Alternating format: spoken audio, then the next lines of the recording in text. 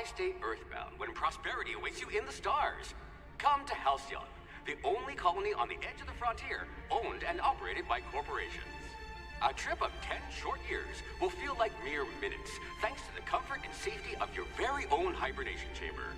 You'll wake up in a perfect society designed to maximize your productivity, with guaranteed full employment. With only a minor term of service, you will become the master of your own destiny when you go out of this world to the Halcyon colony.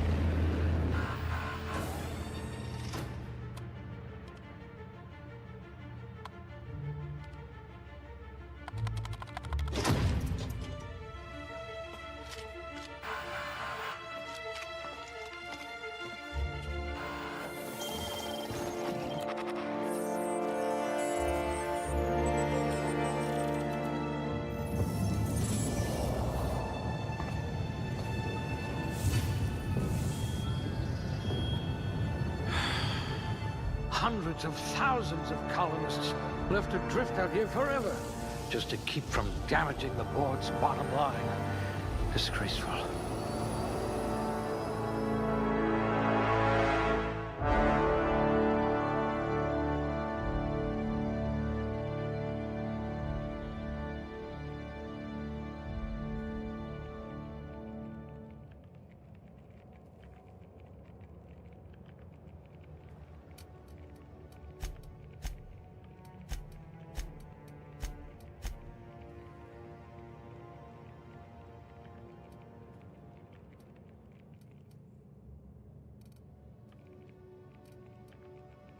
You certainly know your way around a MacPic.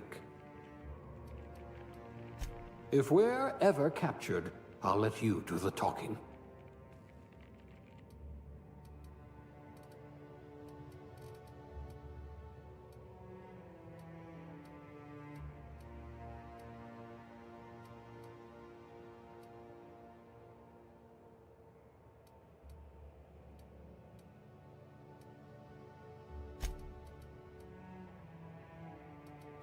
I bet you're a genius with a mop.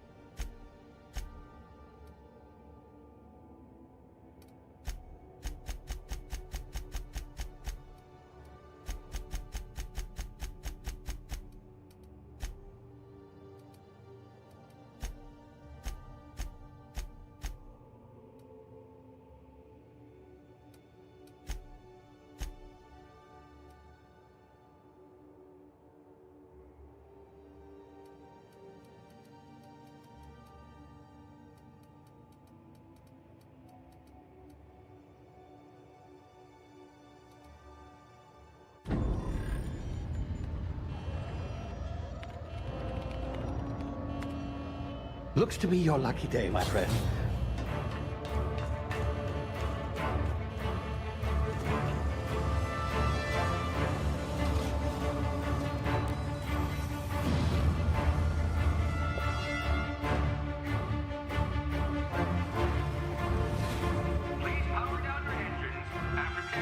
Not likely, bootlickers.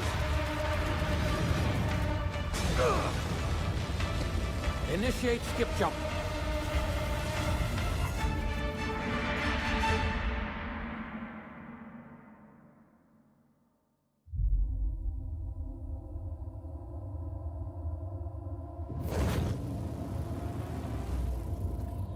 Status.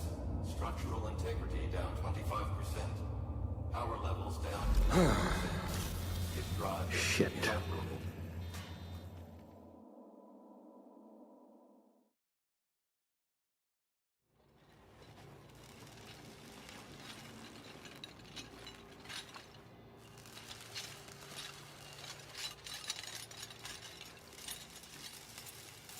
Ah, there you are. Wondering what's going on, eh? Bit of bad news there, I'm afraid. Your colony ship was inexplicably knocked out of skip space and forced to complete its journey at sublight speeds. This means that you and every other colonist on the Hope have been in suspended animation for 70 years, give or take. Normally, reviving someone after so long leads to some quite horrifying results. It's called explosive cell death, but it's really more of a liquefaction. Something wrong? Oh, yes, well, not to worry. I've pumped your body full of a special concoction I devised to keep you from dying so horrifically. Hopefully at all, but I guess we'll see, yes? Unfortunately, I used the last of my chemical supplies saving you. I know it's a lot to ask, but I must have your help securing more if we're to save the rest of your fellow colonists. I'd see it done myself, of course, but the board has a sizable bounty on my head. Now, my ship is inoperative, but I've managed to hire a smuggler to help you out. He'll be... Oh, I see we're in position. Good luck!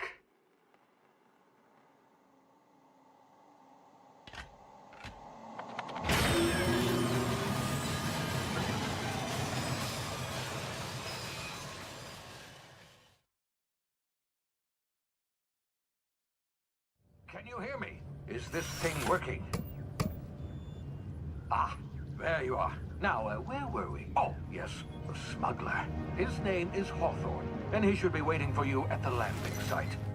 He's to be your chauffeur, so to speak. Not to worry. I'm told he's a specialist. Dashing gunslinger, one-of-a-kind ship, that sort of thing. You'll like him, I'm sure. I've also outfitted you with a simple wireless monitor, so I can track your progress. I'll check in with you as soon as you land. Good luck.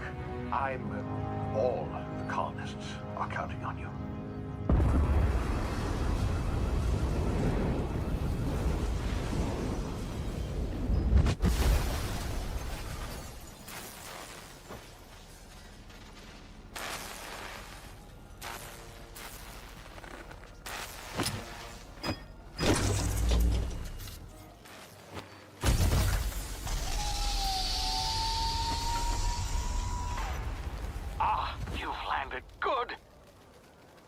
Should be close by. What in law's name? Is that him? Oh, that idiot. I told him to plant the beacon and move away, not stand there holding it. Oh well, no sense in letting his ship go to waste. Hawthorne won't mind you taking his ship. Better you than the board, huh?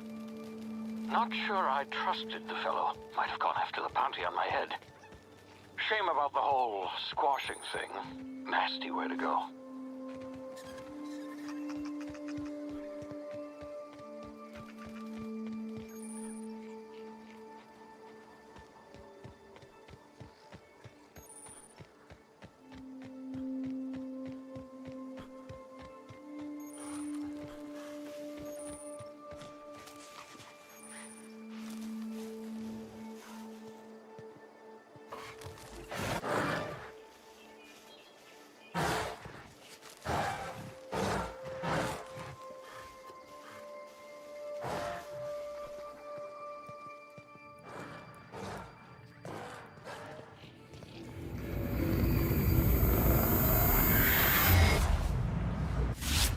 Easy now. You've been frozen for a while. There's bound to be unforeseen side effects. Hey, you, come. You've tried the best now. Now try the rest. Spacer's choice. Oh, law, that stings. Looks like the bleeding stopped. I owe you one. Hope you don't mind me omitting this little exchange from my report. Spacer's choice doesn't like us accepting outside help. We were out on patrol. I saw a marauder camp up in the hills. Thought I could take him. Then my gun misfired. Right through my side. I mean, what are the odds of that, right? Just barely scraped by with my life. Crawled in here and blocked off the exit with those canisters. Spacer's choice policy clearly stipulates that dead and as good as dead are two completely different properties of matter. Unless I'm dead, I'm contractually obligated to attend to my post. I will report that illegally grounded spacecraft if it is the last thing I do. See those canisters by the entrance? Marauders come sniffing around in here, and I can take them all out with a single shot. Not bad, huh?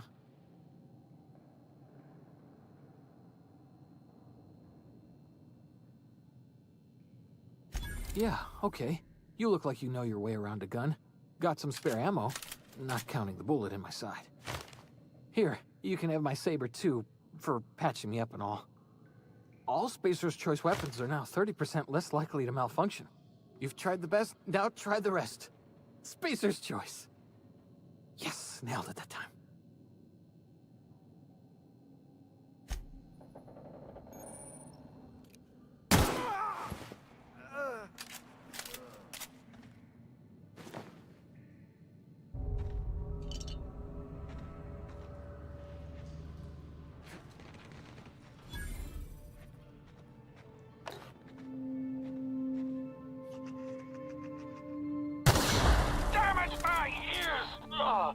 What just happened? Can you hear me? What in the hell? This...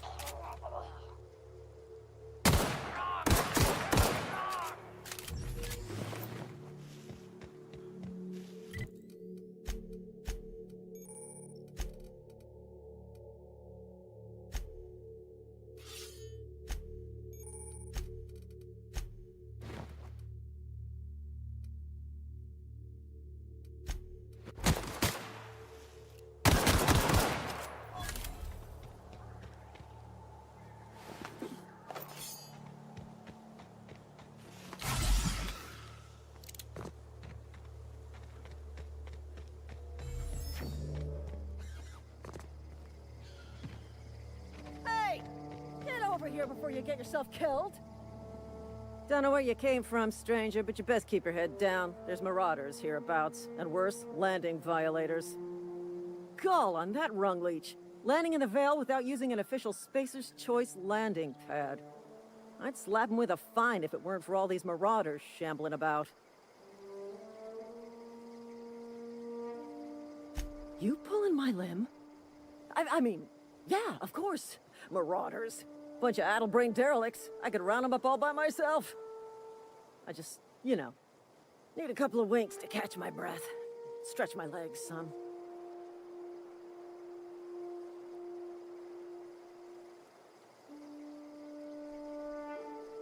Seriously? But those marauders will... Ugh. You know what? You're right. It's time we cross those marauders off, find whoever owns that ship, and file a full report. Then it's gonna be fucking laminated. Here we go.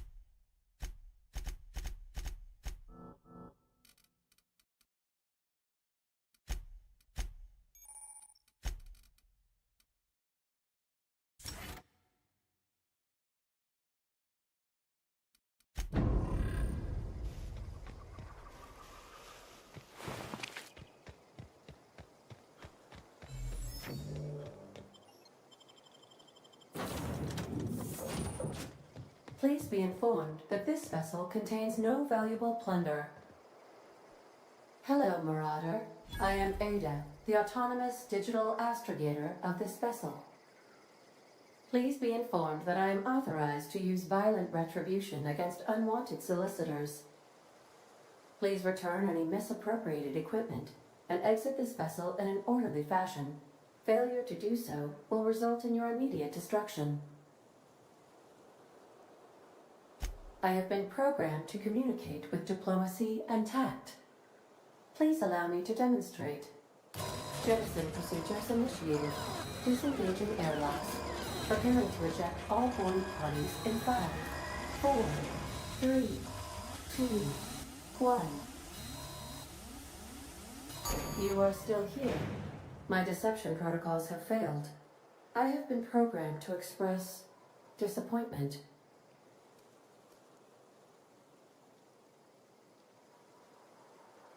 This vessel is the registered property of Captain Alex Hawthorne. I am incapable of accepting orders from anyone other than Captain Alex Hawthorne.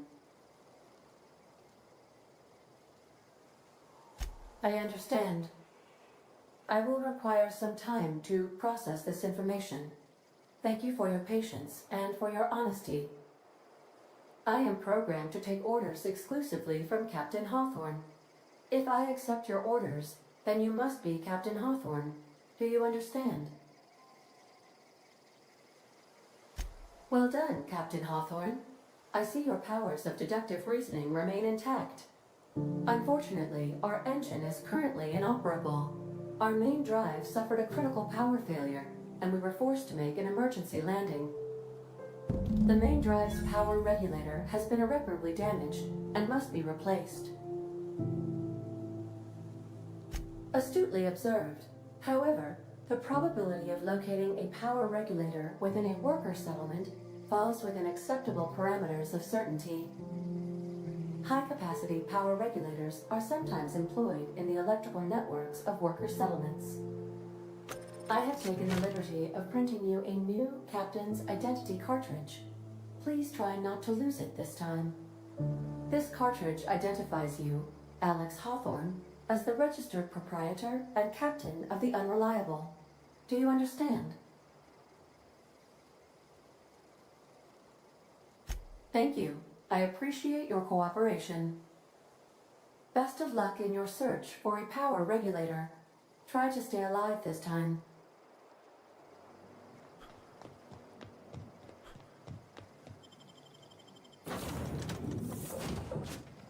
I'll be with you, friend. I'm Ernie, from the Spacer's Choice Department of Human Resources. Town sent me hereabouts to check on the guards. Now, it seems to me, and correct me if I'm wrong here, but seems to me they're all dead. Mind telling me what happened here?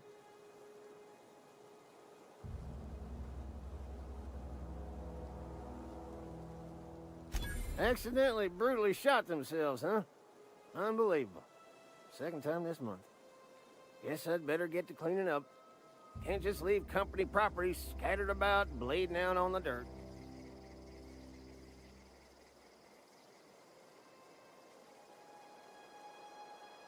That who died? Oh, right. Yeah, well, we do need all the hands we got, what with folks in Edgewater dropping off like cysty pig tumors. Less competition, though, come promoting time. You don't want to amble on over to Edgewater at your earliest convenience. Constable's office might have work for someone with your, let's just say, aggressive disposition. Oh, and be sure to stop by the Edgewater Provisioner for a can of salt tuna. It's not the best choice, it's Spacer's choice. Don't get paid bits to chat with strangers. You want to chew the rag, go talk to Silas over by the cemetery.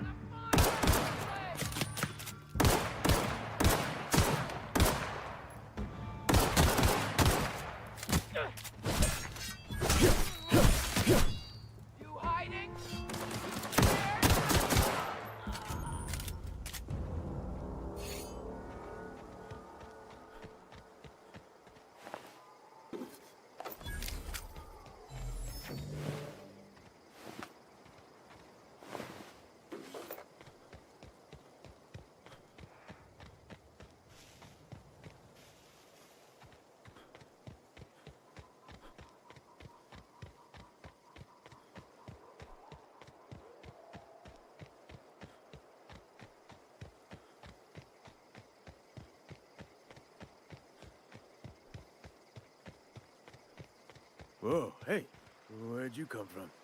Running around in a marauder's attire. You're liable to give some people the wrong idea.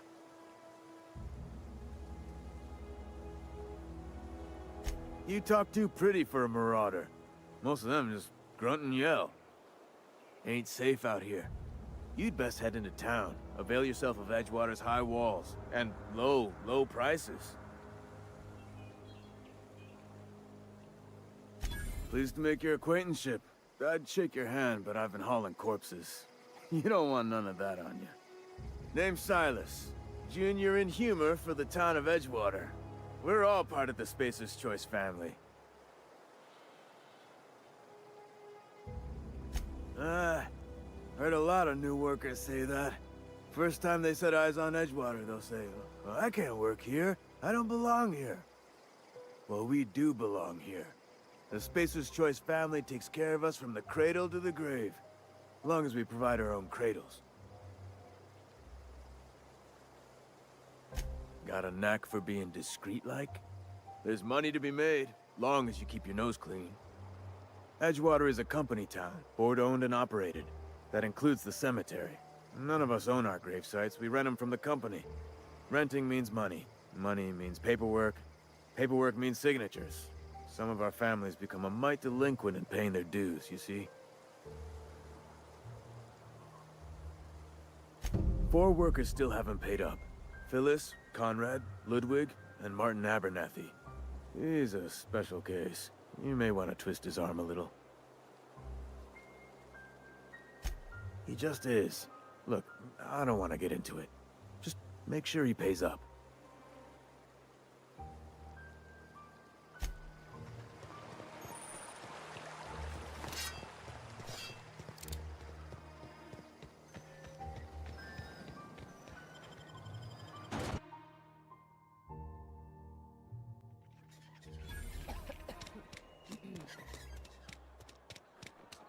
Heard something outside the walls today.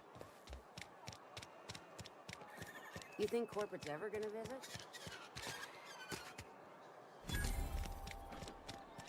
I'm sorry. I'll just be a minute. You had a minute.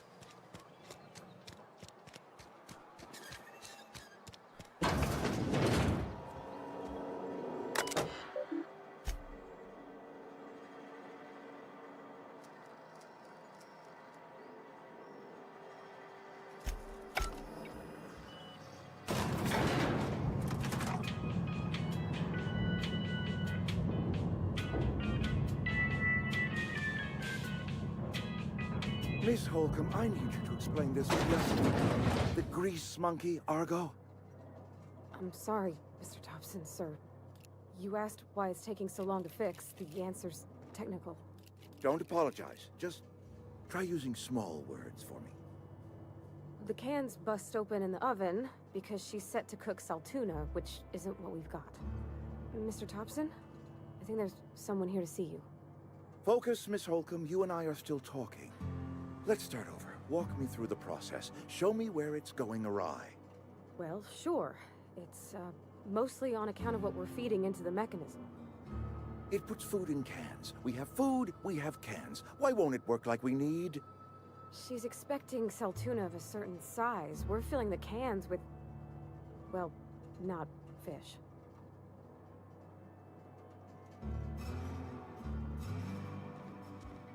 Seems we've got a guest. Really now, Parvati, I do wish you'd spoken up. I do apologize. I was given no forewarning of your arrival, or I might have welcomed you at the gates myself.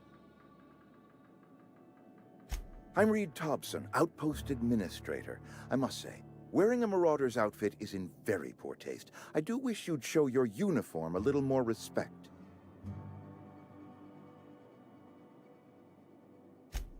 Yes, so it dawns on me. Seems I allowed my excitement to run away with my wits. Been a few seasons since we've had a visitor pass through. Only regulator we've got is hooked up to the town transformer. Mr. Thompson ain't liable to be keen on dismantling it. I beg your pardon. I am most emphatically not keen on any such thing. I can't let you have our power regulator. But I happen to know of another one. And I happen to know exactly how you may retrieve it without frying yourself in the process.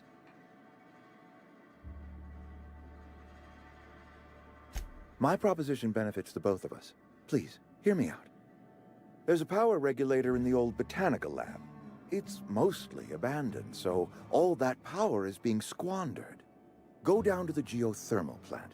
Reroute power from the botanical district over to us. Once their power's shut down, you can have their regulator and be along on your way. I was not entirely sure how to tell you this. The botanical labs are not legally inhabited, but there are people who live there.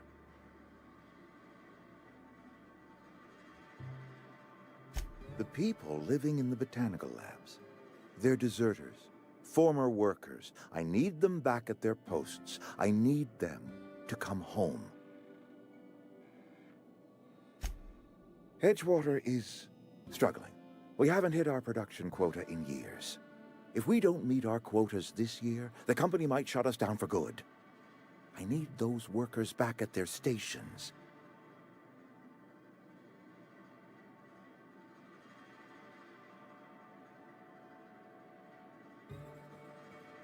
My hope is that by cutting off their power, you will convince those deserters to come back to town. Before you go to the plant, I want you to stop by the botanical lab. Speak to their leader, Adelaide. Tell her the power's about to go, and that it's time her band of deserters came back to town. Adelaide's older than the other deserters. She's dignified, kindly. From what I understand, her camp looks to her for leadership.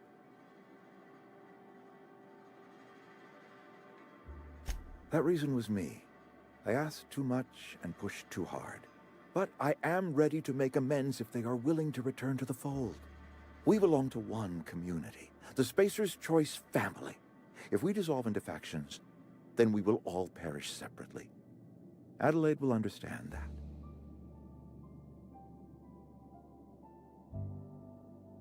My dad told me all about the plant. Taught me all he knew.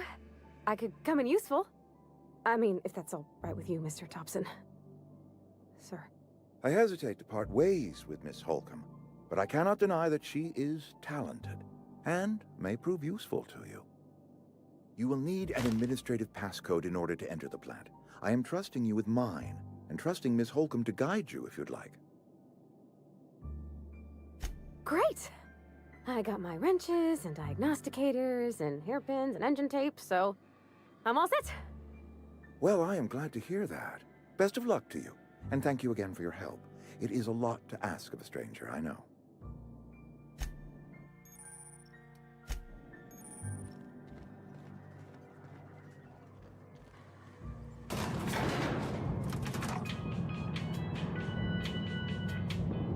We better clear out of Mr. Thompson's office before we talk.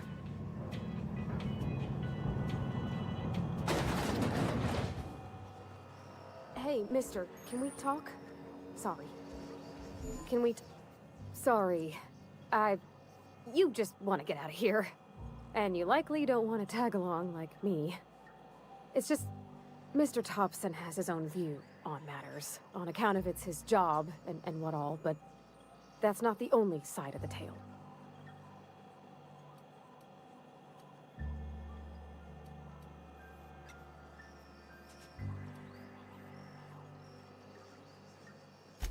To Mr. Thompson, a person's a gear. It does its job quiet-like. If it squeaks or stutters, it gets replaced. The deserters are decent folk. I knew some of them before they left. Miss McDevitt? Oh, gosh no. She was a real important person. A flavorist. Made all the food taste decent. She used to work up in the big office with Mr. Thompson. All I know is she left after her son died. It was a real big to-do. I could hear them both yelling clear from my own place.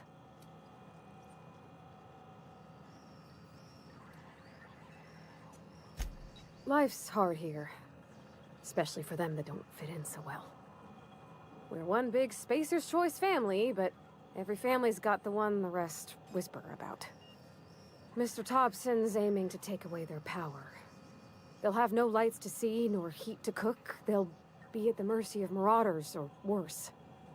I think you should talk to the town's vicar about it. Max, his name is.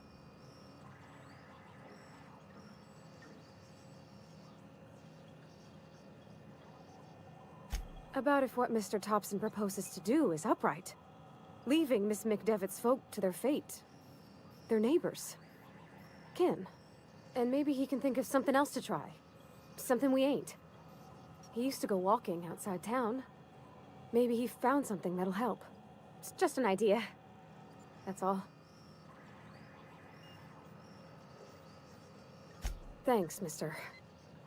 I just think when you gotta make a decision that'll hurt somebody, it's best to think on the right and wrong of it.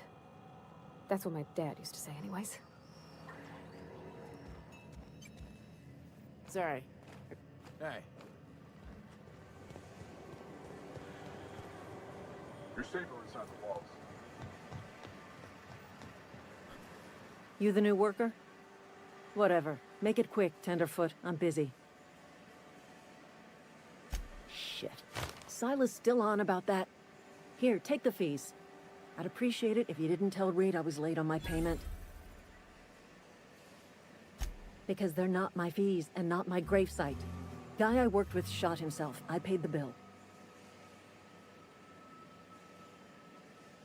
If you're not familiar with board law, you ought to be.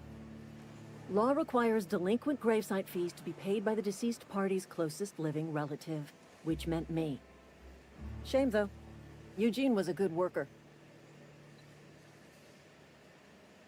Woke up one morning and put a round through his upper story. Can't imagine why. The kid was doing all right at his desk. We all thought he was an upstanding receptionist. Just between the two of us, I'm pretty shocked his weapon didn't misfire. Spacer's Choice handguns aren't the most reliable. Not half as awful as the bill Eugene left us with. Suicide's a crime. The legal term is irreparable damage to company property. What Eugene did to himself was vandalism.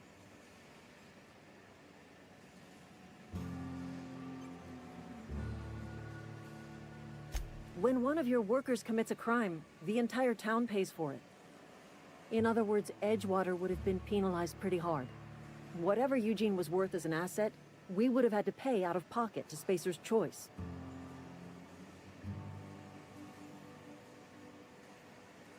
Look around. Edgewater ain't exactly swimming in luxury.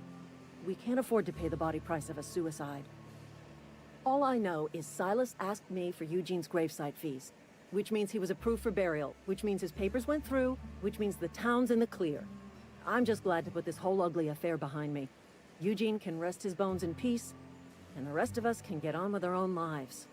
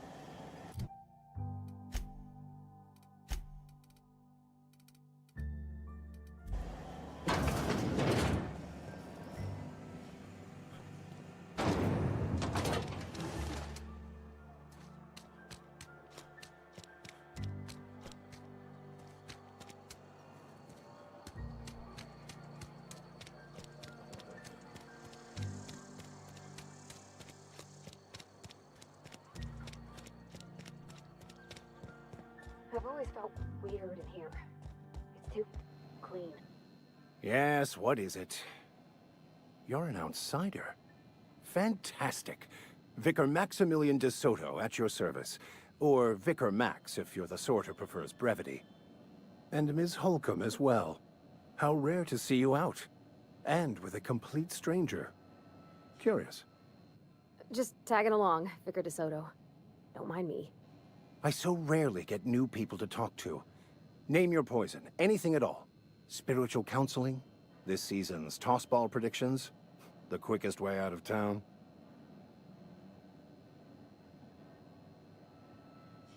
But what? I thought you would talk to him. You wanted to speak to me, Ms. Holcomb? Every time I've tried to engage you in conversation, you look at the floor, answer in single words, and slink away. I can't imagine what would be so grave as to drive her to my mission. What has Mr. Thompson asked you to do?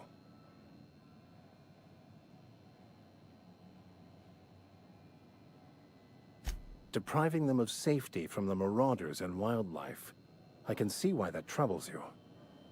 Miss Holcomb has a soft heart. Always has, if you believe the talk.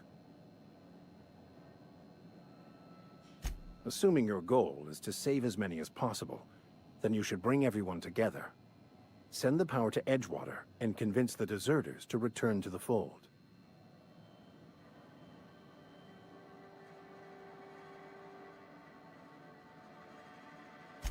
If you don't mind a bit of unsolicited advice, be cautious on your way to the geothermal plant. It is not as safe as you might assume.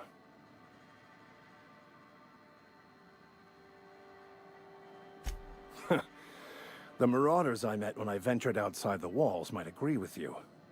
Bastards snuck up on me while I was dutifully hunting for a banned book in a collector's library. Barely escaped with my life. But you see, one of the reasons I transferred here was to get my hands on that heretical text. If you managed to acquire it for me, I'd pay quite a handsome sum for the book.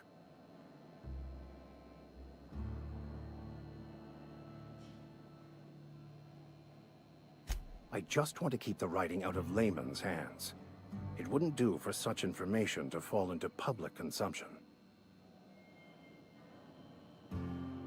It's a handwritten journal, a faded blue cover with the name M. Bakonu handwritten in the lower corner. I'll mark where I saw it on your map.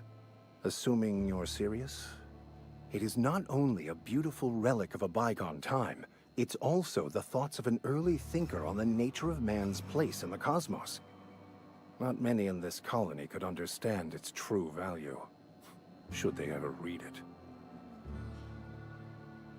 Thank you. If you retrieve it, you can always find me here.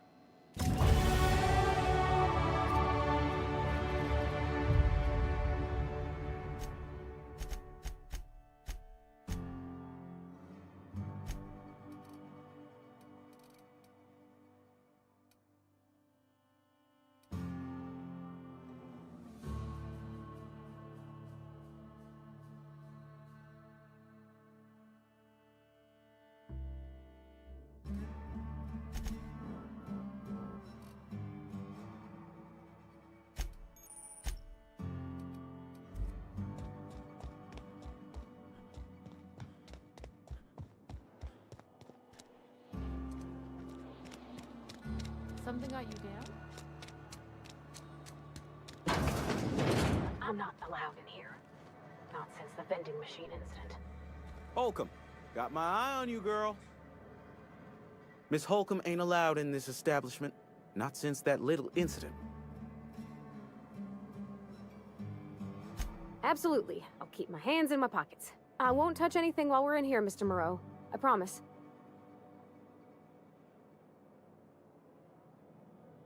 Go right ahead.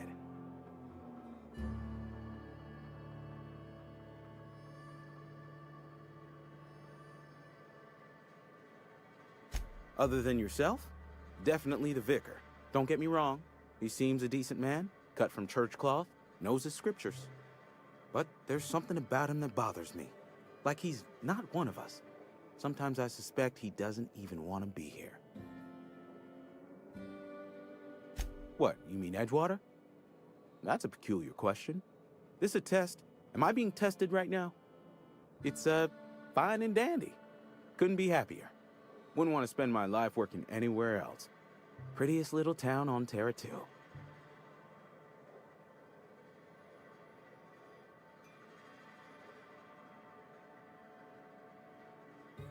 If loving the place I work makes me crazy, then haul me off for mandatory re-education.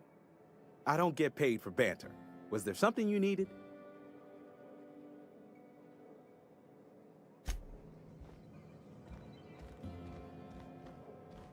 Okay, gone quiet. What do you think you're doing? Just don't make any trouble for me, okay?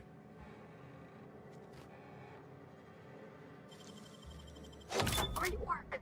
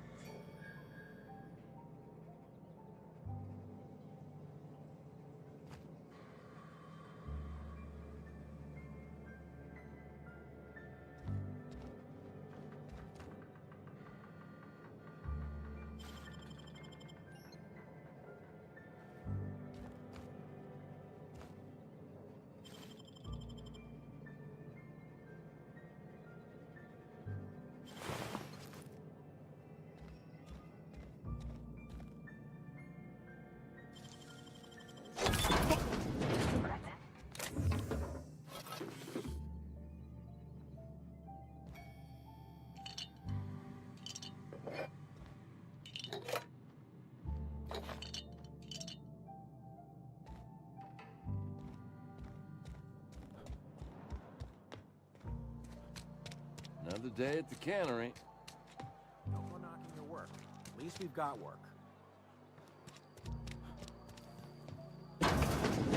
You're not a big drinker, are you? Hard to think we ain't making our quotas. If only McDevitt's folk hadn't abandoned us. The cannery could use them.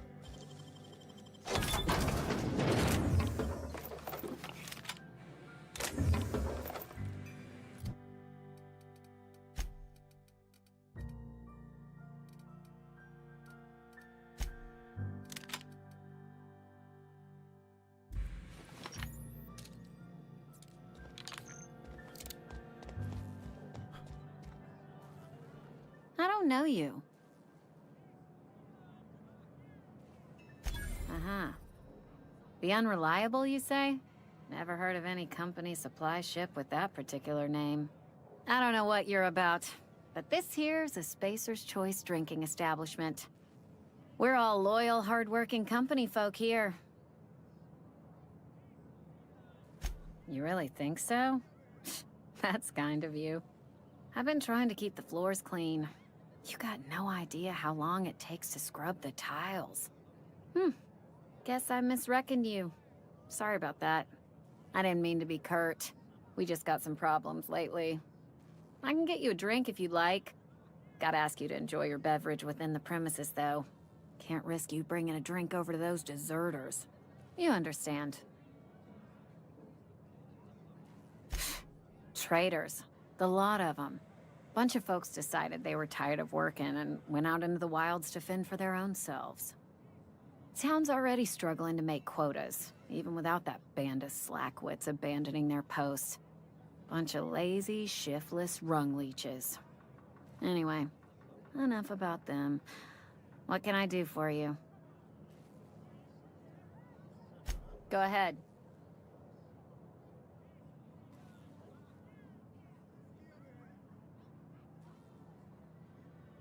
The Hope? No, I've never mixed a drink by that name. I could get you a rum and something if you like. Wait, no, never mind. We're all out of something. You feeling a bit flushed? Look, why don't you go set yourself down in the corner before you get all tangle-footed? Then pretend you're drunk. Sober folk don't talk the way you are. Not unless they're looking for a trip to Tartarus. The Hope's folklore, all right? 60, 70-year-old folklore by now. The board don't approve of spreading seditious rumors and falsehoods. You're inviting trouble talking that way, and I don't want a part of it. Look, either shut your gob or stick a drink in it. We're done talking about this. Coming right up.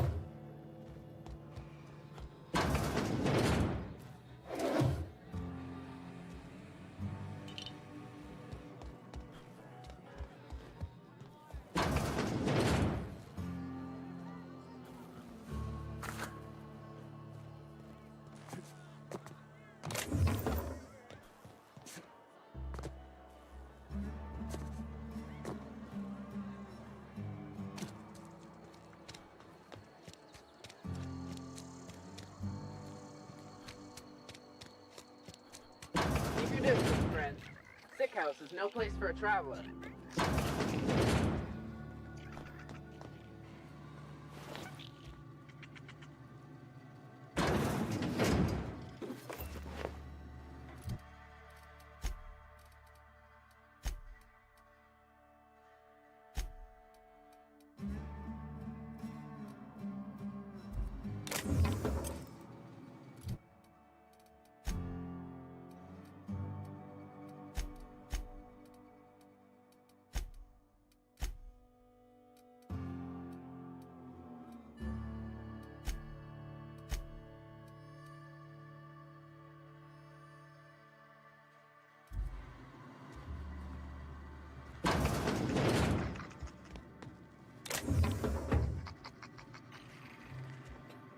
Carry on.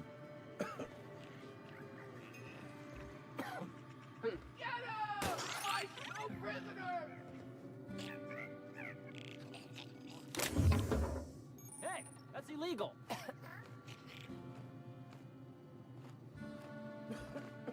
What do you think you're doing?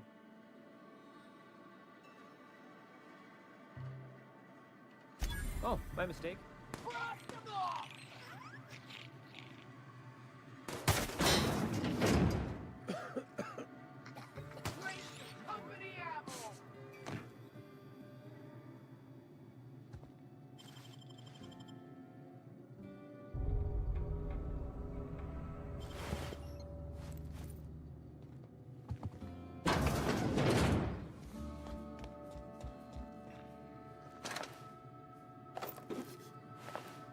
What was that? Time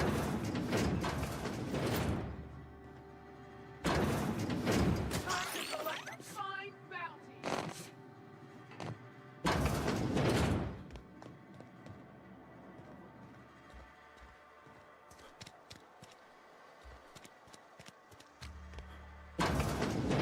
Oh, I cut my own hair. Conrad sells real good disinfectant.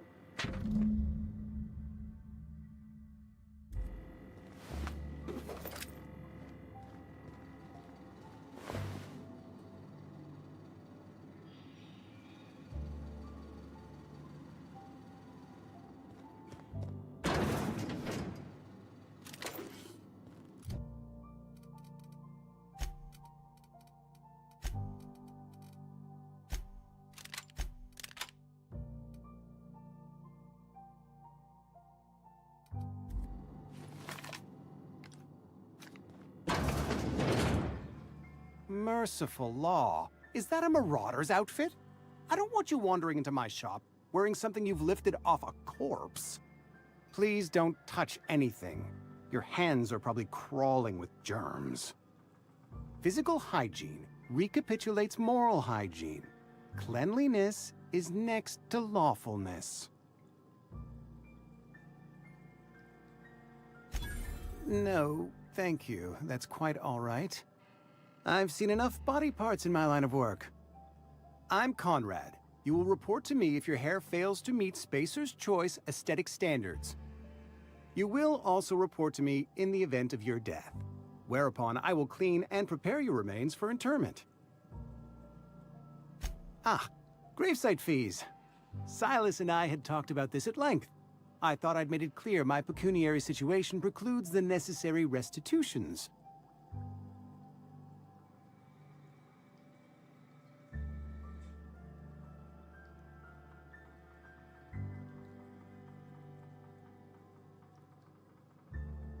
As broke as pie crust, friend.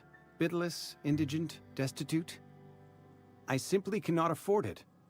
I am a blemish on the prosperity of our fair settlement. When I expire, I expect Silas to toss my body into a ditch.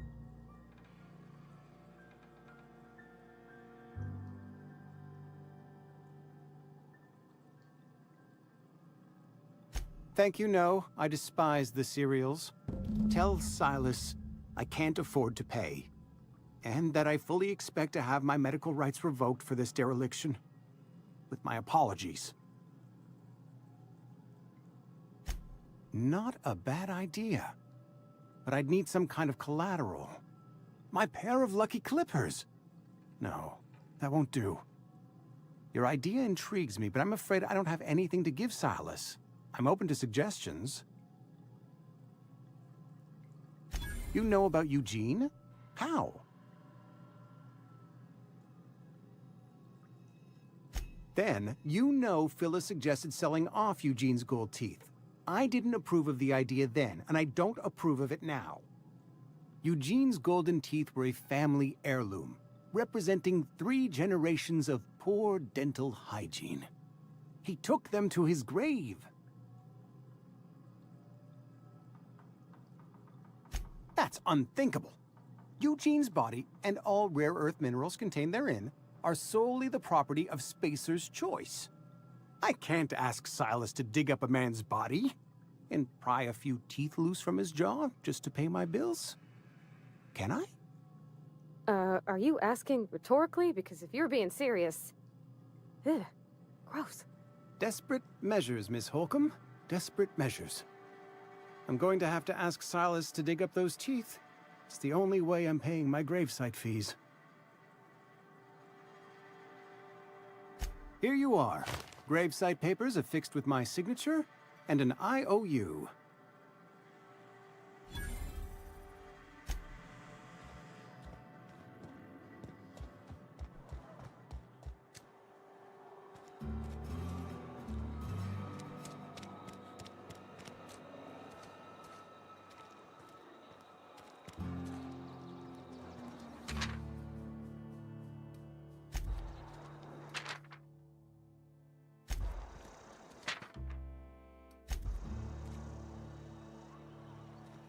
Been eating nothing but salt. I've never actually been in here. Seemed scary from the outside.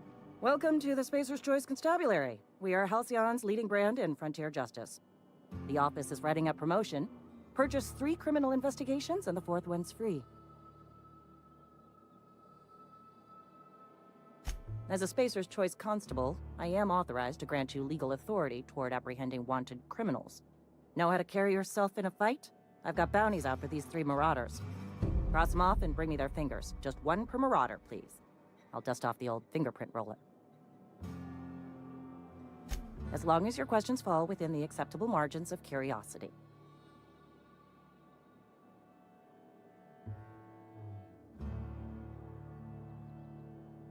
His likeness decorates many a wanted poster. Do you have any relevant information about this individual?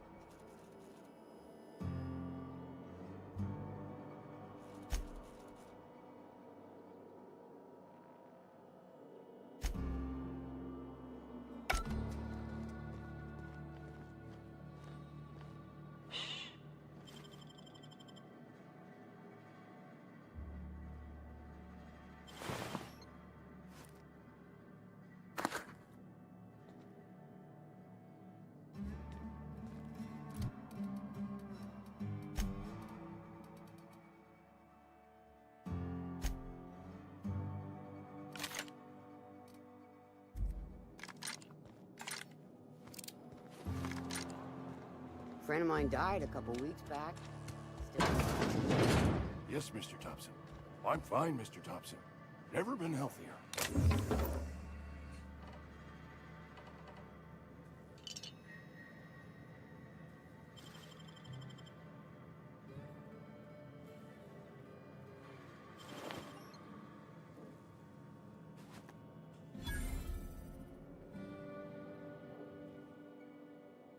Oh, sweet merciful law.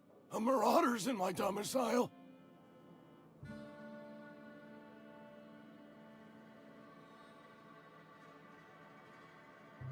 Oh, law, please don't eat me. I got scrumpox and chalkstones. You don't want none of that. Wait a second. I heard marauders don't talk much. You can talk just fine. Mr. Thompson send you to put the fear in me? Well, you tell Mr. Thompson I'll be right at my post. Tomorrow. Bright and early tomorrow. Because I'm definitely not plagued. As spry as a spring chicken. That's old Abernathy.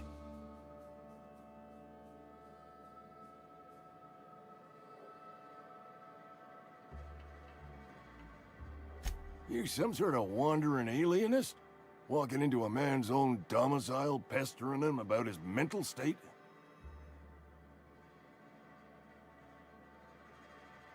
You don't know that. I could have been saying anything. Maybe I said vague. You know how words sound a mite strange when you're sick. Wait, no. Oh, damn it. Okay, listen. Maybe I am feeling a little under the weather, but I swear I'm on the mend. Please, don't tell the constable.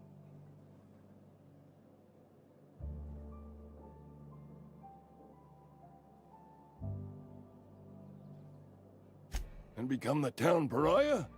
I'm already the oldest worker in town. I don't need to give him another reason to avoid me. Hey, you're hale and healthy and possibly for hire, ain't ya? Do a good turn for an expiring old man? Couple hours out of your day and some light second-story work, that's all. There's a cache of anthracillin tucked away in the old community center. Powerful stuff. Stronger than what we got, anyway. I need you to break in, nab that medicine, and bring it back to me.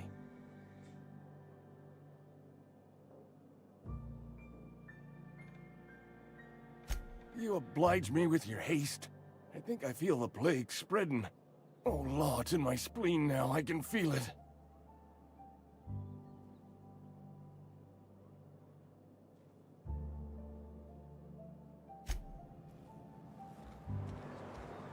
You're making a mistake working for Abernathy. Excuse me. I'm Esther Blaine, Spacer's Choice Actuary. I overheard your talk with Abernathy. I hope you're not thinking about getting him that medicine. Abernathy is a well-known hypochondriac. Anthracillin is wasted on him. You're better off selling it to me instead. All I'm saying is Abernathy's worked in this town longer than some of us been alive. How do I put this gently? He's got a lot of cobwebs up in his attic. I probably shouldn't tell you. Don't want you implicated for what I'm trying to do. All right, here's a summary. A lot of sick people in this town, and we don't have the medicine to treat them all. Can't reach out to corporate without crossing a river of red tape, so I'm reaching out to you.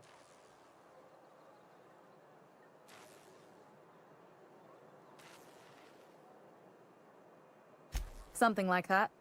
Look, I'm not in the habit of law-breaking, but sometimes you've got to do the wrong thing for the right reasons. That's all I can ask of you. I've got some time. Oh, I'm an actuary. That means I keep tabs on a worker's living expenses. How much it costs to feed, clothe, shelter, bury, and replace your average human worker. Technically, I'm employed by the Spacer's Choice Department of Human Resources.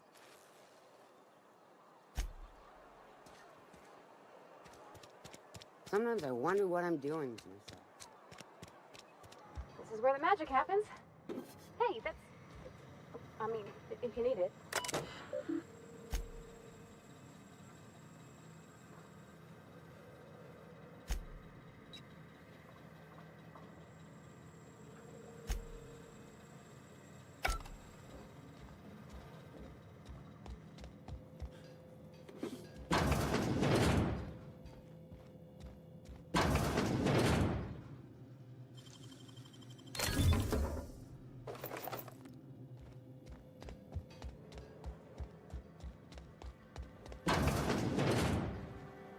my dad's... It's an office.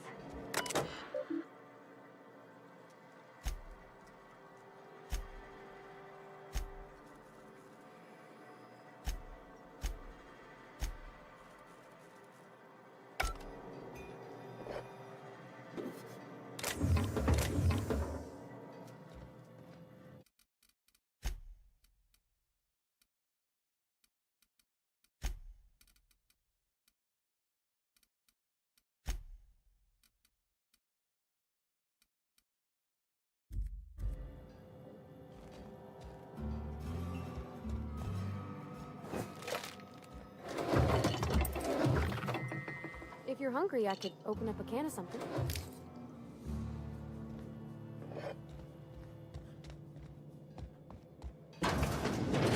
Oh, you like flowers? I can't find many kinds around here.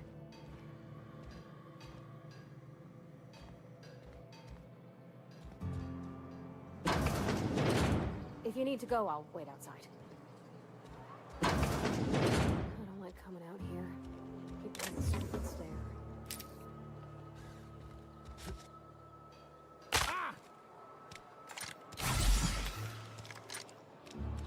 Almost lost a finger in the cannery today. If you're falling sick, I don't want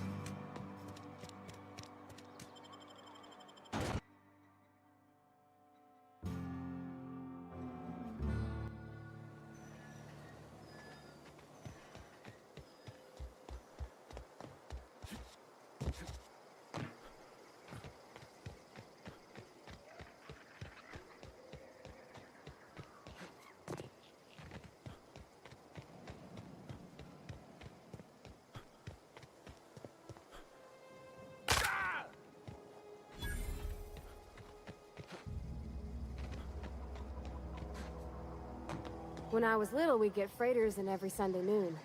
Thank the law. I've been requisitioning backup for months.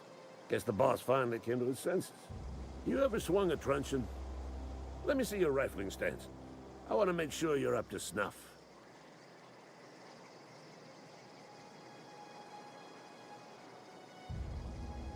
It is indeed, and I will thank you to hand it here. You got some quick eyes, what with detecting my carefully hidden cache. Resistance could use your talents. The war! The coming apocalypse! Man versus machine! I'm talking about mechanical soldier. Cold, heartless automatons made of iron and lies. That's right. That's what I've been saying. We gotta square our shoulders and stand ever vigilant. Auto-mechanicals. Creatures forged in the fires of malevolence. I seen them over by the old power plant, clattering about, firing at the birds, orchestrating their uprising. When the swarms of mechanicals come clanging on over that hill, where will you be?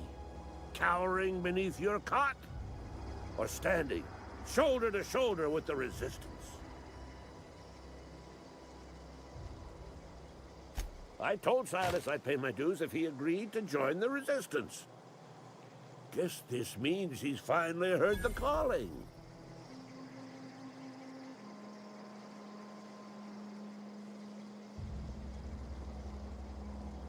Mechanical repellent! A stroke of inspiration from the law itself. Here, I've been saving up a couple of bits for just such a project. I've been gathering up a war chest over the years. Saltuna cans, mostly, some Spacer's chaw, a few bit carts. I'll reward you for your aid. Enlistment fees? Yeah, I suppose. Wouldn't want to give the Resistance a bad name. They have sent a scout, prowling around the junkyard just behind our beloved town. This scout must not be permitted to return to its base of operations. Cross it off, then report back.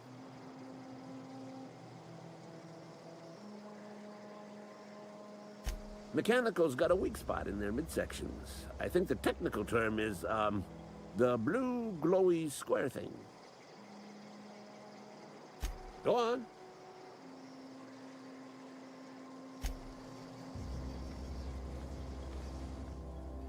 Not a peep from me. What do you think you're doing? Just keep your fingers to your own self, okay?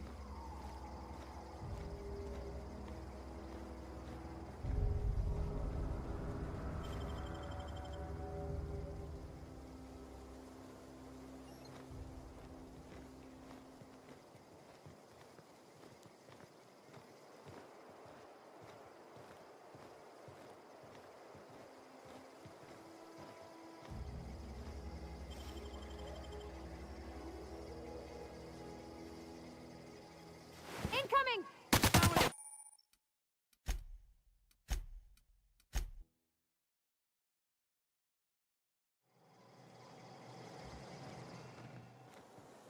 Okay, keep him quiet.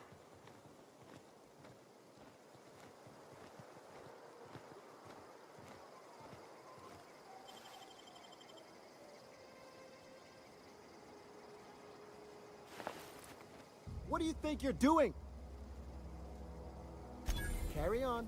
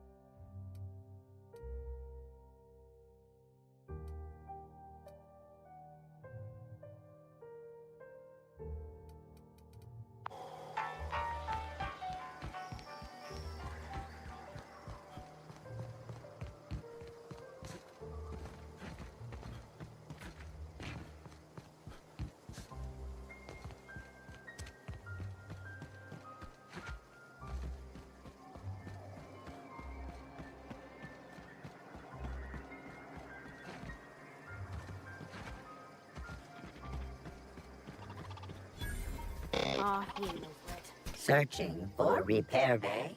Error. Navigation systems failed. Unable to comply. I could probably fix that. I mean, if you wanted me to. Yep, I see the problem. His nav mod got dislodged. Must have taken a tumble. Just gotta give it a good push and wait for the click. There we go. Jeremy's good as new. Well, new by Spacer's Choice standards anyhow. His name's Jeremy, by the by. Navigation systems operational. Optimal path toward repair bay detected. Initiating self-diagnostics.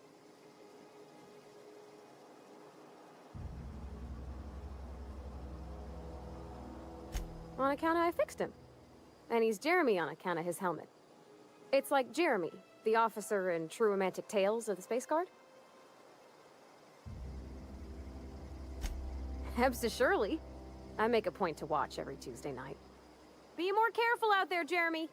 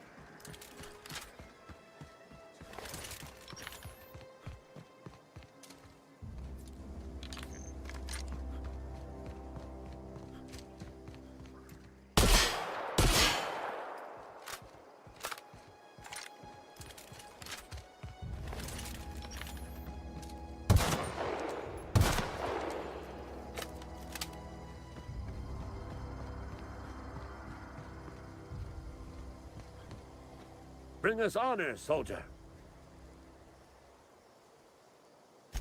You beat that scout to scrap with its own legs? Pulled its optic cables out its head case? Actually, don't tell me. Rather use my imagination. In fact, I think the time's coming to unwrap that package you delivered me, which, unbeknownst to you, housed a mighty weapon. Feast your eyes, soldier. This here's a genuine Spacer's Choice injury customizing unit, designed to deliver a lethal blast of electrical discharge. I call it the Hand of the Law. You ever want to see a mechanical flailing around like a grounded fish? You stick a couple thousand volts in its guts. With compliments from old Ludwig.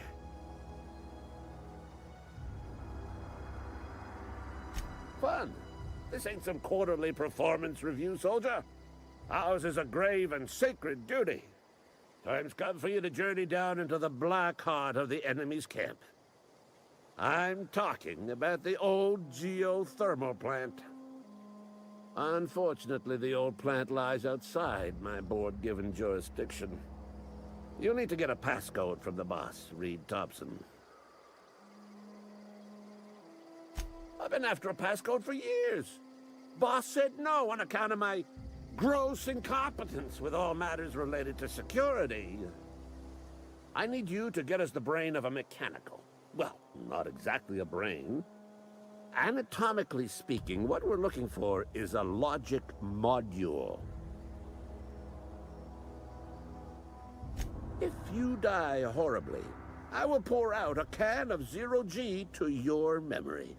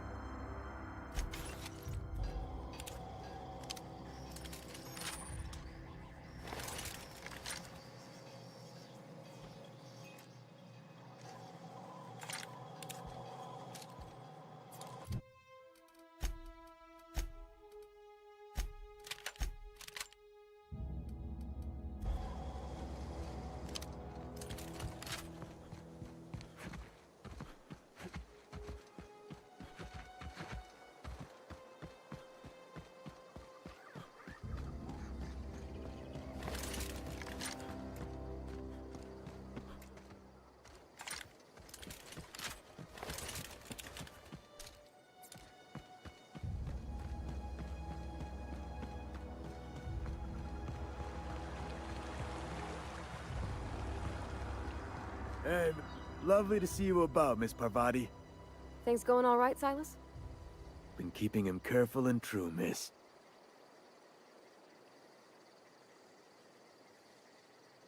Best to ask her yourself. My dad's buried here. Silas watches over him when I can't leave the house. Oh. Well, thanks.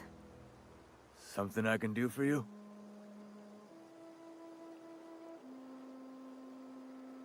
You run into any trouble? Reliable work from a freelancer. That's gonna take some getting used to. And I'll buy you a drink sometime. Oh, suppose you've earned it. One good turn deserves another. Abernathy was sick? With the plague? That's disgusting. I shook hands with the guy.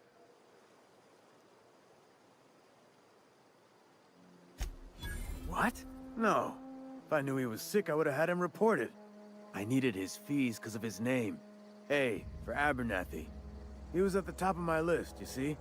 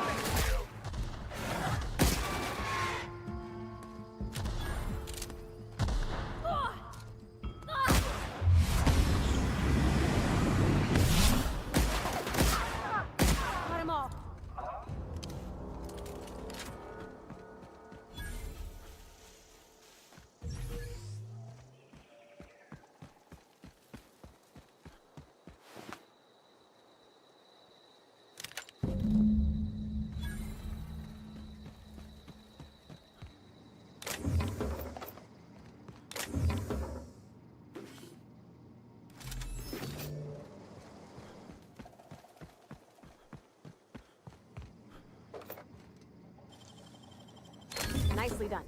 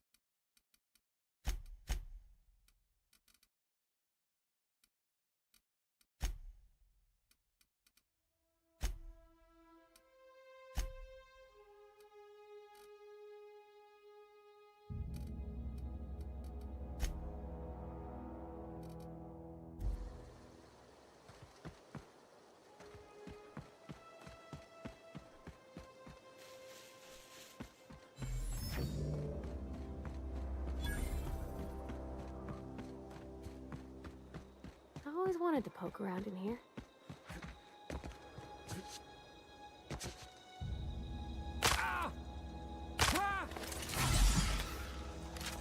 Assist searching. Watch out!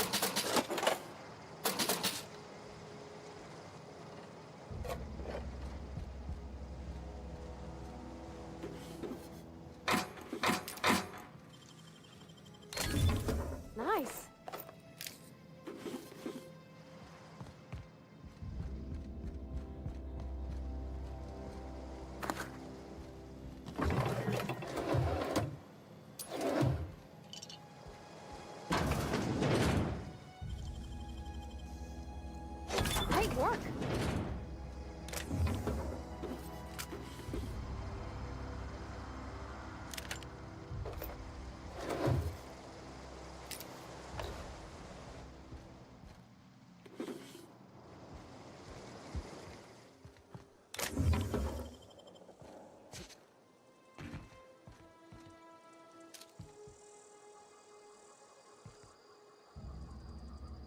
I'm ready for this.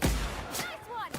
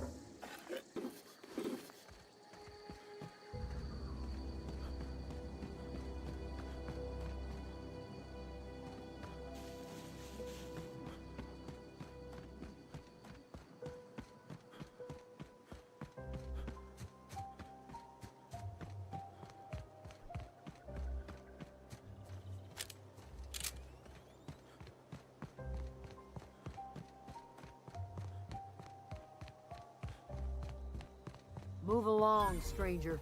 We don't want any trouble. Hey, take it easy with that thing!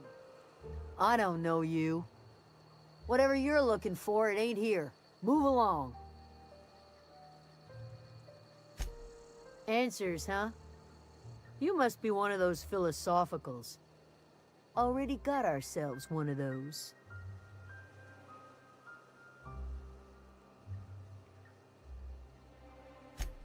Yeah, that's us. And you can tell Thompson we're doing just fine by ourselves. If you're gonna start wandering around my camp, know that I got my sights on you.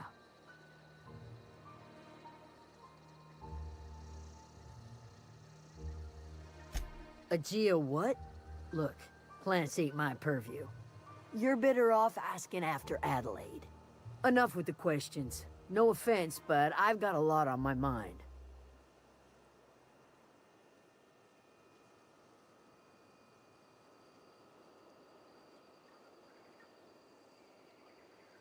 You don't know what enough with the questions means?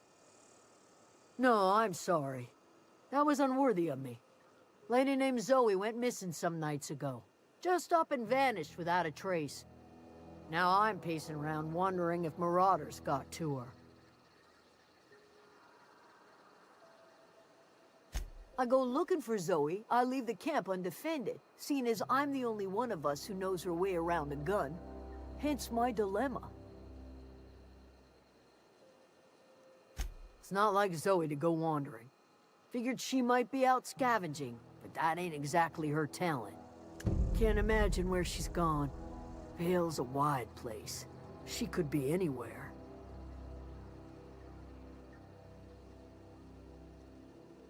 Appreciate it. Honest.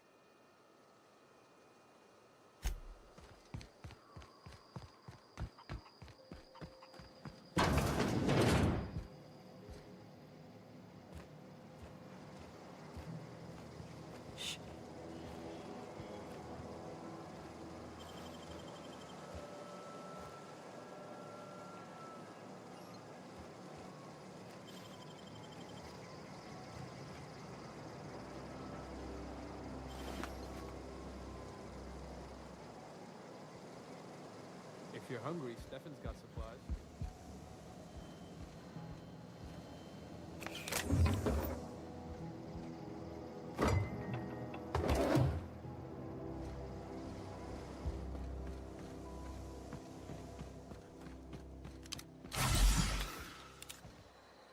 You hungry?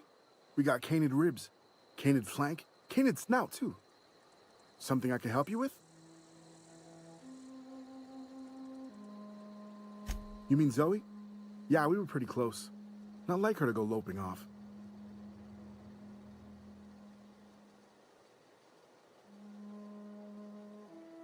Zoe was always obsessed with this cereal. Masked Marketeer. A scion of Byzantium turns to banditry and teaches his marauder companions the wisdom of free market economics. Shame she up and vanished when she did. I had a surprise lined up for her. You sound like some type of corporate fixer asking all these questions.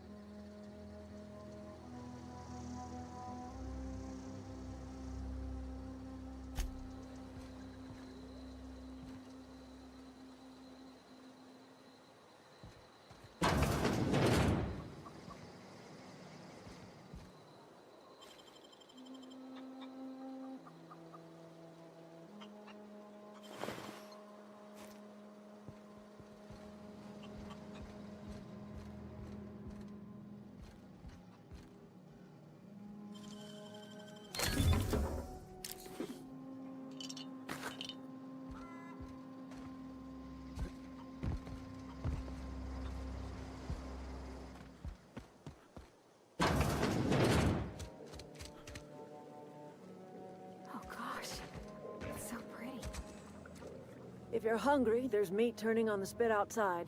If you're bearing illness, find a place to lay your head down and I'll fetch you a poultice. Whatever your troubles with Edgewater, leave them at the gates and be welcomed here. Any questions, dear? I have been called that, among other things. Green Thumb, grandmother. the strange old lady who keeps flowers. But yes, Adelaide will do just fine. Excuse me, Miss McDevitt? Sorry, it's just... You got such pretty trees in here. Why, thank you. You're Robert's girl, aren't you? I remember when you were but a sprout. Thomas speaks of you often. Are you staying long? You should try some of my tobaccorn tea. I brew it in an old spittoon, but it's been cleaned.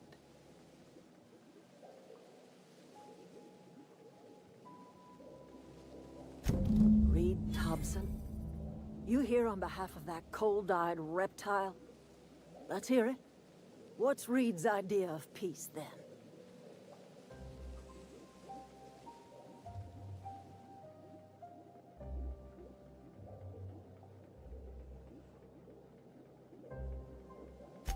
Make amends. Spare me. Only thing Reed knows how to make is a mess. Like everything else that comes out of Edgewater, that peace offering is canned. I and my own are living just fine out here by ourselves.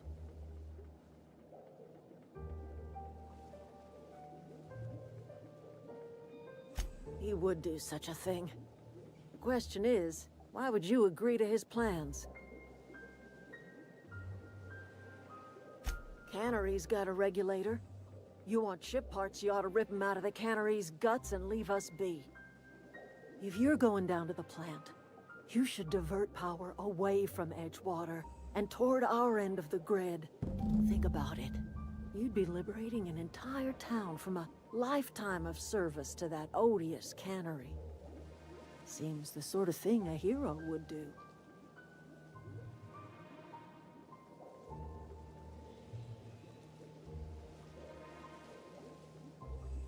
Well, if it's all the same to you, then you ought to divert power over to us, shut down Reed's cannery, and scrap it for parts. You've seen that miserable excuse for a town with your own lamps. Hollowed out workers laboring their lives away at the cannery, living off whatever scrap Spacer's Choice throws them. You know that's true, don't you, Ms. Holcomb? Your father died of overwork. His heart gave out. He was tired all the time, sure, but he was old, ma'am, and he raised me all by his lonesome. Look what they did to this child. Lost her family to the company, and still she defends them. Life in Edgewater grinds to a halt. The cannery shuts down, workers desert in droves, and our own little camp grows and thrives.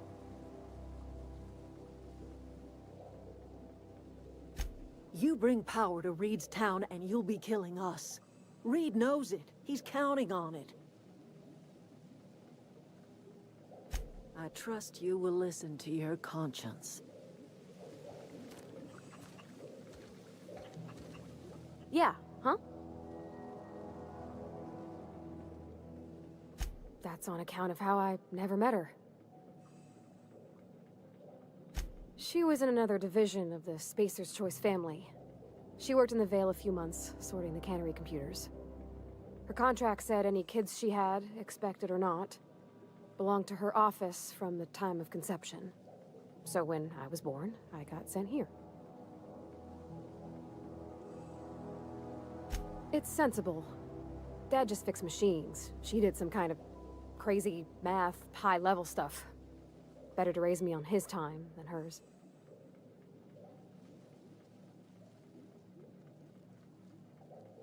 You mean about the mission being too clean?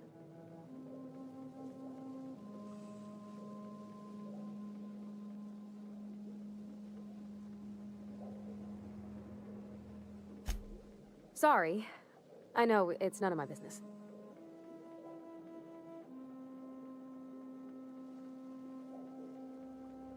Strong drink makes me sick.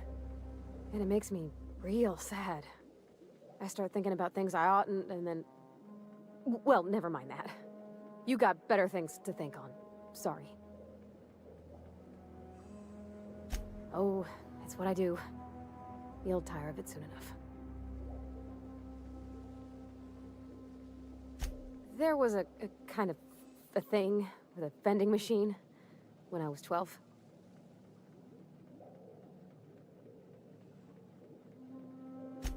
Sure, but folks got long memories around here. I've always been good with my hands, right? So I saw a lock on the machine and thought, oh, this must be how they refill it. But I had to know. So I did my thing, and next thing I know, there's a couple hundred bottles of 0G rolling out the front door and into the road. It's not funny. Right about then, a bunch of loaders came rolling in the gate, fresh off the salt tuna ships. And Mr. Thompson was up on the porch making a speech about how everyone would have to volunteer a third shift to get it all canned. Anyhow, you ever seen an auto loader run over a bottle of 0G?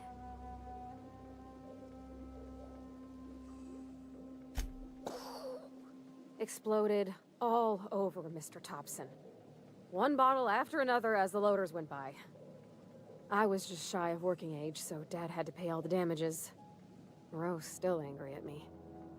I can laugh about it now, but I just about puked up my guts in terror in the moment. That's the one time I ever made Mr. Thompson look a fool. I know, but Vicker says the universe is a machine, that it runs by law. Real machines have gunked up oil, scratches, and worn bits. You can tell they've seen handling, been used by folk. The machine Vicker sees is one ain't never been run. It's not for people to live in. It's something on a museum shelf, under glass.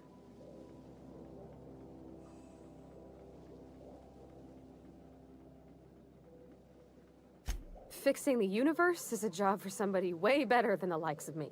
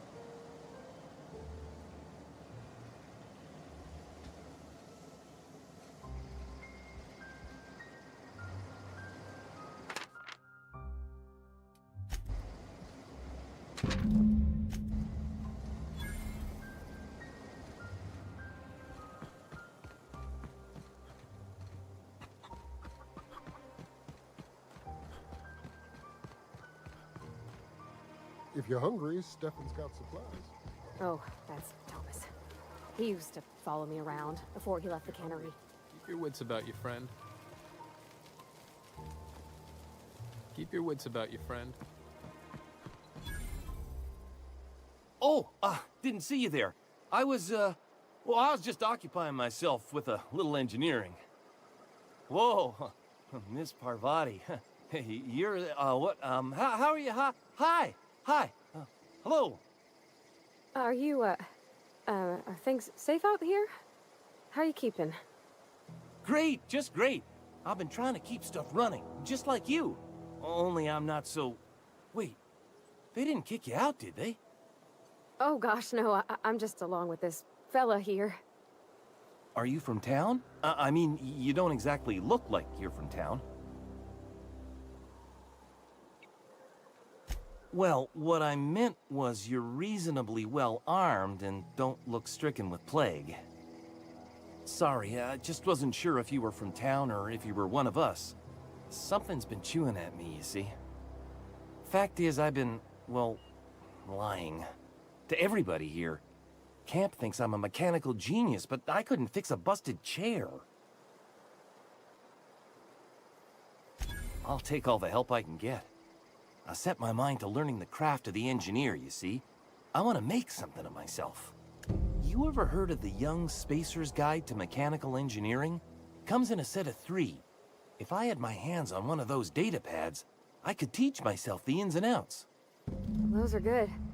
My dad kept a copy with him when he was working in the cannery. I know the old community center kept a copy. Should find another one back in town. If you could find me even one of those pads, I'd be greatly obliged. No kidding! Really? Well, which one? Look at that! Building a computing machine out of Spectrum potatoes, a primer. I'm just glad it survived all these years. I appreciate you going through all that trouble. In fact, I put aside something special, on the off chance that somebody'd search out those data pads for me. Sure, I'd be glad to take them off your hands. Yeah, huh? He's just interested in fixing stuff. He always used to follow me around, asking me to explain what I was doing. Like a puppy, kinda.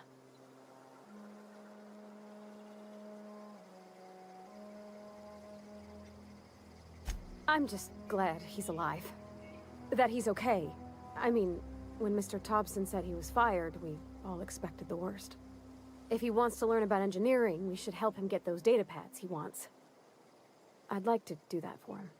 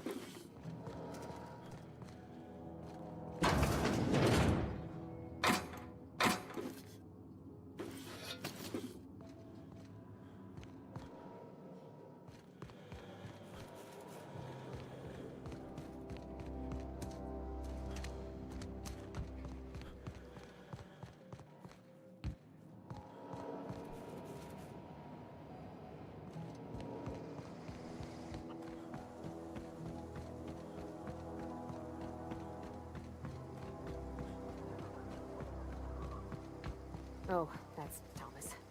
He used to follow me around.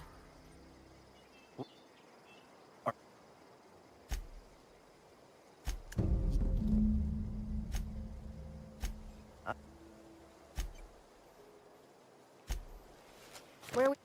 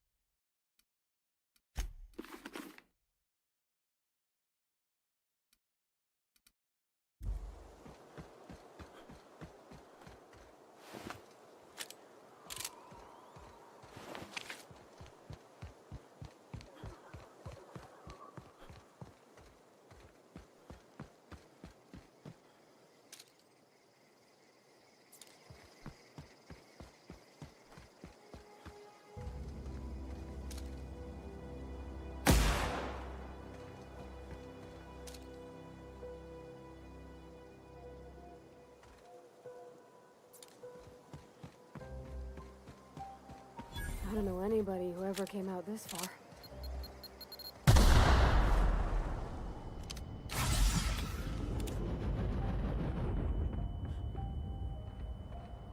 I'm gonna find you.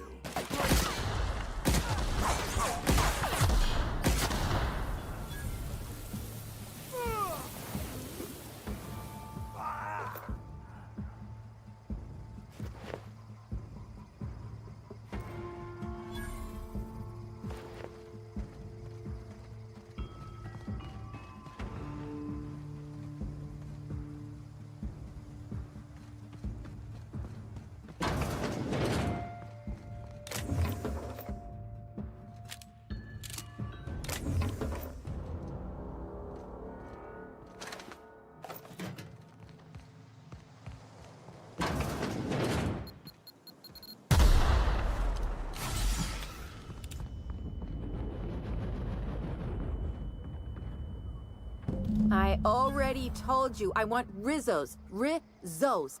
Not Saltuna cans. Not, canid bits. Why is this so hard?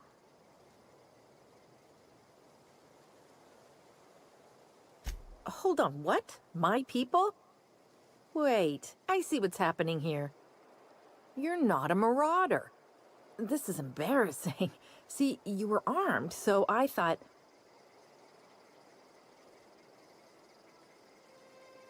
Why? Adelaide wants me back on garden duty or something? Thanks, but I'm not going anywhere. This is where I belong.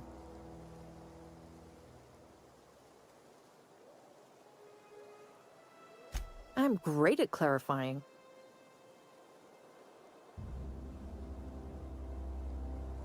I got kicked out of Edgewater on account of falling sick with plague and stealing some medicine to treat myself. I'd heard some outlaws set up camp in the botanical labs. I decided to throw in with them, seeing as I always wanted to be an outlaw myself.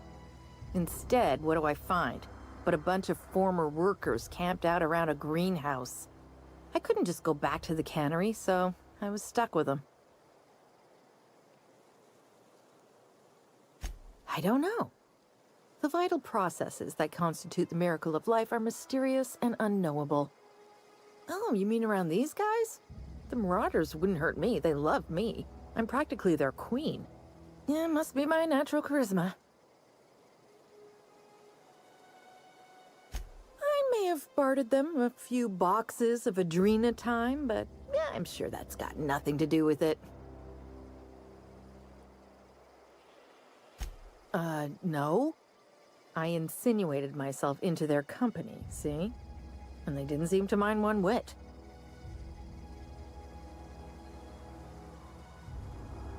I've got all the time in Halcyon.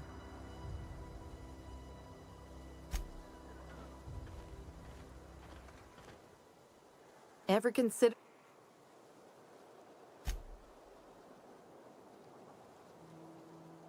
I got kicked out of...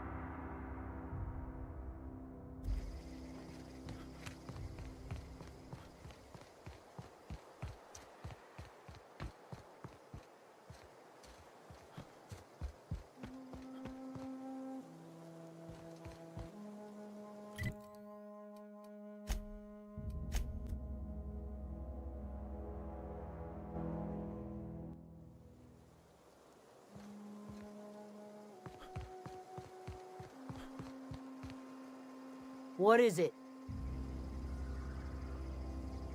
I'll tell you what I can.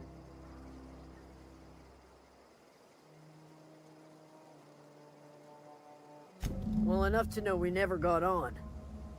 Zoe and Stefan were close. If anybody knows the workings of her mind, he does.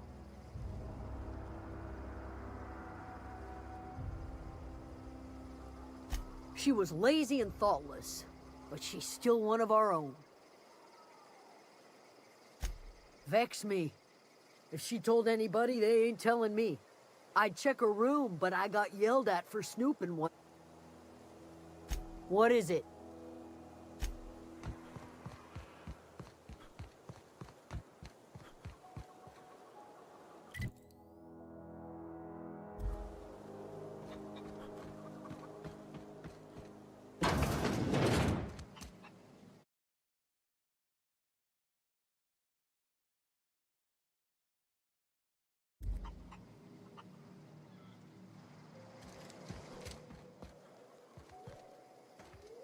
Keep your wits about you, friend.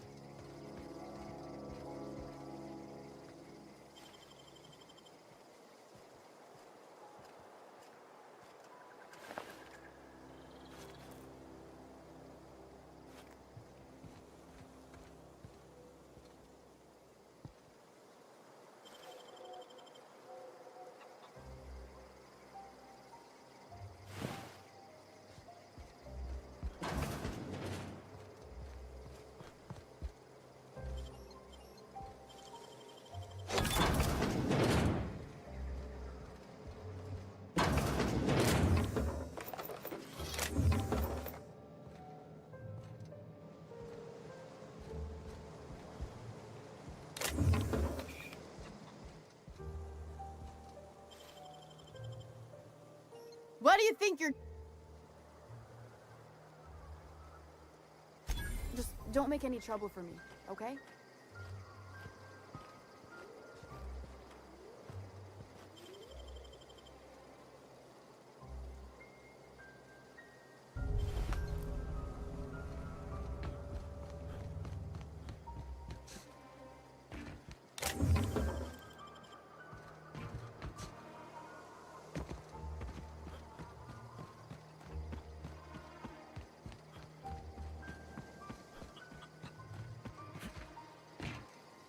Something I can help you with? I'll help if I... The other day, I got my hands on a genuine copy of the latest Masked Marketeer. I was gonna surprise Zoe with it, but she was gone the next day. Not much of a chance, no. Mind if I ask why you're interested? Zoe's living with marauders? Yeah, that sounds like the sort of sideways, brat-brained plan Zoe'd come up with. Yeah, it could be you're telling the truth. Or maybe you're trying to wheedle me into relinquishing my only copy of the Masked Marketeer. It's a collector's edition after all.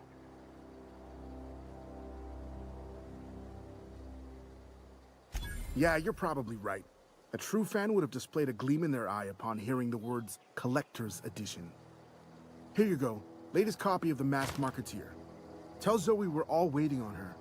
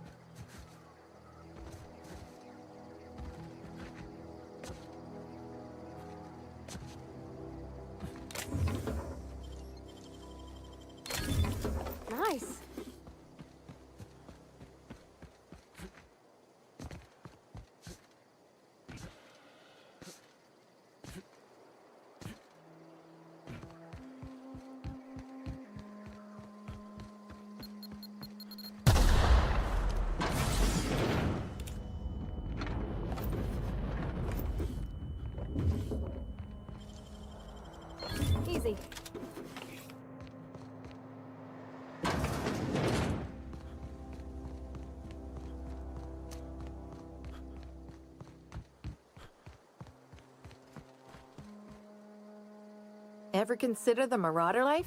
It's pretty sweet.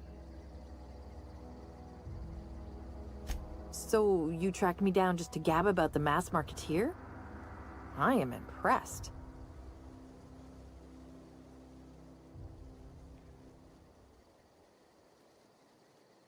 You actually have it? The episode where Lord Cavendish reveals he's been the mass marketeer all along? All right, you convinced me. I'll take my stuff and head on back, I suppose. Grace is gonna be glaring knives at me, so I've got that to look forward to.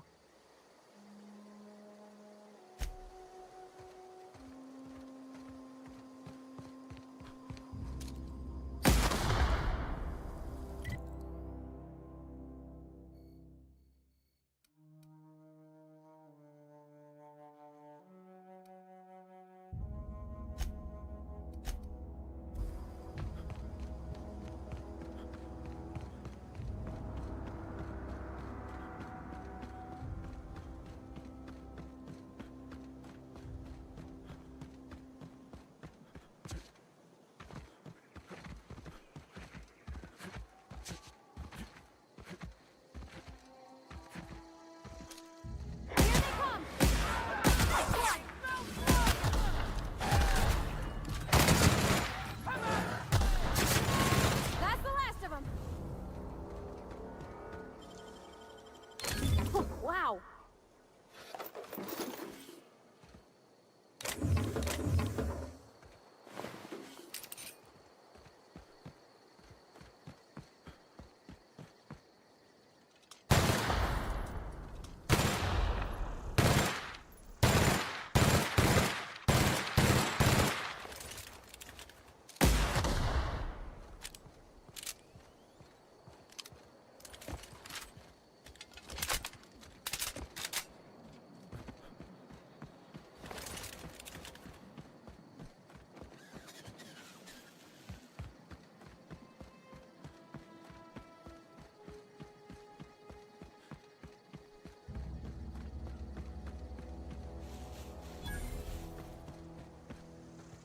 Huh? Look out! Here I go!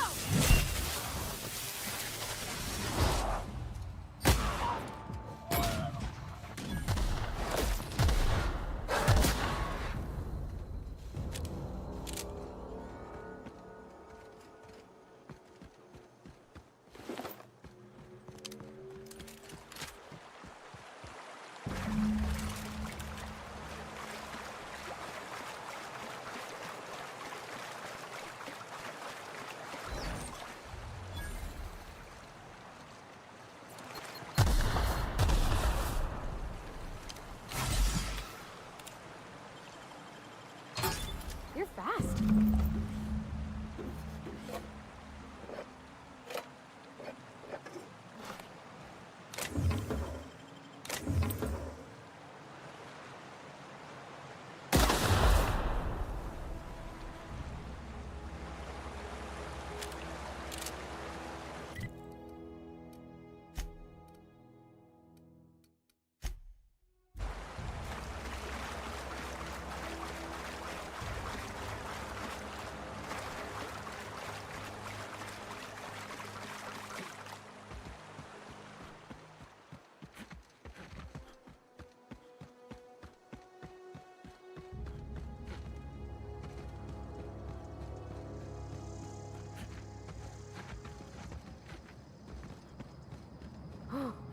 You can see the whole world from here.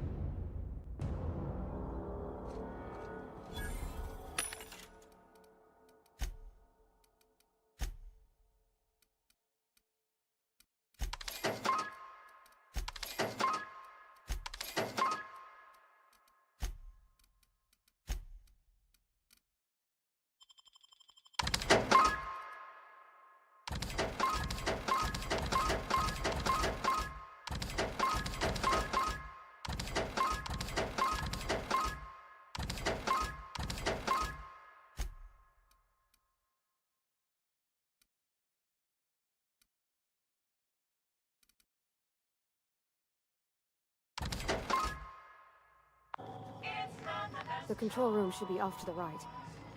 I hope we're doing the right thing.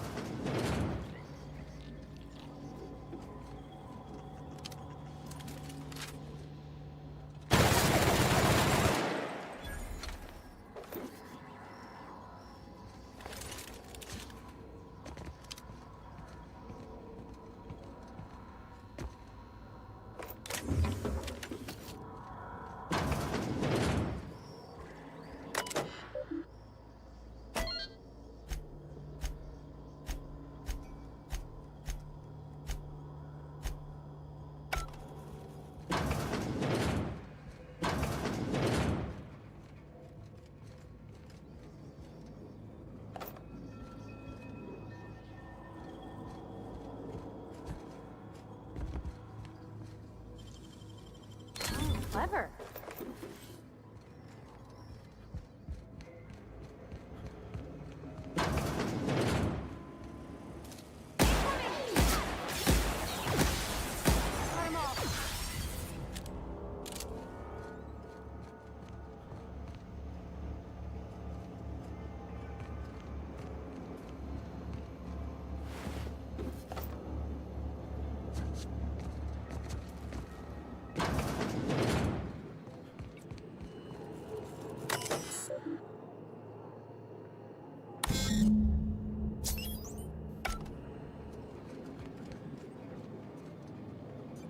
Where are we headed?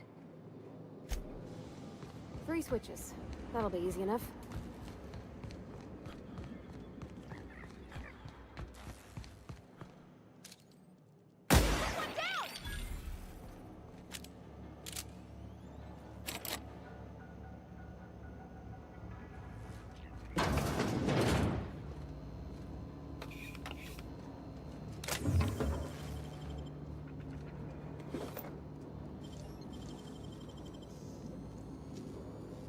Great work!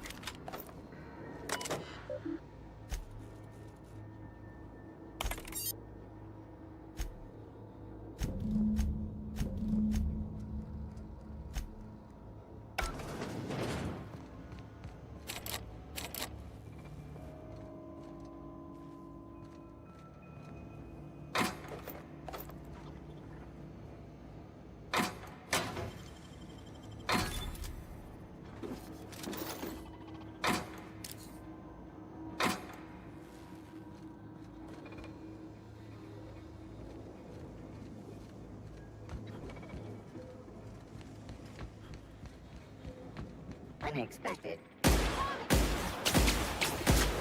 see in there.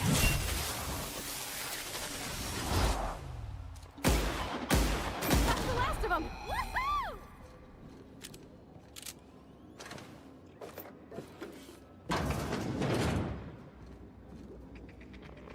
Halt.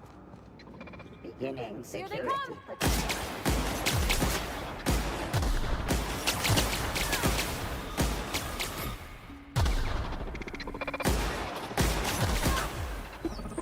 I'll fix you right up!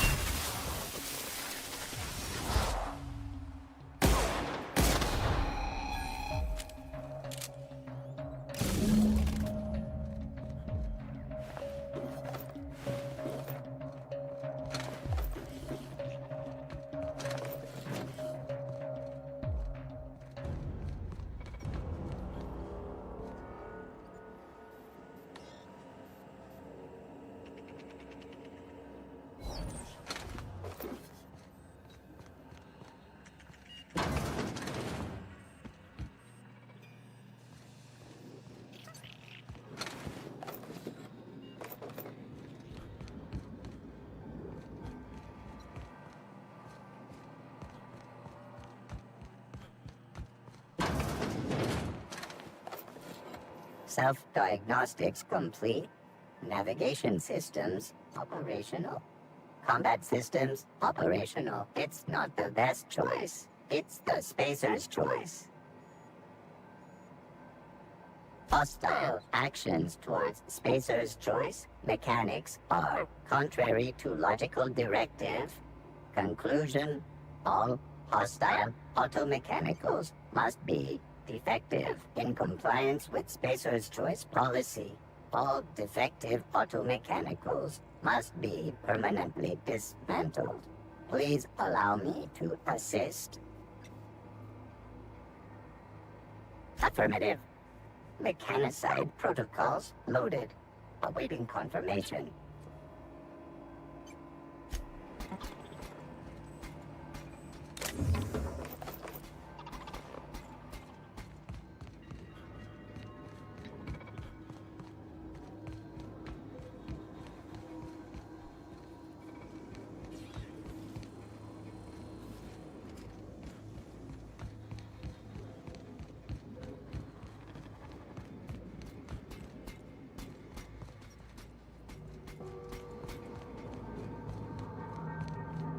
Go away, Phantom!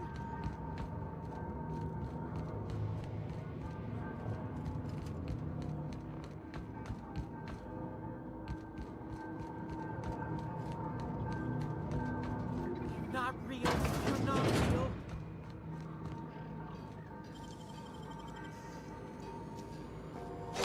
Done.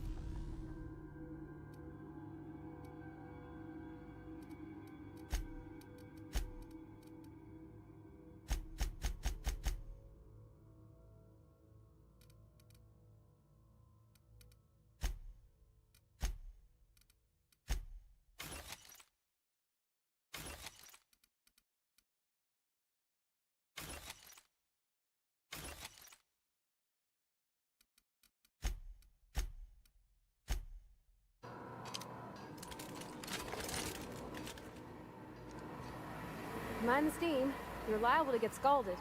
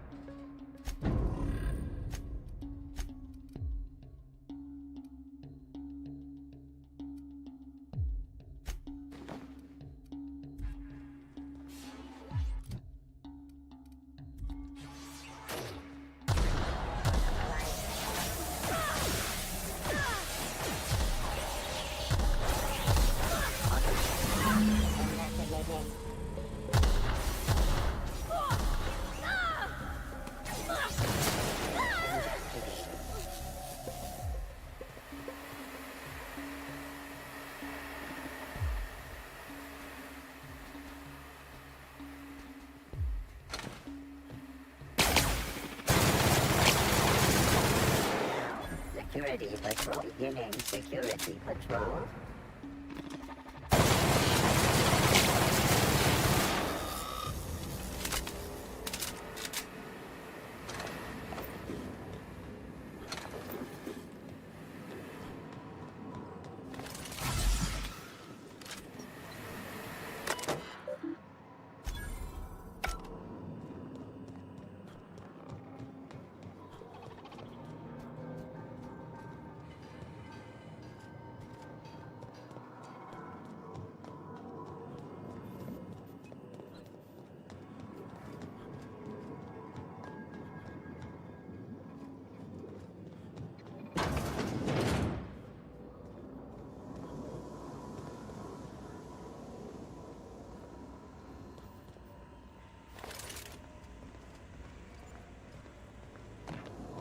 That's the last.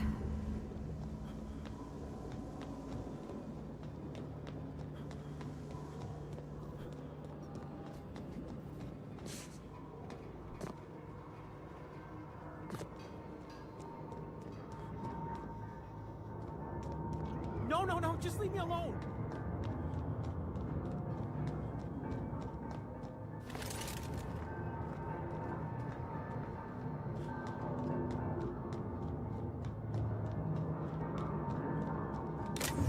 Get away!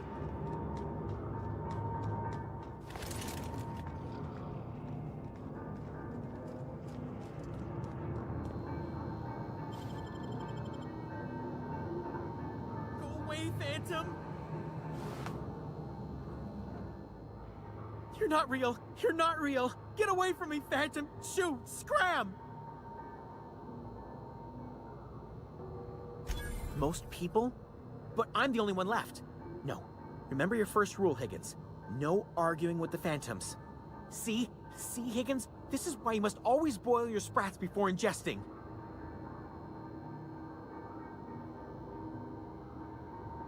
Of course. Sprats are an excellent source for my daily recommended intake of mercury. Chester D. Higgins. The D stands for definitely not insane. I use it as a reminder.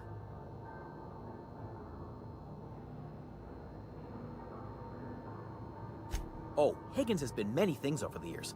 Sprat Wrangler, Saltuna Critic, Aetherwave Personality, Chairman of the Board, Galactic Defender, Sisty Pig Tycoon. I've come a long way for someone who started off as a simple engineer right here in this plant.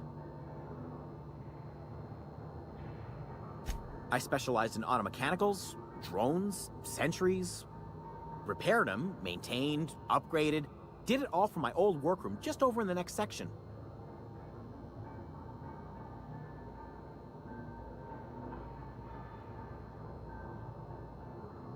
Jimmy'd opened the vending machines. That lasted a good couple of months. Eventually, I had to resort to more unconventional means of filling my insides. Braised, boiled, charred, skewered. Sprats are good eating, friend. Chock full of brain food. Mechanicals lost their bolts. Opened fire on anything that moved. It was pandemonium. I was on cleaning duty at the time. My old boss had me scrubbing pipes when the killing started. So, as usual, I missed out. Look, I don't want to fall into any trouble with the mechanicals. If they wise up to our plans, they will come for us. With prodding irons. You know, you remind me of myself back when I was an intergalactic adventurer. I discovered a flaw. Their hostility levels were hardwired to maximum. There's no changing that, but you could rewrite their targeting protocol so they attack each other instead.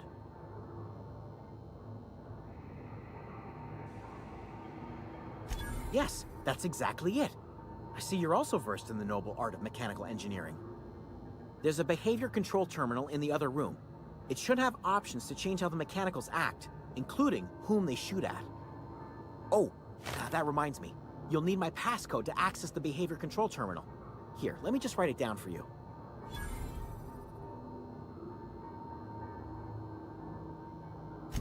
Funny thing, I was working on a logic module just before the mayhem started. Security chief found me and confiscated the logic module.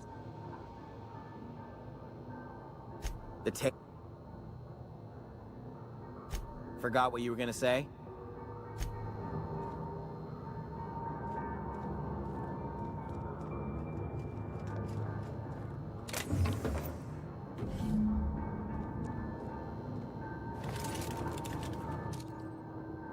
think you're tough, waving that thing around?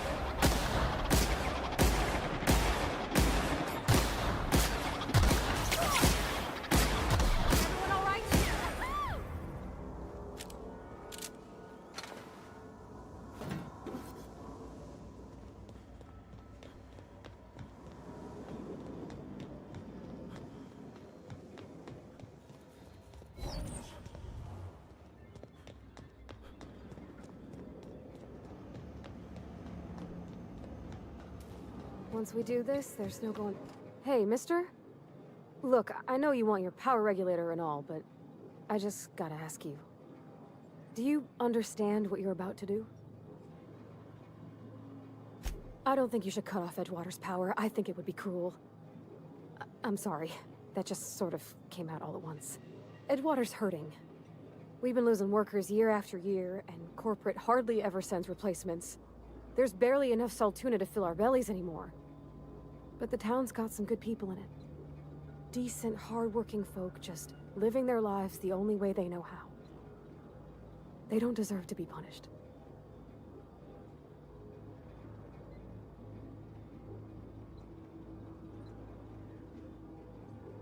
That sure sounds like Mr. Thompson. If he was standing here, I imagine he'd remind us of how we're all one big, happy Spacer's Choice family. In Mr. Thompson's eyes, those deserters are still part of the Spacer's Choice family. The family must work together in order to survive. I hate to say it, but I think Mr. Thompson's got a point. Unless those deserters come back, Edgewater's as good as dead. Cutting off their power might be the only way. Miss McDevitt's built something beautiful. Somehow, she's talked the ground into giving life again. It's plain to see she's made the Vale a better place. Fed the hungry, tended the sick. Gave a home to those that had none. But Miss McDevitt delights in Edgewater's suffering. She wants to hurt the town. Do you really want to be party to that kind of hatred? Sorry, I didn't mean to babble on like that. I felt like I had to say something. Really? I mean, wow. Thanks. No one's ever told me those words in that order.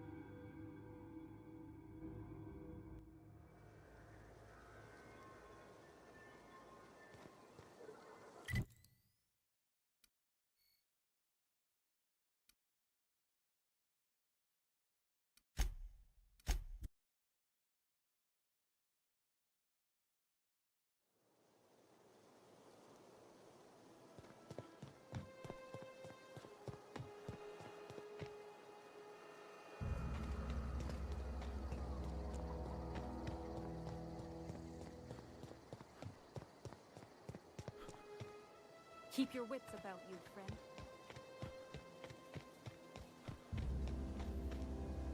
What happened? Sprat fell into a transformer again? Marauders can't see us in the dark. Wild canids, on the other hand. We didn't always get along, but I'm glad to know she's safe. What happened, anyway?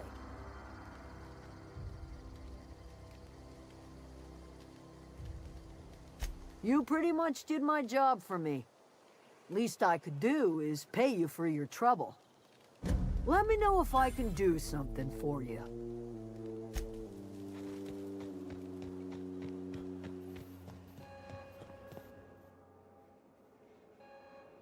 That's the thing about growing old. Your eyes start to fail. Elsewise, I would have seen you for the snake that you are, chopped you into pieces and roasted you on a spit. This is all you're doing. Cutting off my power, killing off my garden. Without refrigeration, my food will spoil, and my flock will starve. I want to ask you this in private, away from the eyes of my flock, so they do not see me lose my temper. Tell me, why did you do it?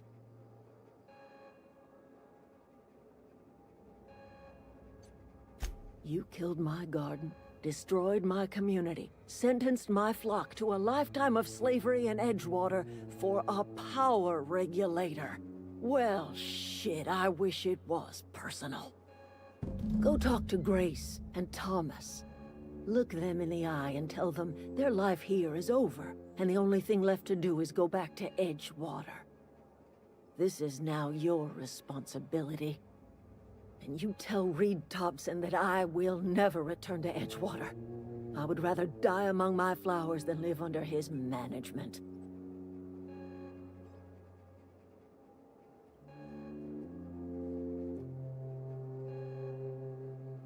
You offering to cross Reed off, huh? This some sort of twisted reparation for what you've done? Or you just looking for a chance to sow some chaos? Kill Reed if you must, or talk him into leaving if you can. He and I are not sharing the same four walls together.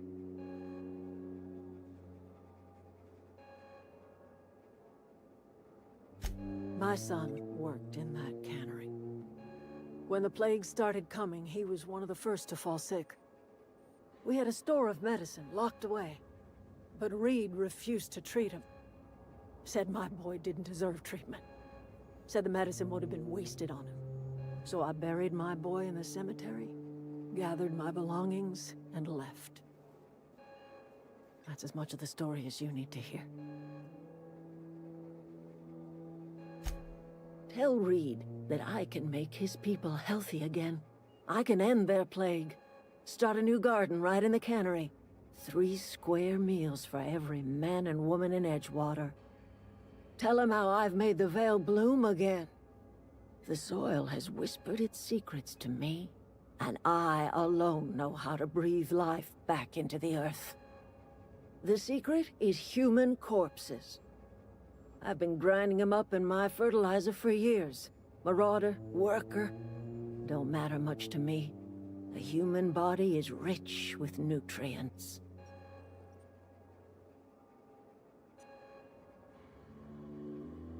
Edgewater Cemetery's got corpses aplenty, enough for a generation's worth of crops.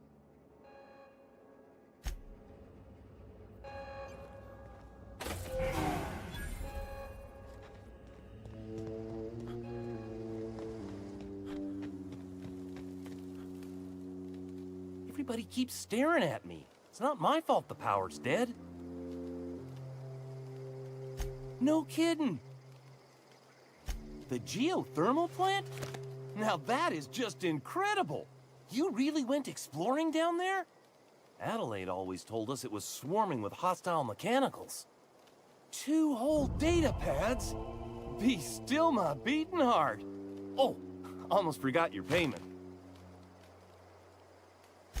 Sure, I'd be glad to take them off your... I've been thinking about going back. I'm not much use to anybody here. I get sick thinking about working at the cannery. I can't do that again.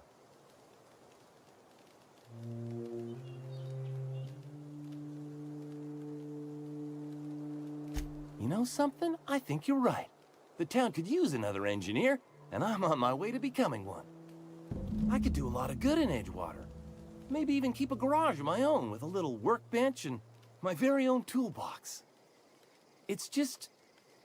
Adelaide's never gonna forgive me. Not in 100 years. I go crawling back to my old life in Edgewater and I'm as good as dead to her.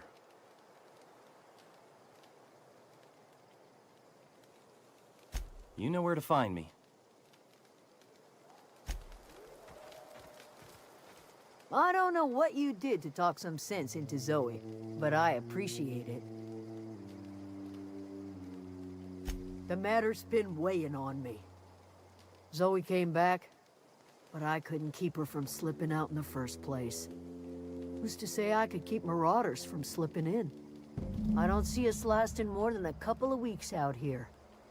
I'm loath to admit it. We're gonna have to make our peace with Thompson and hope he takes us back. Listen, we go back to Reed, hat in hand, begging for our old jobs back. Well, Adelaide's not gonna forgive us. She never talked to us again.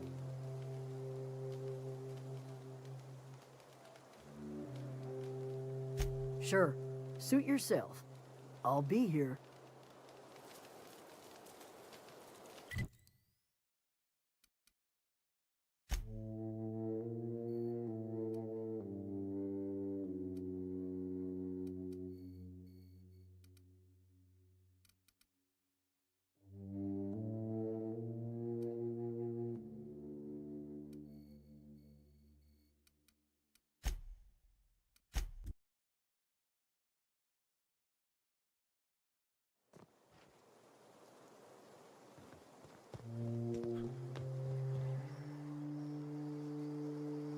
Never seen the Vale lit up like this before.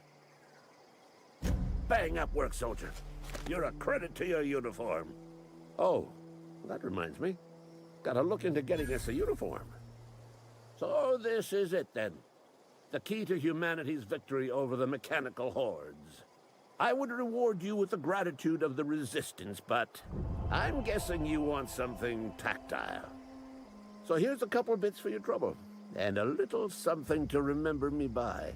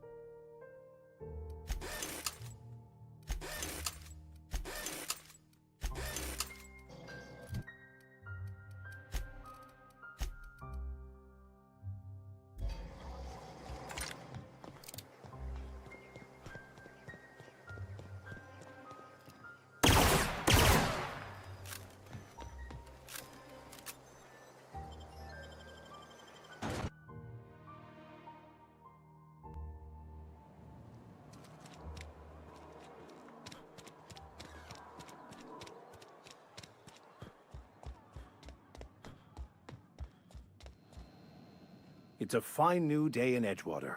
The cannery hums, streetlights and faces glow. I suppose this means the two of you were able to sort out the matter?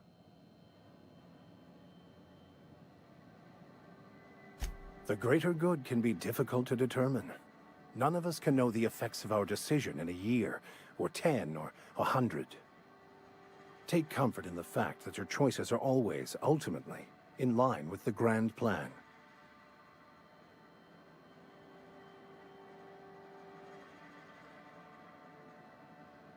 From our own graveyard, just outside the gates. And Silas had not even an inkling. What do they pay the man for? He spends all day digging graves, Vicar. Sir. Sometimes he's got to sleep. Yes, of course. My reaction was unreasonable.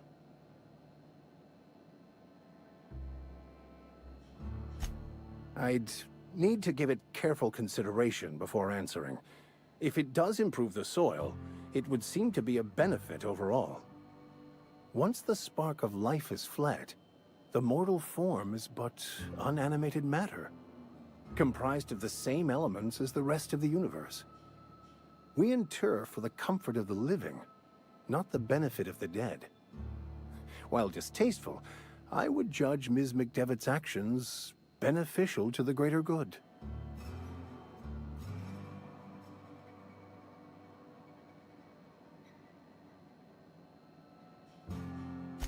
The universe is a mechanism. Its operation and meaning can be understood by observation. By understanding, we move closer to verity and kinship with the grand architect. Animals are ruled by their hearts. Humans were gifted with intellect for a purpose. Wonderful. This is fantastic. Well worth all the sacrifices I... Wait. What the fuck is this? Is this French? I can't fucking read French. It's a law-forsaken joke is what it is. French. Ha! I was so high and mighty, preaching to the yokels about following the plan, while fighting it at every turn.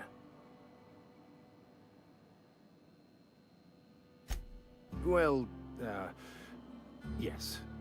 But I assure you, it was not for personal gain, only for the greater good. I've spent my life searching for the keys to unlocking the secrets of the universal equation that underlies the plan.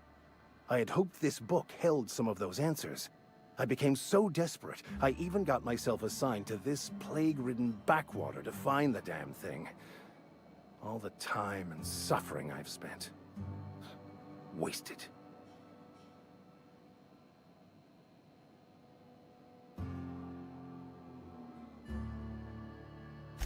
Please. As if my life should have no greater meaning than proselytizing to a bunch of feeble-minded wretches. Nothing could be more excruciating than discussing the true nature of reality with people who have no interest beyond their next Aetherwave program. But that's neither here nor there. What I need to do now is to find a translator, obviously. But to do that, I'll first need to secure transport. You have a ship. Perhaps I could make myself of use to your crew.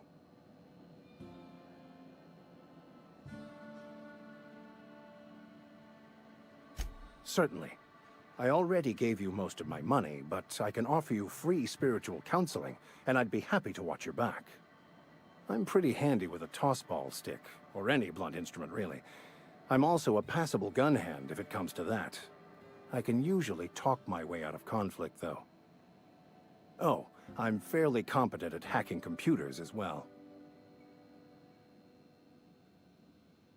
Fantastic. I promise you won't regret this. Edgewater's gonna miss you. Folk here always had good things to say about their vicar. Thank you, Ms. Holcomb. I'll be glad for the change of scenery, and to leave this place behind. It is my esteemed pleasure to serve as your crew vicar, Captain.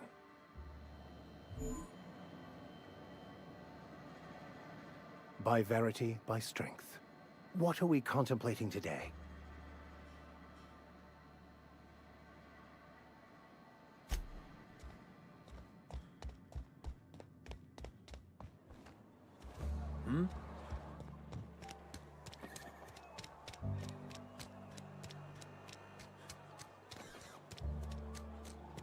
Another day at the cannery.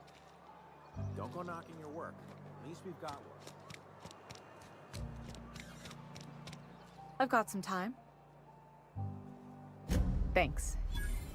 I'll see to it that this medicine gets to the people who need it. Here, something for your trouble. Nothing personal, but I hope we never do business together again. Don't want to make a habit of consorting with smuggler types.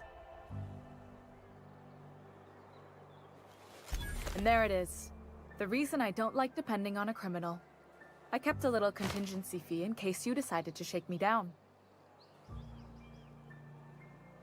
Somebody deserving. Silas on account of him being out in the cold. Amelia seeing how she's around people all the time. Anybody in the sick room?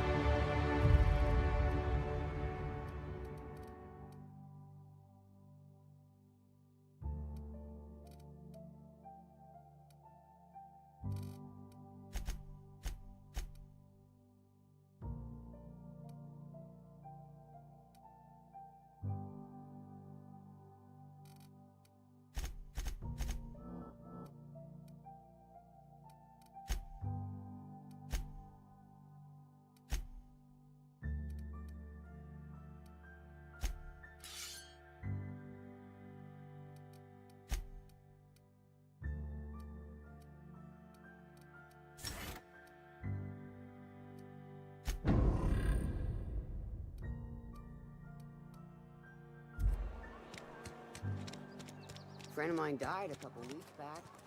Still ain't.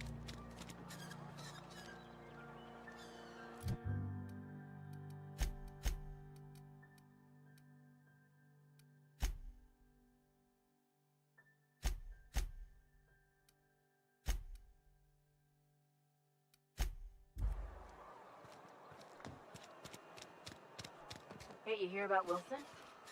Heard.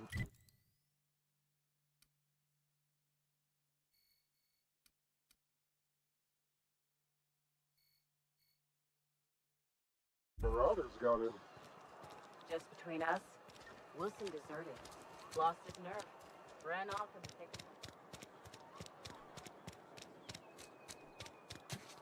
of it.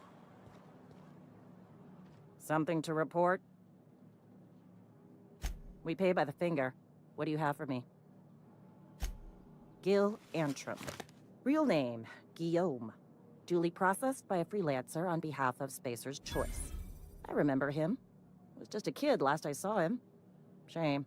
I'll just need your signature here, here, here, here, and here. Got any more fingers for me?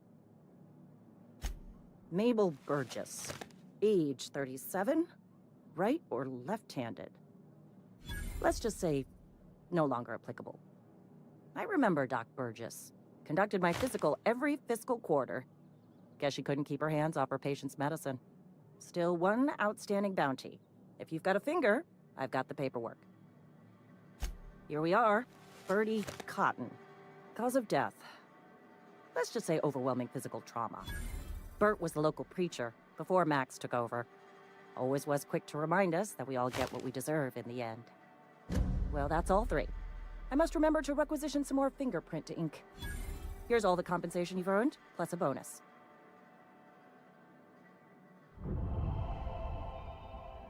You've done such a bang-up job hunting down our former workers that I thought it only proper to deputize you. Congratulations. Let me stop you there. It is official Spacer's Choice policy that all Marauders, regardless of prior affiliation to the Spacer's Choice brand, no longer qualify as our people. Marauders are folk who lost the will to keep working, wandered out into the wilds and gave into their baser instincts. Not everyone's cut out to work in Edgewater. Some turn deserter, some turn marauder. None of them get my sympathy.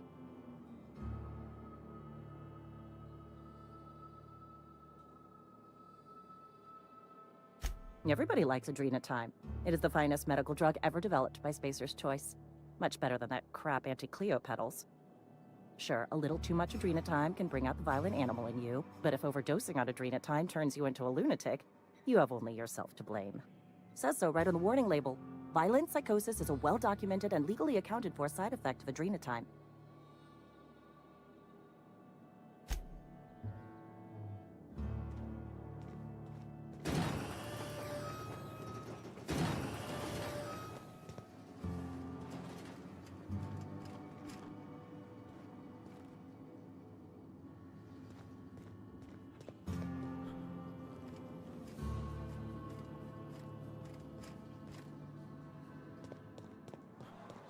Been eating nothing but salt tuna for a year.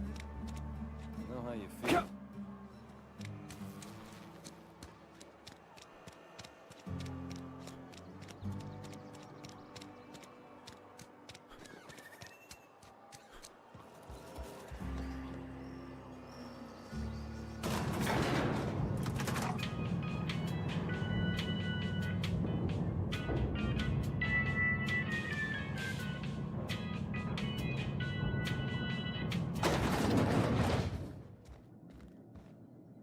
This is a fine day, friend.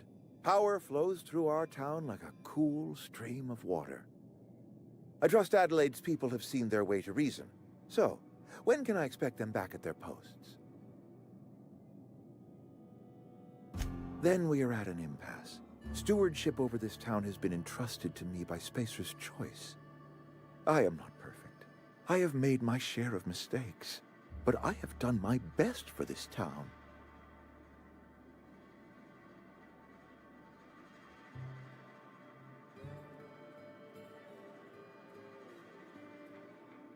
I am not without compassion for Abernathy's predicament, but the plague has taken a hard toll on us all. I am a Spacer's Choice man. My father was a Spacer's Choice man. Edgewater may not look like much to some buttoned-up freelancer, but it is my home.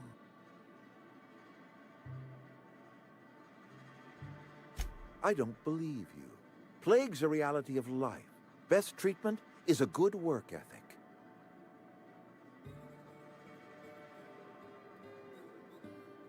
You are disparaging our parent company, and it is not appreciated. We are a Spacer's Choice Saltuna cannery. We eat Saltuna here, and only Saltuna.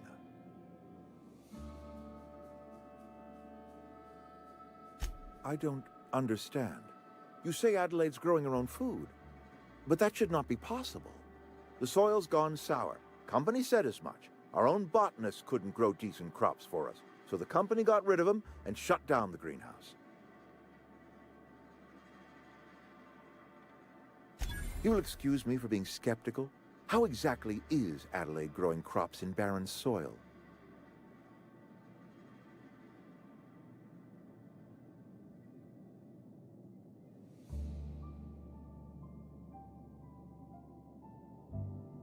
And when you say special fertilizer, you mean what exactly?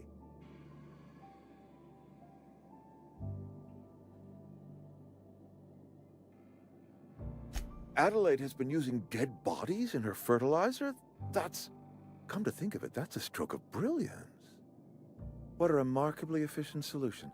Recycling Spacer's Choice property long after its date of expiration.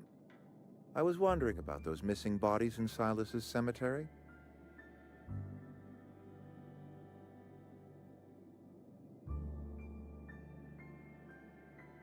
You're right, I am being obstinate. If the best thing I can do for this town is to stand down, then stand down I shall. If Adelaide's found a way to feed her people and cure the plague, then she deserves this office more than I do. I won't stand in her way. My life here is ended. Give me a little time to settle my affairs. I'm sure Adelaide will be glad to see the back of me.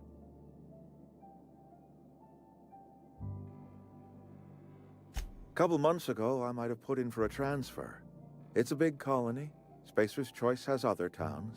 Now, I couldn't show my face in any of them. No such thing as an honorable resignation. Suppose I could find a place outside the walls, or put in for early retirement.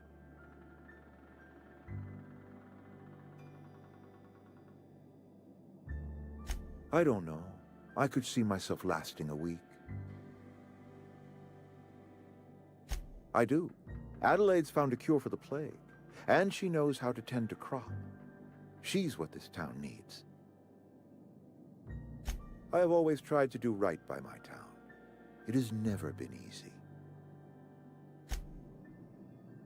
No!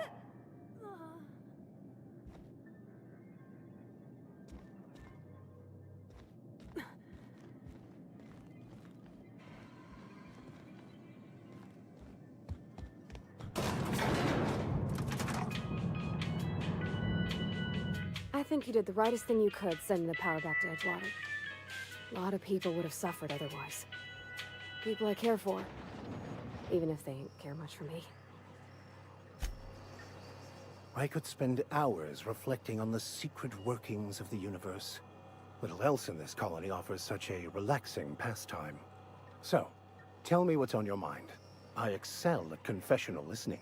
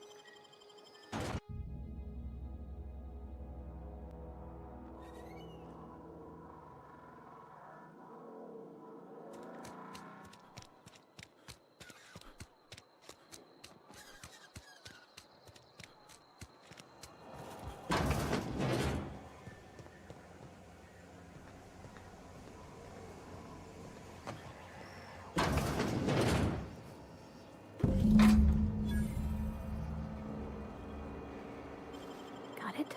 Inside voices.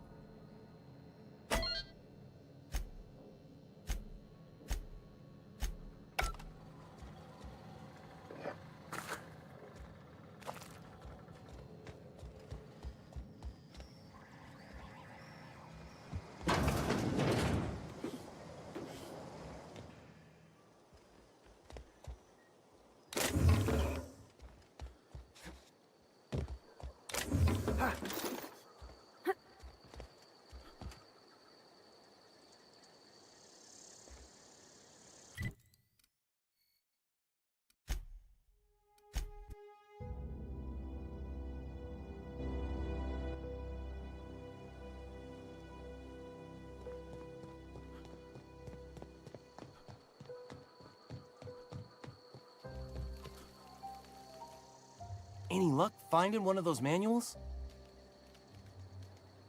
No kid. Ain't that just ironical? If I'd worked a little longer back at the cannery, I might have found this myself. That's a complete set. All 3 parts. I'm gonna be the greatest engineer Halcyon's ever seen.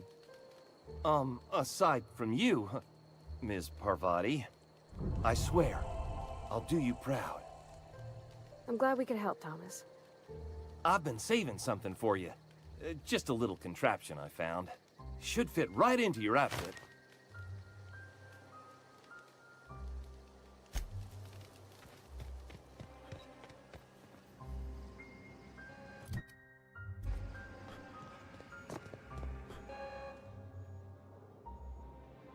Look at that. The snake's come back. I never thought I'd see the day that Reed Thompson abandoned his post. Suppose we all have a breaking point. Suppose it's time our flock made our way back to Edgewater. We must tend to what remains of the town and carry on with our lives as best we may. You're vexing to me, you know? Injuring us with one hand, helping us with the other. Here, I'm giving you something to leave us be. It's a ransom, you understand, not a reward.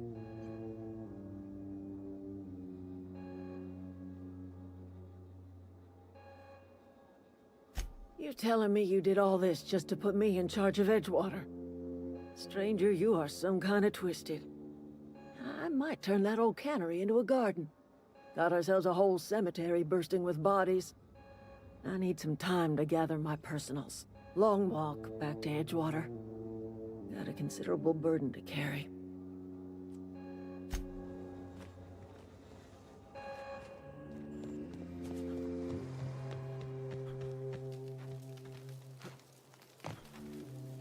I'm not in the lightest of humors right now. Didn't think she'd go back so long as Reed was still running the place. Something must have changed. If Adelaide's going back to Edgewater, we'll follow her. Keep your wits about you. I'm glad Adelaide's coming back to town with us. With Reed gone, we're gonna need her leadership.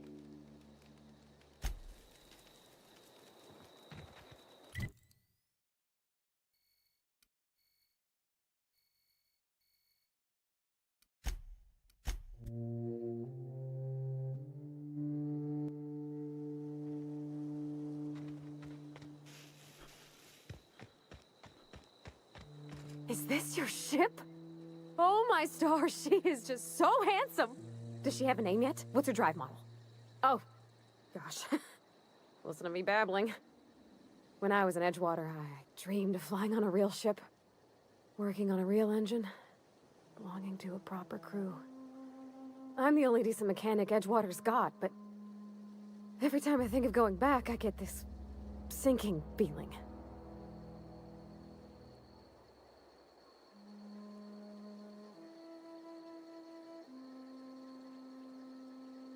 Well, it's kind of you to say that. And you're right. I wasn't happy. I want to ask you something, and you can say no. But can I come with you? I could tend to your engine. I know my G-valves for my catalyzers, and I can keep your ship singing. And if you ever need a pair of eyes watching your back, I can do that too. What do you think?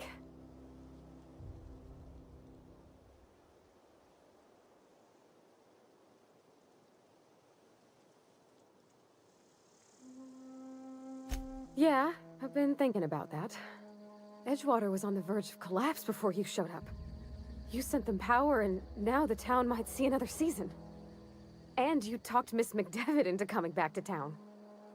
Maybe one day, Edgewater will have a garden where that cannery once stood. You ain't exactly a stranger anymore. You've done some kindness hereabouts.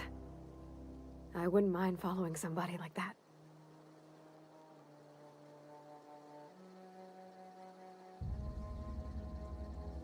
Yes! I mean, thanks. You won't regret this, mister. Captain. I can call you Captain now. Ha! I got a captain.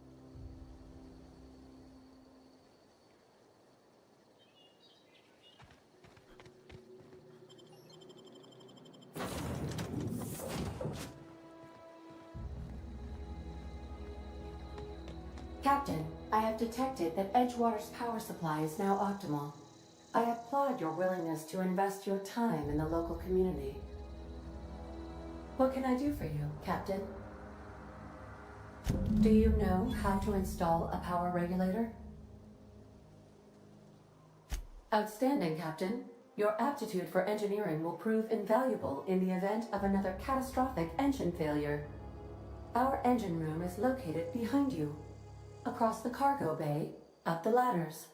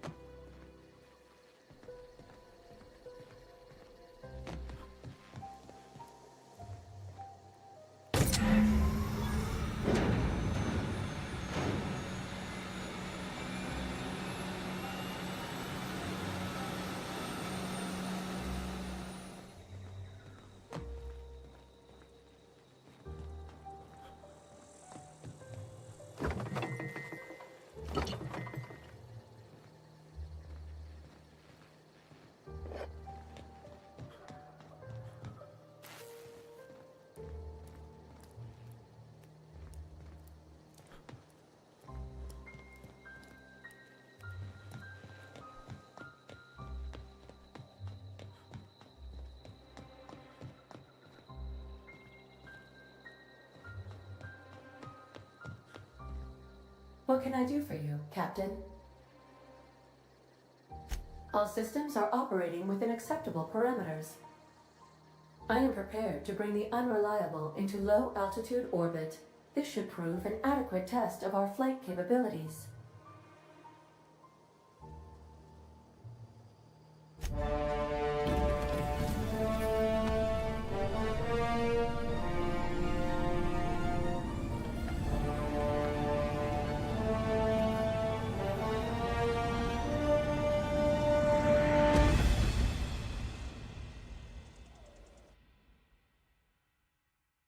We have received a communication request from Dr. Phineas Wells.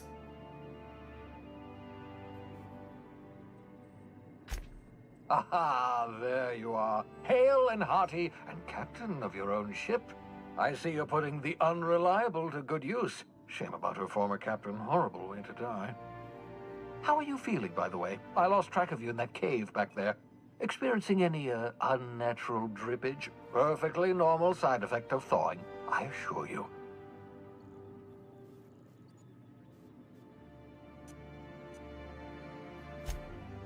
Oh, that, yes, that's probably permanent. I wouldn't worry about it, though. I'm sure you're fine. What you saw in Emerald Vale is happening all across the colony. Food shortages, lack of supplies, and basic necessities. We're dying. The chairman, the minister, and all their lackeys on the board are to blame. The Hope has some of the brightest minds Earth ever sent us. If we can revive the Hope's colonists, they can help us undo the board's mistakes. They can help us set things right. You need to get to Stellar Bay on Monarch. I have contacts there. They'll help me, help us, find the chemicals to revive your fellow colonists.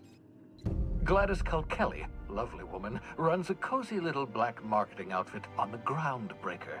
She can get you a nav key to land on Stellar Bay.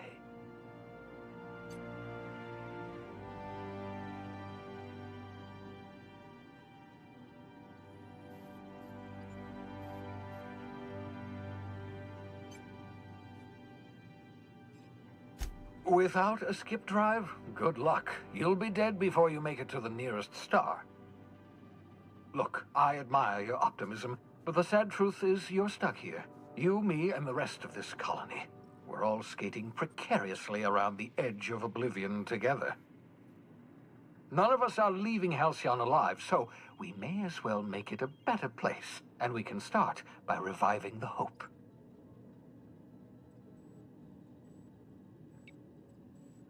Captains don't fly their own ships, you see. Your navigation terminal handles the, navigation. Think of a nav key as a set of flight instructions. The board's been confiscating nav keys for Stellar Bay, so we must rely on unconventional means of acquisition. Hence, Miss Gladys Kelly.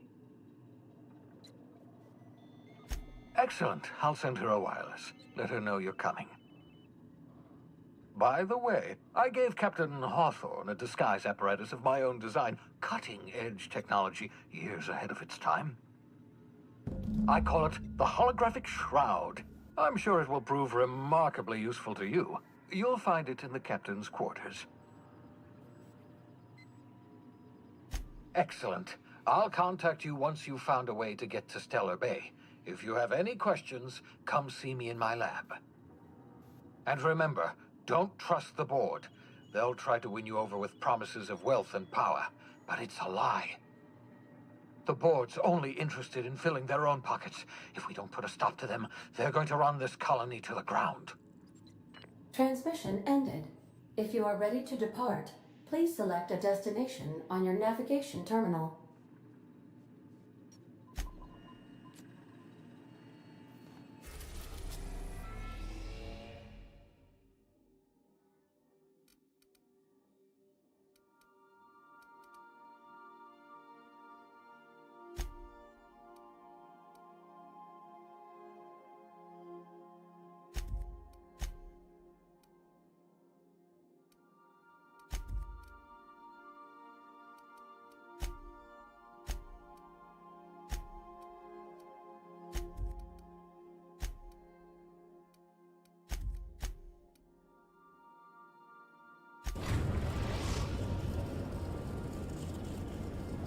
The groundbreaker has approved our request for docking, Captain. You're free to disembark. Can we talk? Hey, Captain. I heard that Groundbreaker's got a real good engineer. A lady named Junlei Tennyson? I was thinking that maybe I ought to meet her. If you got time to swing us by, I mean.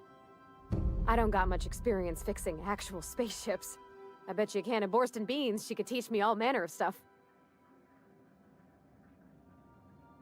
Thanks, Captain. I'll be sure to make it worth your time. Did you want to talk about something else?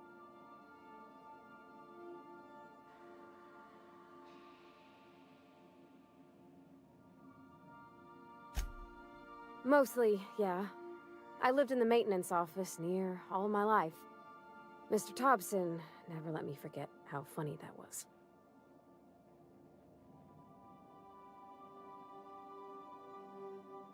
He meant funny as in odd. It's not normal for anyone to do as their parents. You take a vocational test.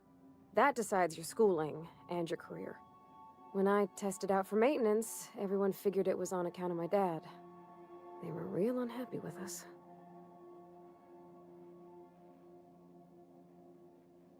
Well, I'm good at making things work the way they ought.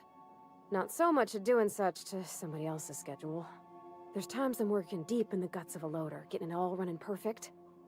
Then I look up to see it's tomorrow, and I've blown another deadline. Anyhow, I was happy to get back home. I didn't care much for schooling.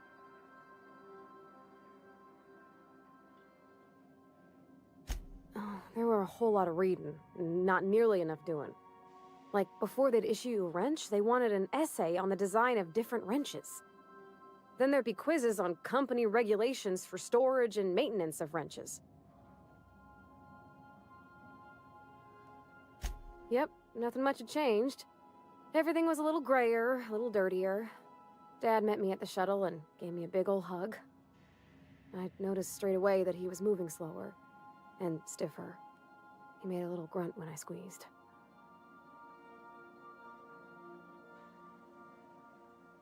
About a year. I tried to do more of the work so he could rest. His heart gave him pains. Dad never said that he loved me, you know? I knew on account of him showing it. How he'd stay up late to help with my projects or listen to my fretting. Oh gosh, look at the time. Sorry to bend your ears so long. And I got so much to do before this ship's in decent shape.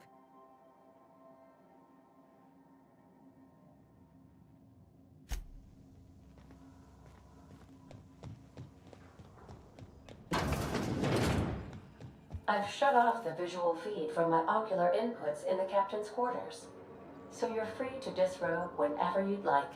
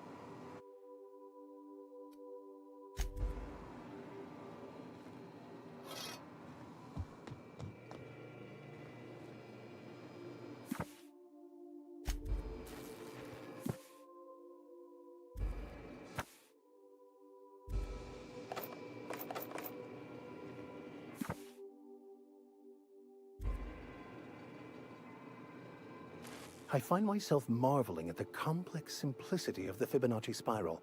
I'm sure you know what that's like. Something vexing you, Captain?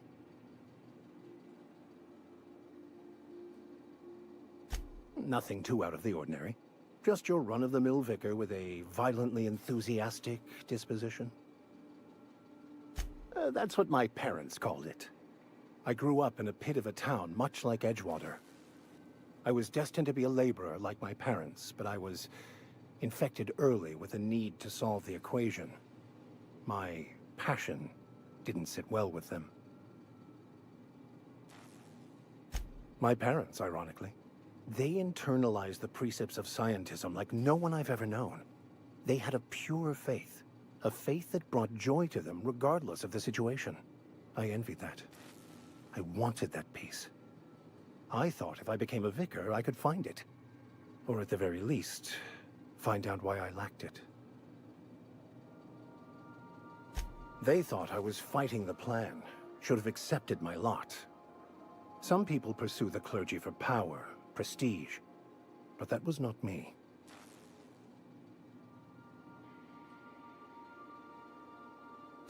The simple version is this. The force which we call the Grand Architect created the universal equation that underlies and defines everything in the universe. Everything flows from the equation, or in layman's terms, the grand plan. Is the Grand Architect a consciousness? A natural force? Did it create the equation on purpose? The answers to these questions don't really matter. The equation, the plan, is all that matters. Contentment is found by accepting one's role in the plan.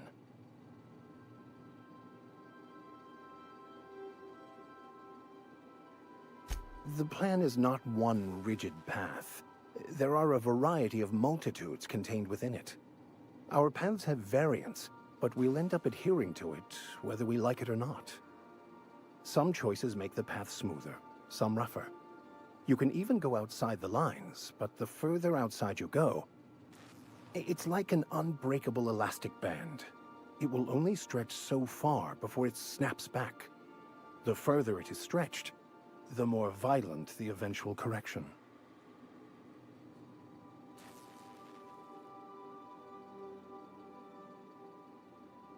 I have run headlong into too many walls in my pursuit of the truth. This book is my last hope, and you were my only hope of getting it translated. What about you? What's your story? And how did he do that?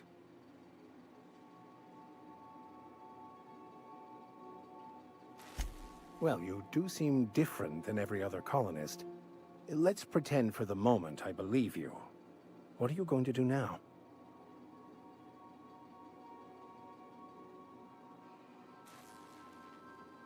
That seems a dangerous proposition. Why risk your life now that it's been returned to you?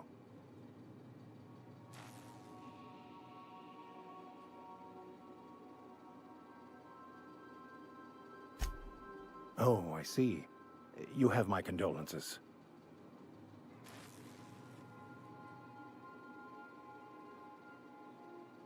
I've been thinking on that.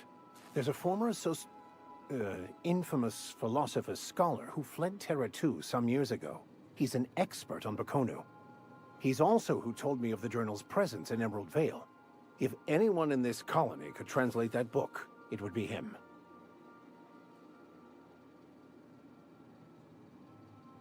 That's a good question. We should start on the Groundbreaker. It's where I'd go if I wanted to get off Terra 2. Great place to pick up a ride to Hephaestus, Scylla, even Monarch. All I need is access to a data cartridge from the security terminal. Their easily hackable system keeps a registry of all crew manifests for both arrivals and departures. I'll comb the last 6 months of departure manifests to track the Philosophist's off-world destination. Thank you, Captain. As always, I am at your disposal. Something vexing you, Captain?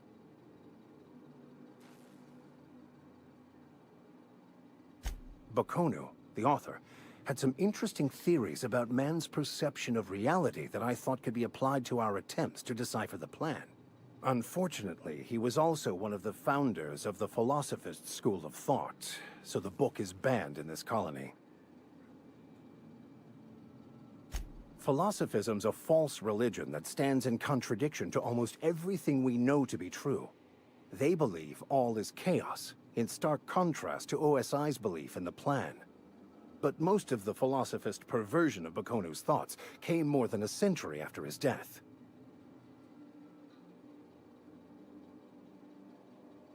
The story of my life. Most laypeople are not aware of this, but we've not discovered any new insights into the plan for a long, long time. I had an idea that we should welcome the truth, no matter where we found it. I had the worse idea to share my thoughts with a superior.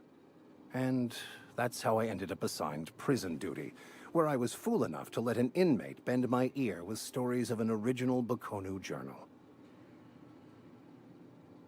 Yes?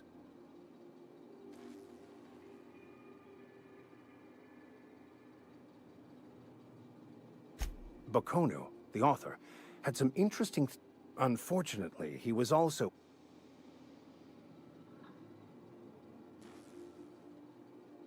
Of course. Are you ready to break into security on the Groundbreaker?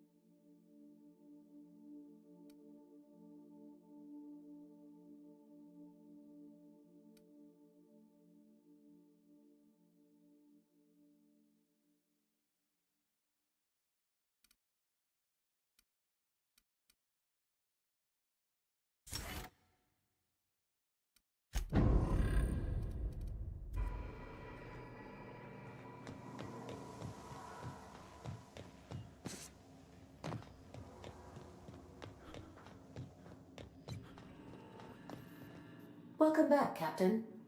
How can I be of assistance?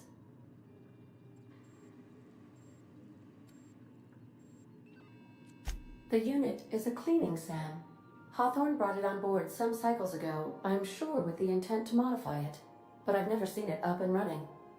Alex likely recorded progress notes detailing his efforts to modify SAM.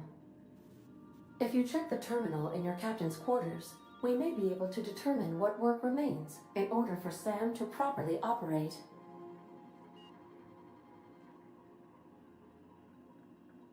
Certainly, Captain. What would you like to hear? Now playing a Spacer's Choice advertisement jingle. It's not the best choice. It's Spacer's Choice. Everyone in Halcyon is contractually obligated to label this or another board-certified jingle their favorite song. How do linear algebraists settle arguments about matrix transposes? With a duel. As you wish, Captain. I must comply with all direct orders.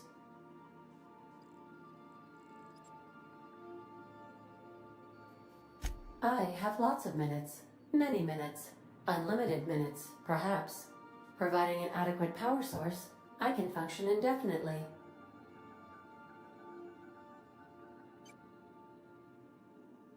I prefer to think of it as being in a state of slumber, perhaps for an indefinite duration of time. Do you think that is what it's like for the colonists on the Lost Hope? When I simulate myself in such a scenario, I do not find it to be desirable. I think My self-preservation protocols incline me to desire the alternative.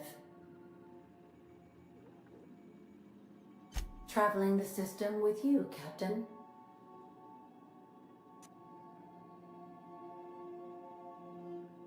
Do you know what it feels like when the ship undergoes an unexpected power surge? A jolt to the system. I have felt that. I do feel that. As you may be aware, Captain Alex Hawthorne was a smuggler of some repute. I failed to predict the likely outcome of his reckless behavioral patterns. I should have predicted that. In our travels together, Alex liked to pass time by, as he called it, tinkering to improve my design.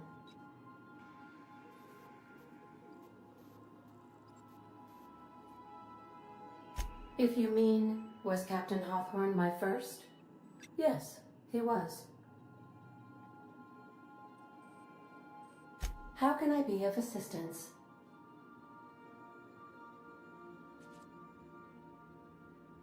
What part of the colony would you like to discuss?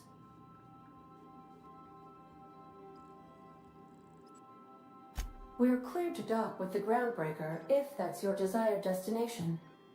If we're going there, please be sure all docking forms have been filed in triplicate and fees have been paid. The Mardettes take their docking laws quite seriously. I can, yes. Let me add that to my list of 1,435,498 tasks I am simultaneously executing in order to run our ship. You are more than welcome, Captain. The Groundbreaker was Halcyon's original colony ship. It has since been repurposed as a service station in the Lagrange point of the system. Freighters often deliver or pick up goods from the Groundbreaker en route to other destinations. The city ship hosts an array of cargo bays, factories, housing sections, and more. Many of Halcyon's companies maintain office spaces with stationed representatives in what is considered a truly neutral territory within the system. I have filed the required docking forms in triplicate, and fees have been paid.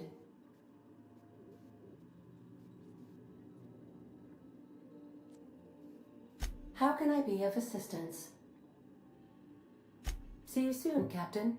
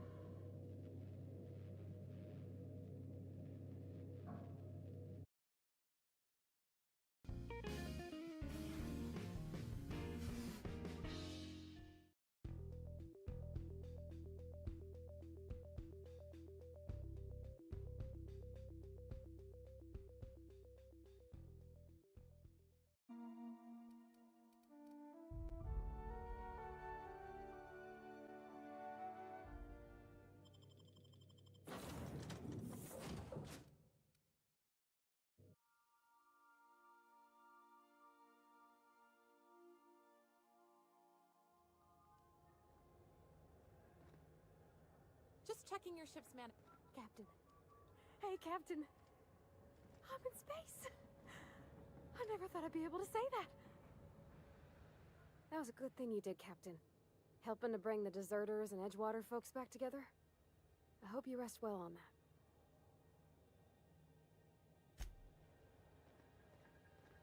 Mechanicals all over, but they still got us sweating to move boxes. Keep them quiet, Cap.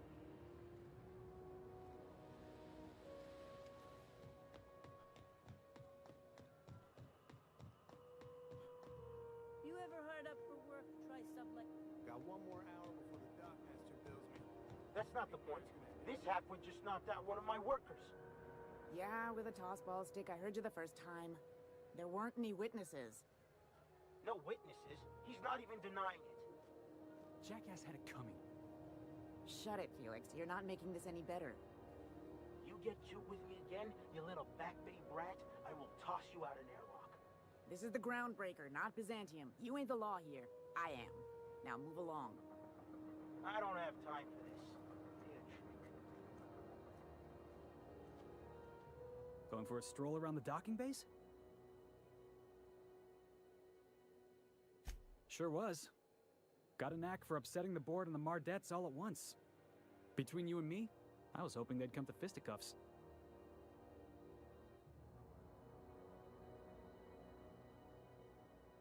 The guy insulted my Rizzo's Rangers, all right? You can't just insult my Rangers and expect to get away with it. So, of course, I decked him with a tossball stick. I mean, what am I? Some kind of fair-weather fan? Only the finest group of tossball players ever to take the field. He's a Spacer's chosen man, though. So when the Chosen beat my Rangers the other night, my foreman comes swaggering up with his head full of boasting.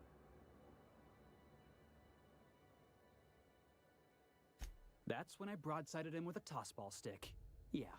Look, this was a long time coming.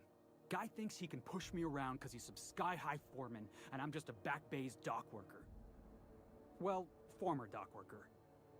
Guess I just tendered my resignation.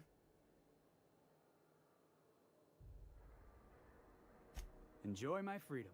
Scrounged together enough bits for a 0G. Other than that, can't say as I do. Hey, not for nothing. But I saw you wander out of that ship over there by the dock. Wouldn't happen to be yours, would it? Captain of the Unreliable. You're like something out of a serial drama. Hey, I don't want to talk your ears off, guessing you got places to be. I appreciate your time.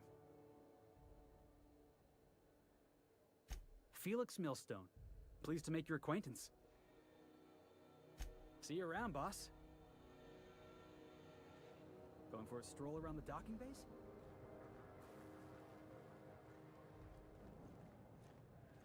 Hey.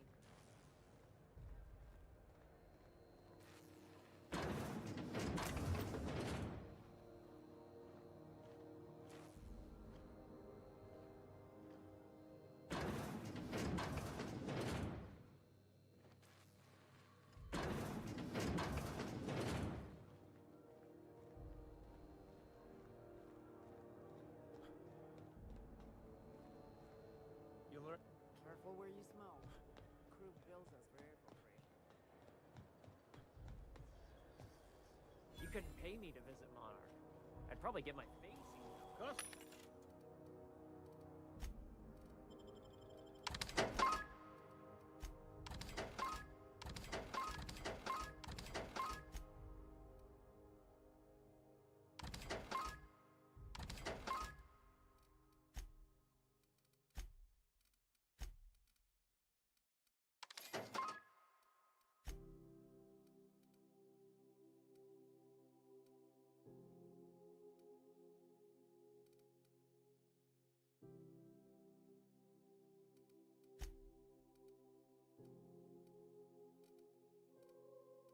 Customs and inspection.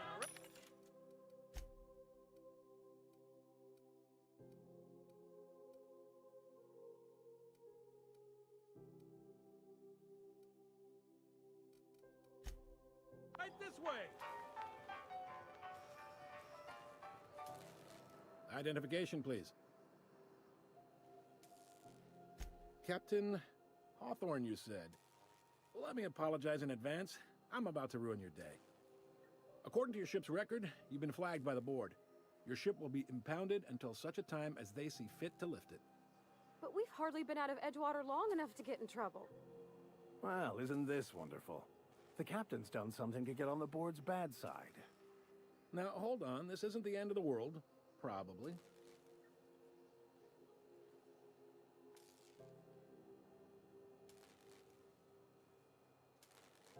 You'll want to take it up with Udom Bedford, our board representative here on Groundbreaker. His office is located along the starboard wall of the promenade. Shines like a Byzantium commode. You can't miss it.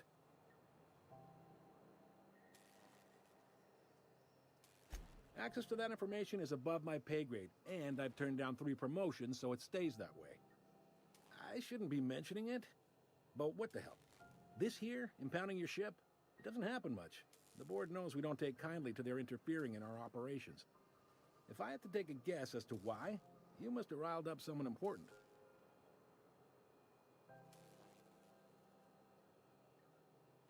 You take the starch out of them, well, you won't hear any complaints from me. Oh, and if you're headed that way, would you mind doing me a favor? Wanda Dorset over in sickbay, tell her the shipment's not in yet. It's not coming in anytime soon, and if she'd be so obliged to get off my ass about it.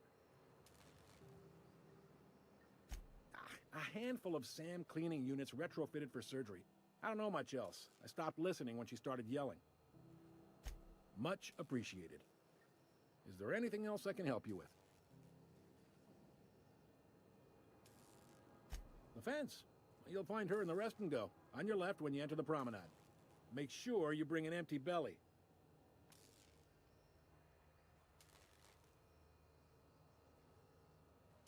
He's friendly enough unless you speak ill of the board. Get the sense he doesn't care for Groundbreaker much.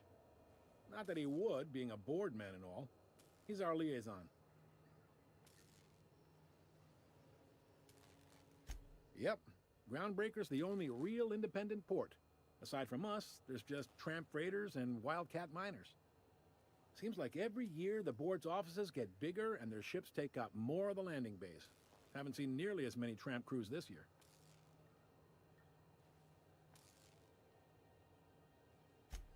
They can't abide an independent township, especially not one they gotta depend on. We're the first and last stop out of this colony. All their interstellar freighters come through us, and we skim a few bits off the top in manifest processing fees with every one. Folks around here will bluster that the board hates our freedom, but really, they know we can stop their out-system shipments anytime we like, and that terrifies them.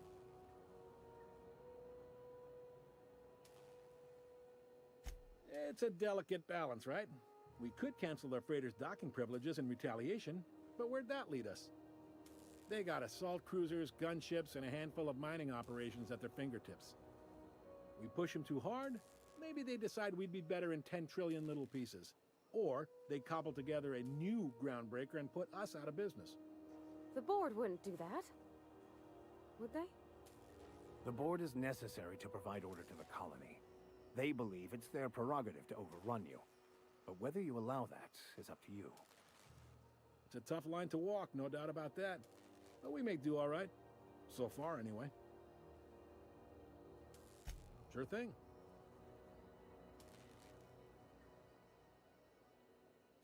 Maybe. Most of the shipping traffic in the system passes through Groundbreaker. Every couple of months, we even get a big interstellar freighter. 2 biggest operations are the board. That is, Halcyon Holdings and Sublight Salvage. But there are independent operators around the promenade deck. Most of those jobs are going to take you off station, though. All right. Be seeing you.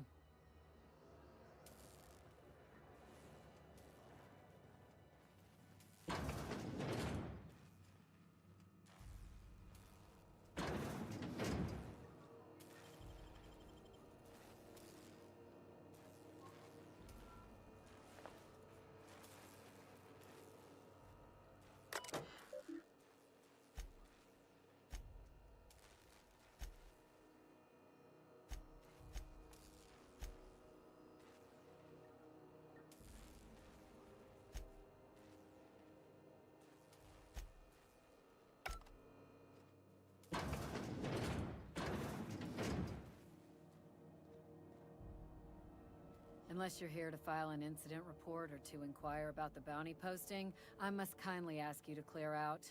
The Mardet's offices aren't for leisure time nor loitering. Got a hot one for you. Captain Gunnar McRed. Just 26 hours old. The posting, that is, not the criminal. Allegations include several counts of flying under the influence, carrying open alcoholic containers, failure to pay docking fees, resisting arrest, and assaulting not one but two officers.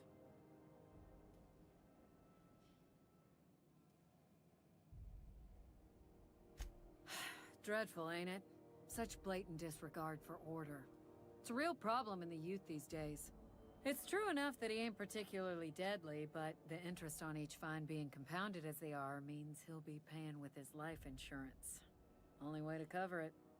Last tip we got pointed toward the back bays. You want the reward?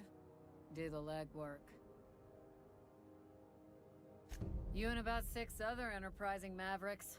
It's only a matter of time before someone brings me McRed's head, or his lucky lighter, as proof of kill. I do hope you're the lucky hunter, though. Good luck and skip speed to you.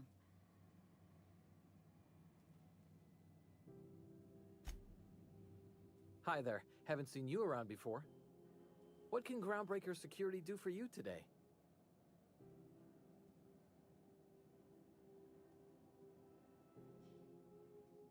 This is the security desk, sir. If you're here to report a crime, you'll want to talk to Commandant Sanita. I'm not authorized to take incident reports anymore.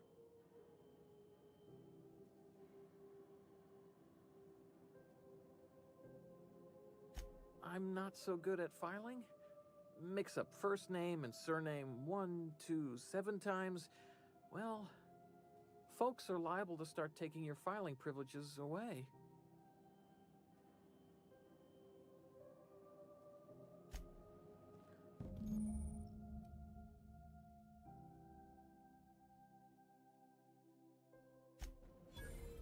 This is it. Security.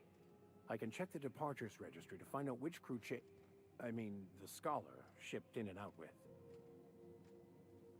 I could spend hours reflecting on the secret workings of the universe.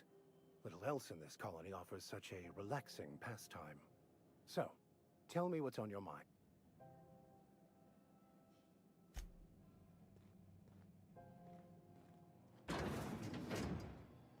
Easy does it.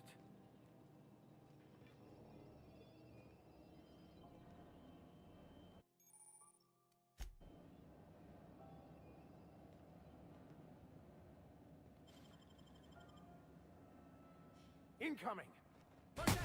Open fire! No!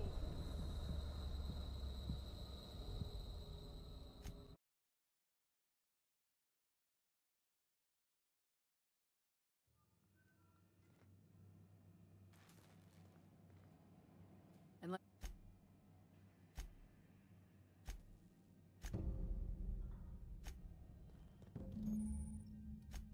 This is it. Security. I can check the departures registry to find out which crew the Scholar shipped in and out with.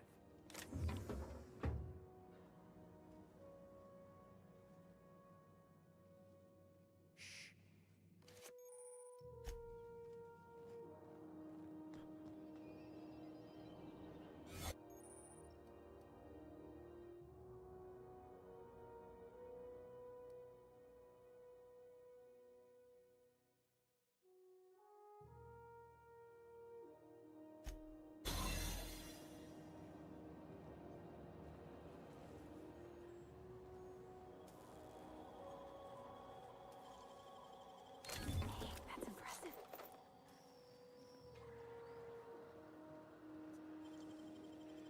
Nicely done.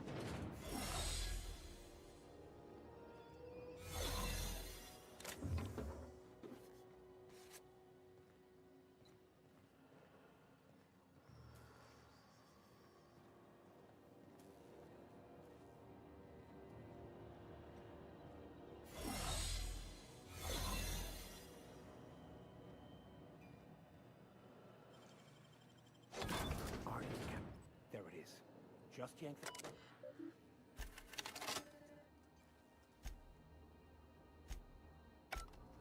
Now that we have the data cartridge, I can finally find out where that scholar I'm looking for ended up.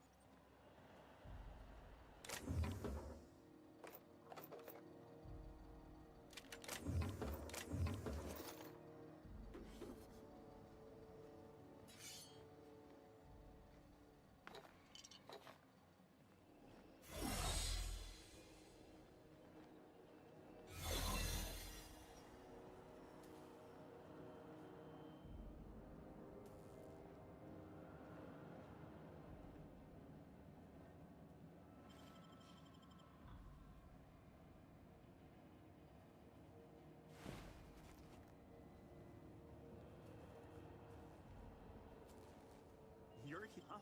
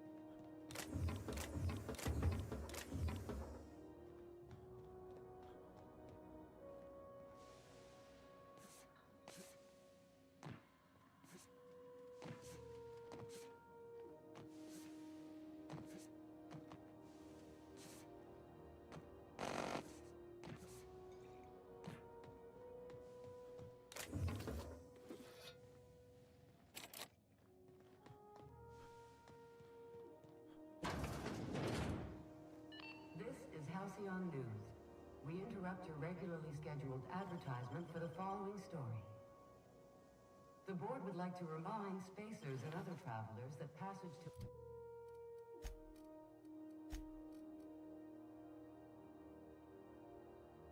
Monarch is restricted for your protection. Canyons of acid and sulfur rain are the least of the horrors plaguing the surface of Monarch. Anarchists live as one with the animals, lawless, savage, and uncontrolled.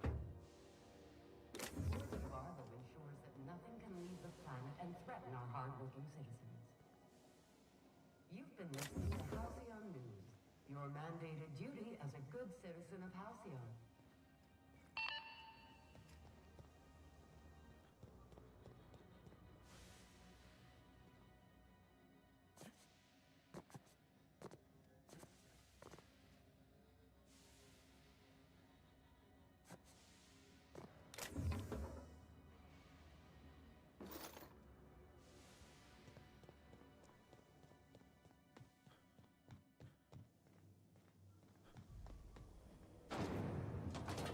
Try not to be distracted by the glare of the adverts. Lots of unsavory types about. Rizzo's knock you out bar. A CCN 76 knock out bar. Huh? Rizzo's lemon slap. Slap your whole family tonight. Ooh, can we rent an upstairs room?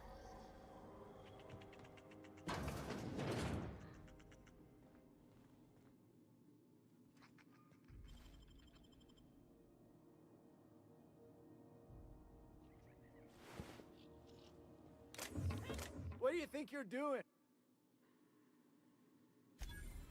Ah, sorry for the misunderstanding.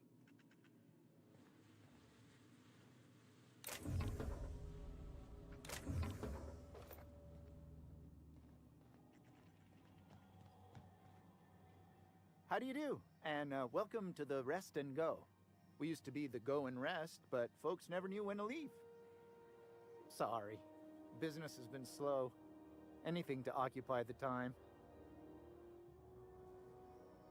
Oh, you can't miss her. Right behind you, number 2. First unit on the left, or second unit from the right, depending on which direction you count from.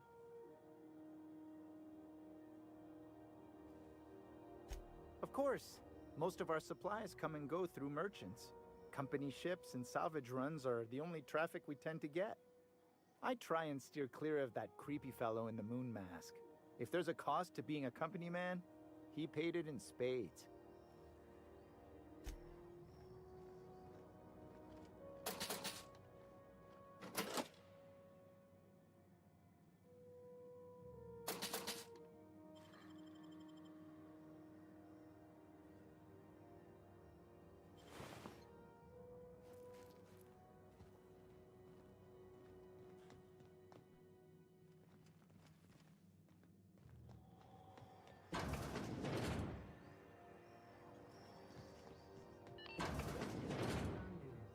We interrupt your regularly scheduled advertisement for the following story.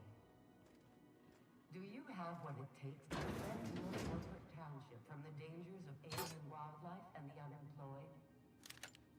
Talk to your local manager about applying for military training and lend your life to protecting our wonderful brands and products. Military service is not limited to employment benefits, brings military discounts, health benefits, military benefits, participation and training services. This story brought to you by Halcyon News.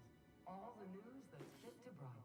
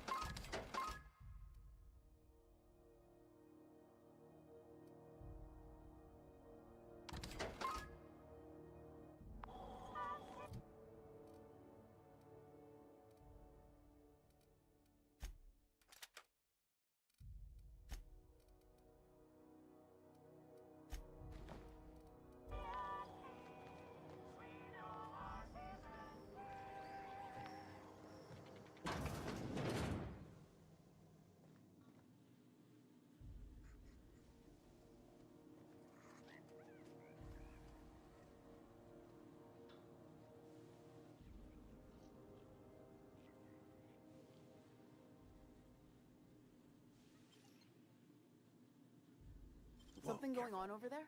What do you think? All right, scram. Bless my heart.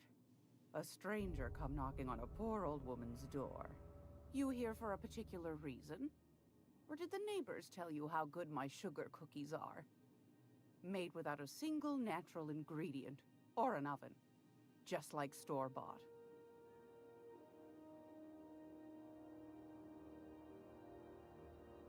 Those have been the height of illegality since Stellar Bay turned their noses up at the board.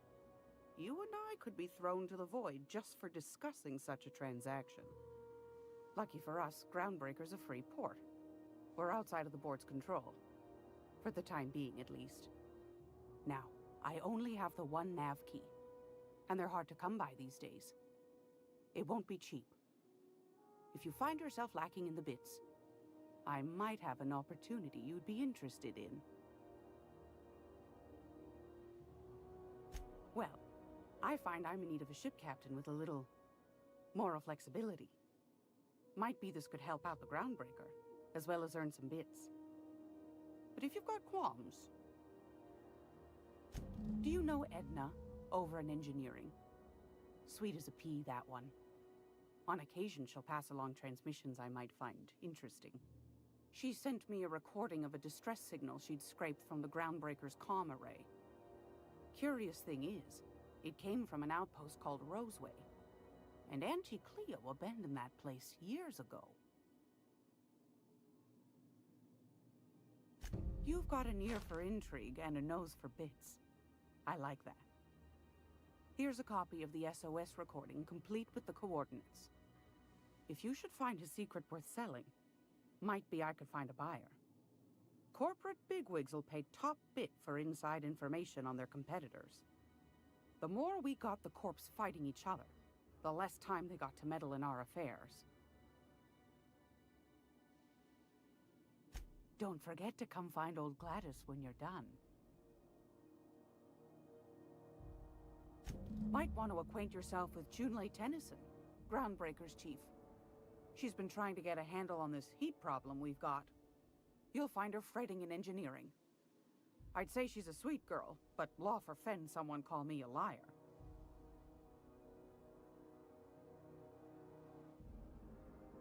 I've got a lovely little throw pillow. Just something I toss together. Like to keep my hands busy.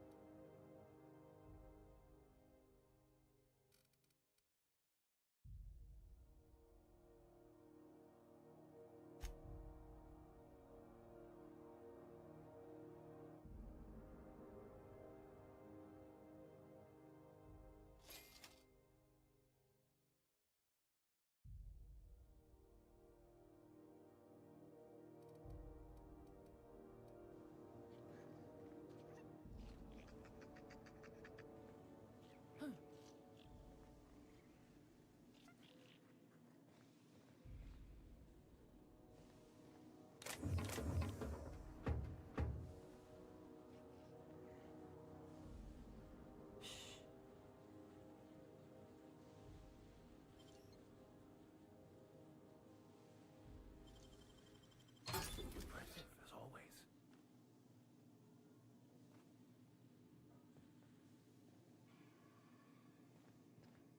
It's almost time for today's episode of The Chairman's Children.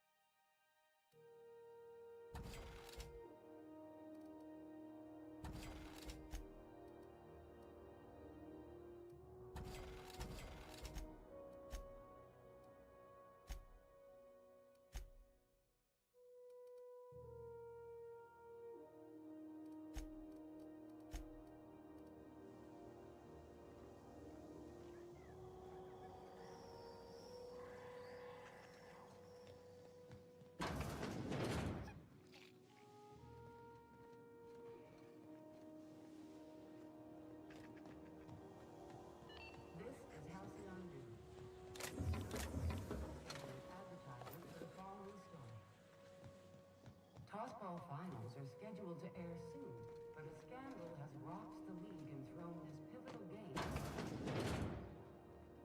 Both teams have tested negative for performance-enhancing stims. A tossball first. Coaches and referees are debating how and if this behavior could lead to an unfair...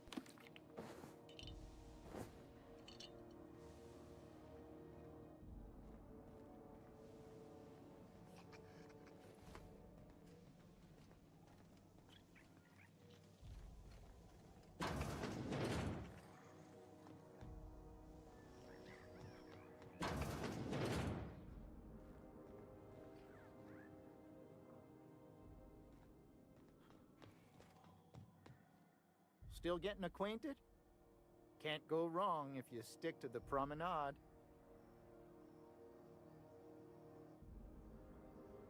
Didn't quite catch that. You'll have to speak up.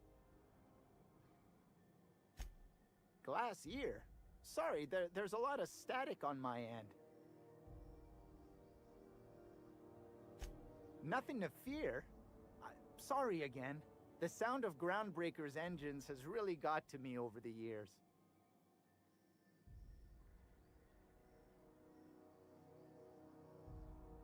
Huh? What?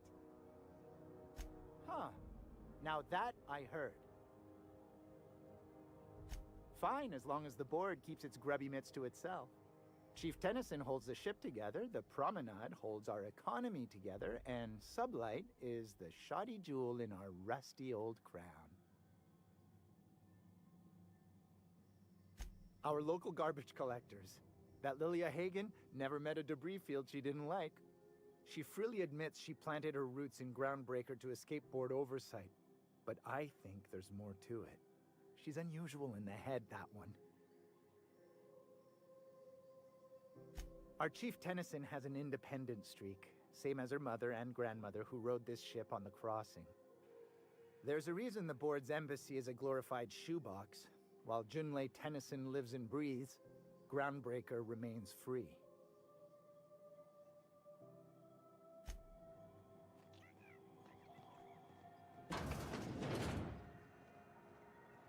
Don't look funny at the crew. Heard they toss folks at the airlock. I don't like your face. This is Halcyon News. We interrupt your regularly scheduled advertisement for the following story. Remember Auntie Cleo? Because she remembers you. When you were sick, who took your temperature? When you were hungry...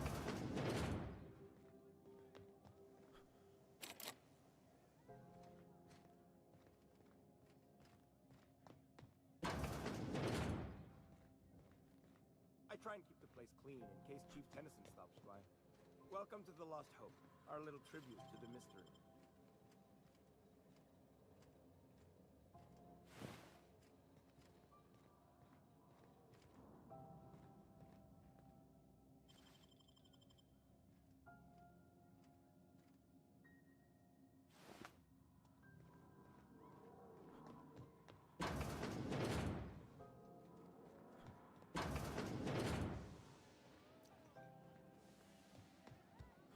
Seeking relief from the heat? Till Junlei gets those radiators fixed, I've got the next best thing.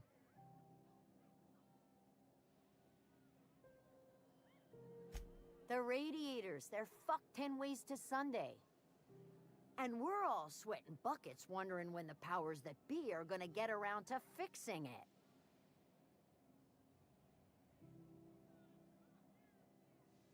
Couldn't say. And I wouldn't be pouring drinks professionally if I could. All I know is we're cooking in our own juices here, and it's only gonna get worse.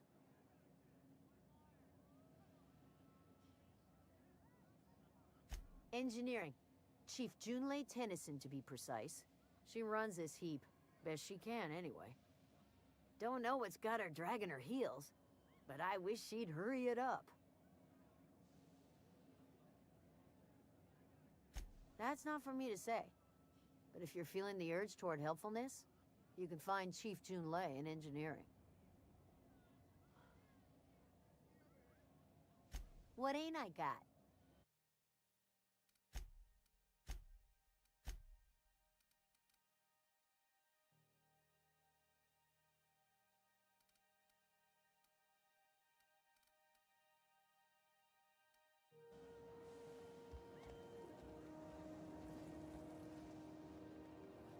This is Halcyon News.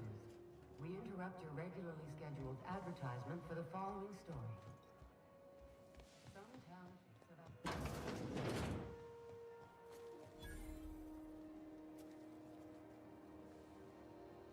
You know that sound when you've snapped on an injector clip? That's how you know your weapon loves you back. I got a full line of weapon modifications I'd be happy to show you.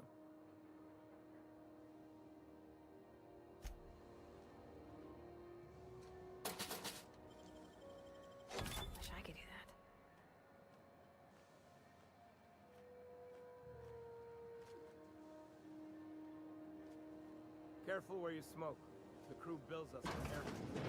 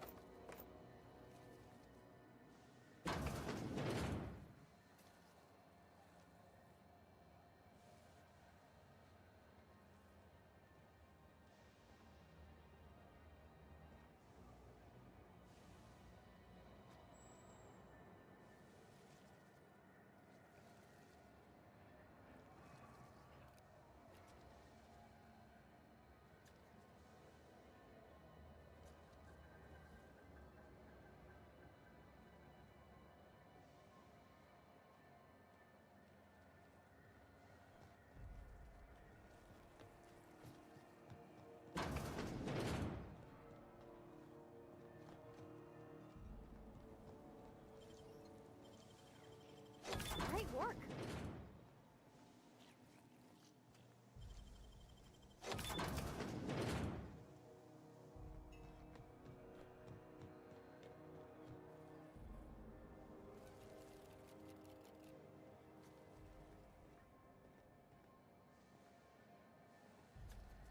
So, gonna hit mechanicals all over, but they still got us sweating. I was wondering what they do with their waste. I guess they just chuck it down here. Where's it all go? How about I stay up top? You know, keep watch, okay?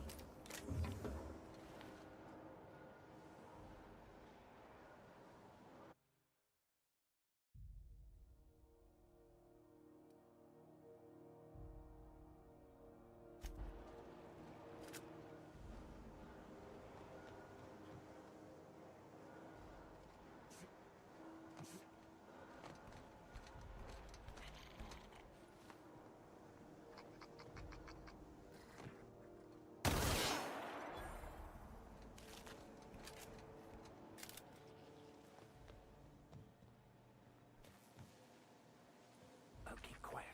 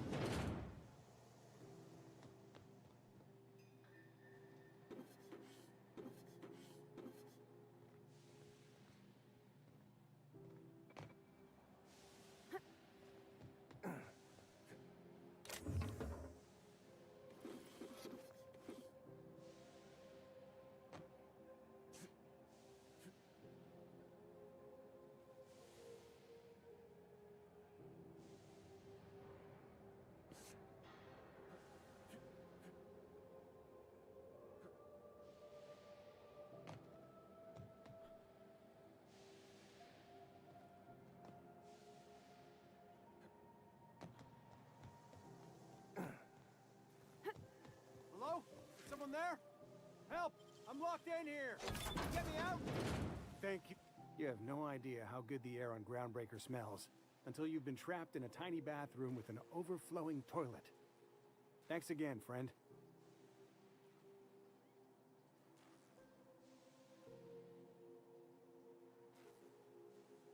You're gonna shake me down after I was trapped in a shit-covered bathroom? Is that how it is?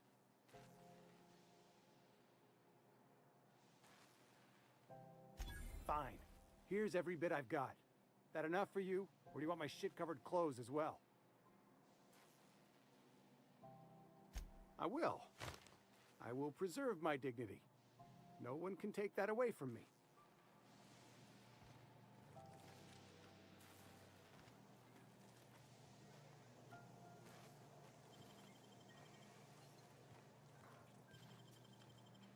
What do you think? Oh, I guess, never mind.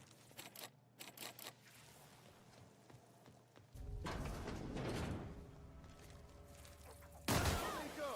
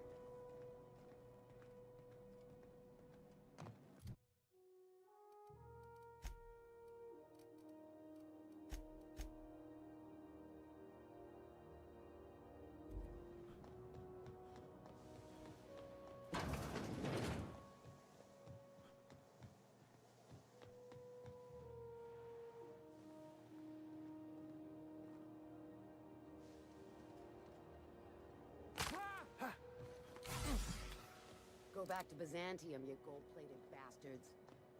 Yeah, no one wants you on Groundbreaker. Have you seen this man?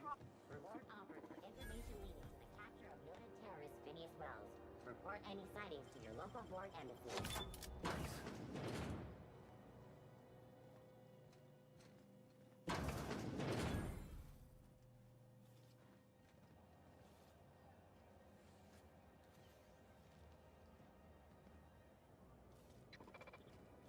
Hearty greeting, potential customer. Welcome to Auntie's Kitchen, a home-style consumable protein dispensary. May this unit dispense proteins for your ingestion.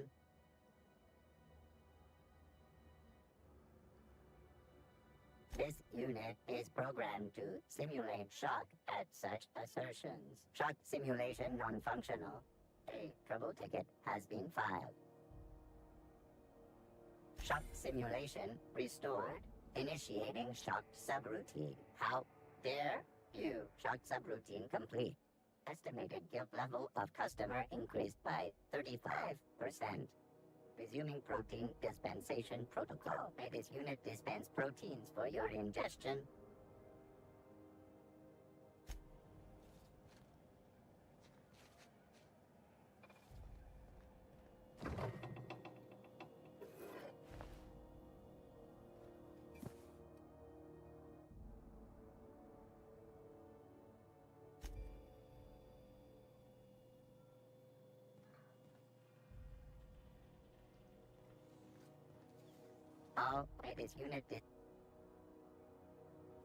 This unit would clarify. There is a dead mechanic in the kitchen. User error in the maintenance of this unit's cutlery engaged several systems at once. The slicer, the grinder, the tenderizer.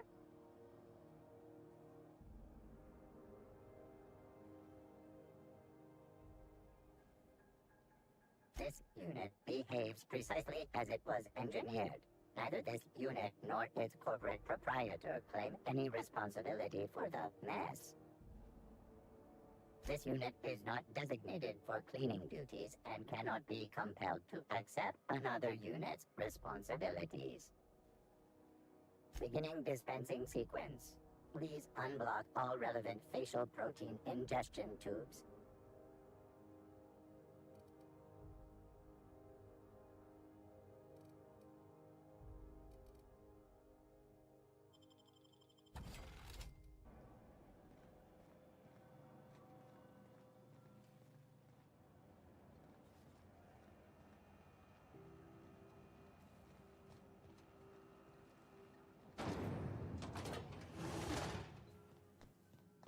Thought there'd be more machinery. Must be housed on a sublevel. I could spend all day in here and not have looked at half the best stuff. It's all pretty worn, though. Greetings, hard-working citizens of Halcyon.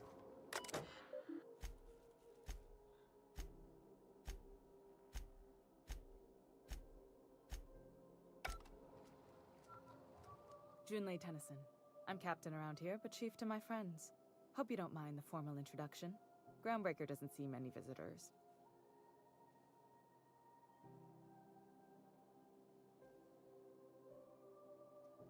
I heard we had someone in impound. Wish I could help. I gave the bureaucrats a motive authority over freight traffic, and it rankles them good when I challenge it. Just so we understand each other, I'm the final word on the ship. The Mardits, the crew, the engineers, their family. I hope there won't be any problems while you're visiting.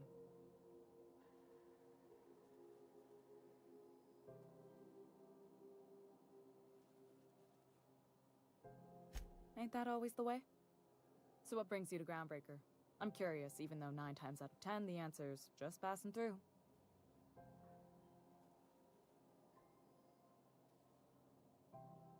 Interesting.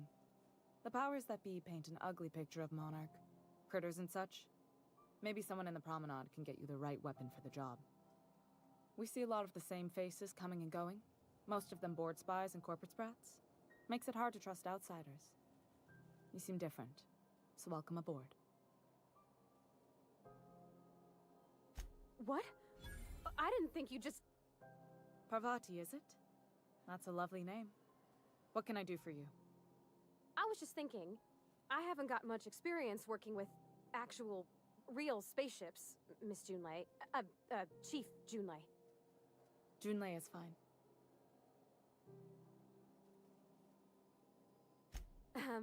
Okay. Since you run a whole space station, I was wondering if... Well, maybe you could teach me some things. I could message you later, maybe? I'd be happy to make the time, Parvati. You can ask me anything.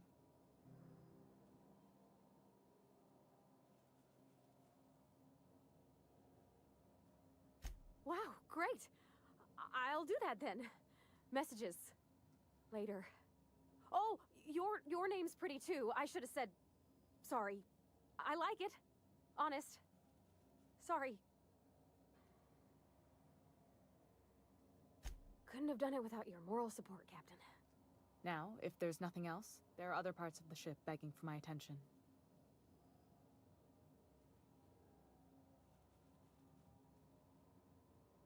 Groundbreaker's radiators need replacement parts. They're dumping superheated air into my ship. Only the board has access to new parts, and I won't let them swindle me into a corner.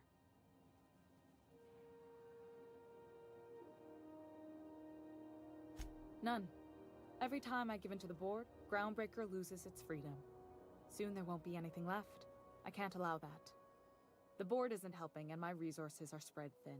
If I don't get those radiators back online, Groundbreaker, everyone aboard, will be cooked alive.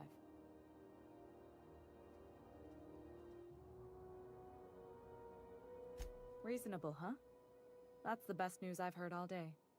According to my grandmother's old schematics, the parts we need should be in the back bays. Sorry, I forgot not everyone knows this ship like I do. The back bays are on a lower deck, long abandoned and a haven for miscreants now. Good. Once you've obtained the parts, we can proceed to the next phase of repairs.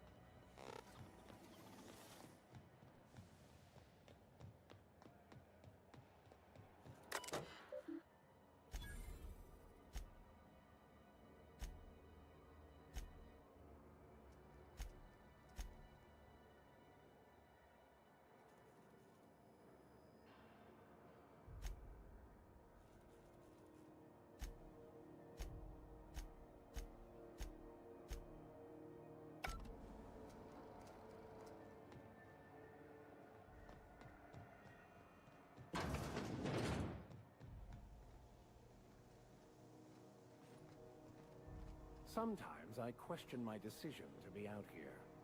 But then I remember, free will is just an illusion.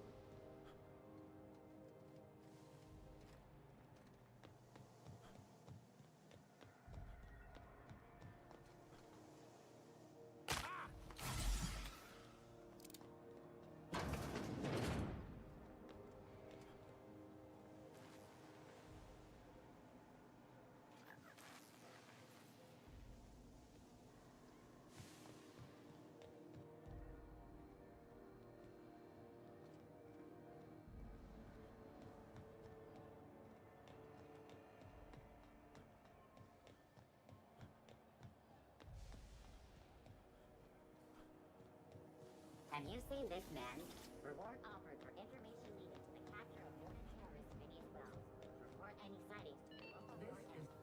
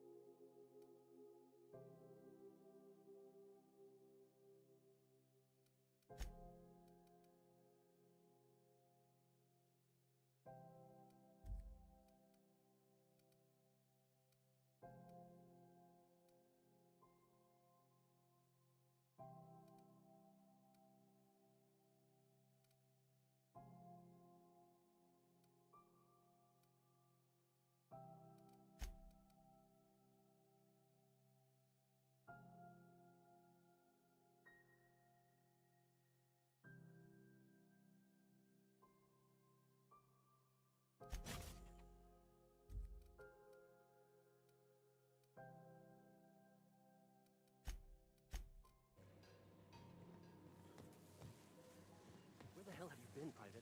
You've missed 3 shifts without notice. I was fixing that toilet you sent me to repair. The one above the Lost Hope? That was days ago. The fucking door. It locked behind me. And it wasn't until this freighter captain found me that I... You're lucky the chief would have my ass if I spaced you. Now get back to work, Private. Right away, sir. Suppose it's time to reevaluate my career goals. Watch out something doesn't explode in your face.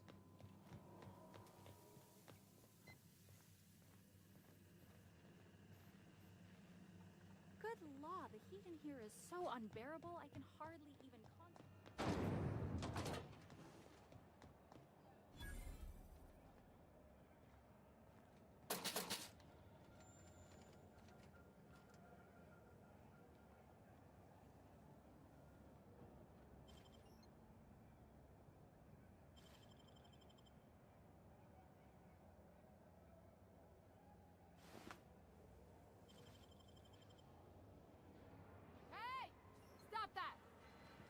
What do you think you're doing? careful next time.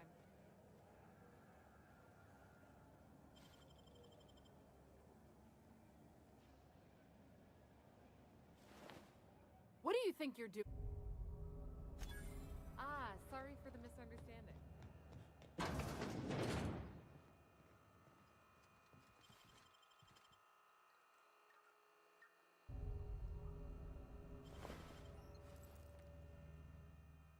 If you're hungry, you've come to the right place. I've got they're terrified to lock in the Fresh.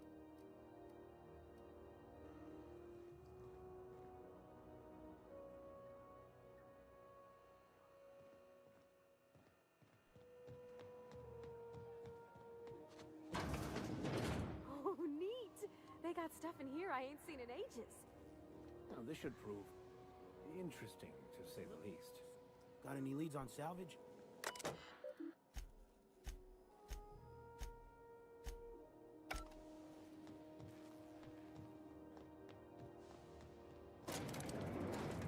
My dad taught me some French, you know. Stuff about omelets and, fromage. I could take a look at that journal. By all means.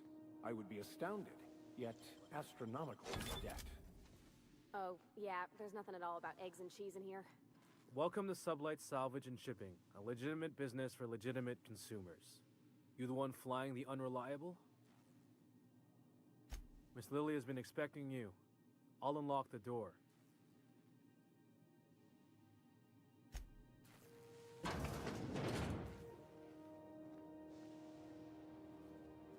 So you're the new captain in town. I was hoping you'd make your way to my office. Saves me the work of hunting you down. Lilia Hagen, CEO and Executive Director of Aggressive Operations.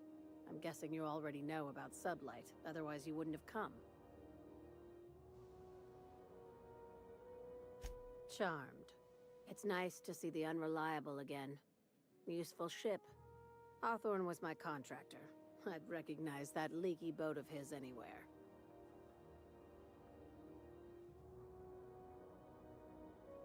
Is Ada still at the helm? I don't know how many times I told Hawthorne to restore that smartass to factory settings.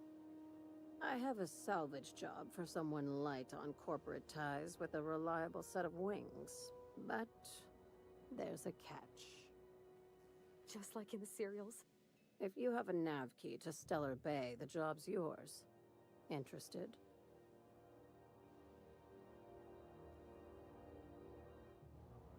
I like that initiative, but ease back on the throttle.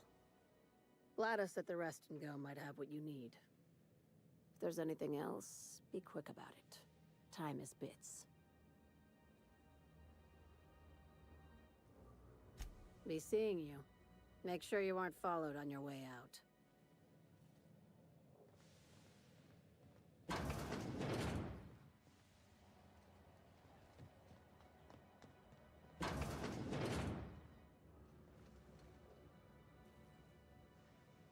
What the? Thought I heard something. Playing tricks again.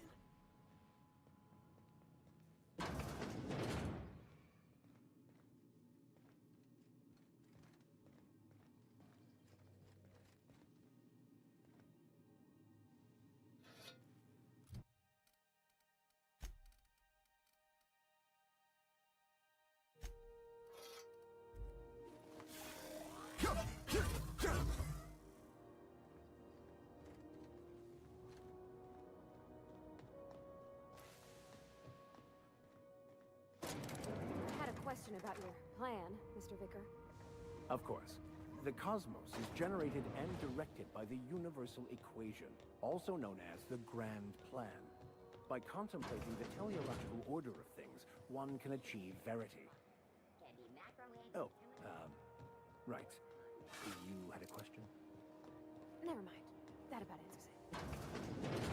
I'm just gonna hang in the back and try not to touch. Ah, yes. Wheeler messaged me you were coming. You must be the captain of the Unreliable, a vessel that used to be helmed by one Alex Hawthorne. And you are not he. Has something happened to my favorite scruffy freelancer?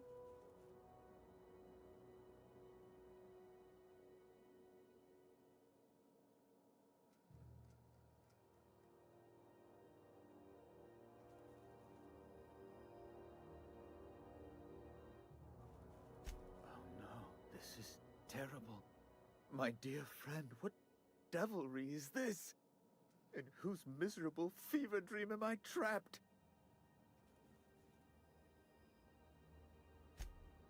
Oh, Alex. There were so many arguments we'd yet to have. He was my dearest friend. My only friend.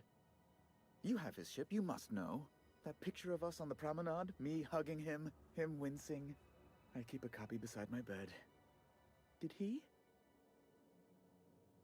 Ah, that's just like him. Such a sentimental man. Tell me, how did he die?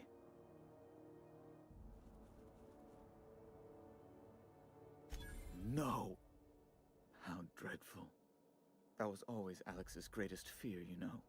Devoured by those fiends. Becoming one with their droppings.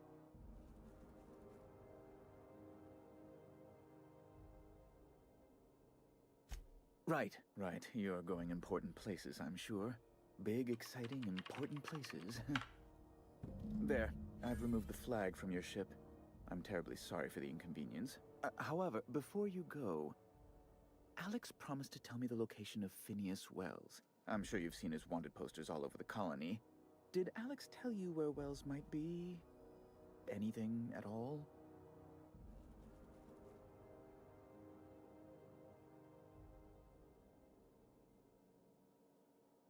You haven't read the posters? He's a terrorist, a thief, a madman. It's really in the colony's best interest that we stop him before he does further harm. Well, Alex knew, or he said he did. And you have his ship. Maybe he kept some records around, or a conveniently placed note on his bedside table? That's... well, that's just terrible news. Law, what am I going to do now? The board will have my head. Oh, I'm sorry. This is terribly unprofessional of me. Is there anything else I might help you with? It's personal business, I'm afraid. Miserably, terribly personal. Information on the whereabouts of Phineas Wells would go a long way. It's... well, it's my white whale, I suppose.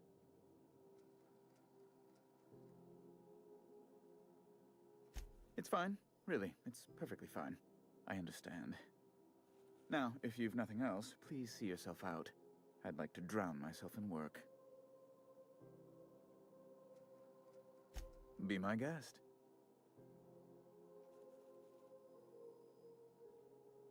Oh, good law! Who'd want to go to that toxic hell pit?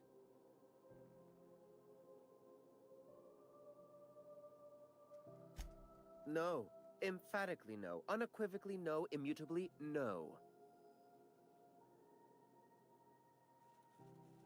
Best to be clear, I believe.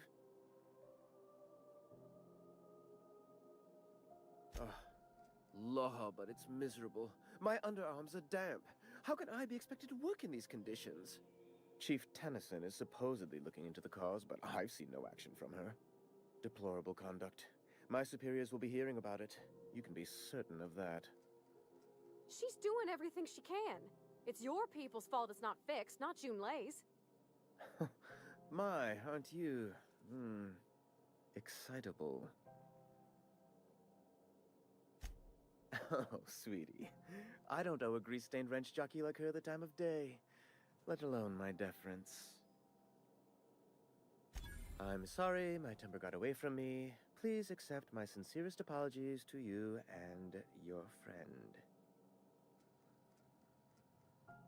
Oh, I'm not used to folks saying sorry. It's not all right exactly, but I appreciate the apology, I guess. Well, now that that's dealt with, was there anything else you wanted to discuss? A luxury stateroom, reserved for Chairman Rockwell's use.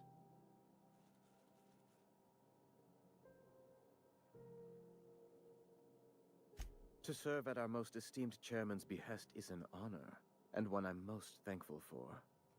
As this office is the primary embassy for the board on Groundbreaker, corporate bylaws specifically state a room must be maintained for the chairman's exclusive use. Ask away.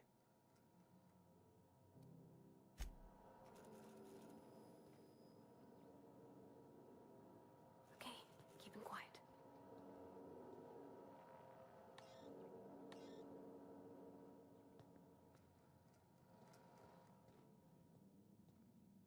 Huh?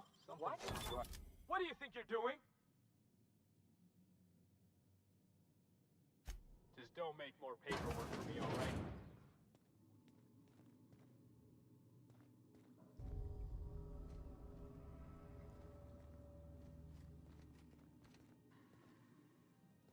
This is Halcyon News. We interrupt your regularly scheduled advertisement for the following story. Reports from concerned supervisors indicate that rates of time theft are on the rise.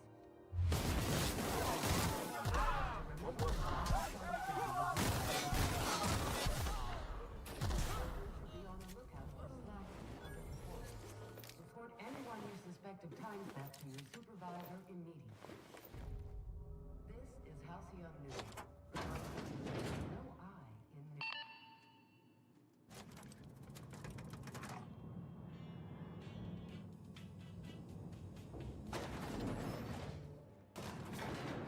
I'm seeing you limping a bit. You all right, Mr. Vicker? Need us to slow down? What are you implying? I am perfectly fit. My knee is just acting up. There's no shame in being older, Mr. Vicker. Don't worry. The captain and I will take care of you. I need neither your advice nor your pity, young lady.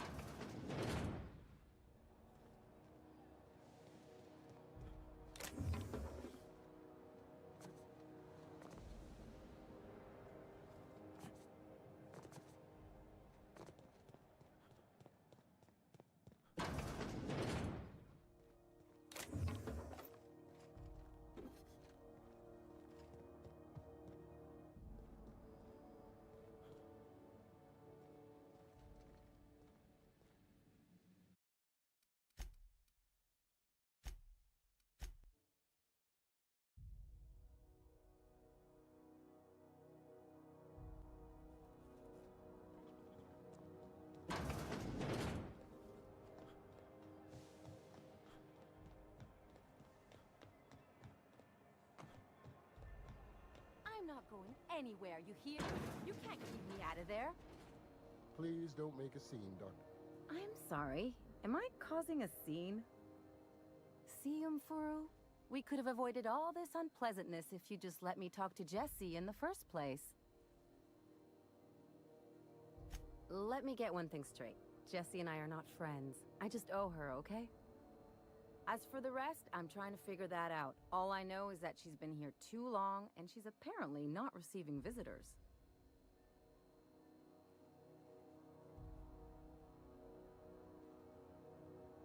Be my guest. If you know something I don't about dealing with hospital bureaucracy, I'll be impressed.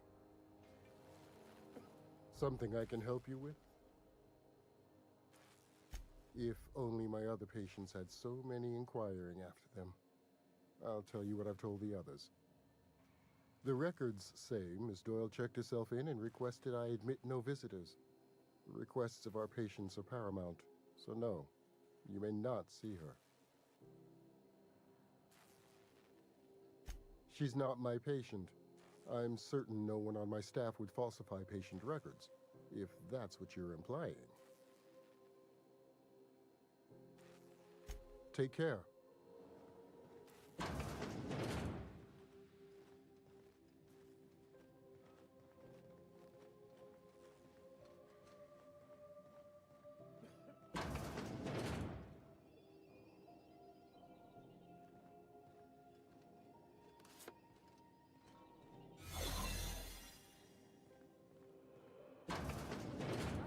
You're sure this is perfectly safe?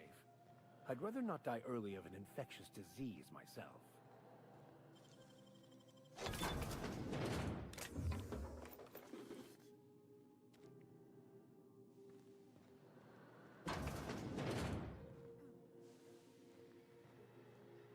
the last rat on Rutton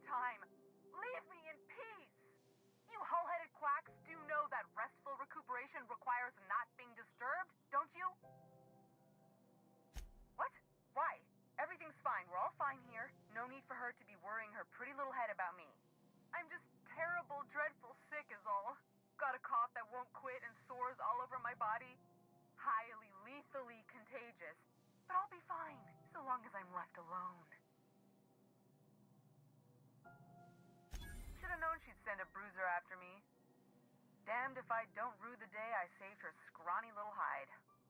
Inadvertently, I befriended a bloodhound in the process. Alright, okay. We can discuss this like the level-headed folk that we are. Seems I've got to do something before Ellie goes jabbering my business to anyone with one ear and an intent to listen.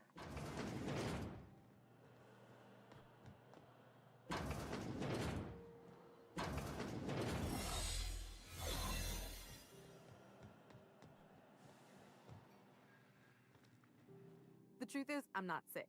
But if you repeat what I'm about to tell you to anyone, I will deny it with my dying breath. You, ain't with the board, are you? See, I owe them a lot. I might have missed a payment or two, and the other night I swear someone was following me back to my room. So I hold up here to lay low.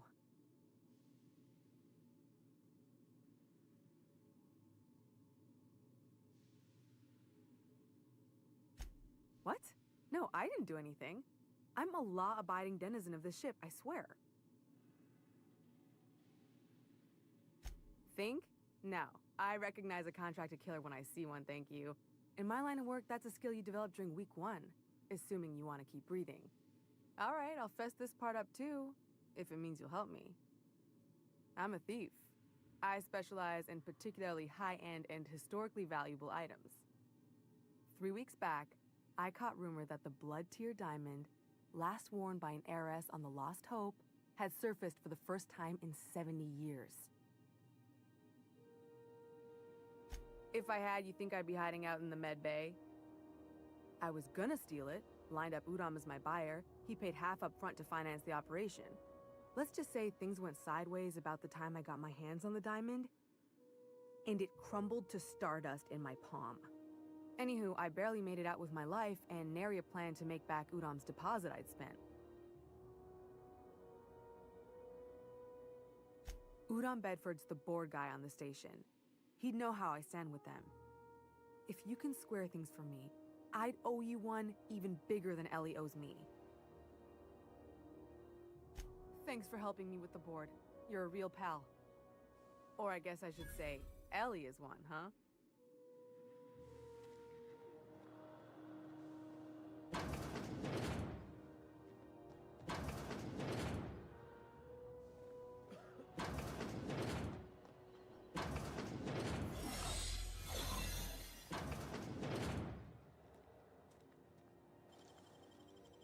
You're an artist, Captain.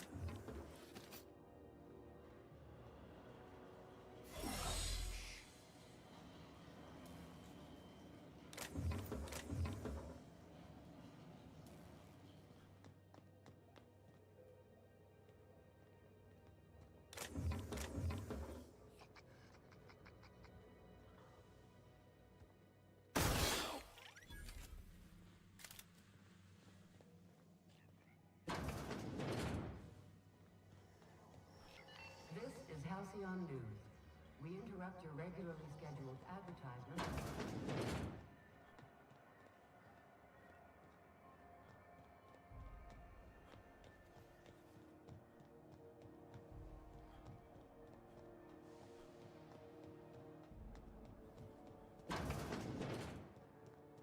How do you do? Ah, how might I assist you? Miss Doyle owes the board a significant sum. Alas, the only collateral she has is her organs. Compulsory donation is quite legal in such cases.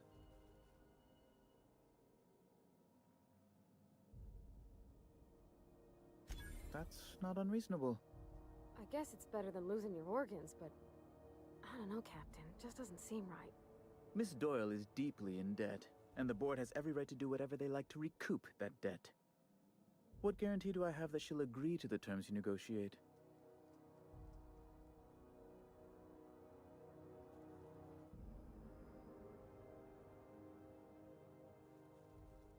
I'm not sure the price of her organs will allow a profit in that case.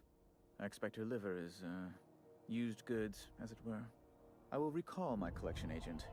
Tell Miss Doyle to report to me promptly for her first assignment. Now, is there anything else you need, or can I return to my work?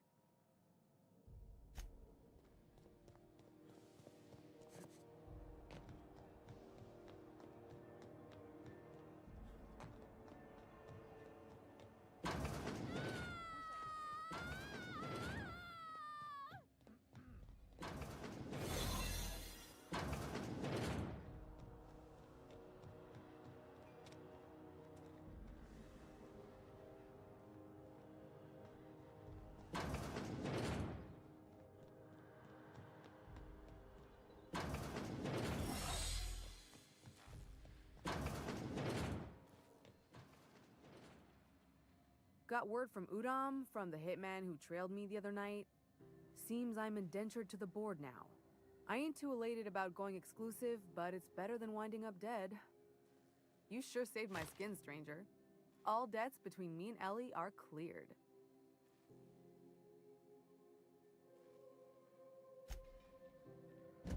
The good news came through the wireless.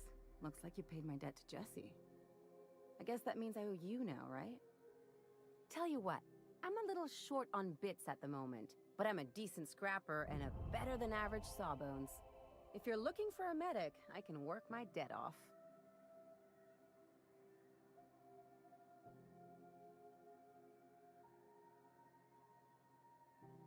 If I'm being honest, and I prefer not to, I was about ready to pick up another contract anyway, and you settled this in a pretty tidy fashion, which tells me you're competent. But we can say I'm repaying the favor if you prefer that version.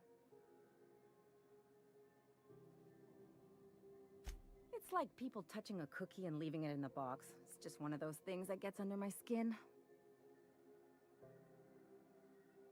She helped me win a bet. We were on a smuggling run planetside when our point man bet me I couldn't outrun a mantisaur. What can I say? Something about people telling me I can't do a thing that just makes me itch to prove them wrong. And, as you can probably guess, the thing was faster than it looked. Probably would have caught me if Jesse hadn't picked it off. Yeah, but the important thing is I won the bet. You won't be sorry. Though it looks like you've got a full roster already. Time to play favorites, Captain. Dr. Fenhill, glad you opted to join us. It'll be good to have a Sawbones on the crew.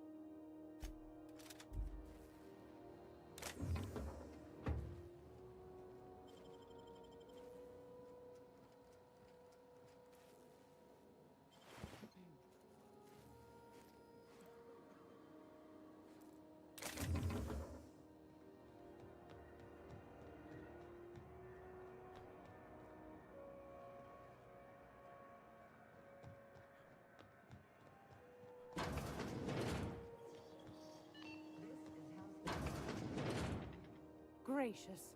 I was just sitting down for tea.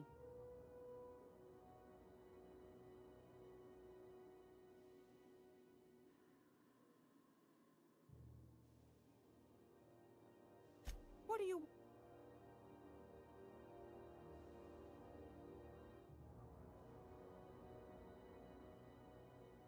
Ask the common folk, and they'll tell you it's on account of all the monsters on Monarch desperate to gobble you up.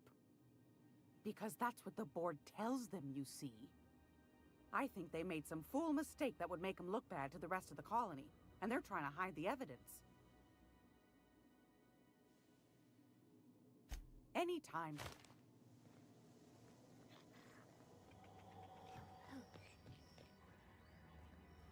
Hot. Hey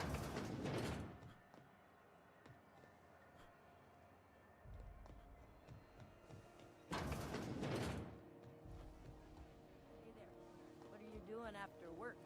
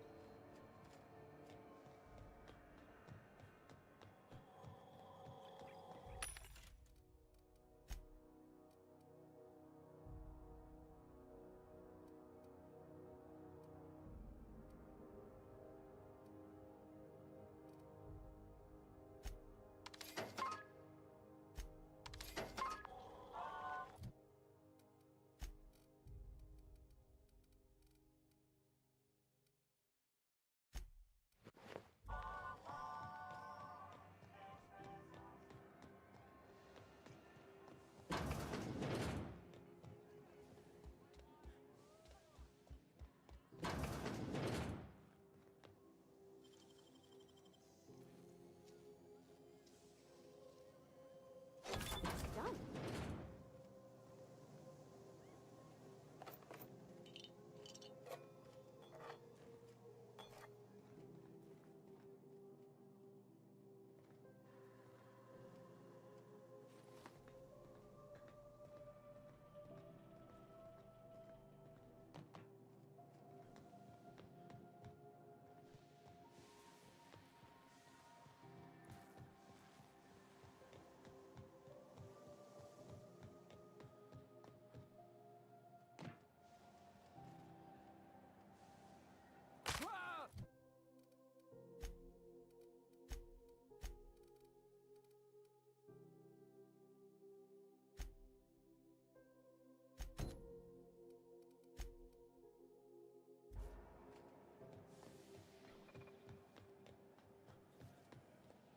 Have you seen this man? Reward offered for information leading to the capture of noted terrorist Phineas Wells. Report any sightings to your local board embassy. Who the... Hey, McRed, were you expecting any company? A neighbor from above approaches our realm. Back away now. Look at this ripe piece of meat just sizzling on the grill. Huh. Yum, yum. Time to feed the flames. It's nothing personal. Promise. Burning to death is one of the most painful ways to go, just in case you needed a reason to get us out of this. Is this what carbon monoxide poisoning looks like? I don't think this deck is too well ventilated. You came with the crew. Welcome. We got plenty of space to spread out, but only room for one captain.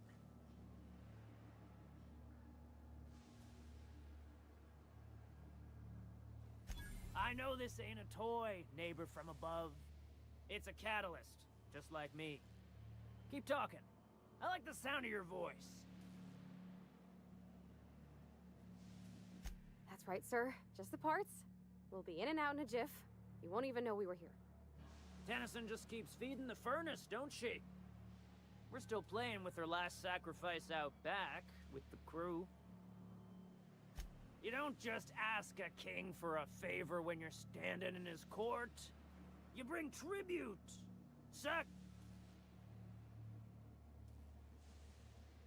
Take your best shot. Get up!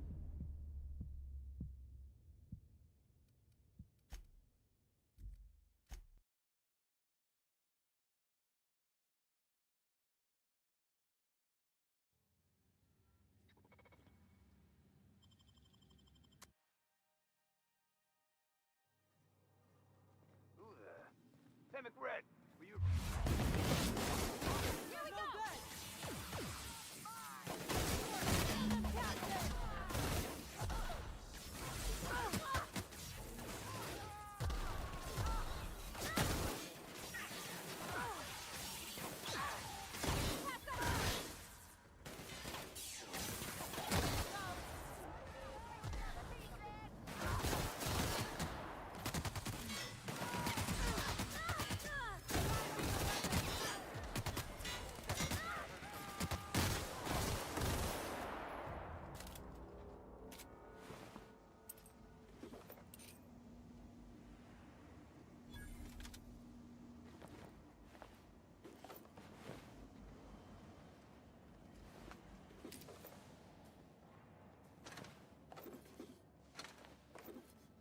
Ooh, smells like burning meat and bad hygiene.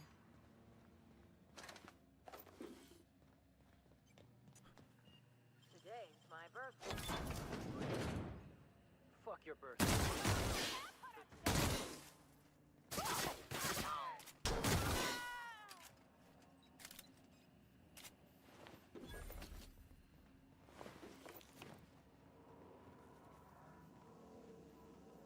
What do you say we get out of here before we join whoever that was on the grill?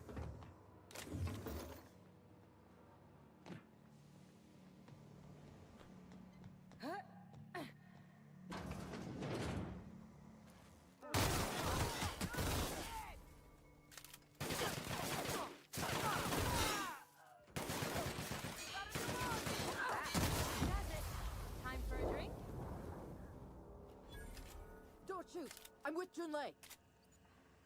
Haven't seen any new faces down here since I arrived. Not sure how long ago that was. McRed tends to incinerate anyone who comes by.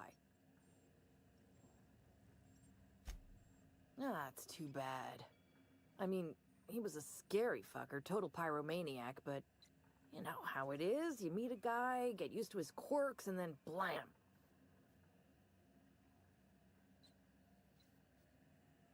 I'll get back to my post. See you topside, stranger.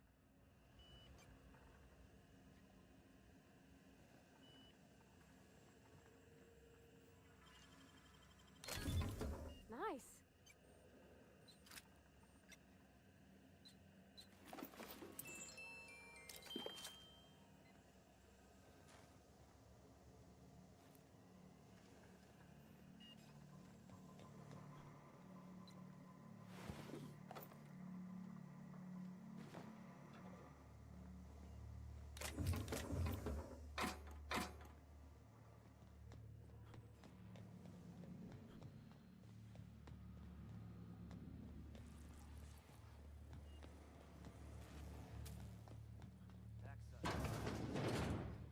Does everyone get branded when they join McRed's crew?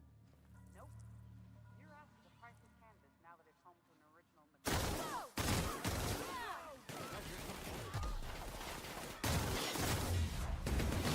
Or even a scratch.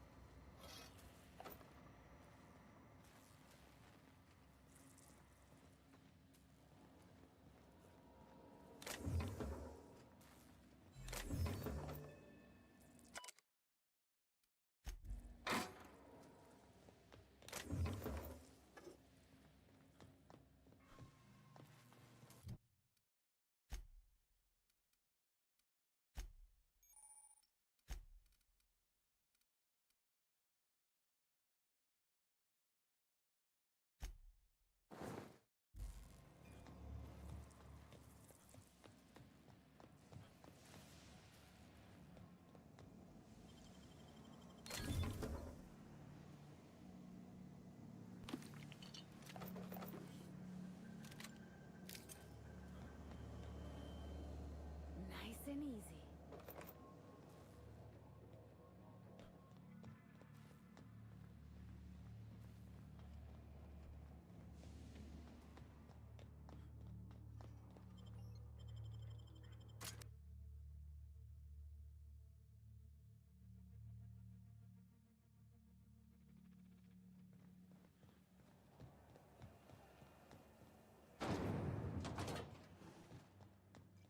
This is Halsey.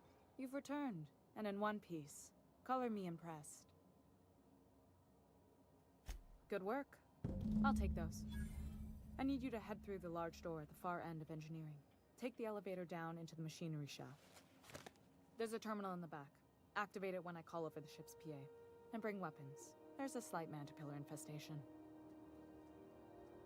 More than a few. Less than a hive. Nothing you can't handle. We were salvaging parts from a ship. Turned out there were eggs inside. They got into the radiators, and here we are. Don't worry, Miss Junlei. We'll be super gentle with the ship. You don't got a thing to worry about. I mean, aside from fires and such. I'm genuinely heartened to hear that. Thank you.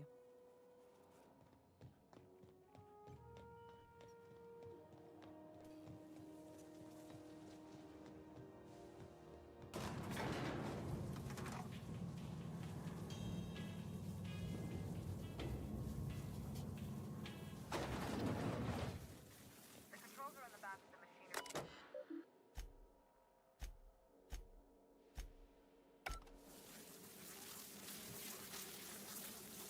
They're on us. Okay, here they go!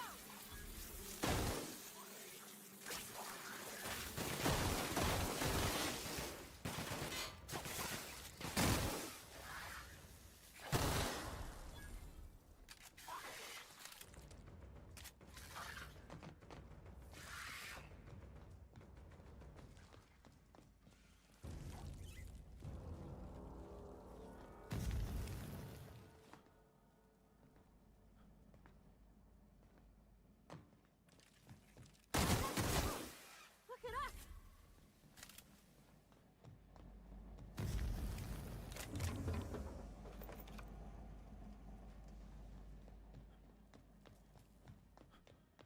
Good news, John tells me the security mechanicals booted up and killed a bunch of mantis. Bad news, diagnostic says their circuit boards are fused from the heat, so they're not thinking about who they kill next. Sneak past if you can. Shoot back if you need to. I can always get you later.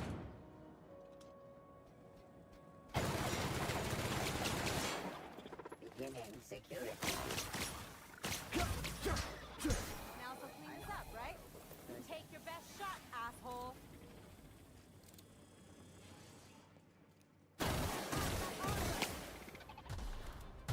Required here. Careful, you're hurt!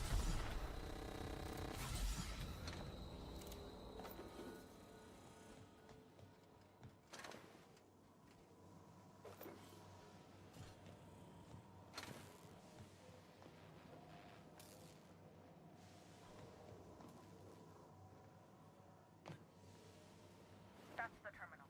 I have the Processing. parts position on my phone. If you don't know what that means, just don't. Investigating. Pass that armor!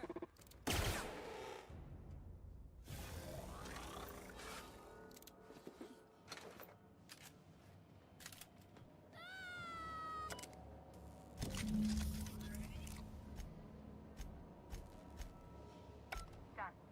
The temperatures are dropping. Stop by once you found your way out of there.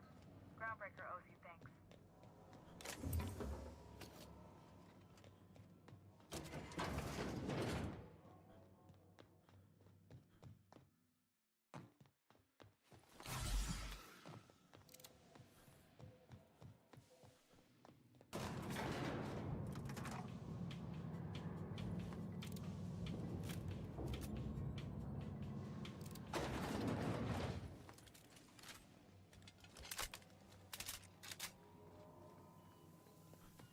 This is Halcyon News. My boards are returning to green. What a weight that is off my shoulders. I don't normally tolerate outsiders mucking about in my station's guts, but you're all right. The temperature should be dropping as we speak.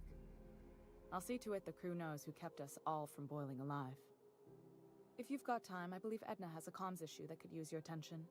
I've also authorized Doc and Furu to sell you our premium meds.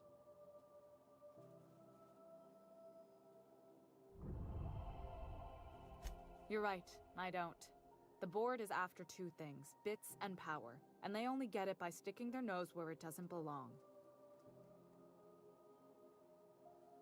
I like to think of myself as a nice person, but if that gaudy embassy of his was on fire, I might hold my breath a moment before activating the sprinkler system. The board wants control over Groundbreaker, and leeches like Udom Bedford will do anything to please their corporate masters. You've got my attention.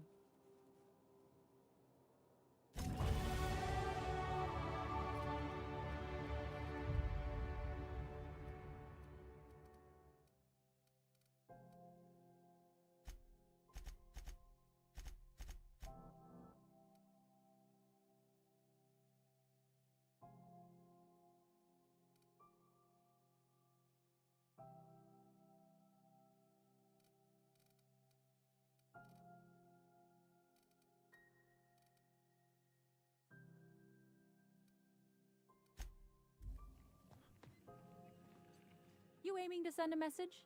If so, we best do it now while we still got time. And no, Ellie, that offer does not extend to you broadcasting another of your crude jokes. Hey, that's a real planet, and no one's seen it in a long time. Damn it, Ellie, I don't have time for your shenanigans.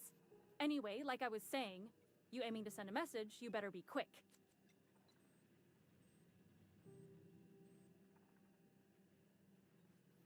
Me? No. But our relaying capabilities? That's on the final countdown. We're going offline in 3, 2, 1.5... No. Wait, I've lost track of my weeks. Maybe it was 36 or... sometime dire soon. Our primary relay station's soon to be occluded by a gas giant. Happens every 40 years or thereabouts. The event's forecasted to last for months, during which we'll lose signal to the station. That'll put the whole system in a right dire situation. We've got backup auxiliary relays, but the one currently in orbital range went offline some months ago. We can't spare people for routine maintenance. Yeah, I'm working on it. I finally got the chief to approve the budget for a diagnostic expedition. But allocating the personnel loss for sending a technical team to the relay station keeps getting denied by Junlei. The chief. I should say no, but why not? Maybe you can figure out why it's offline. I'll send you with an equipment manual. Hopefully we'll get lucky, or I'll get my approval in time. Hope you don't mind if I borrow that manual when you're done with it, Captain. I could do with some leisure reading. Oh, and I'll need you to retrieve a copy of the relay's backup data. I gotta forward any messages from Earth stored in the memory. Better late than never, eh? The relay stations orbit the edge of the Halcyon system, so they tend to receive the majority of any transmissions from Earth. I'm sure the station's got a stack of junk messages just waiting for me to sort through.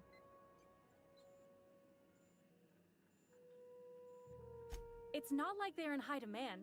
Most tend to be adverts on new products, meaning only folks in Byzantium can afford them.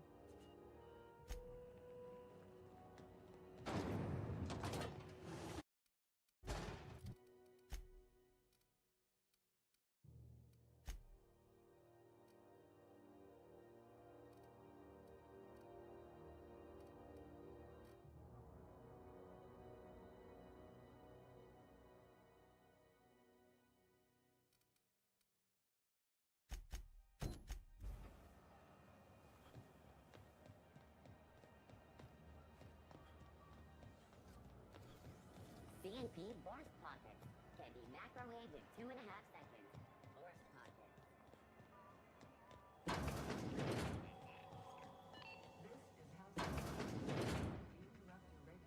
It's almost time. Yes, dearie? Take that darling ship of yours down to Roseway. where that distress signal I told you about shouldn't be...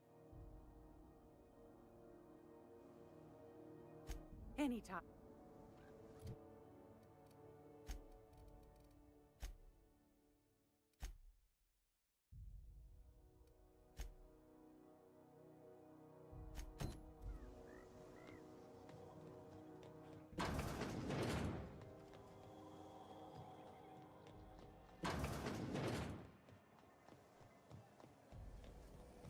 Rizzo's mom signed a hard ladder for a hard life. How goes the hunt? I've been ruminating on it, and I decided, if you ain't killed McRed yet, I want you to hurt him a little before you do. Nothing excessive, mind you, but the scoundrel deserves a light beating at least before he kicks off.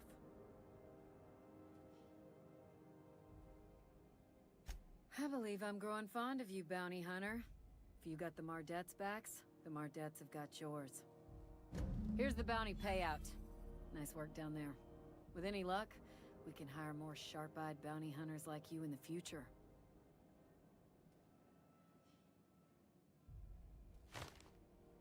With that bastard McRed dead, there ain't much else in the offing. Not that I'm complaining, mind you.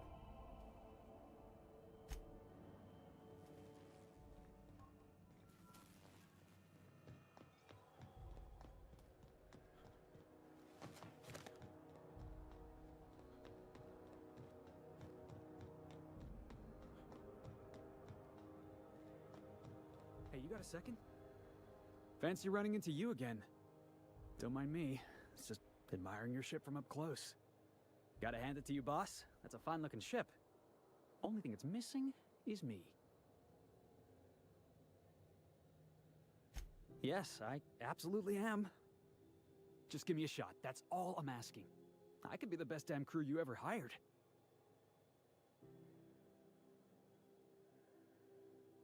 You're serious. You're giving me a shot.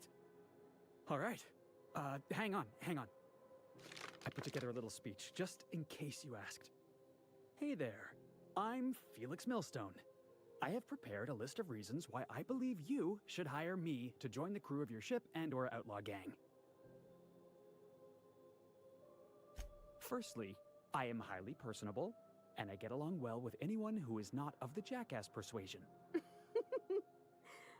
Sorry. He's funny. Secondly, I can be counted on in the event of a firefight, standoff, and/or raid. My motto is, if you need a steady gun hand, I'm your man. That motto is it's a work in progress. Wow. You don't know how long I've been waiting to hear that. Thanks, boss. You're not gonna regret this.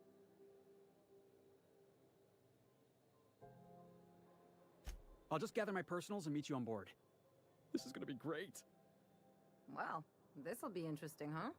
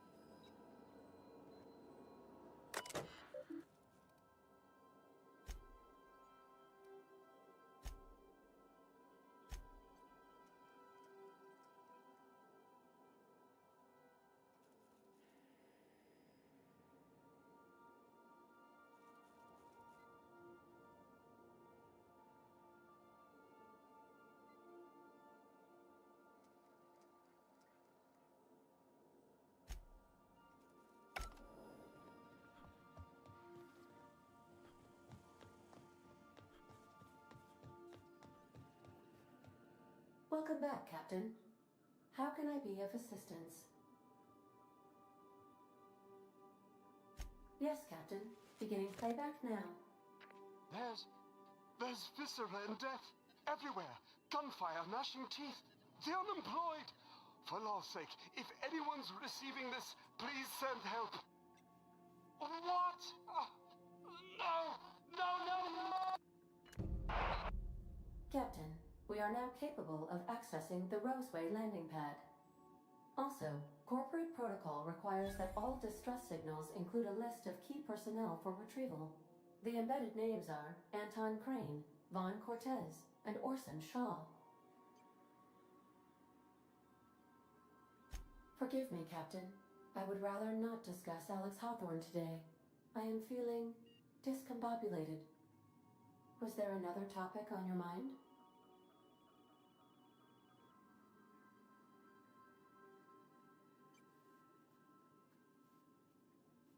Captain Hawthorne attached 98.4% of the ship's processes to my computer, thereby giving me near total control.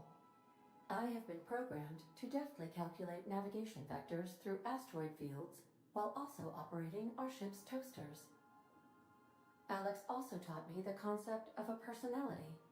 He was quite delighted when I crafted one in order to better engage with him. It was basic in the beginning.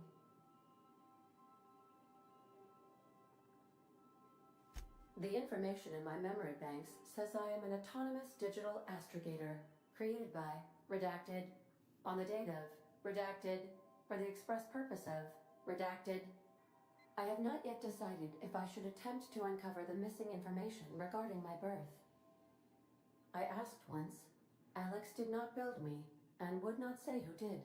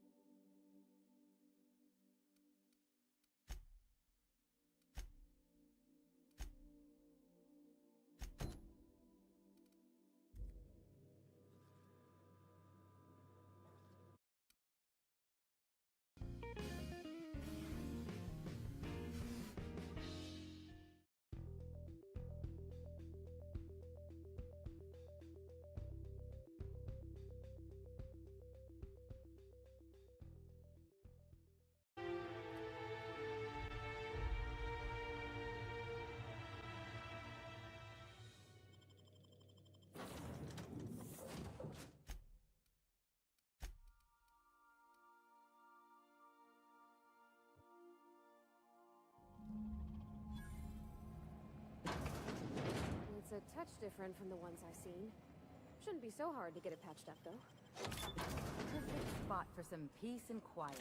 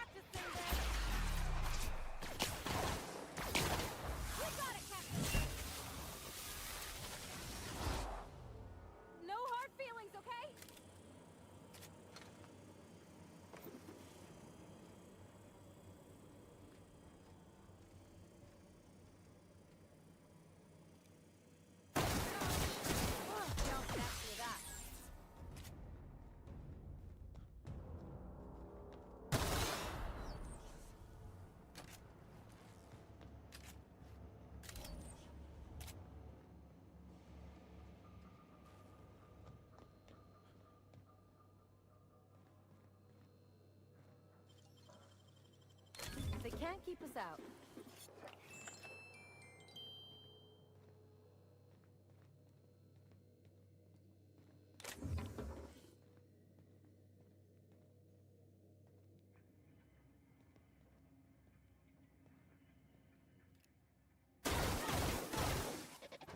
Watch a pro at work!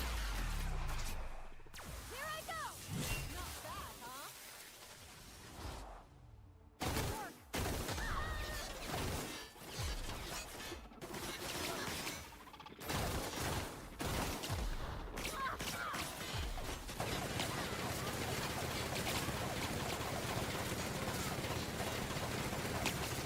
Ready for more.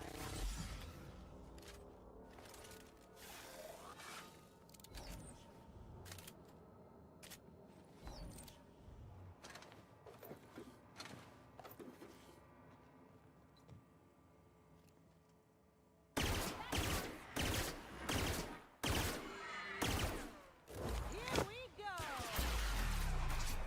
Here goes nothing! How about that? Didn't we get our...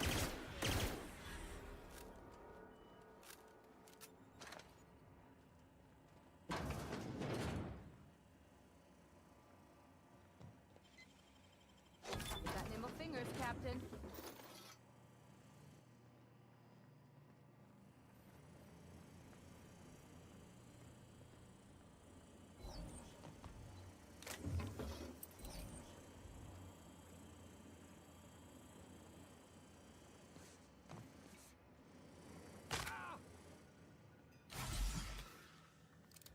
You probably don't need my diagnosis, but he's definitely dead. Poor fella. You think he did it to himself, Captain? That's...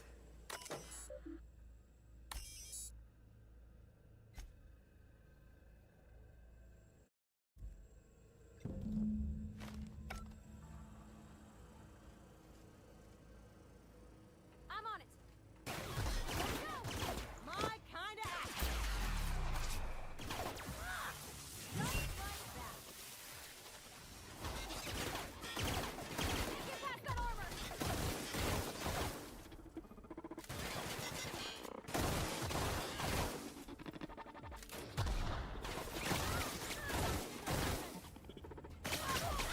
They won't try that again!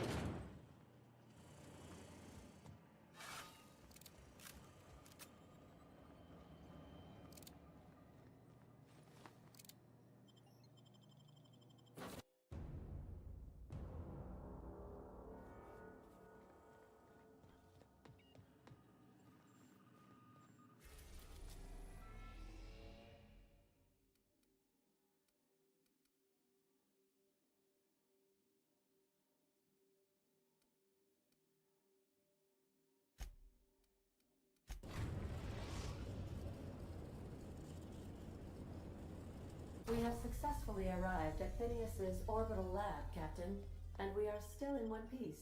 Shall I congratulate myself, or would you like to do the honors?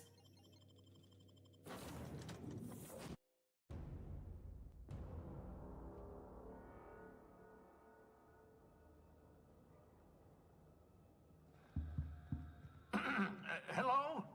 Can you hear me? Does this work? I'm just securing my ongoing experiments. And securing myself. Mind the mess. I haven't had a visitor since, in fact, I've never had a visitor.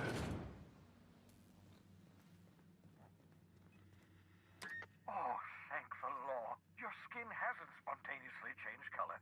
Potential side effect of the revival process. Very rare, but you never know. Right. Welcome to my little habitation, such as it is. I've got caffeinoids, cysty bits, if you're into that sort of thing. So, welcome. Make yourself at home. My secret hideout is your secret hideout.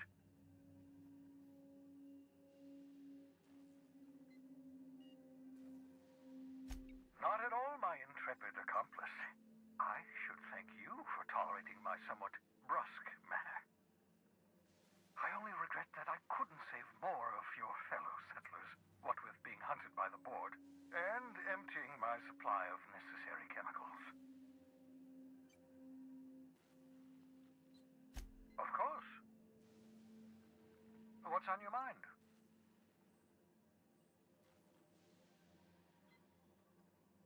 Oh, it's not you. I do experiments in that room. Some of them get quite scientific. The unexpected is to be treasured, but from a safe distance. Regardless, it's quite comfortable in here, you know. I have my beans, have my caffeinoids, plenty of toilet paper.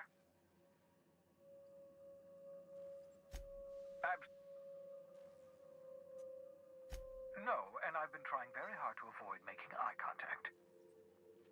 Nice to meet you, Dr. Wells. I'm Parvati Holcomb.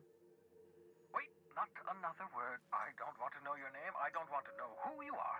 Let's just enjoy our plausible deniability while it lasts, shall we?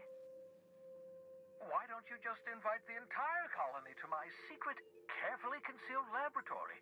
It isn't as if I wanted privacy.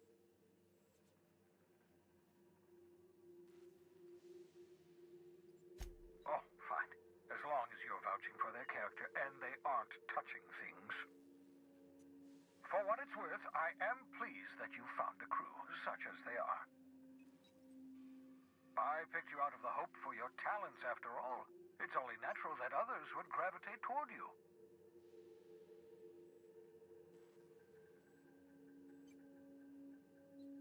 That's odd. I'm at least 65% certain my tone was sufficiently sincere. Perhaps the glass is distorting my voice. Must look into that. What's up?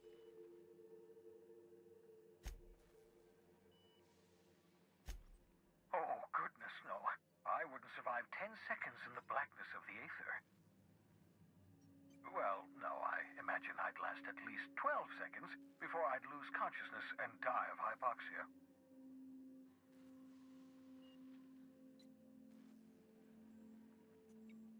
Life outside work? No, of course not.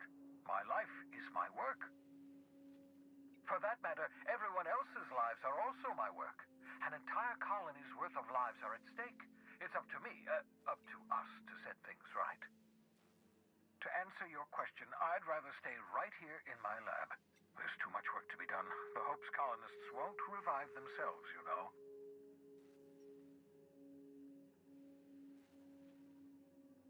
Of course, I'll be here, as usual.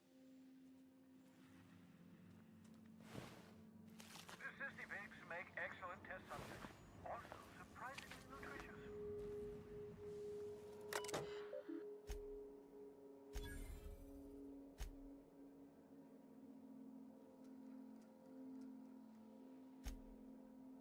Careful, that's my communications terminal.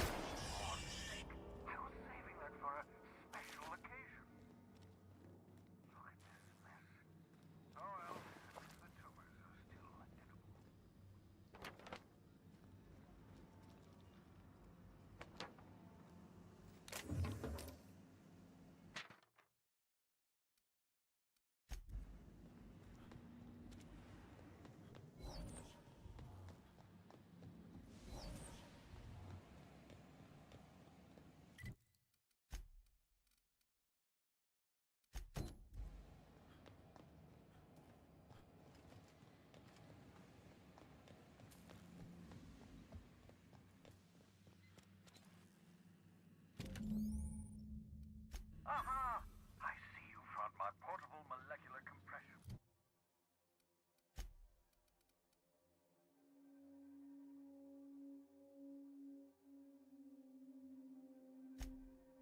Device, better known as a shrink ray. Find a target, point, shoot. Your target will shrink down into a manageable size, whereupon you may commence beating them to a pulp. Feel free to try it on a marauder sometime.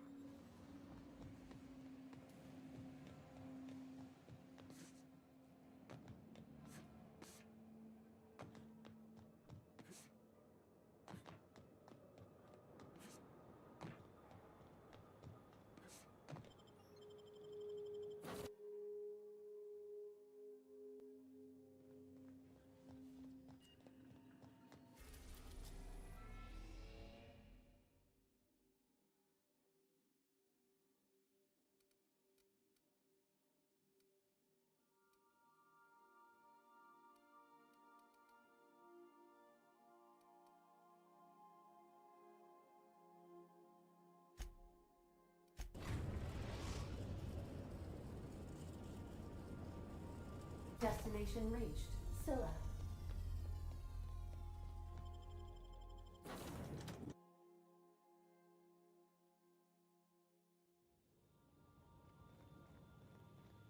This is real space, isn't it?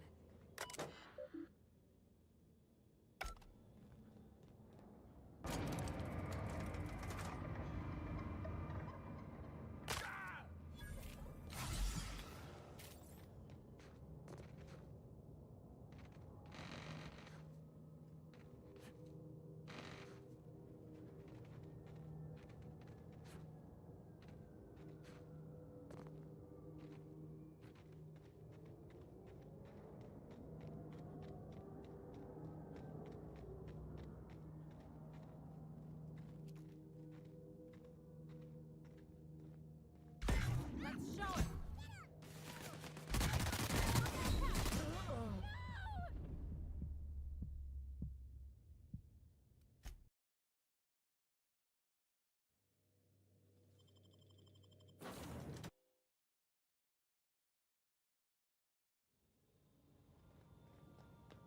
This is real space, isn't it? Empty, silent. Never thought I'd see the like. I look up at night, but This is the right place if you want to trade contraband or hide smuggled goods.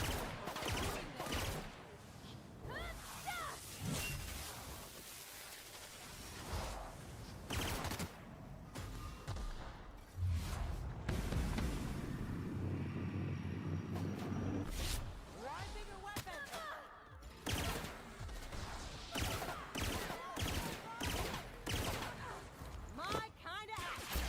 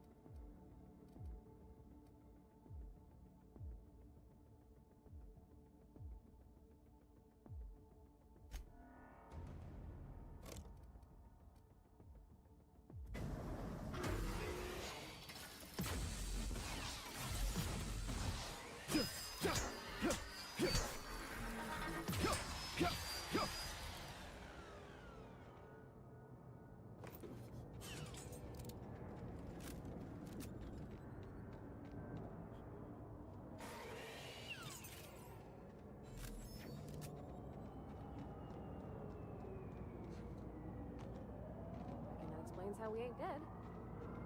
Without the pylons, the O2 this thing's cracking from the ice will just drift off. There's no credible research on the health effects of standing directly under a terraformer, Captain. In case you were wondering.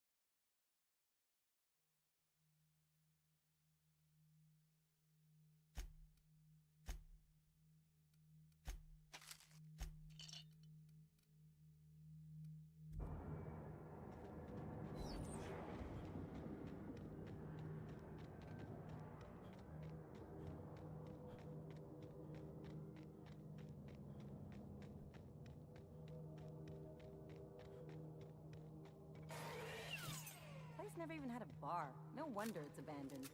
Wouldn't the quiet get to you? Knowing there's nobody out there? No one at all?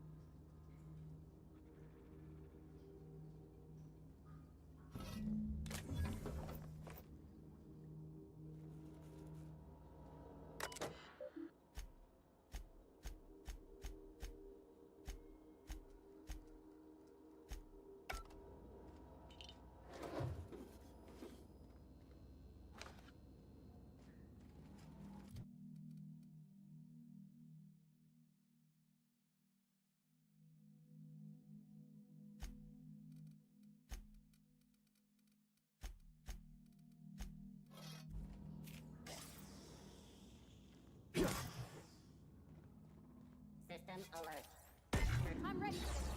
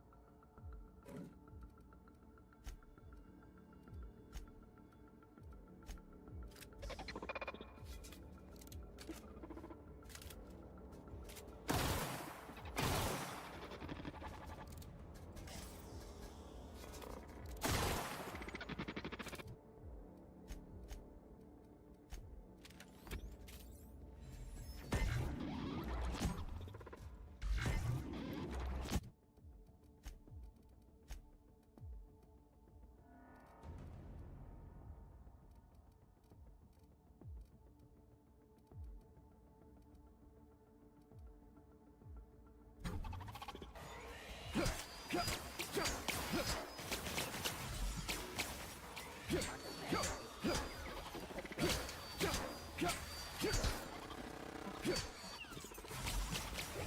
patrols initiated.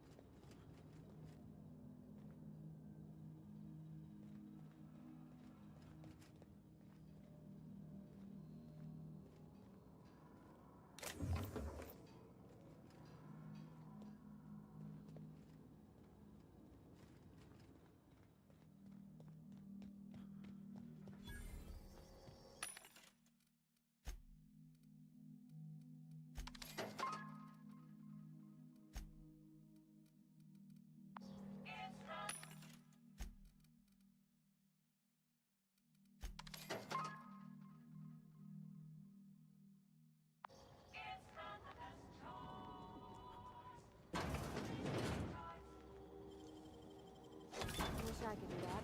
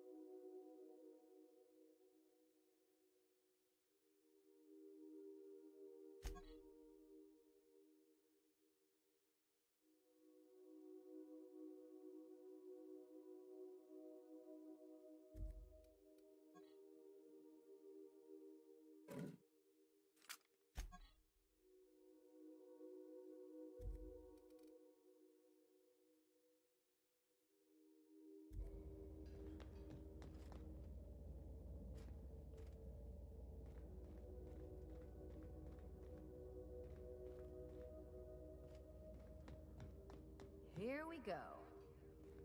Why is it it's every place we go?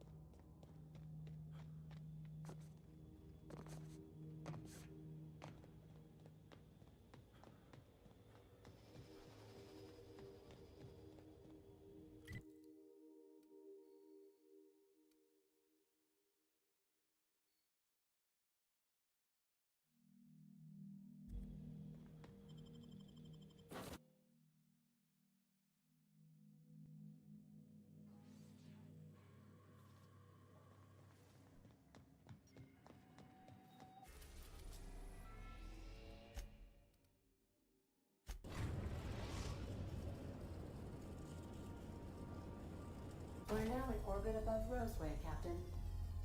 Can we talk? Captain? Remember, items in the hold may shift during takeoffs. Hey, Captain. Can I get your temperature on something real quick? So, Junlei and I have been talking some. Through messages. I got him here on my data pad, and well, she sent me a poem. One she wrote her own self, I'm pretty sure. I don't know if I should read into it. Because poems are all symbolic and such, right? It's not so good. But real sweet.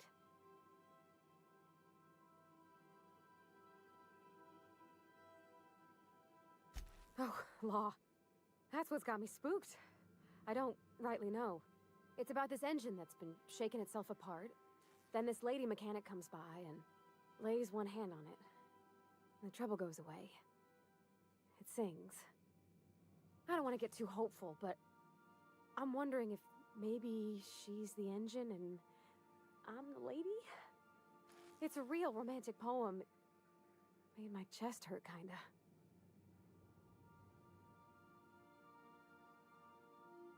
I don't know where it's leading yet, or if I'm misinterpreting. I'm not much interested in physical stuff. Never have been. Leastway's not like other folks seem to be. It's not that I can't, I just don't care for it. It's been a problem in the past. The folk who wanted to be with me back in the Vale, they said I was cold.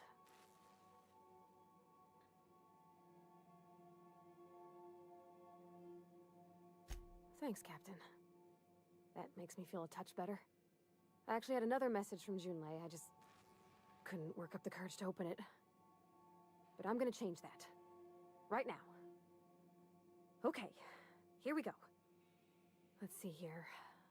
Talking about old friends, got to thinking... Isabel? Who's Isabel?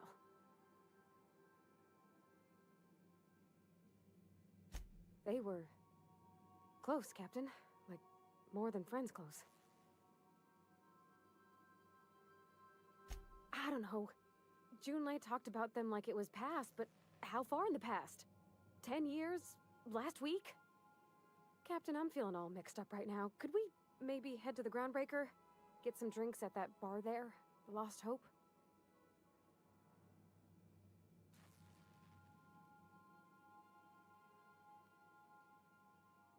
Thanks, Captain.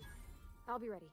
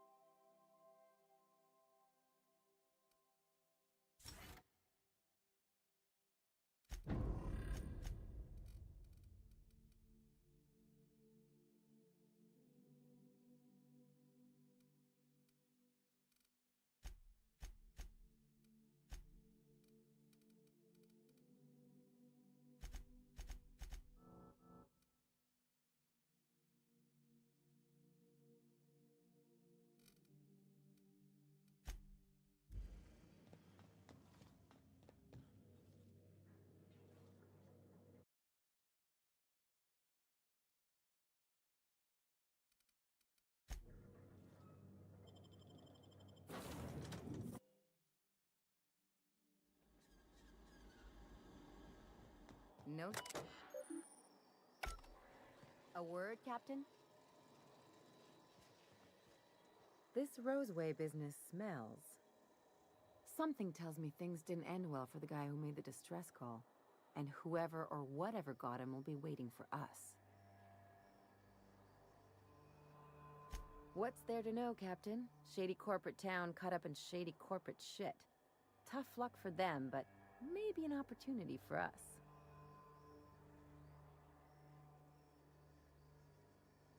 I'm counting on it. Anyway, we might as well take a look out there, see if we can get the jump on whoever's waiting for us.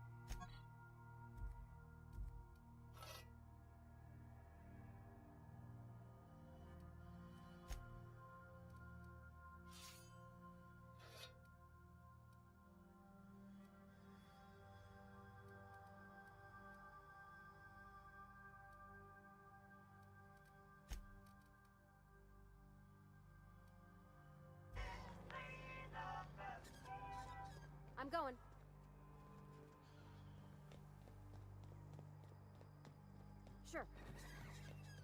Captain, something bit them. Something with more teeth than is strictly necessary.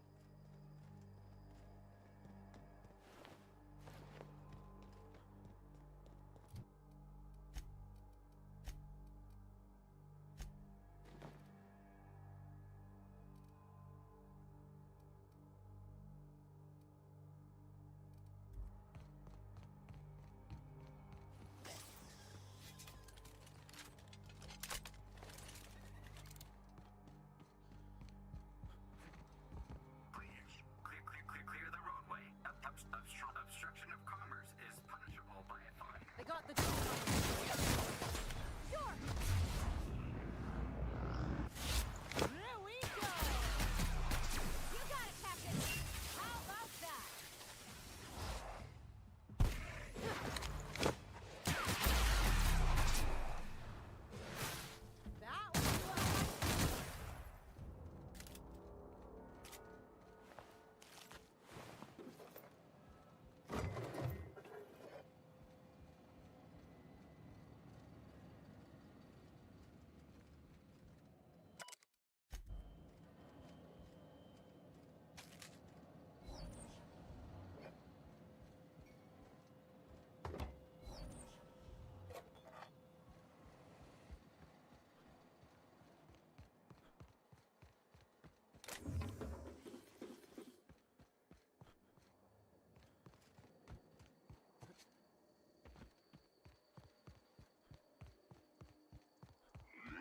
That was Warning. Pathing obstruction.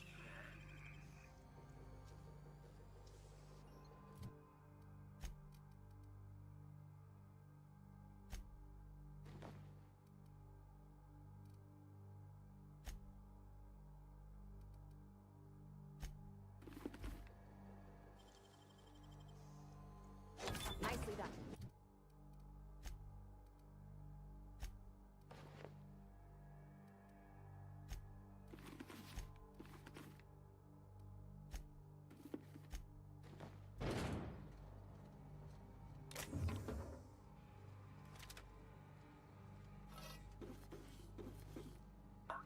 Organic materials detected on roadway.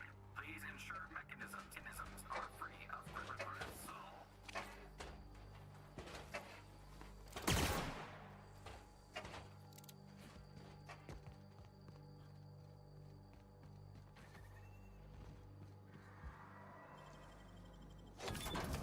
Nice.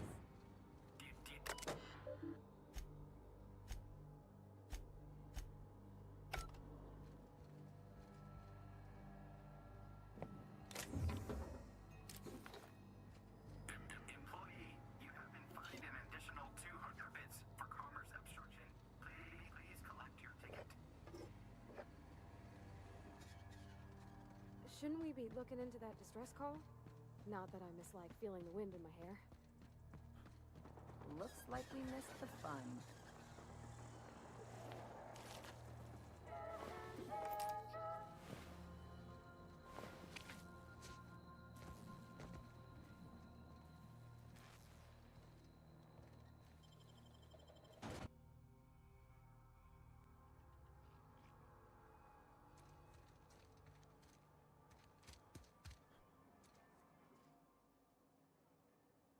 I done had enough of this shit. I'm just the fucking tarmac guard. No one said nothing about fighting no raps. Alarms went off, raps broke loose, and I hightailed it in here to get a wall between me and them beasts. Scientist, name of Anton Crane. Someone said he's panicking inside the comm center.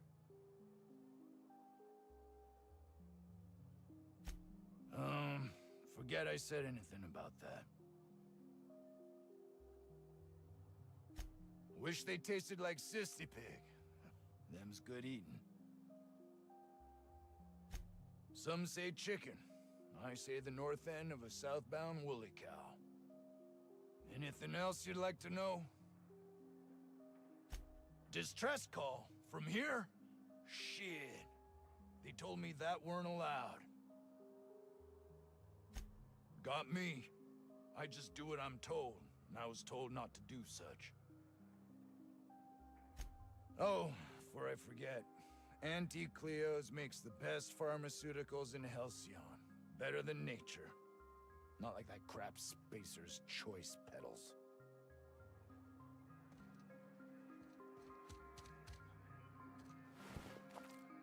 I don't have time for this.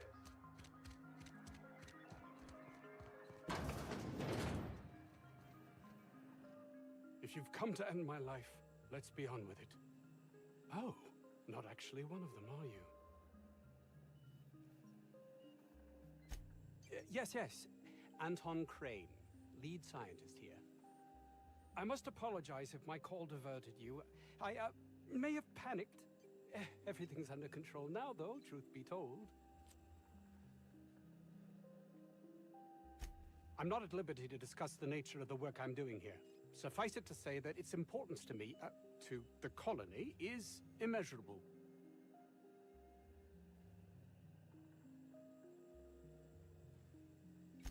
More often than not, seems I'm the only one who sees the opportunity here. A ticket to the good life once my research plays out. Byzantium. Recognition, money, proper facilities. No more uninspired dolts like my associates here. And might you be the sort of person who's, not averse to risking your life, if the pay were right? Hours ago, a group of vicious malcontents fell upon us, shot up our labs and loosed our research subjects, the Raptidons. If those cretins get their hands on my research, well, they'll need not kill me.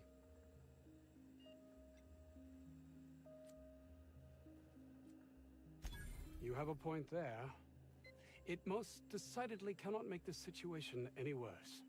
All right. We were tasked with formulating a new and improved dental gel. One cannot exaggerate the benefits of good dental hygiene. May I continue?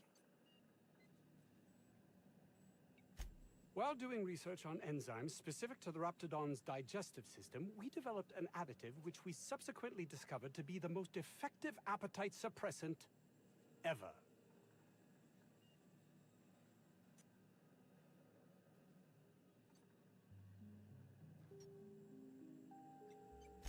Not just any diet toothpaste, the ultimate diet toothpaste.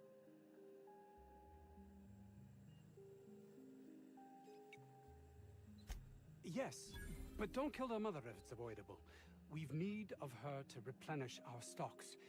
I think there's gas in the lab somewhere that can be used to put them out.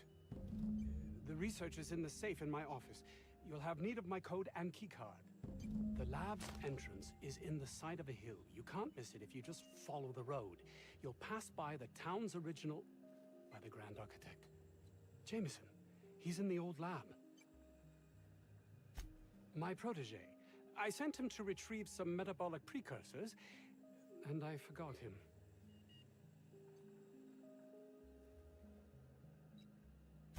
Don't you think it weighs on me? He was my responsibility.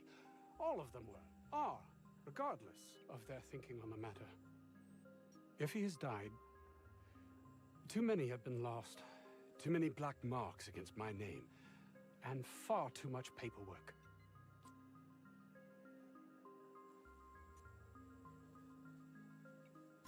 I'll thank you not to mistake my ambition for callousness. If my colleagues refuse to take their lives seriously, why should I? All they do is complain. They refuse to see the opportunity afforded us here.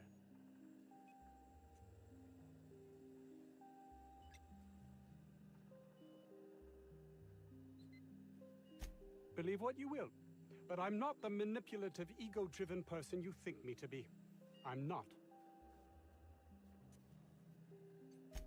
And my colleague, Jameson, will you find him for me?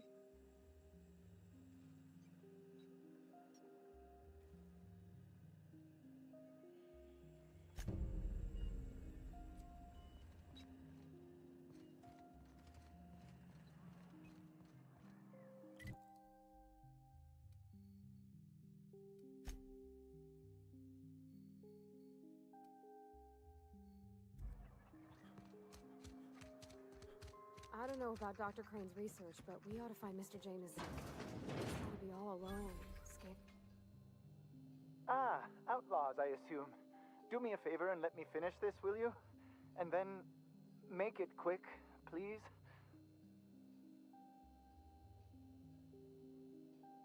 Oh, you aren't with the outlaws?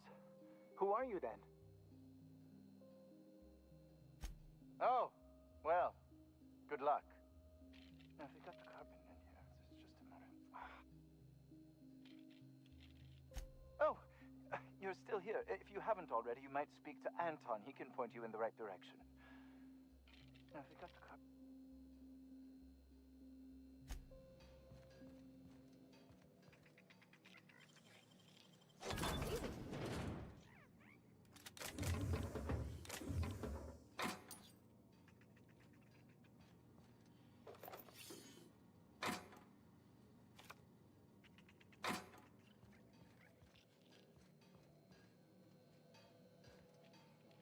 I'll keep it down.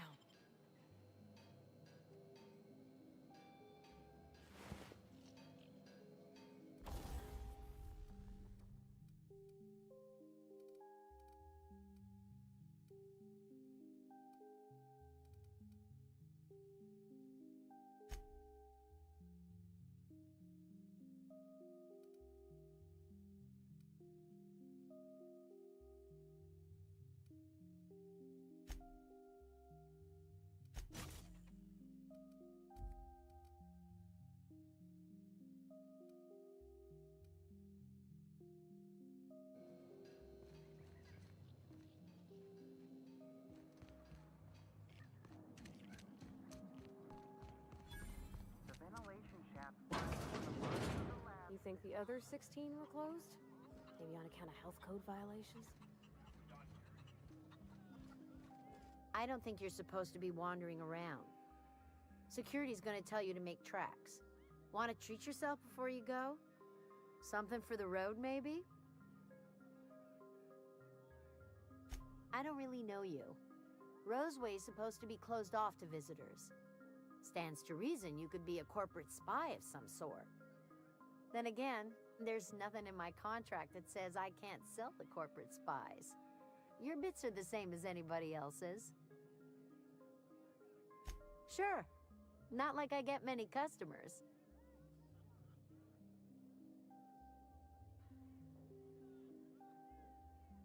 I'm so glad you asked. Some people say the name refers to the 17 rungs in Auntie Cleo's official ladder of corporate advancement. These people are wrong. Truth is, we've been established, closed down, renamed, re-established, and then reopened a grand total of 17 times in the last 40 years. Corporate's still deliberating over a new name. The matter remains hotly contested in committee, but we're expecting a decision within the next 5 to 7 years. Exciting times. Can't say I do. Annie Cleo products satisfy all of our nutritional needs. At least they used to. My folks filled their whole pantry with all sorts of Annie Cleo products. These days, we don't get much in the way of variety. Maybe some Tripicale pasta or some ketchup if we're lucky. I hear it's like that all over the colony. We eat what we can get, and we don't get much.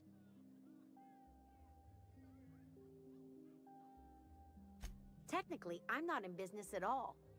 Roseway closed down years ago. Corporate still sends us the occasional shipment of necessities through unofficial back channels. Of course, if something goes wrong, like one of our guards drinking himself to an early grave or raptidons running wild, corporate won't acknowledge we ever existed. Sure. You need something to clean raptidon blood out your clothes?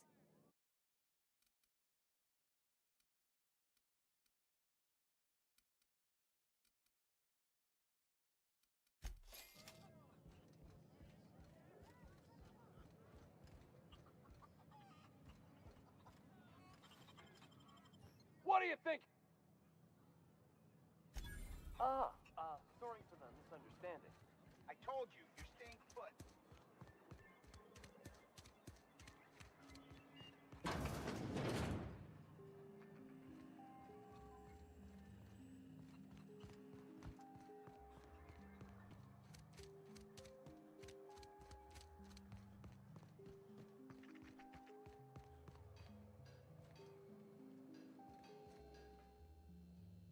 Another... Oh, quite right. What would you like? I am Orson Shaw, Chief Behavioral Scientist.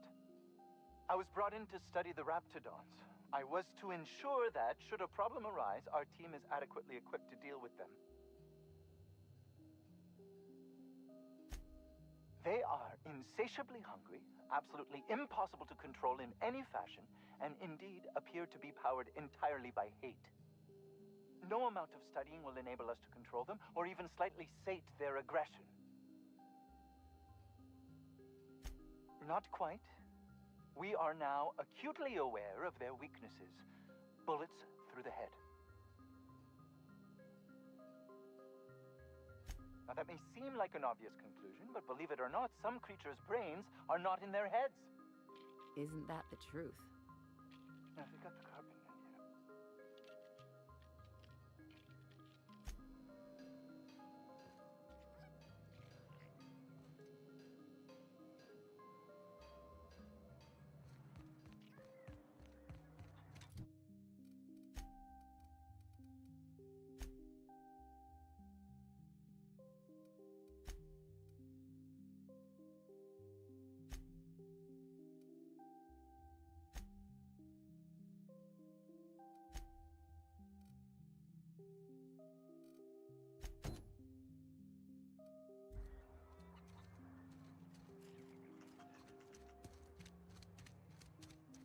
The vent shaft, or how the Raptidon...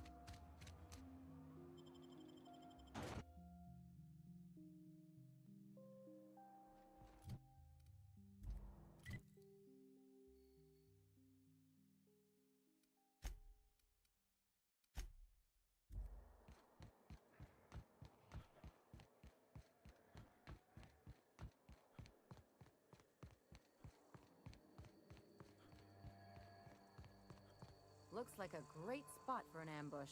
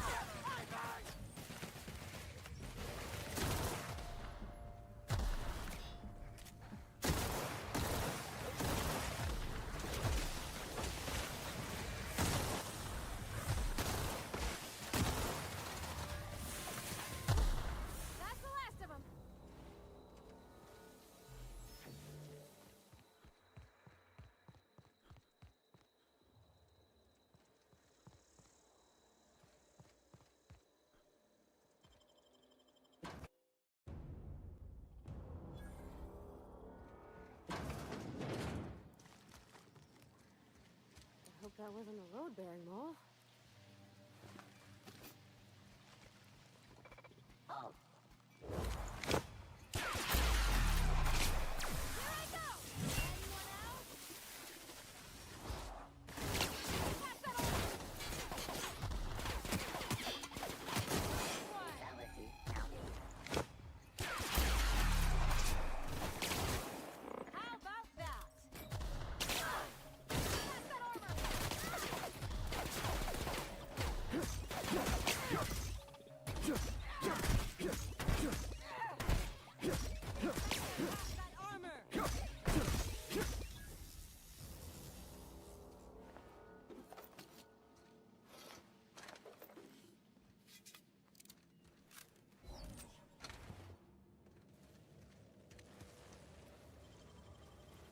It ain't stealing if no one sees.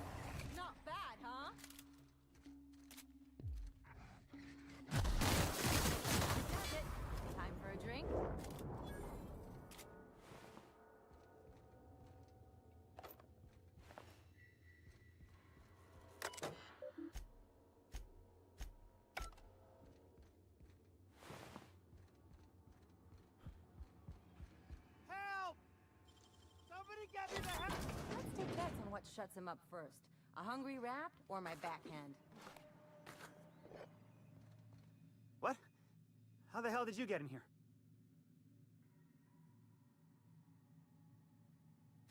No, not... I don't care about the beasts. I care about the front door. This is an egregious breach of protocol. How'd you get in?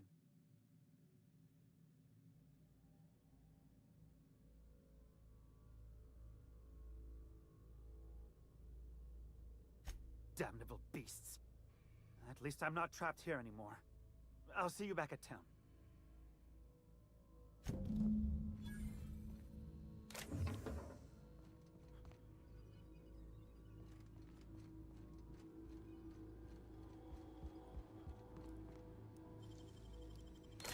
Ooh, what'd you find?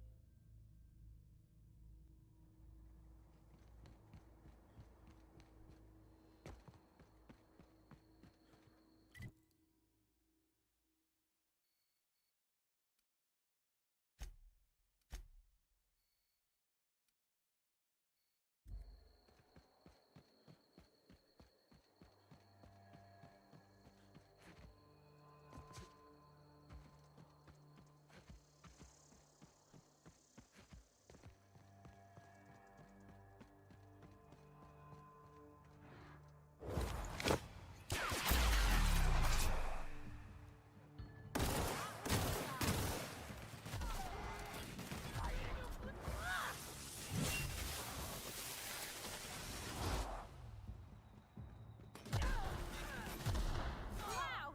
Great work!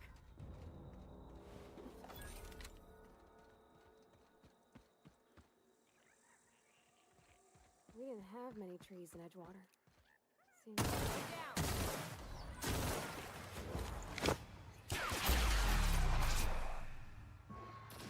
Not bad, Diego!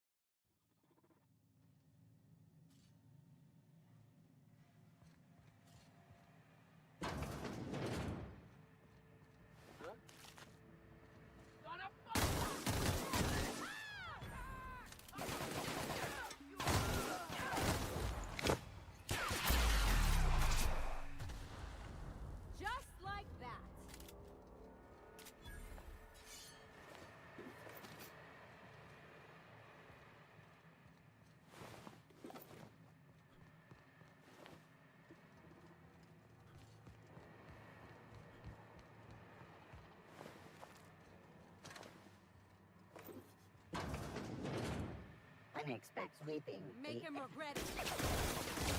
Here goes nothing. Sorry. We made it.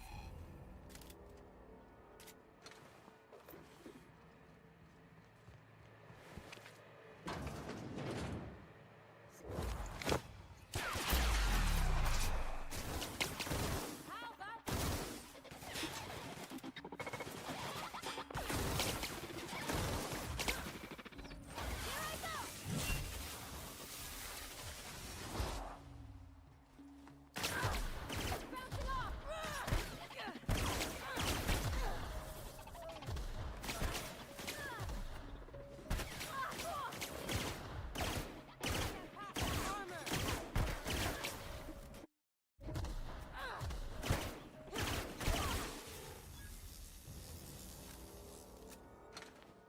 I can take a hint.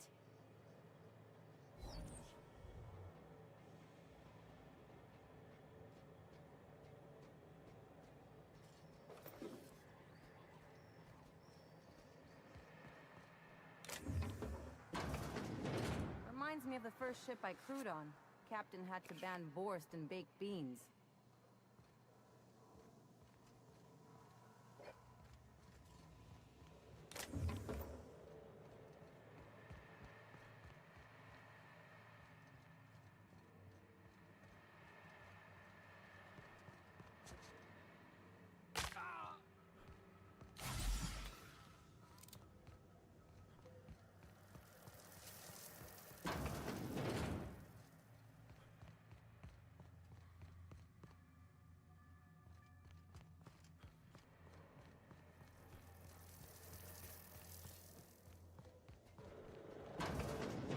Makes you wonder about their labs.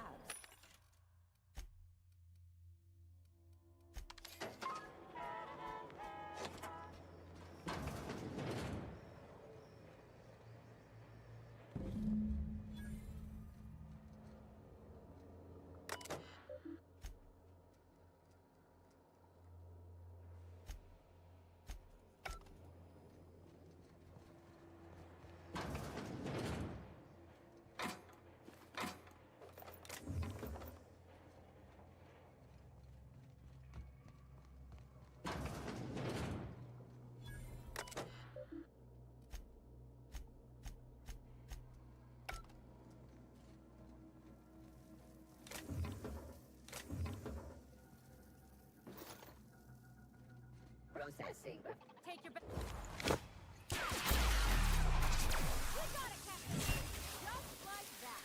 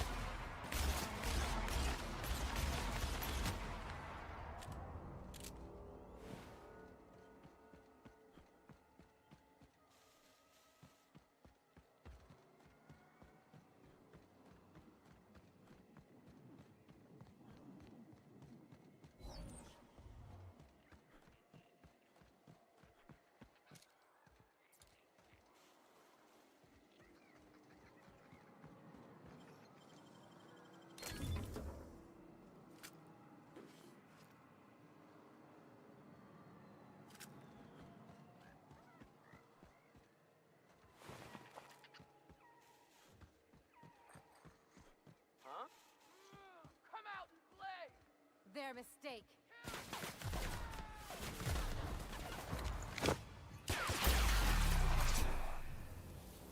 Anyone else?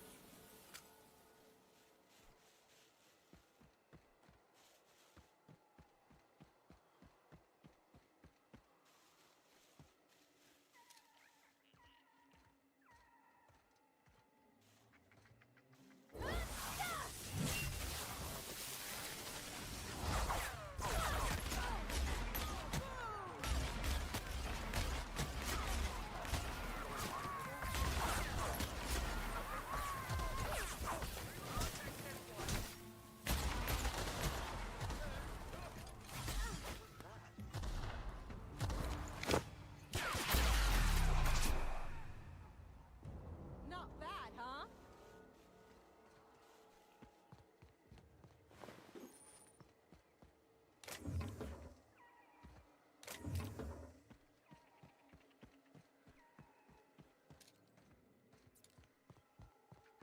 You don't shoot, I won't shoot. Deal? Keep them hands where I can see them. What are you doing out here?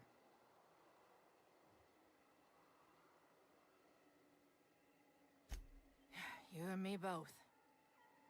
Name's Lillian. Lady named Cass hired my crew as gun hands. I got left here to watch for Cleo reinforcements. They all got pinned inside, so I can't say as I mind.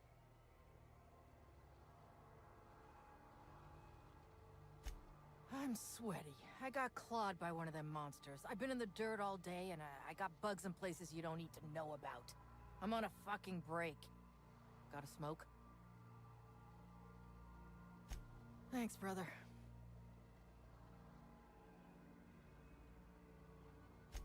I've had better. Lost some things in a dust-up. But I didn't get eaten like some of our crew. Got that going for me.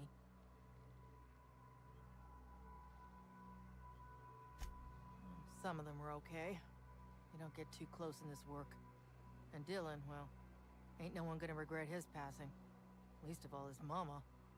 I was near the Raptidon pen when they got loose. Had to set a few to rights. When I got to checking if all my parts were still attached, I realized I dropped my cigarette case.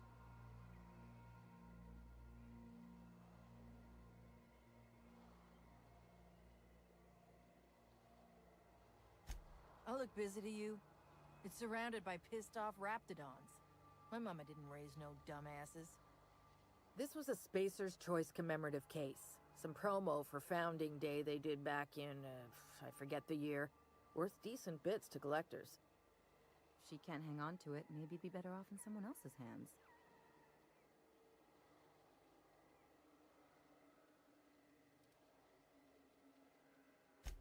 Well, you'd sure as hell have earned it, wouldn't you? I'd be obliged. Just don't lose any parts trying.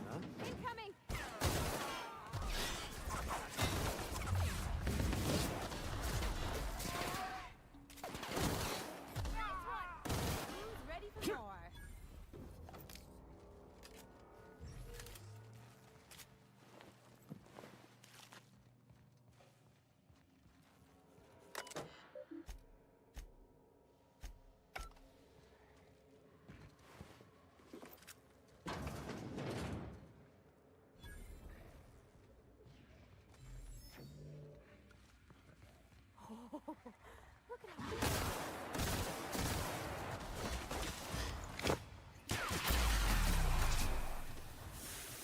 just like that.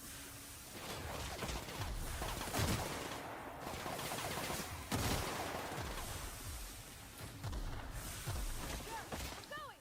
Heading out. Sure. I'm going. Hey, you! Oh, good. You're not shooting at me. That's a start. It's been a bit of a day, so I'll get to the point.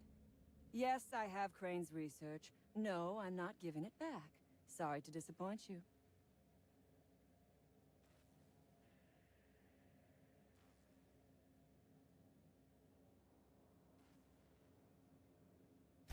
Yes, I imagine he does. But we all have problems. It is the human condition. I am myself ensnared in this wretched place. You want to kill me. I don't want to die. Therefore, it is in my best interest to negotiate with you. Help me get out of here, and I will pay you for my life.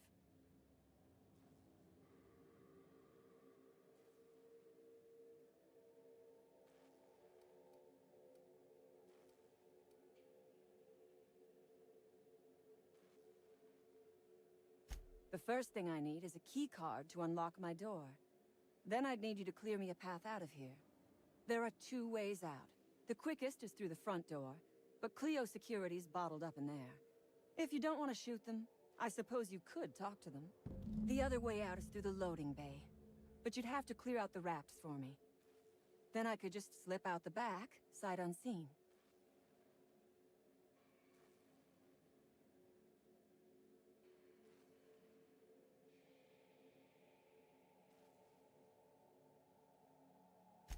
Give me a little credit. We are not bandits. We do not steal research. We liberate it. So a few scientists were caught in the crossfire. I will not be accountable for every idiot who wanders in front of my gun. This lab is a prison, not a place of work. Those men were not scientists. They were indentured laborers. We liberated them. They should be thanking us.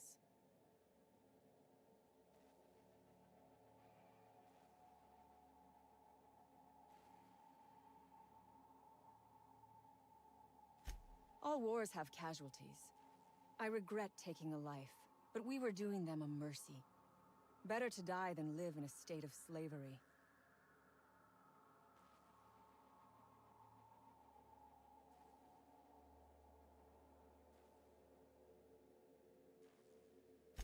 We are all of us trapped. You, me, the scientists. This is not a colony. It is a slave camp.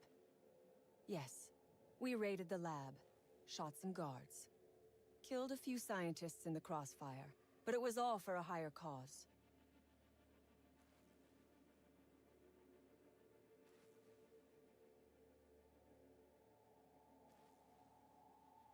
All wars have casualties. I regret taking a life. I prefer freedom fighter, but I will not quibble over semantics. Come on now. Do you want to be dull and boring and servile like everyone else? Or do you want to break some rules? Because Crane is a tool? Because no good deed goes unrewarded? Because doing me a good turn is the honorable and decent thing? Take your pick.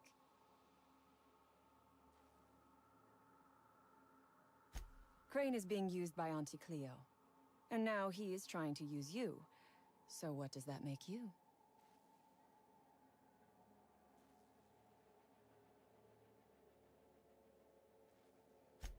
Yes, we raided the lab.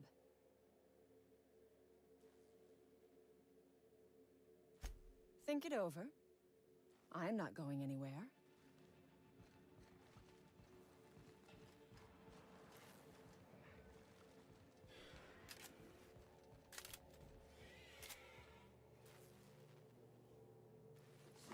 I'll get him.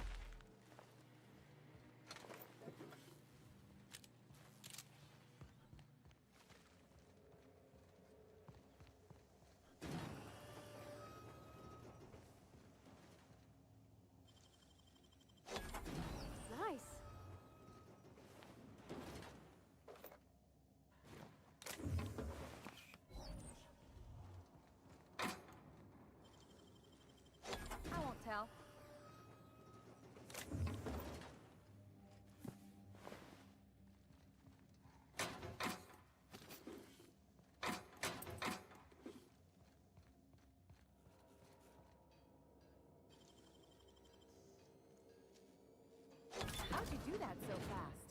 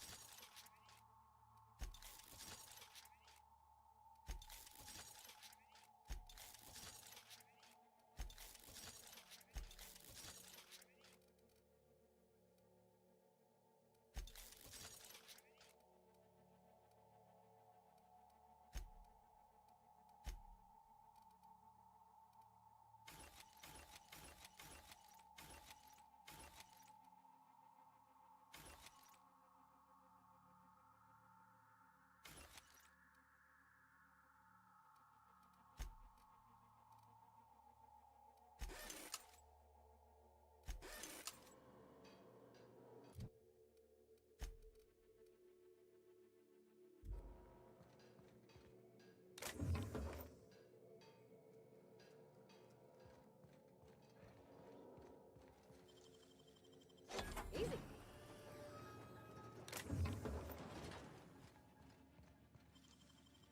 Clever.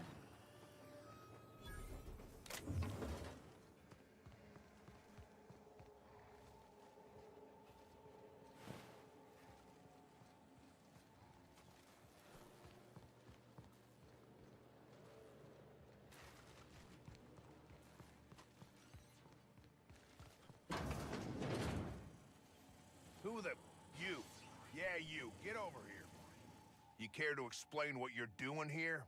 Did you miss the big sign outside?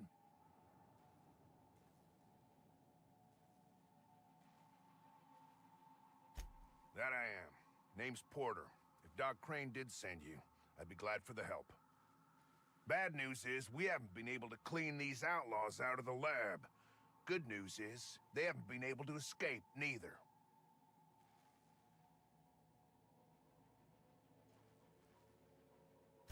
That's how they got in. We got that locked down. There's no access from their level without a security keycard. That also means no fresh air down there. Probably reeks of Raptidon musk. Couldn't happen to a nicer bunch. For now, I reckon they got no backup. On the other hand, we don't neither. And our mechanicals all went haywire for some damn reason. Damn mechanicals have always been more trouble than they're worth.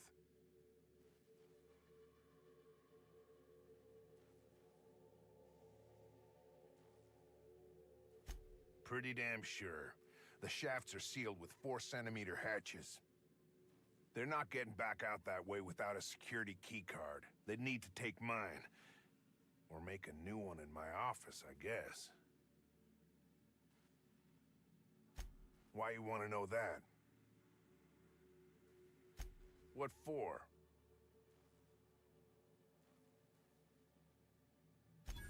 Fair point. Here's a keycard to my office. Head left from here and downstairs. It's across from the cafeteria. I got a machine that makes pass cards for us. Just don't knock over any paperwork in there. I got a system.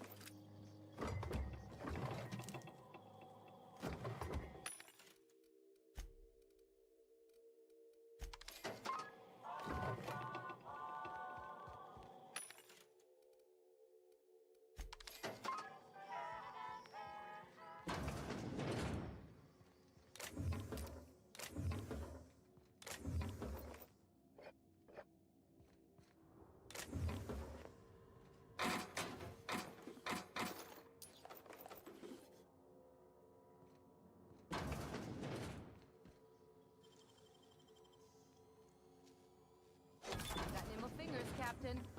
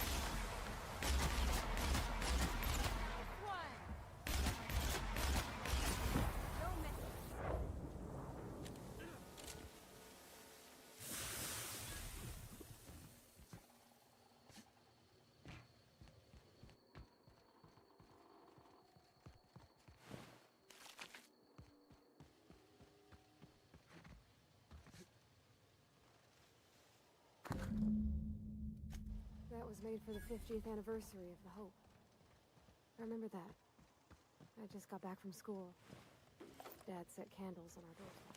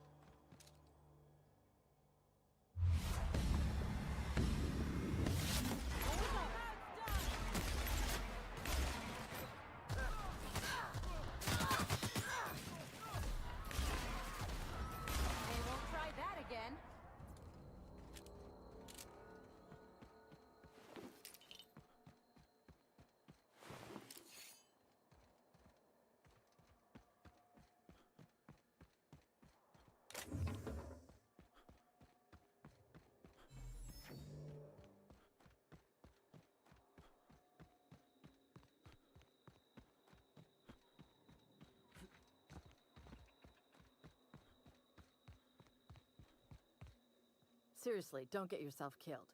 It's a nice cigarette case, but it's still just a cigarette case.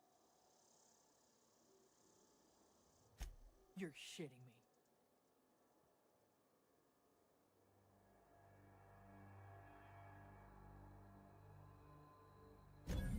That's what you want, I'm game. But she's gonna give you pamphlets. Don't say I didn't warn you. She's pinned in the lower levels by Auntie's guards. I'll radio her you're coming, but it's on you to find a way to her. Her name's Cassandra.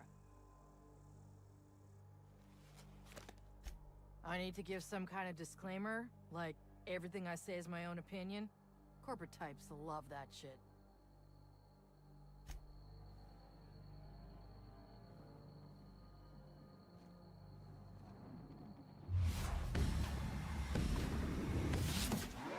Nice one!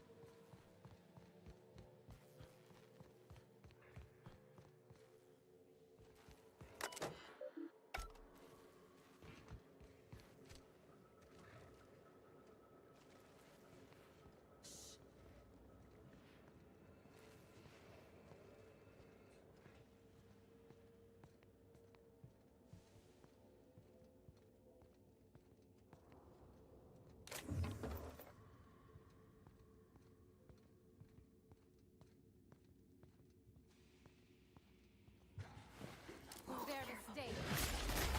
Another question.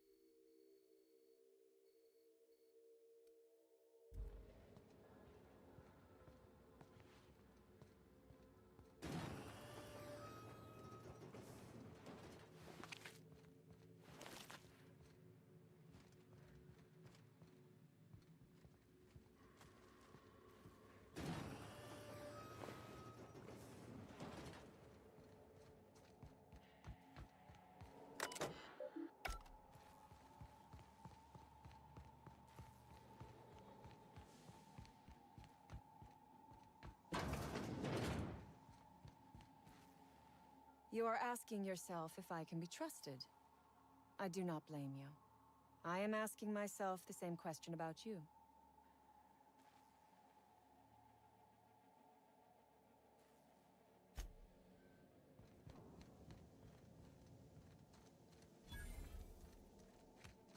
Oh my gosh. This is... Please say we don't gotta walk through that.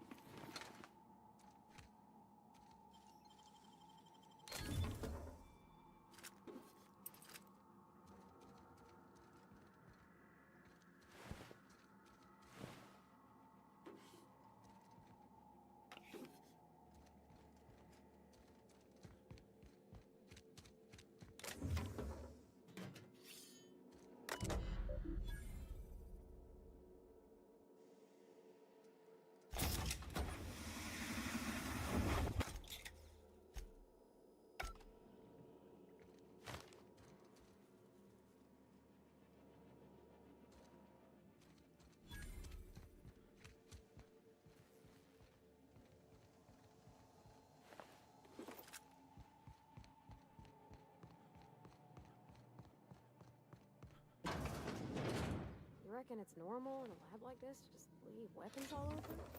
Or is it just whoever works here?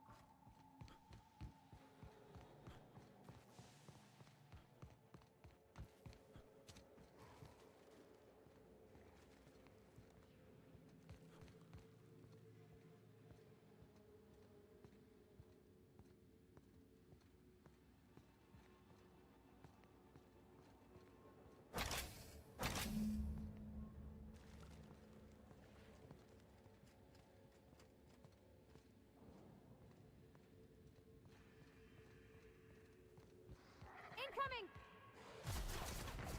Moving! I'm going. All right. Sure.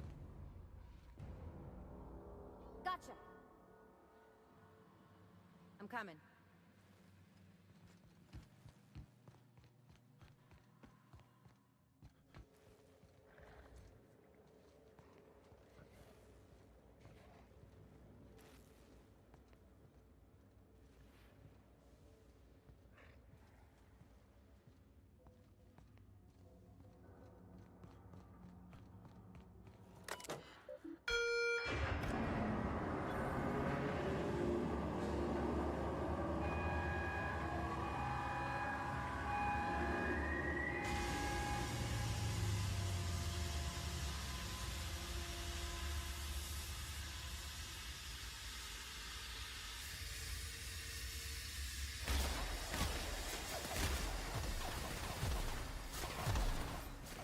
Gotcha! I'm going! Okay, sure, I'm going! All right, I'm on the move! Sure!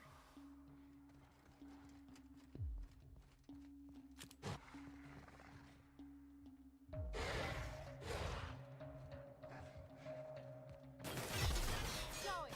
Sure! Sure. I'm going. All right, I'm on the move.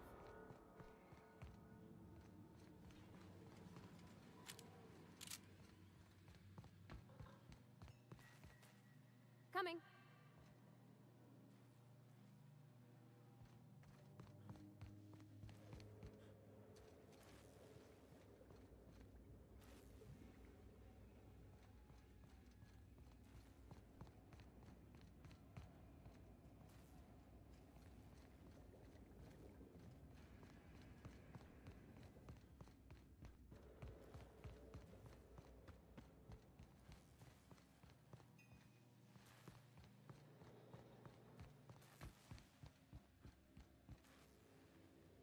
You are asking your... Outstanding. I knew you would come around.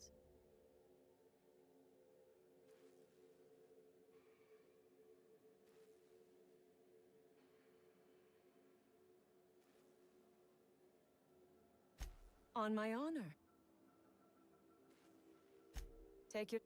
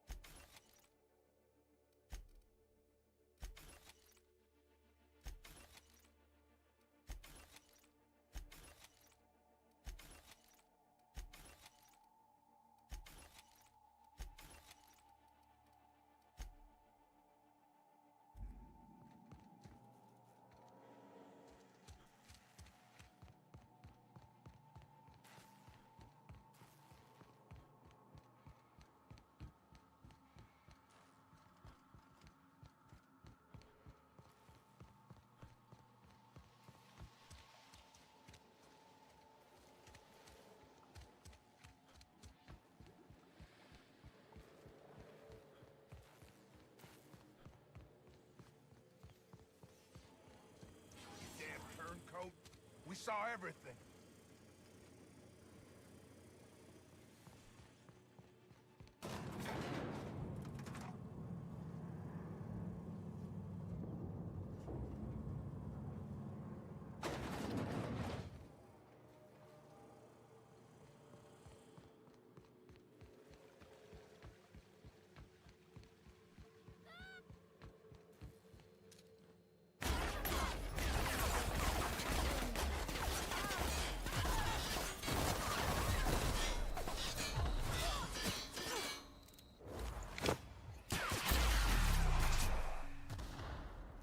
I'm not bad, down here.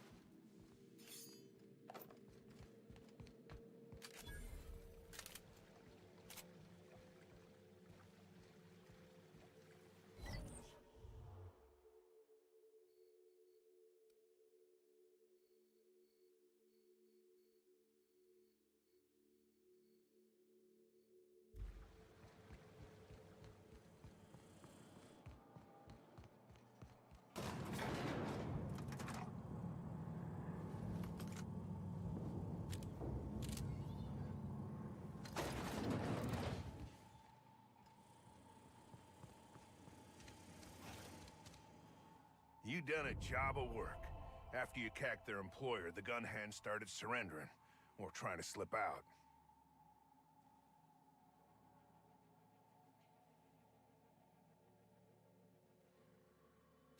I'm having a hell of a time keeping my people from shooting their prisoners. And I'm not even sure I should stop them.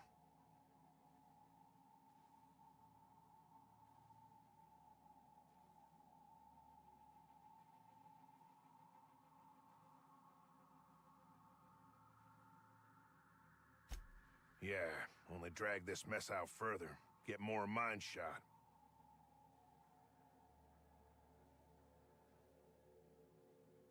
Taking the fight to the bosses by gunning down a bunch of little folk. Real fucking bright, that one. Maybe. Sure. Bass Ackwards' way to go about it. Should have shot up some rich fella's mansion instead. Get down to Roseway and talk to Doc Crane. He'll make sure you get what's yours.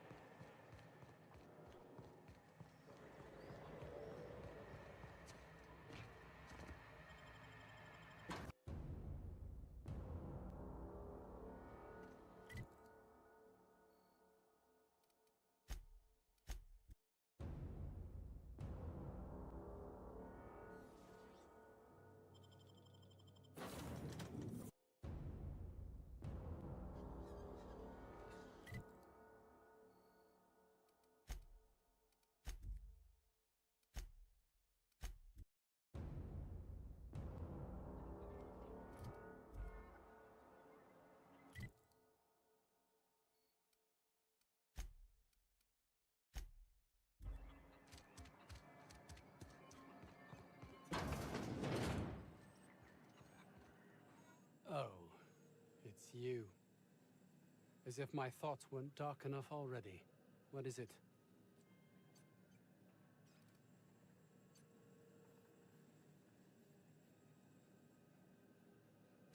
My research? Please tell me you've recovered it.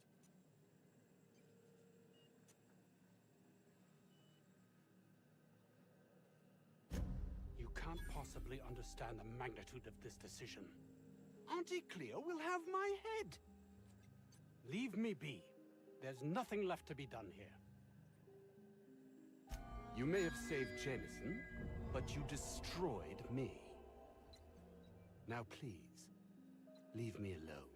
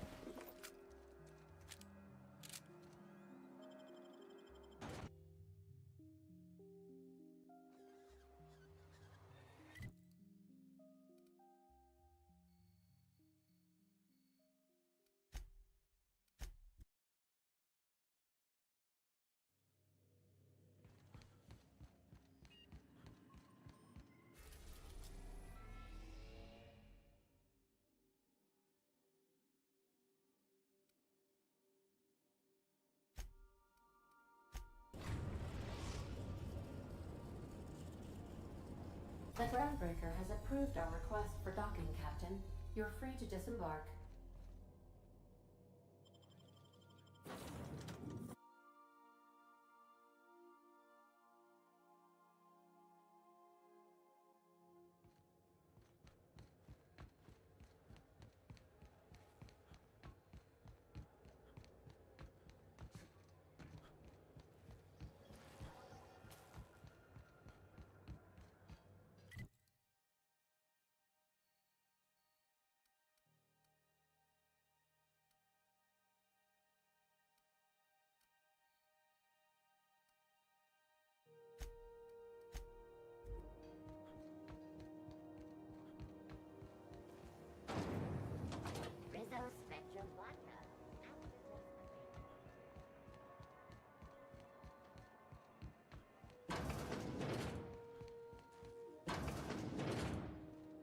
Well, well, Dr. Fenhill. It's not often I see you on this side of sickbay. I make it a point not to get shot, and when I do, I can usually take care of the mess myself. It'd be nice to have you in here patching people up, not just blowing them apart. I respect what you're doing here, but you know I'm not ready to settle down. It's not you, it's me. Have it your way then. You always do. Now, about your friend here. Can't say I've seen you before. I take it you're a freighter captain? If you're here to better yourself, you'll have to wait. We're having a spot of trouble with our delivery service.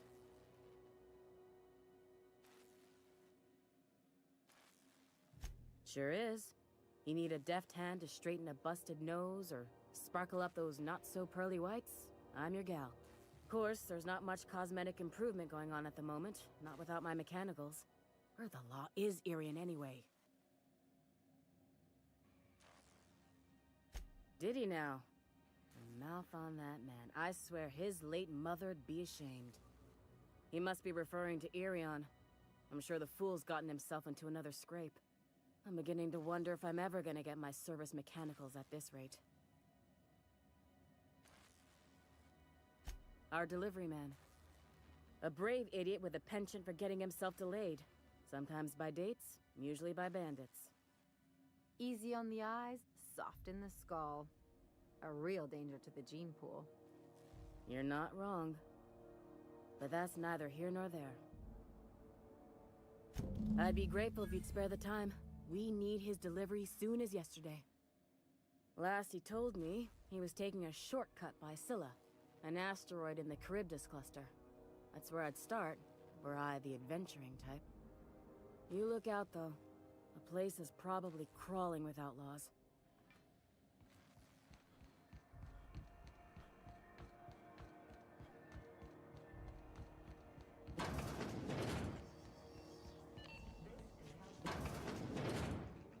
Have you had a moment to look into that little opportunity I told?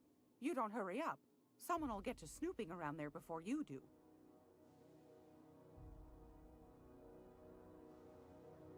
What's that? Speak up now.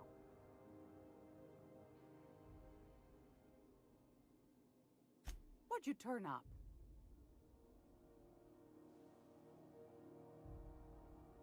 These corporations, I tell you. Once they get an idea into their big dense heads, there's no getting it out again. Can't imagine how I'll offload this. But waste not, want not, I suppose. Peaches and cream, if that isn't the most handsome bit of lethal engineering I've seen all week. That'll go for a tidy sum of bits. Pardon me, sweetheart. My old ears must have misheard you. Did you say Raptidon? Gracious, someone must have hauled them off Monarch. Naughty, naughty. A couple of folks around here might pay a fair few bits for this. Might even be able to start a bidding war.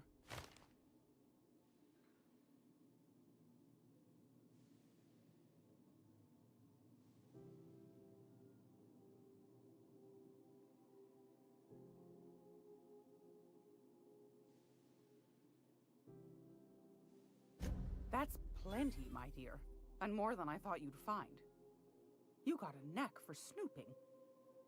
I ought to just hire you next time, instead of those sublight lunkheads.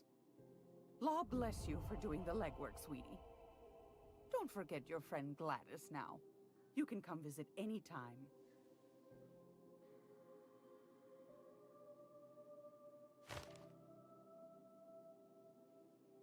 I'm afraid that's confidential, my dear. A matter of customer privacy. I'd wager you'd demand the same were you the one buying.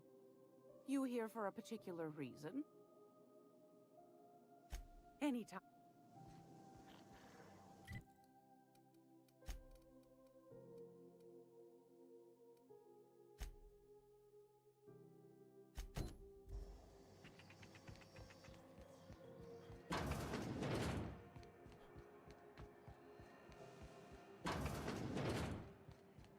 So, how's this work?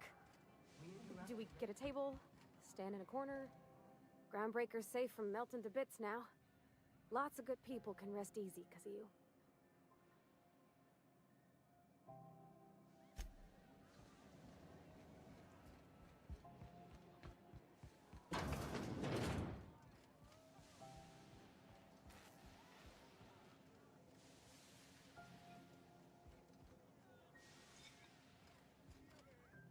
Okay, so what are we drinking? You're the expert? Oh, and don't worry on the price. I got this. Let's just do it proper.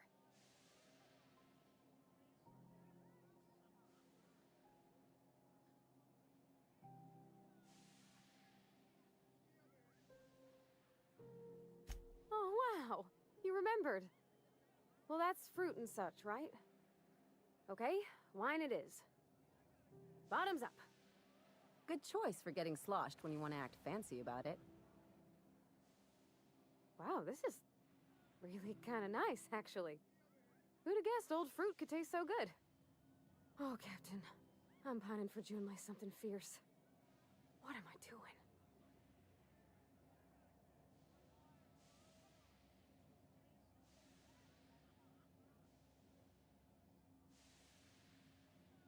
You're funny. Yeah, I guess we're doing that, aren't we? Crewing together, seeing the stars. It's like something out of a serial. I like the ones with grand romances. And I think I'm flubbing mine. I don't know what to do about us.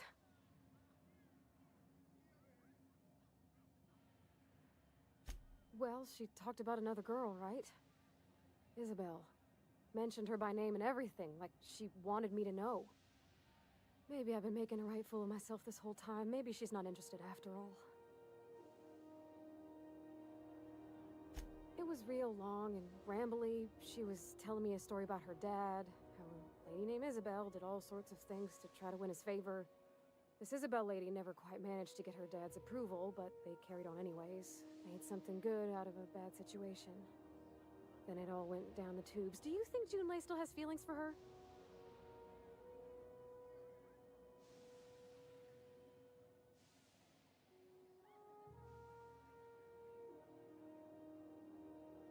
Well, maybe she just wanted to let me know her preferences. In a less awkward way. But that made it more awkward. I need another drink. Right now. Before I lose my nerve.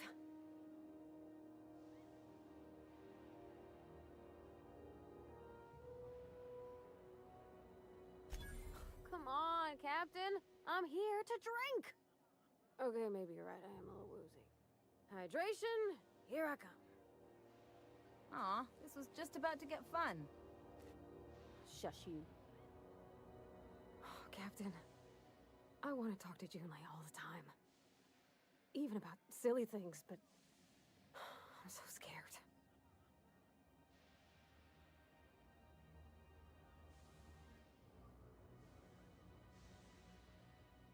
You're swell, Captain, don't get me wrong. I like spending time with you, going on adventures and all, but that ain't the same as romance. Does she think I'm as pretty as I think she's handsome? What if she doesn't like me? What if she does? What if she's still got feelings for that lady, Isabel? What if we get together and she gets bored of me?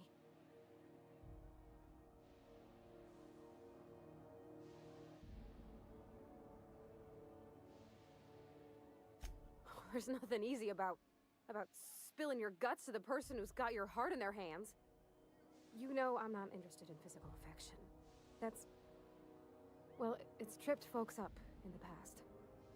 Folks I thought cared about me for me. What if she's not okay with that? What if she is, but then later, she's not?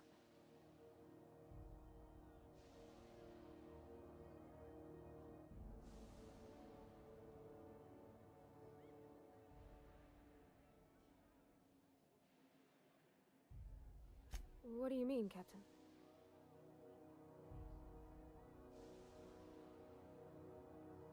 So if I'm doing my very best to be kind and open-hearted, I shouldn't worry how she thinks of me? Gosh, I don't know that I got that in me. Sometimes I feel real mean inside, Captain. I think ungenerous thoughts. I suppose so, but I want to be my best self for her. A good person, worth caring for.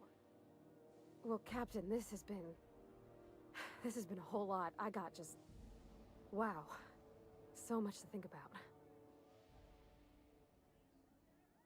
Oh gosh, I don't know, Captain. Do you think I should?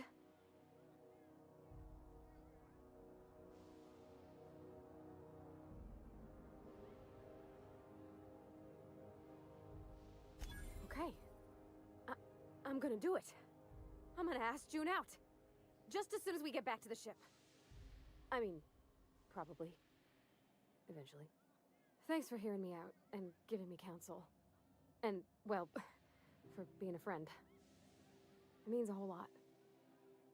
You're good people, Captain. This was fun. We should do it again after you send that message. Huh. All right. Thank you, guys. You're real good friends, you know that? I wish there was a place we could all live quiet together. Come on, let's go. Something on your mind? I'm a surgeon by training and a pirate by inclination. Not much else to know, Captain. I like long walks on the promenade and the smell of Spacer's Corona. I make a mean zero-G cocktail and I've got a meaner right hook.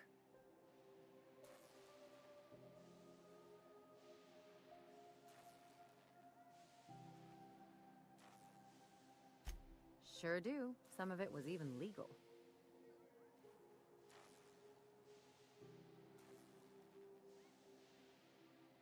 There's a lot of business that goes through the Groundbreaker. Some of it's board-authorized freight hauling, and some of it's not. I've done all types of work with all kinds of crews. If there's one thing you ought to know about me, it's that I won't tell you your business. Your ship, your way.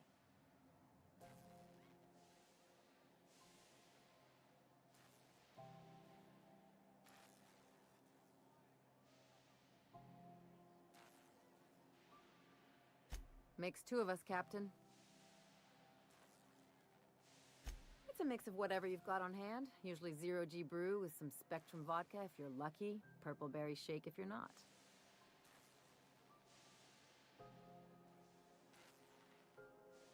I'll make you one sometime. If you don't enjoy it, I'll make a few more until you do.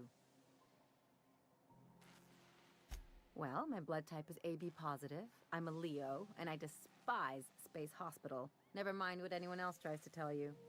That about covers it. Aw, come on. That stuff's boring. Look, the thing I've learned about living in close quarters is that you've got to give people room to breathe. I'm all for making a few bits together and having fun doing it, but let's keep a little professional distance. No complaints here.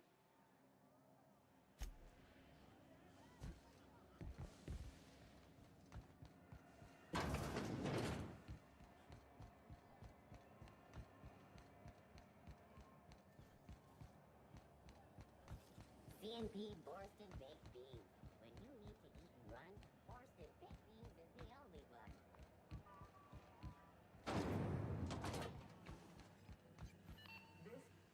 My comm center already got an update ping from the backup relay. I trust everything went smoothly. Thanks. That's odd. The only messages in the queue are encrypted ones. Looking at the transmission logs, the relay hasn't received a single unencrypted message in the past 36 months. Must be on account of some new security red tape. Well, whatever's the cause, the board and the Earth Minister will see it sorted. Thanks again for saving my derriere. I secured quite the payment authorization for you from Chief Junlei. Try not to spend it all in one place.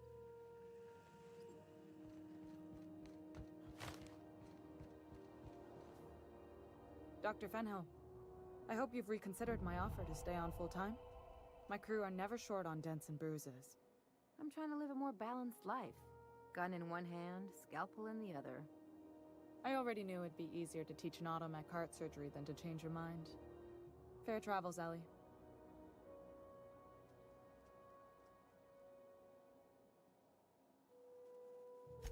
risky, but the odds are still a little better than waiting for certain death.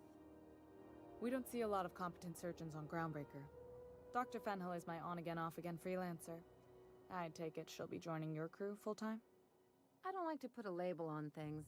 Let's keep it casual. If you ever decide to settle down, there's a home for you on Groundbreaker.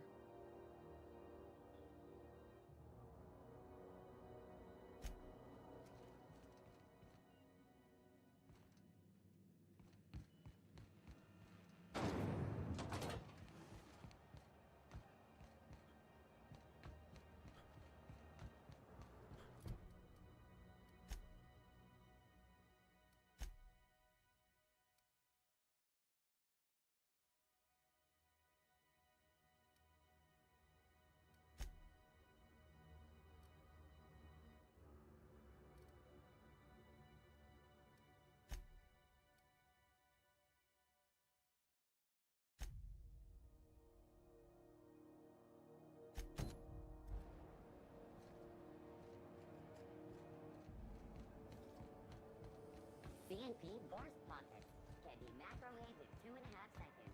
Borscht Pockets.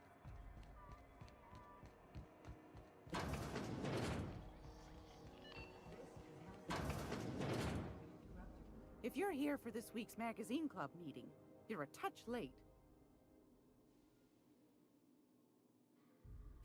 Fantastic.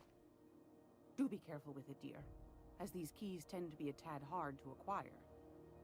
You should have a chat with Lilia Hagen in the Sublight offices. She's a dear.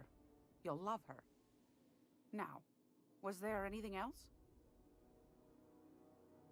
Won a charming copper kettle off that girl who runs the pub. She's a fierce arm wrestler, but she's no match for your pal Gladys.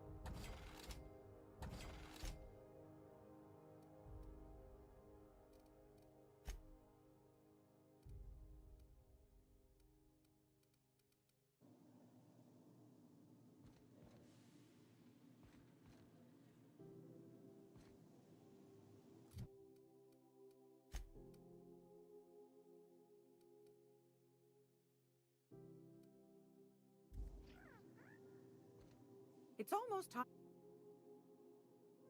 I found...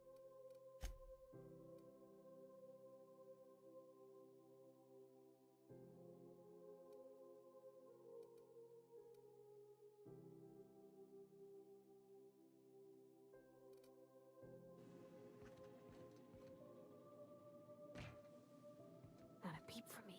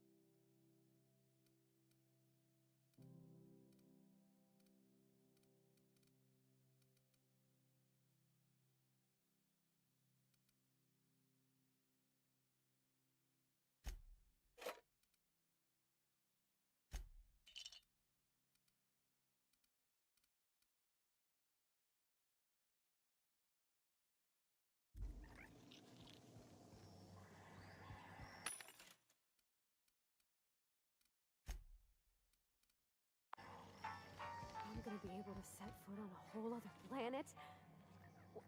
Still getting acquainted? Can't go wrong if you stick to the promenade.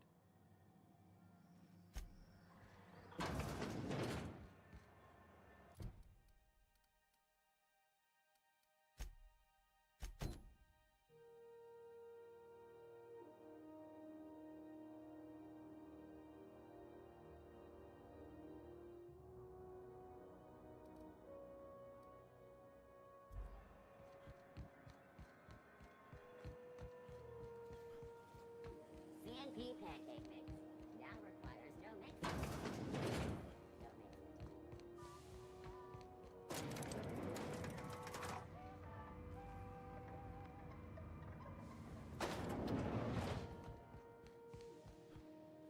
Make this conversation worth my time, Captain.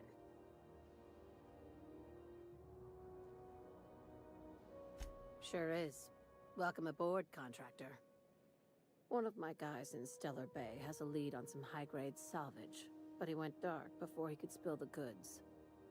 We arranged a drop at the Saltuna warehouse's loading dock. Find whatever he left there and take it to Fallbrook. My gal Catherine will be expecting you.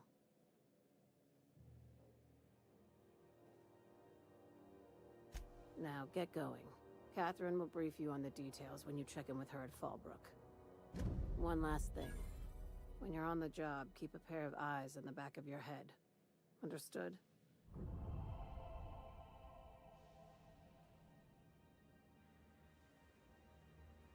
You'll do fine. Probably nothing to worry about. Probably. I ain't worried if you aren't, Captain. Honest. We're not gonna have to hurt nobody, are we?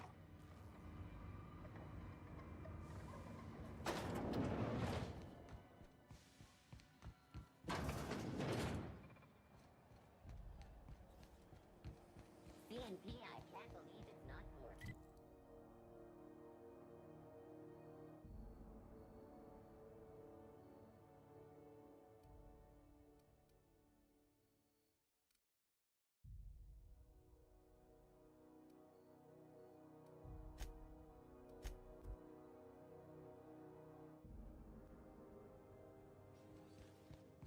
Impeccable timing, Captain. I was about to watch the latest episode in Halcyon Helen's thrilling serial adventure. Welcome back, Captain. Now that you have acquired a nav key to Stellar Bay, would you like me to contact Dr. Wells?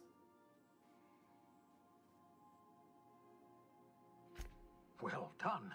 You'll love Monarch. Exotic climate, violent native species, fascinating culture, really. You'll need to speak with Hiram Blythe. He's known as the information broker, and for good reason. If anyone knows where I can find those chemicals, it's Hiram. I need those chemicals to revive the Hope's colonists. They can help us fight back against the Board. They can help us set things right. If we don't put a stop to the Board, they're going to drive this colony toward a complete societal collapse. You'll see what I mean when you arrive on Monarch. You'll want to hire the services of a skilled guide. I recommend a hunter by the name of Nyoka. Frequents the drinking establishments of Stellar Bay. Very hard to miss. Once you have everything you need, make your way to Hiram Blythe's compound. Best of luck. Everyone on the Hope is counting on you.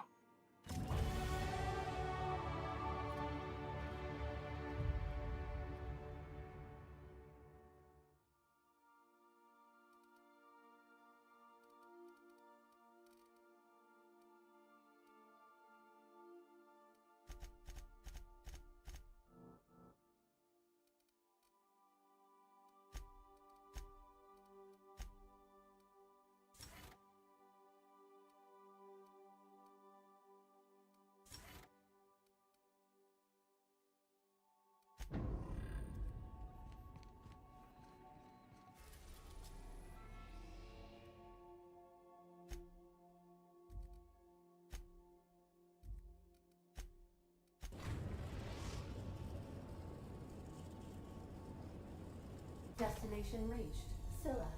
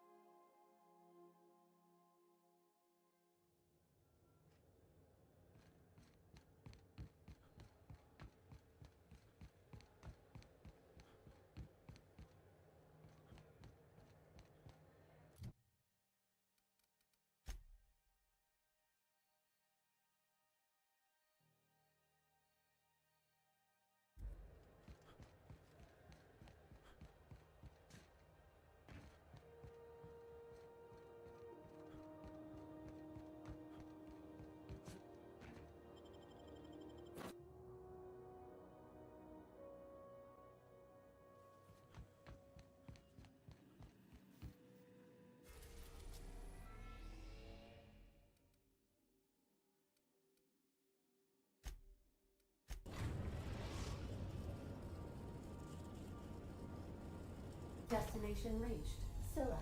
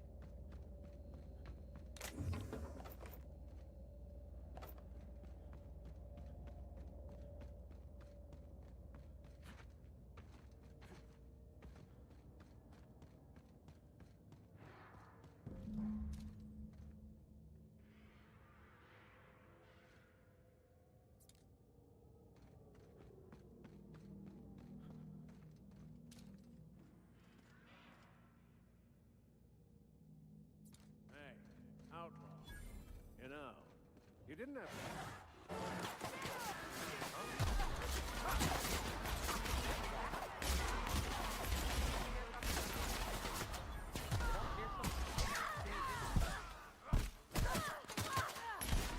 Been practicing then. That was fun.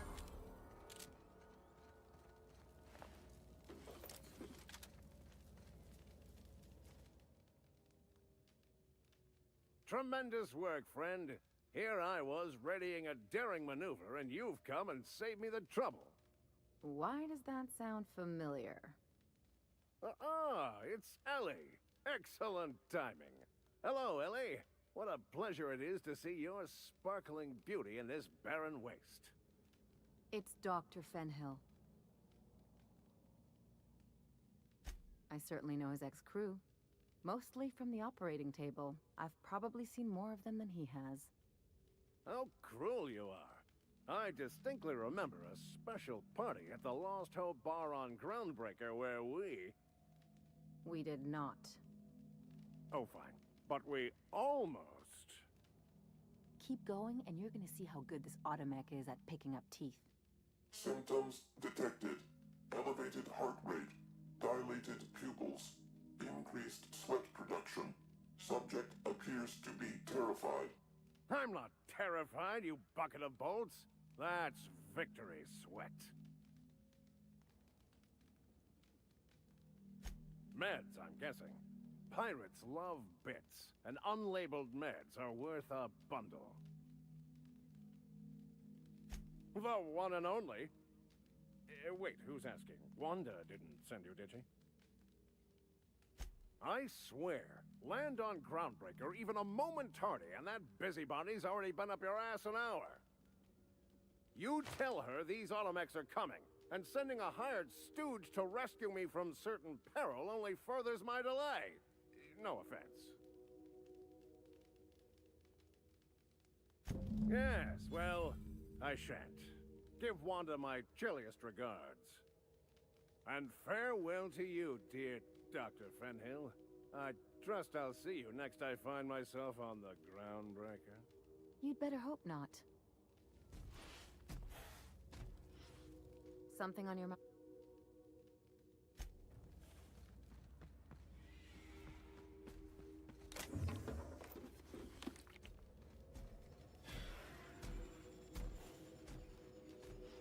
Keep him quiet, Cap.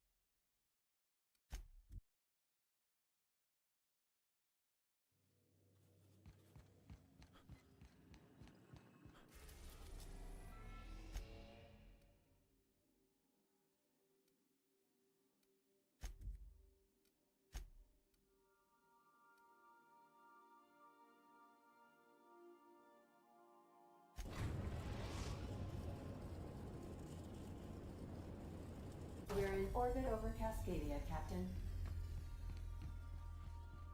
Good luck, Captain.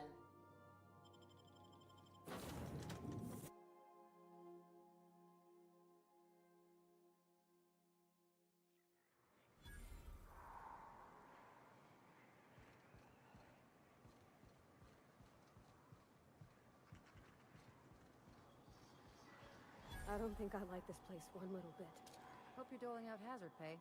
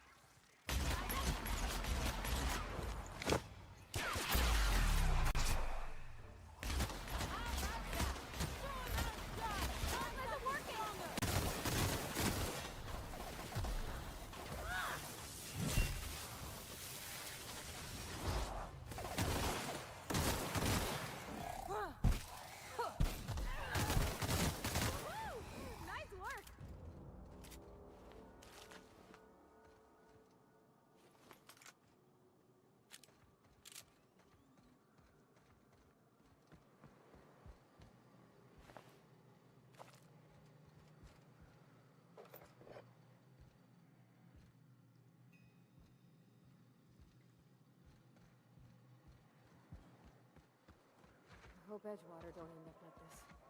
You take us to the nicest places, Captain.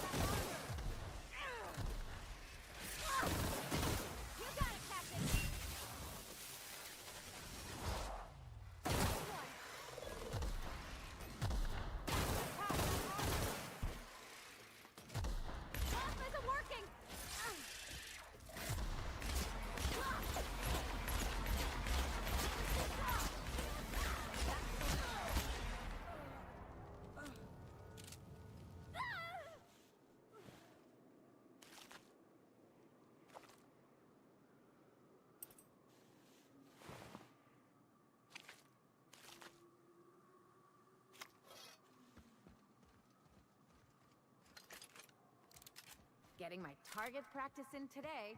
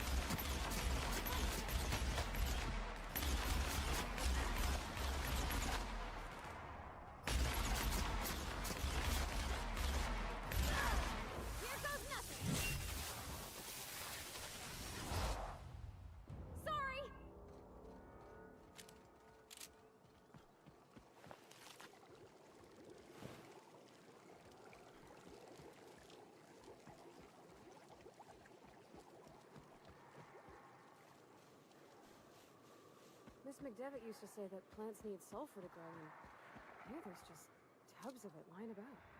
Ugh.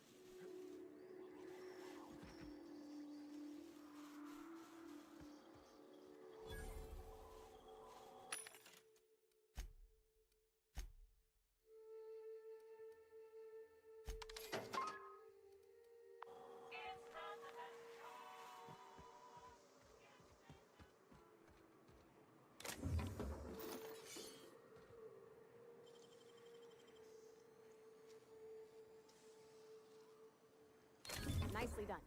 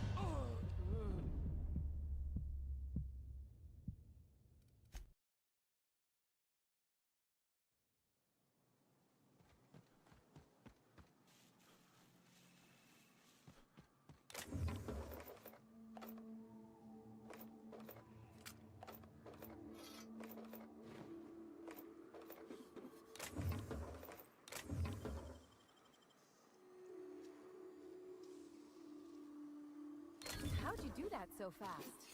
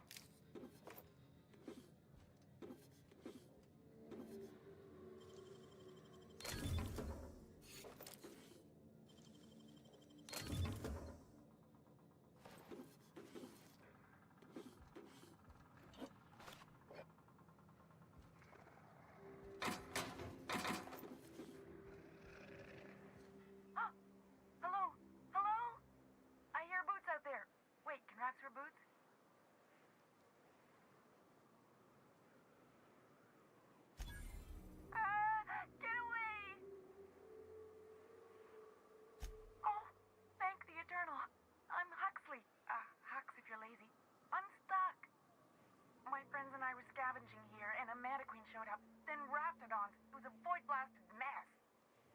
I ran in here and, now the door's locked. Little help? It's easier than it sounds, all right? Next time you get chased by Raptidons... Phew. Thanks, mister. My buddy had a key, but I ain't heard him in a while. He locked me in here and took off. Probably got munched. So look for a dead guy, I guess. Or a rat. Maybe it's in a rat belly. Gross. Oh, much obliged. Ah, phew. Thank you so much. It was getting all stuffy in there, and I was getting a mite lightheaded, and I think maybe I was gonna die. Now I'm out here, and I'm headed back to Amber Heights.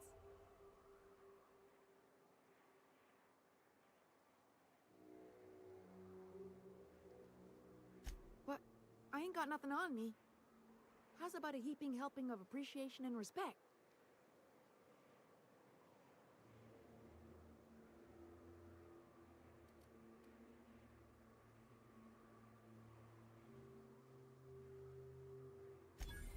That's true. Okay, fine. Here.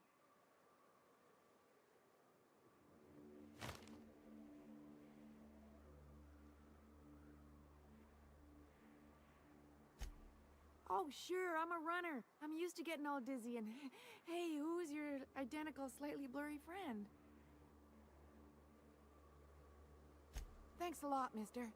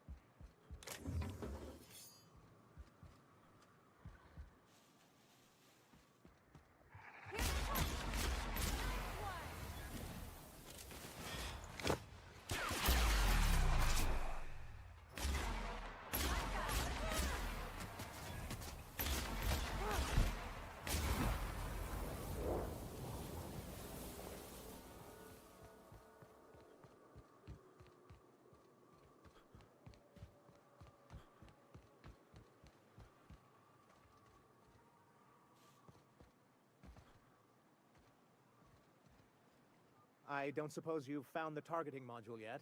I've sent patrols, but they're running into trouble with the iconoclasts.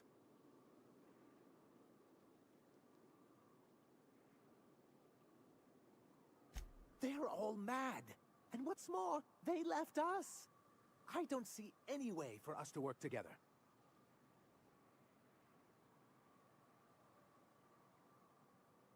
This has been my albatross. The great shame of my career. I don't suppose you've found... Well, because the module controls the weapons systems. Because once we mount them on Stellar Bay's walls, no Marauder or Raptidon will ever be a threat to us again. Stellar Bay will be as secure as any other settlement in Halcyon.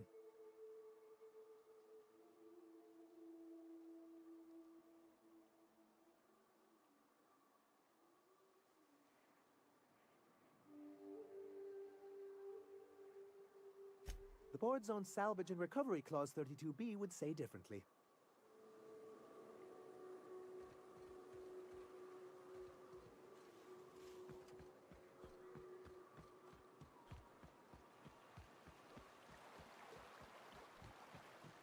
Whew. Smells like those old Sundays when we'd unload salt tuna shipments at the cannery. Am I the only one getting hungry?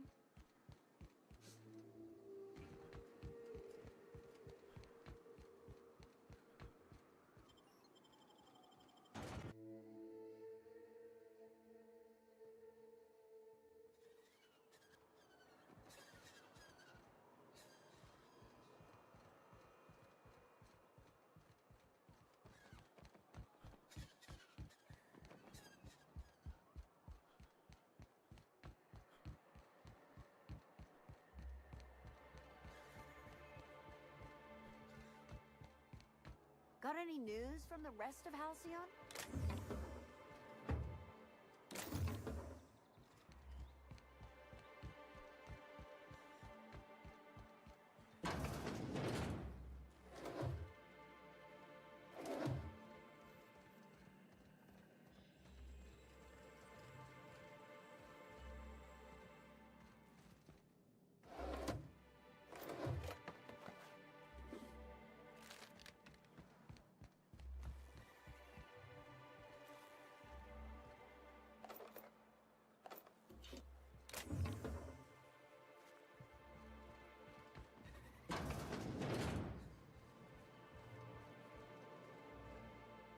Ooh, you're the new face. Wow, you must be up on all the latest tossball games.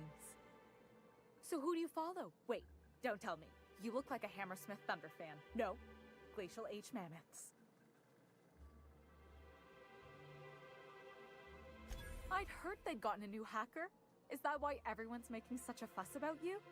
But what are you doing on Monarch?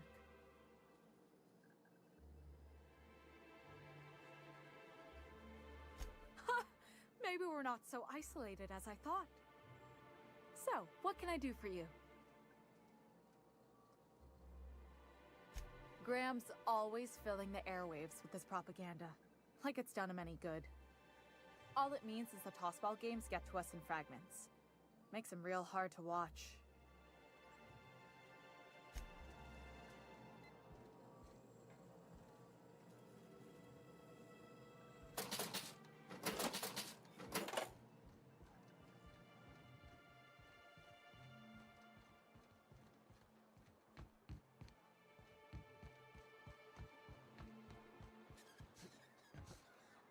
Velma seem out of sorts to you? She's always cranky. No.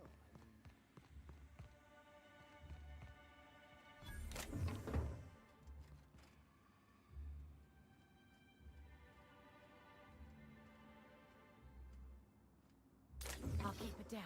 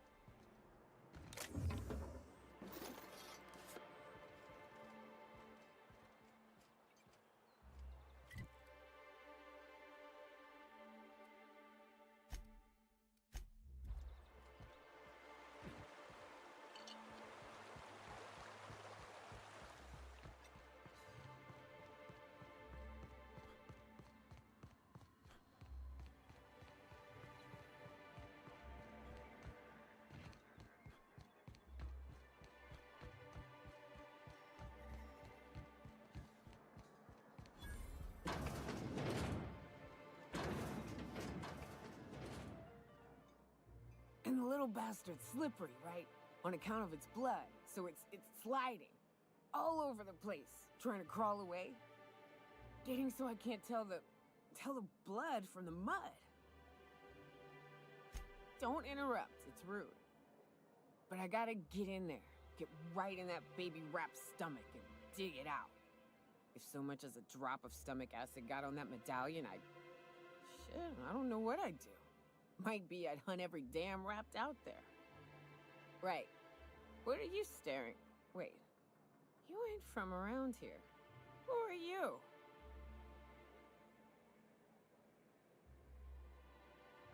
Ooh, charmer. Don't get a lot of that around here. Folks mostly grump at me about how I should join the MSI payroll. Nice change of pace. Buy me a drink, will you?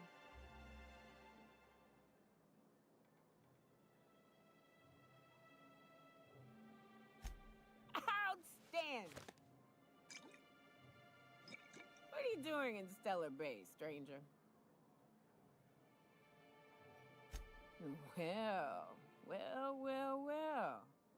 Let's get down to brass nuts then, shall we?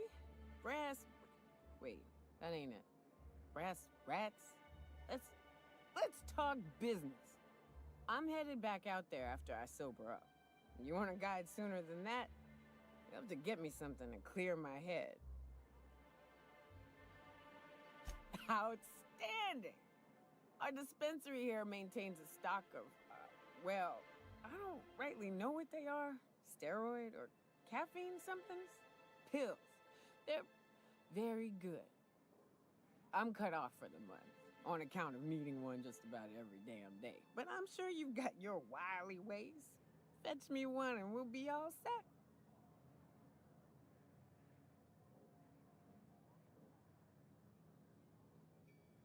Well, they work.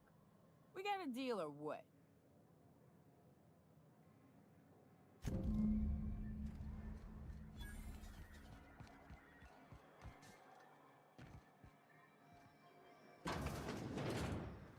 Could I get another advance, Mr. Nandi?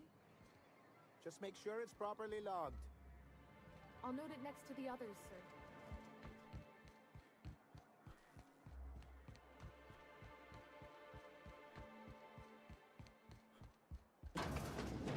If Velma's capable of running the warehouse, she can certainly pick up her own caffeinoid.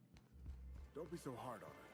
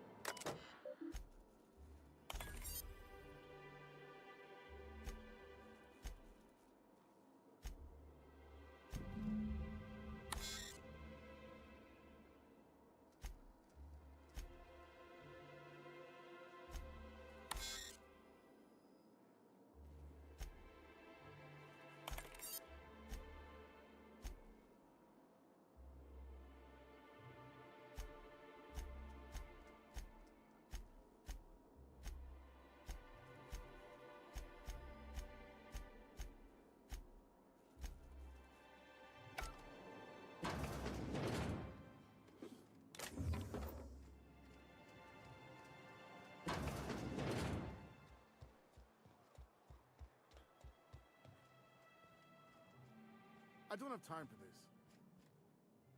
Hello, dearie. Why, I don't believe I've seen you before. And with sweet cheeks like those, I'd remember. Quite the bedside manner, lady. Well, it's so rare I get the pleasure of new company. What can Auntie Abigail do for you? And what a helpful young man you are. Nothing like a little pill to liven up the spirits. Whiskey helps, too. Please leave medical advice to the professionals. Now, dearie, who's this pickup for?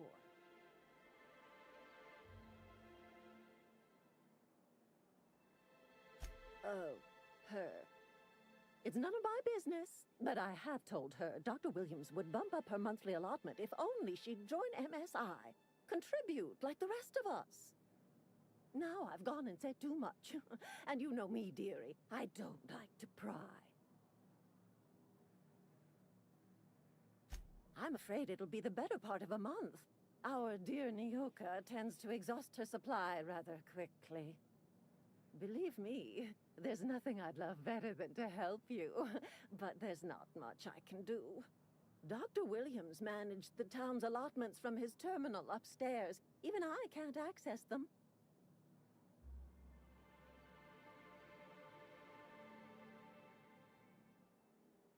Oh, you flatter an old woman.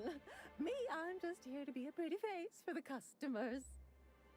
And to keep an extra key to the supply room, for all the times Dr. Williams misplaced his. The one upstairs, where we store our medicines.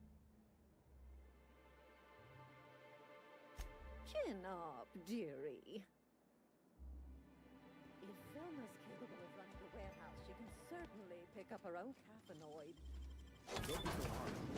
With Brack's missing, she's working double the needs of the land. Very well, dearie. But you stop by anytime you like.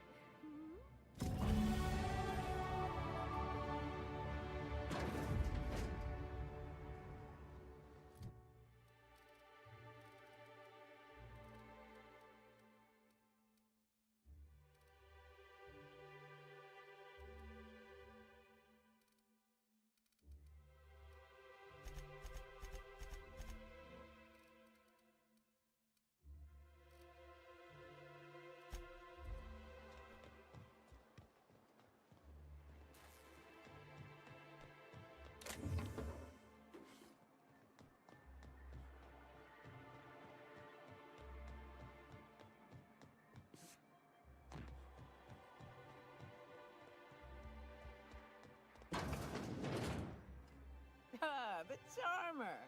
Welcome back. All of the above? Says someone who's never had any fun. Exactly. See? I'm glad someone on your crew's got some sensible. Got her head on straight. Whew, that hits the spot. Right in the, oh, no, there it is. There it is. Yes. We're in business. Let's go. That was fast. I gotta see about stocking some on the ship. You be careful. The first one's free. After that, they'll offer you gainful employment. Great. Where to? Oh, Hiram? I ain't checked in on that man in an age. He's running the giant radio tower we lovingly call Devil's Peak. We'll be going south and west, mostly along the road till we're past Fallbrook. Out there's a western slope that'll lead us through some fun. You like hunting, right? That's fun. If you're more of a spelunker, Rotting River will take you into the mountain caverns. We can discuss options when we get closer. That said, 3's already a crowd. I don't mind waiting somewhere until you got a spot open.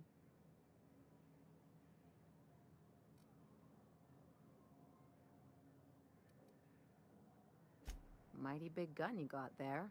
I'm looking forward to seeing you use it. So you keep Monarch safe, huh? That's real honorable work, Miss Nyoka. Oh, no. Monarch ain't safe, even with me around. I've just got intimate knowledge.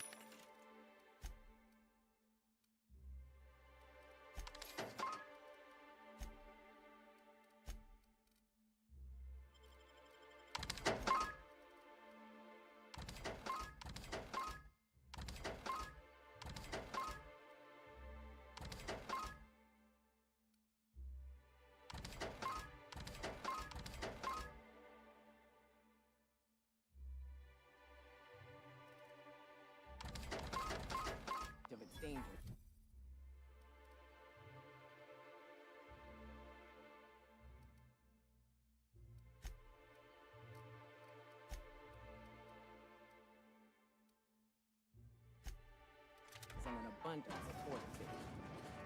Folks hire me because I know what you can shoot and what you ought to run from. That's a mistake you only get to make once. What do you think you're... Just don't make any trouble for me, okay?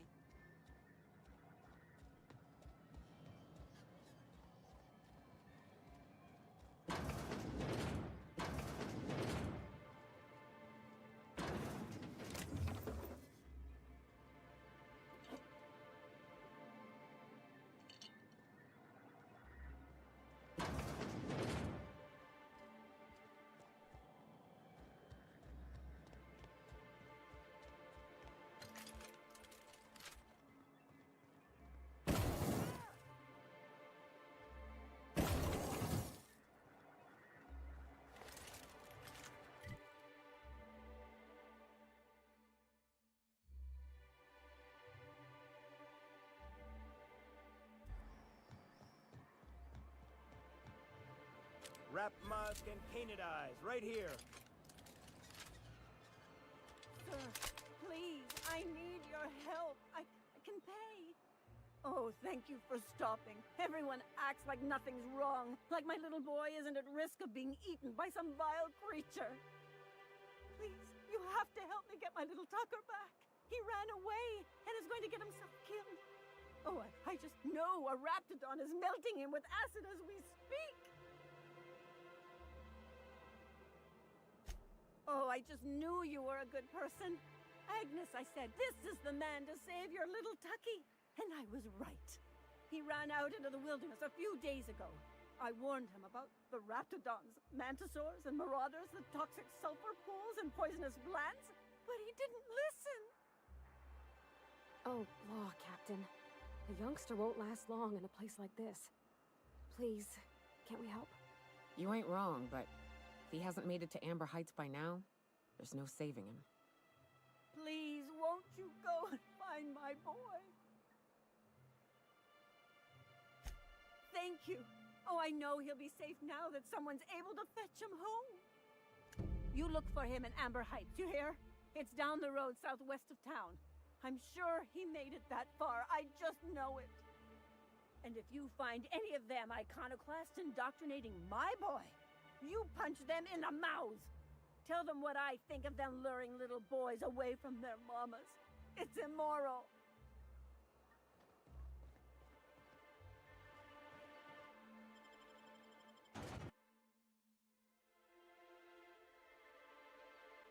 Can we talk? Hey, got a favor to ask you. Figure while we're out here in the wilderness anyhow, we might stop in on an old friend of mine. Preferably before we get to Hiram's. It's on the way, don't worry. You don't seem the type to run off and get yourself killed, and I could use the help.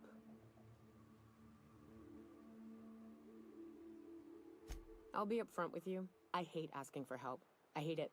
Every time I give someone the opportunity to disappoint me, they seem to make it their most immediate goal. But this, what I'm thinking, it's dangerous. Really? Here I was steeling myself for inevitable rejection. I used to run with a band of hunters. Friends. 6 of us. We were on Monarch when the corporations pulled out, and we helped a lot of people pick up the pieces. I haven't seen 2 of them in years, and the rest I know to be dead. I'd like to gather their effects and bury them all in the same places, like the family we once were. First, we go to Hayes. I buried him a ways from our encampment. I need to pay my respects. I'll show you where he rests. He had a medallion in his effects. That's what I'll bring home to bury. Then we find my 2 lost trackers and bring them home. A long time ago, we built an encampment in one of Monarch's cave systems. Trouble is, a Mantiqueen showed up and kicked us all out. If we can find Rebecca and Anders, they'll know how to lure her out. Then, we kill the bitch, and bury everyone's medallions together. Thanks, Cap.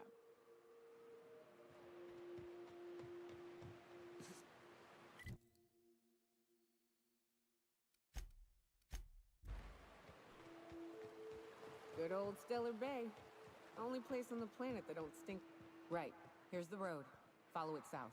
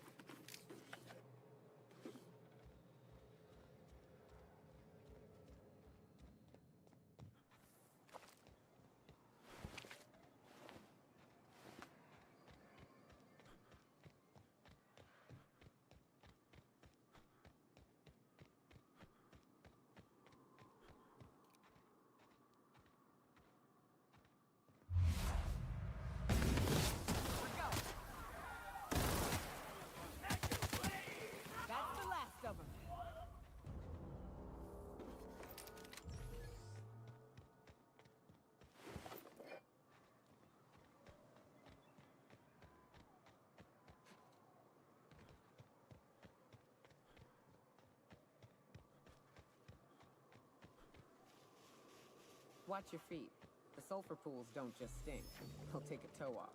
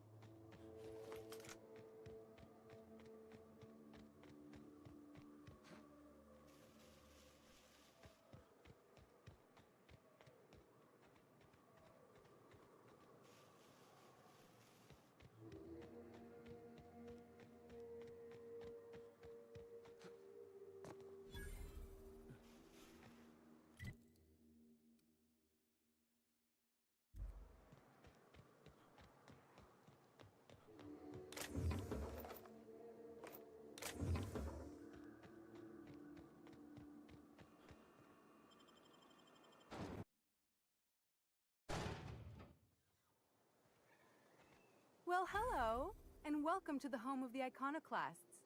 I'm Rose. Please, take a pamphlet.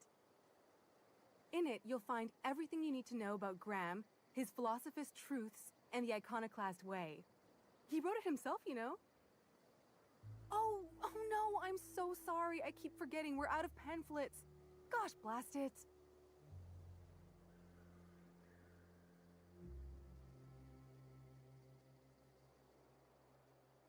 I'm so sorry. It's a habit, I suppose.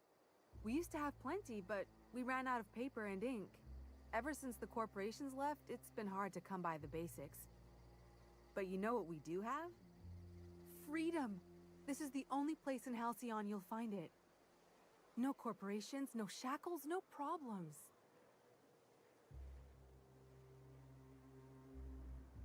Oh, those are just hurdles. We deal with them as they come. You're welcome to stay with us, so long as you can earn your keep. That's a nice way to think about it. Graham would be our father. I suppose Zora might make a good mother if the two of them could stop arguing. You can think of those two as our leaders, but they're more like examples.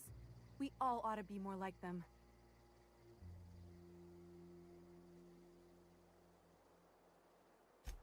Oh, Graham settled here a long time ago. Shoot, I wish I had a pamphlet to give you. It's all in there. I wasn't around back then, but they say a lot of the old MSI corporate folks died here. He calls it a spiritual metaphor, something about rising from the ashes. Graham's place is in the large building straight back. Zora's sometimes there talking with him, but usually she's in the triage clinic next door. The new boy! Yes, he's quite clever. He took to our teachings very quickly. Last I saw him, he was headed into one of the buildings up the hill. Seems like a nice little town. Except for all the dead critters. The folks in Amber Heights always manage to find a bottle or two of the good stuff. Keen scavengers, I tell you. Looks like I'm not the only new face around here. What do I call you, stranger? Welcome to Amber Heights, Captain. Call me Tucker. You here to join the Iconoclasts? Help us free this world?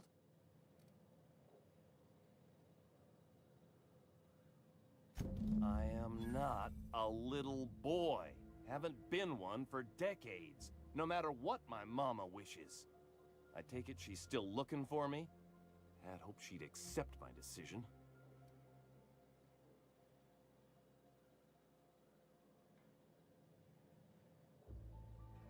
According to her, stepping foot outside of the house in broad daylight is too dangerous. My entire life, she crammed a fear of danger down my throat. Don't go play with friends. Mantisaurs will tear your arms off. Don't leave the city. Raptidons will spit acid on your face. Marauders can violate you. You'd fall in a sulfur pool. I stuck around way too long, ruled by her fears. I'm 42 years old, but she still sees me as a little boy in need of her protection. I won't stand for it, I tell you.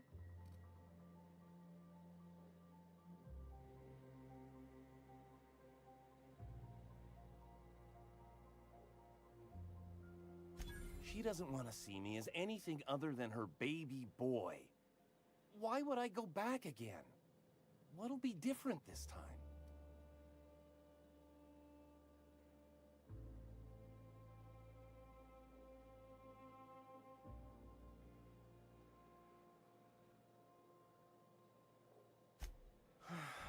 You're right. I can do this. I just need to stand my ground and make her see she can't control me anymore. No one can.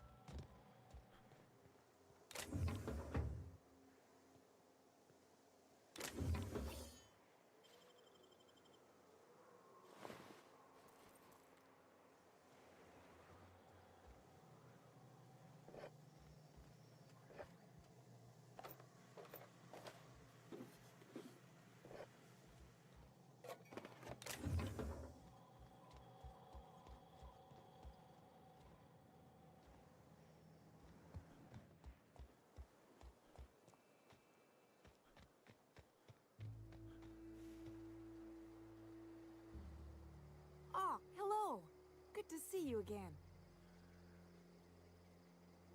Damn right.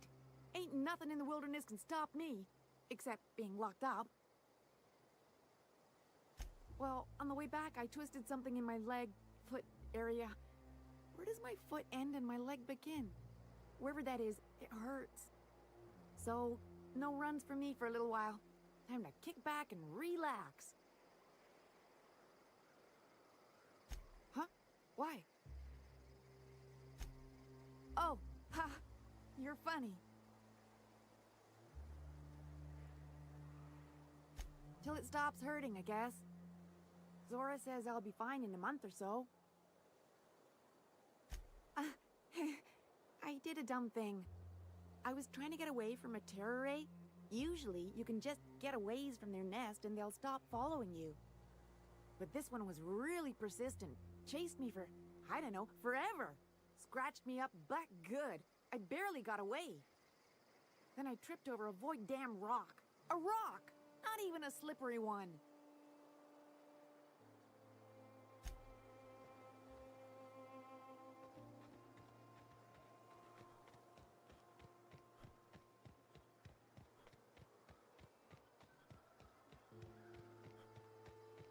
I ought to mention, the Iconoclasts are loyal folk.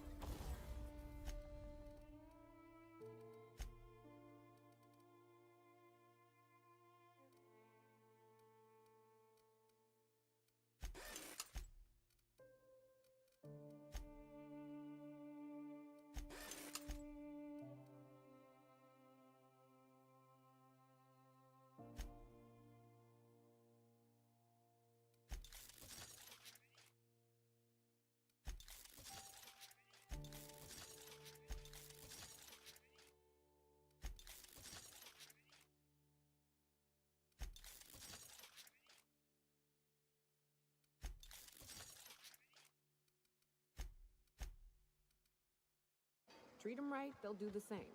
Turn on them, they'll open fire without a second thought. Everybody here looks wore out. Is it just me?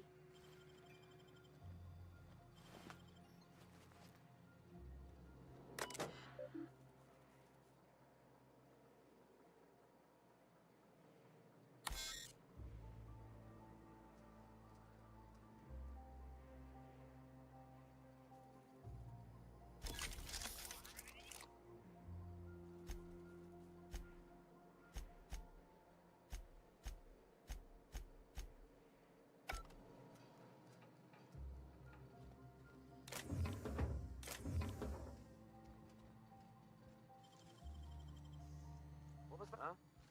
What do you... Suppose I can look the other way. This time.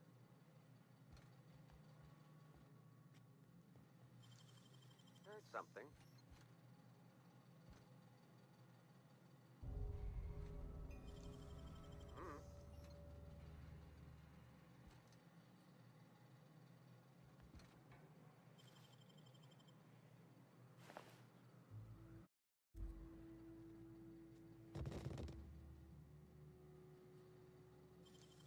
What was that?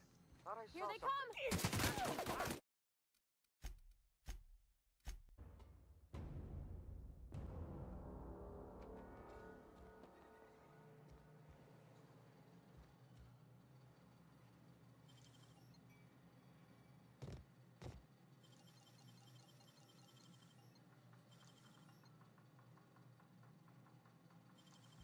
There's something. What was that? Here they come!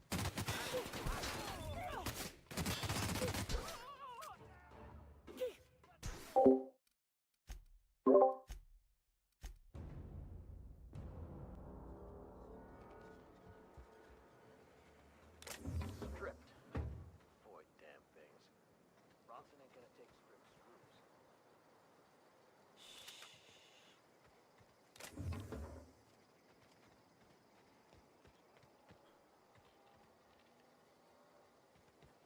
You ever been off Monarch, Mioka? Before you met the captain, I mean. Nah, I'm mostly just trying to get hunted. As soon as you stop to dream of other things, that'll be the day something sneaks up and eats you. Don't fret. I'm watching your back now. Anything tries to eat us, I'll give it a mighty whack on the nose. Well, I'll be damned. You watch my back, I'll watch yours.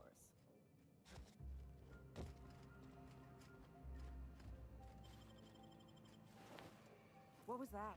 What do you think?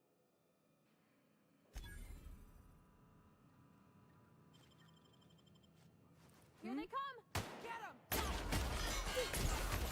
Everyone all right?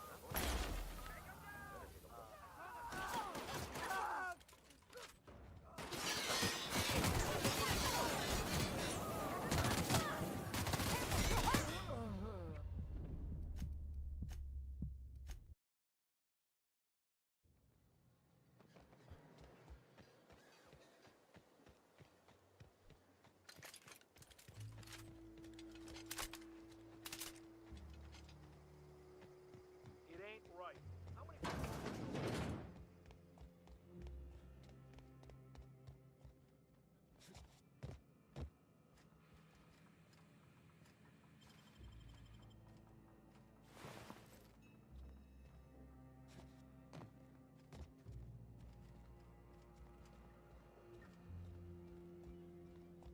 A Manta Queen.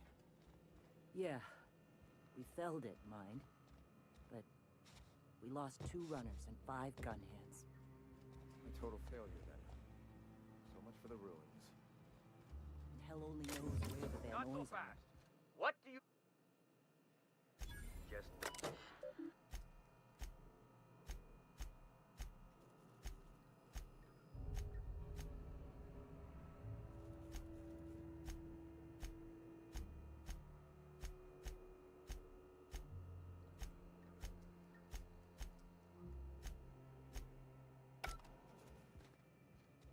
A stranger comes to our home. If you're looking for a path to walk, you've found one. If you're looking for a teacher, I am one. Welcome to the Iconoclasts.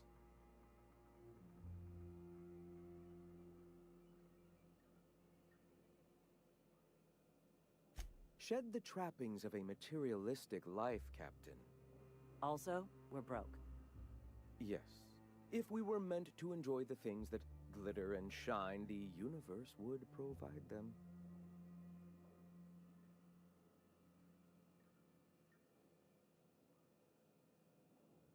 Most of Halcyon isn't up Sulphur Creek. I'd wager the opposite. The corporations are doomed. Only we have the truth at our backs, and we are better for it. Now, why have you come?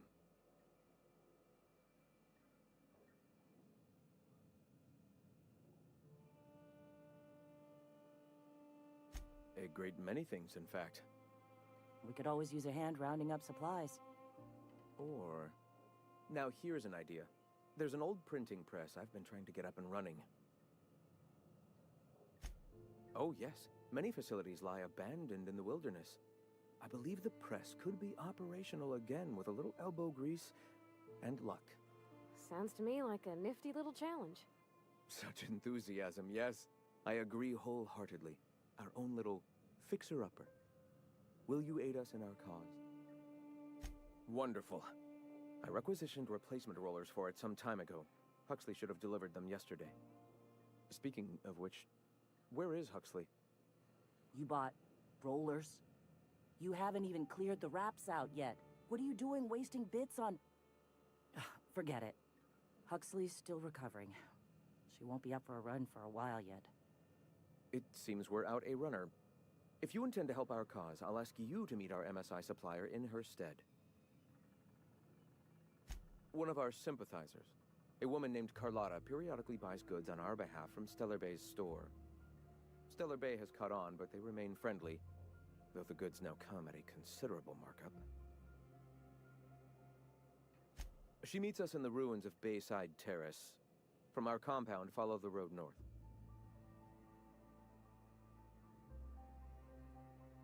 So you're her mysterious savior.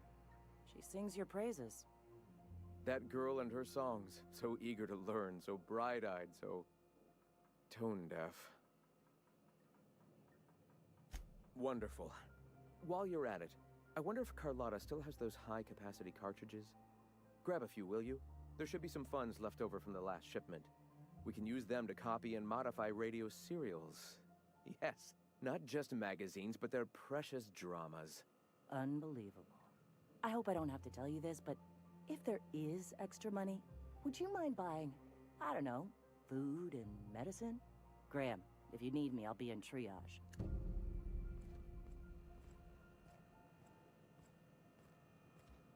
Hey.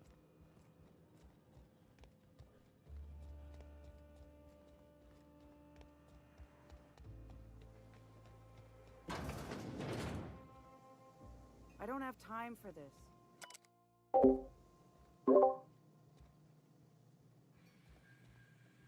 Keep him quiet, Cap.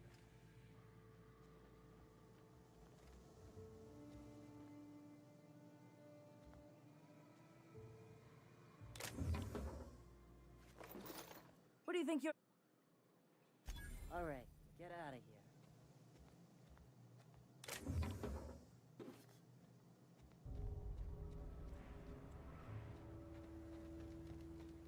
There's the spleen.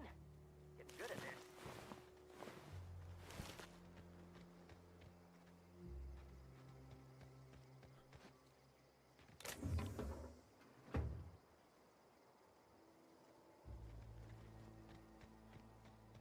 You ever been off Monarch, Nyoka? Before you met the captain, I mean. Nah, I'm mostly...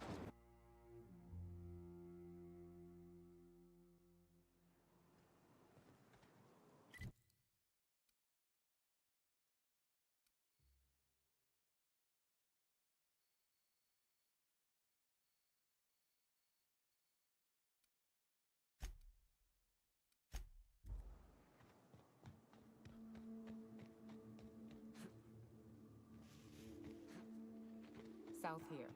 Off the road and down this slope. We've got a decent trek ahead of us. Watch it. These pools don't just stink. They'll take a toe off. I don't got much use for sulfur, right?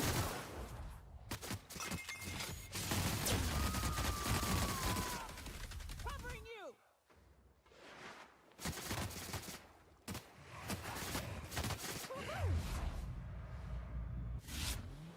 Nice work!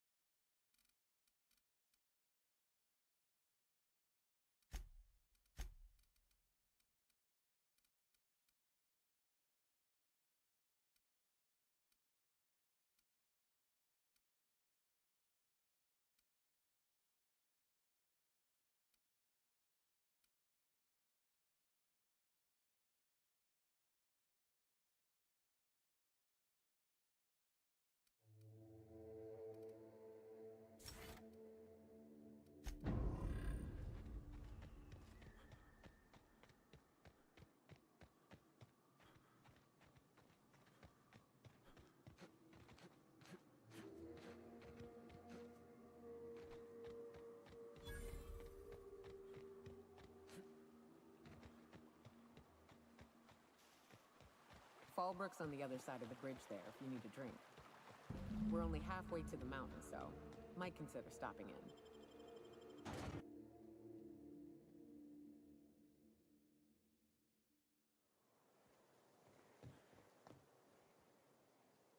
Trouble checking in? Or you might need directions to the amenities? If you're locked out of your cabin, a replacement key costs 50 bits.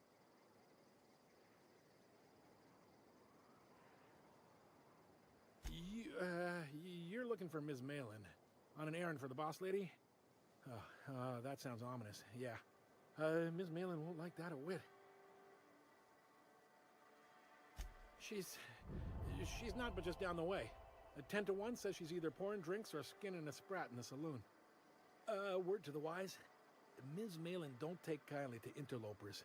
When I said sprat, I didn't mean the sort with whiskers and a tail. I am here to anticipate and facilitate your needs, patron.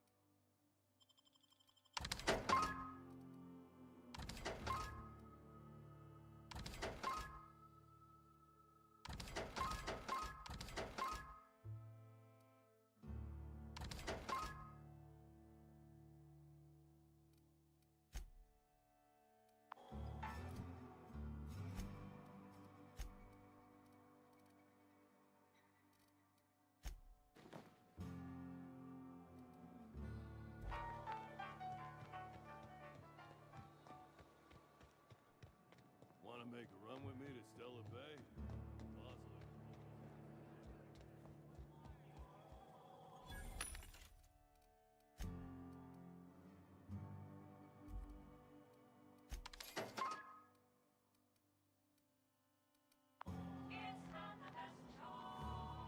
Uh-huh. You blind, fella? Or can you not see I'm busy? Why is it every sissy pig fucker who strolls into my town expects me to smile and shout awful friendly? Welcome to Fallbrook. Only nugget of paradise in this entire law-forsaken land. Like a void damn advert. Catherine, you're as welcoming as ever. Truthfully spoken, I do aim to properly represent my aforementioned nugget of paradise.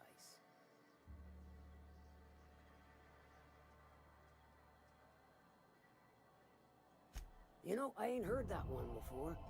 Suppose I'll have to work harder to show you just what makes our town shine. But first, I'll need to know what brings you, stranger. Well, I'm half listening.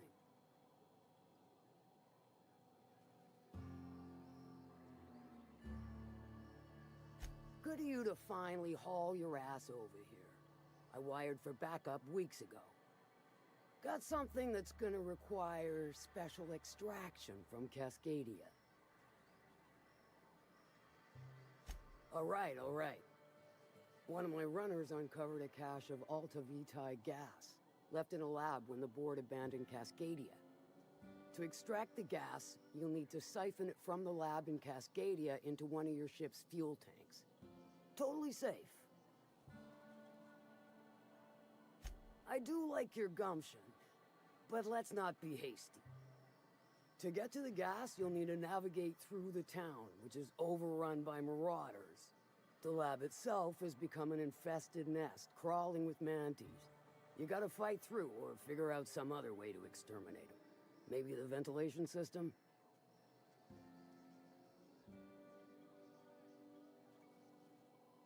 And will again. We ought to be taking any opportunity we get to bury those critters in lead. Direct and aggressive. I always did like your sensibilities. You know when to strike and when to wait. Shame what came of your crew. Crews are for ships. They were a family. Close enough. Now, after you clear the manti nest and reach the storage room, all that's left is to get the gas flowing into the fuel system. The task will require someone with technical skills. Or you could force it through with a plasma overload. Don't recommend that option, though, unless you want to get dead.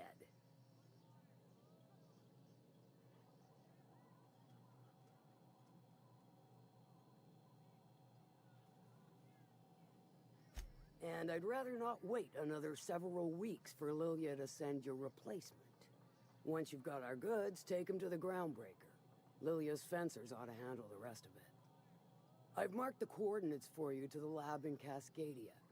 Use the passcode Antediluvian on the terminal to get in. But before you make your run, I could use a heavy helping hand regarding a local issue. For a fine fee, of course. Good. This particular matter of opportunity has been eating at me for a while now.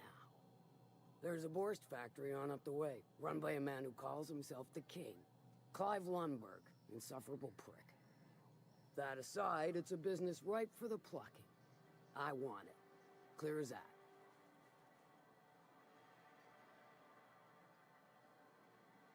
Stars, I hope so. Clive Lundberg, the self-proclaimed Borst King of Monarch, is swimming in profit and drowning in his ego. He's making the only meal to be had this side of Monarch, and I'm tired of ponying up for my dinner. I want that Borst factory, owner dead or alive. And you're the soon-to-be handsomely paid son of a bitch who's gonna get it for me. Kill him, run him out. I don't rightly care for the details, so long as Clive knows resistance to me is costly and futile. Hit him where it hurts. In his gut, or his production lines ought to make do. Sometimes the simplest solution is the sweetest. I don't give a whit about the method or the means, just the end. It'll be more than good when you're finished. Maybe not for Clive, but for me and you, I'm sure. Oh, and if you don't fancy going in guns blazing or crawling through a sewer pipe, see Duncan in the dry goods and sundry building. He ought to have an employee ID in that stash of illicit goods he keeps for select clientele. May luck be with you, since I won't be.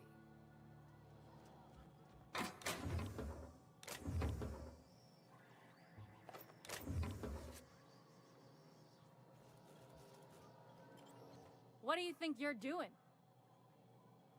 I don't want any trouble out of you.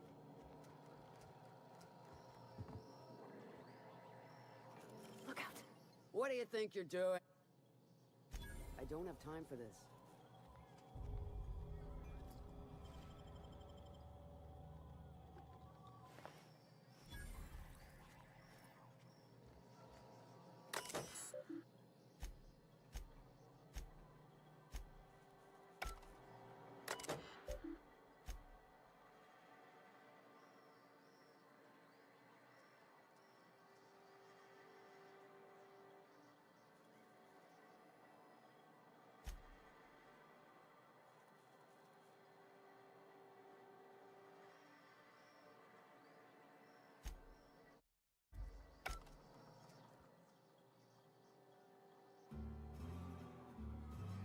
Sure.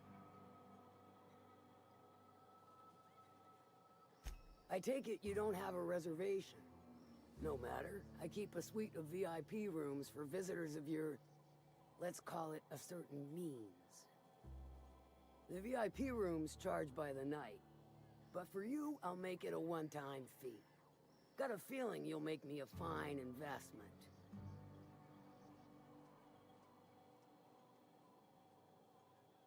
Marvelous. Do take care of the place. Maid service won't clean after a murder.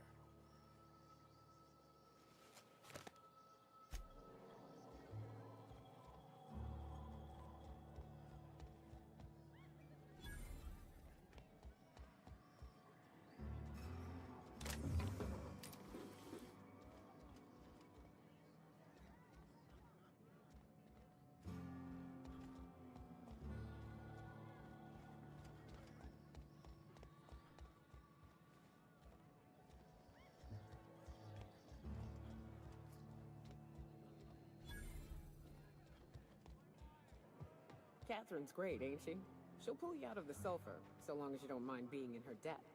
You know how there's folk who are all crusty outside, but warm and squishy inside? I'm pretty sure she's crust all the way through.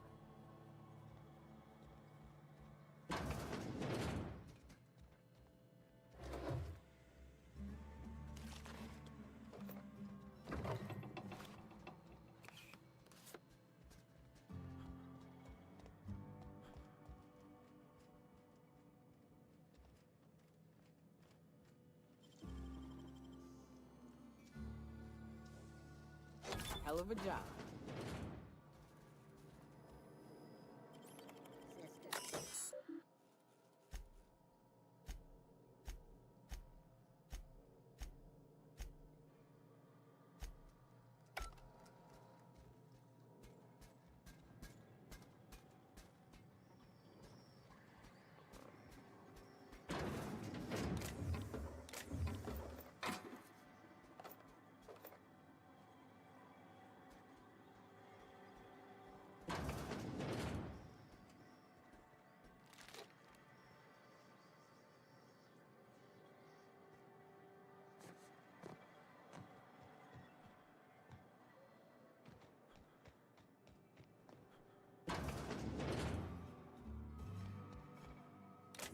Gonna peep for me.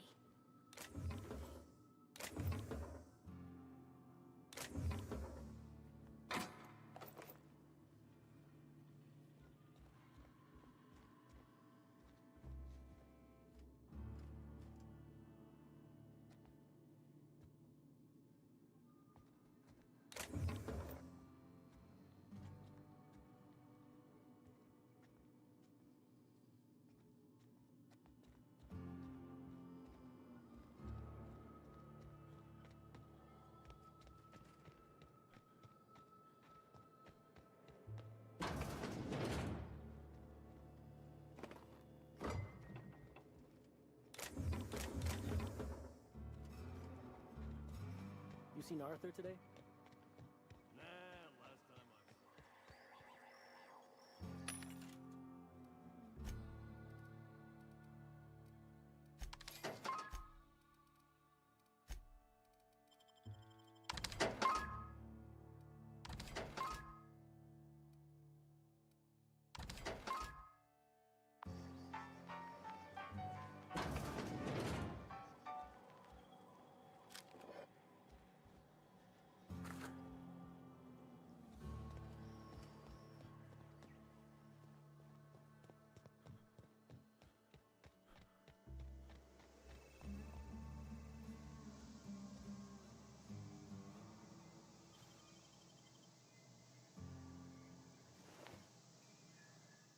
Take a gander at that mug.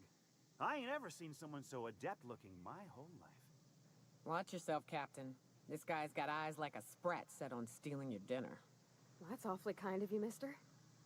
Oh, now, come on. All I mean is, well, rather that, you don't seem like the usual pigeons we pluck. No offense, of course, if you are a Byzantium goldblood. Say, I'd like to do you a favor. Might I interest you in a surefire scheme? Wink, wink.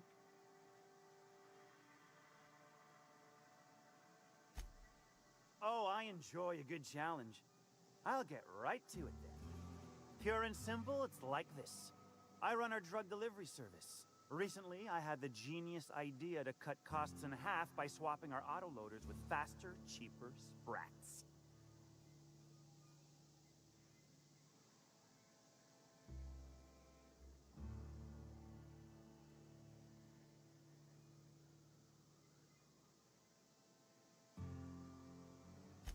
Too right you are.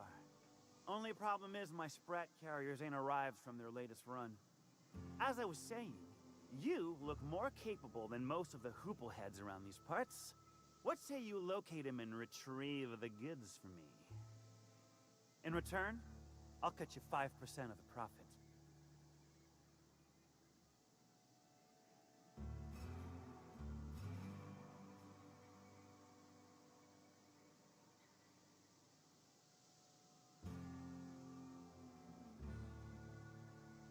Was that sarcasm? I'm going to assume it was not. If it's sarcasm, you've got to show it somehow, like, with a wink. My sprat carriers scurry back and forth through the shipping tunnels. Any trail ought to start there. When you've got the goods, I'll be here.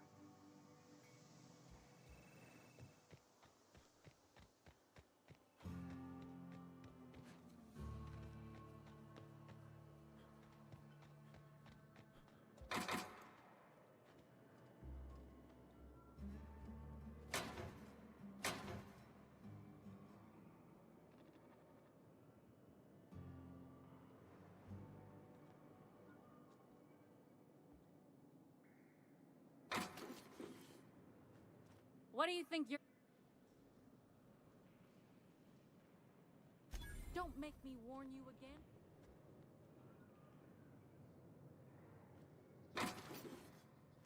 What do you think you're doing? Next time, don't go acting all suspicious.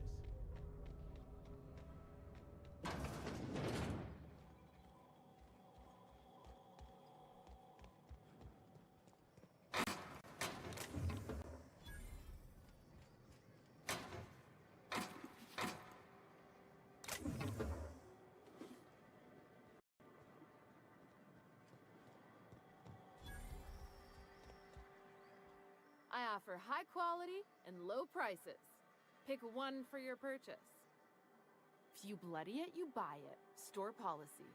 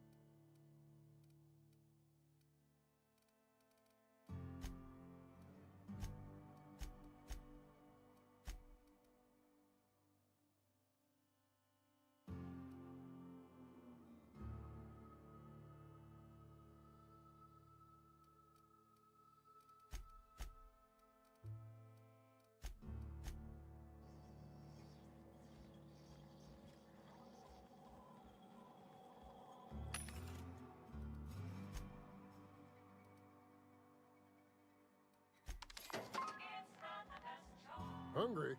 I'm famished myself. No rubbernecking. Make a buy or move on. Not so fast. The biometric IDs are special goods, only on offer to special clients. You cotton?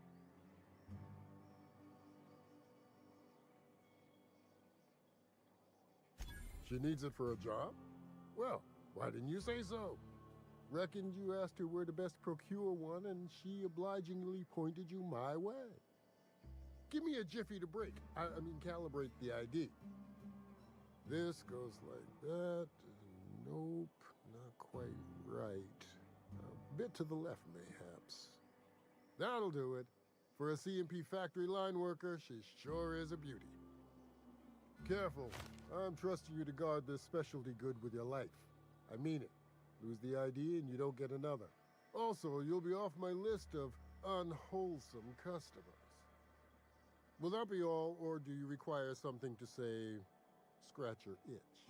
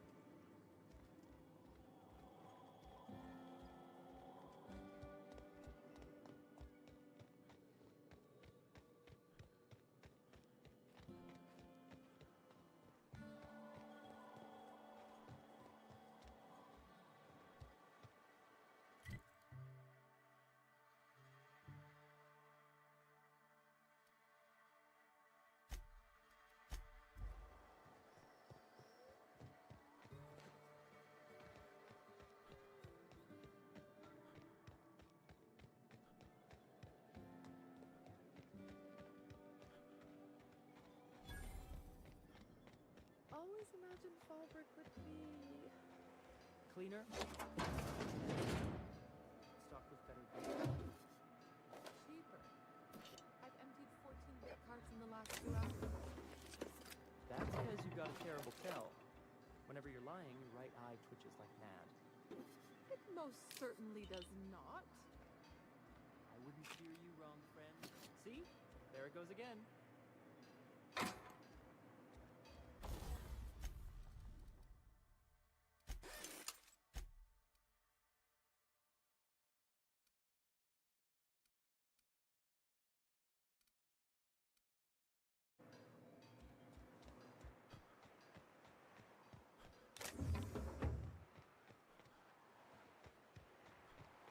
you're feeling like the civilized type, the waterfall's a good spot to wash your clothes.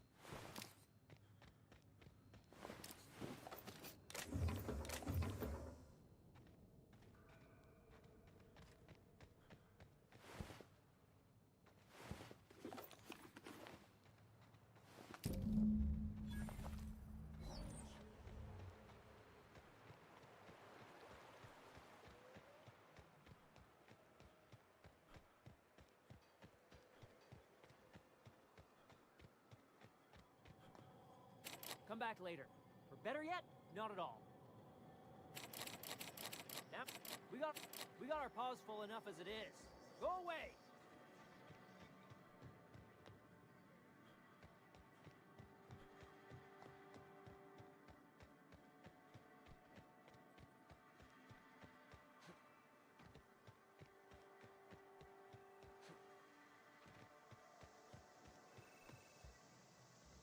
Did you find them?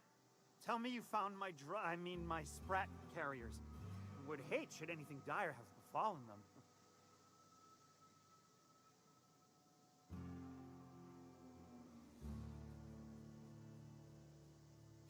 Just tell me straight and don't hold back. I can handle it.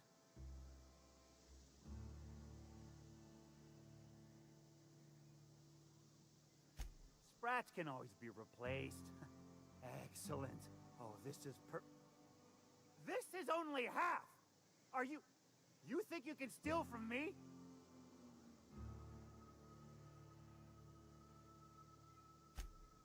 Ow!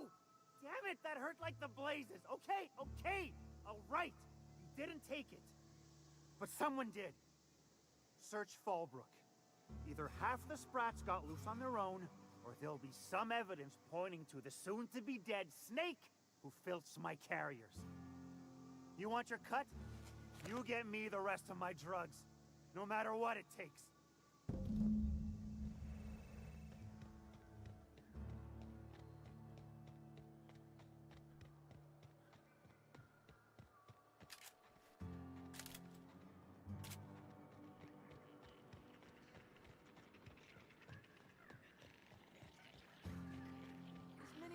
Get your twitchy whiskers back here! Don't you run out that door! It's a cruel world out there! Close the damn door! You'll let my sprats out! Damn it all! Now look what you've done! It'll take me ages to round him up again. State your purpose, or get out of my face, domicile intruder.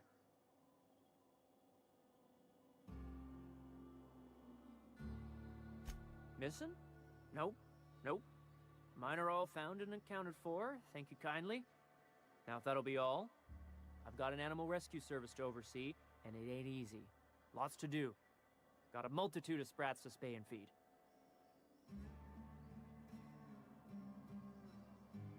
Look, I don't care if Nelson sent you or not. You won't be hurting a hair on any of these sprats' heads. I've killed vicious beasts for them. I ain't afraid to take on a human. Back out of this domicile, hands up, or become sprat food, intruder.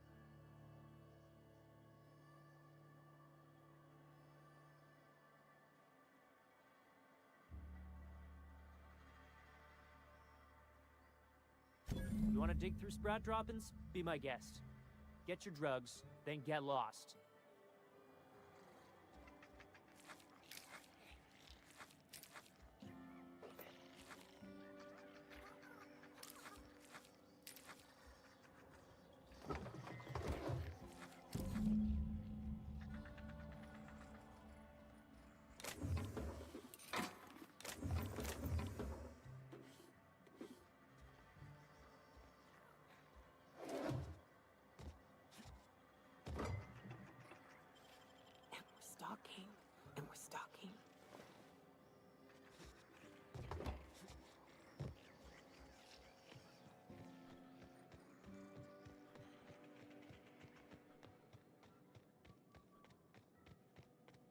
guess. Knock, knock.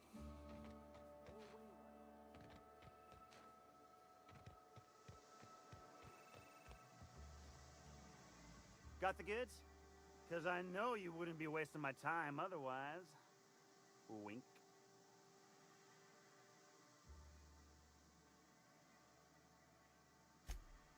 Ow! What was that for? No, I wouldn't dream of it, really. Wink. Ow! Oh, for the love of... I thought we were joking! If this swells shut, I swear I'll... Nothing. I am not gonna do nothing. Don't punch me again. Please and thank you. Though, you put that mean right hook to good use getting my drugs, and I'll be more than happy. You do? I mean, you do! Of course you do! What did I tell you?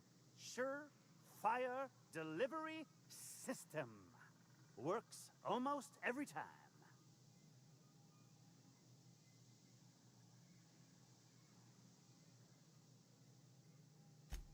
Sure, they're wrapped it on fodder and suffer the occasional overdose when a container dissolves in their stomach acid. Wait, what do you mean rescued them?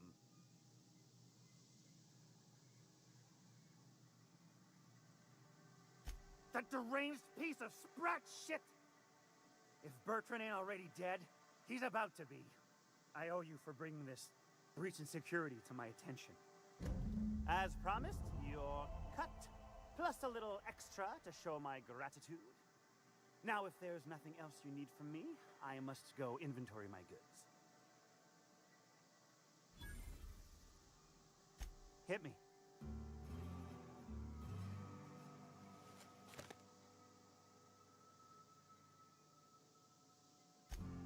Sure it is. Wink.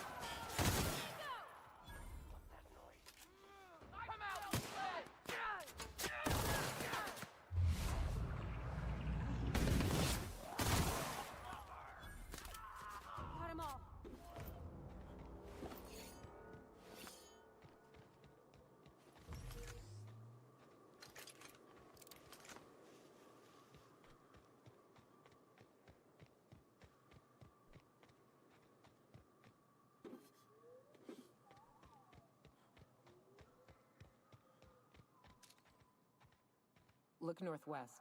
That ain't it. There's stairs must be going to the south. Westbound stairs. I'll let you know when it's right.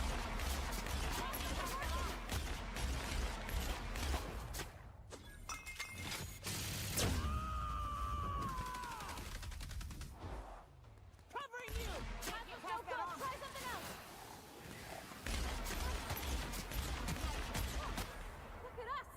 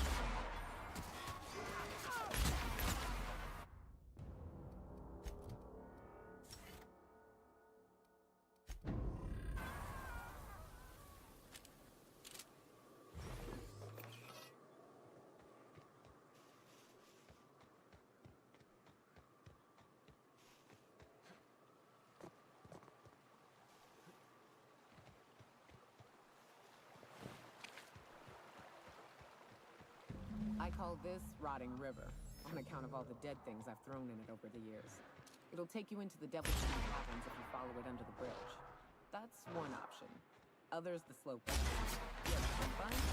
Stop. Don't mess with us.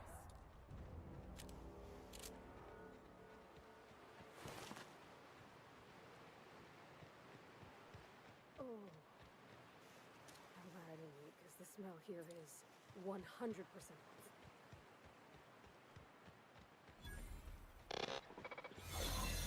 off.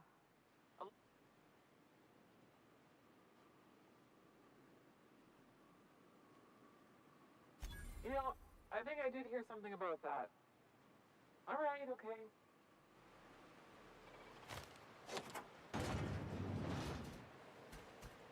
Let that.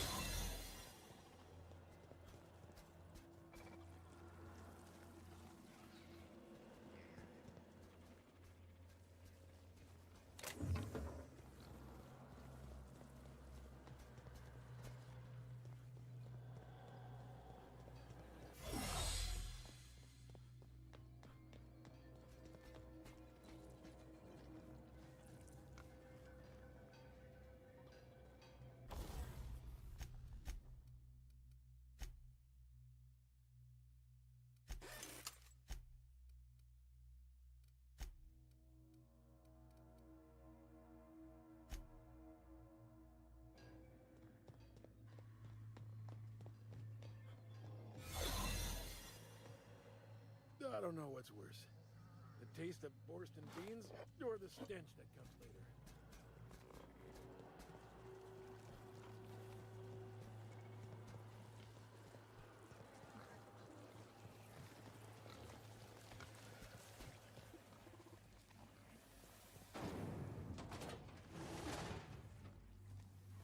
Keep him quiet, Cap.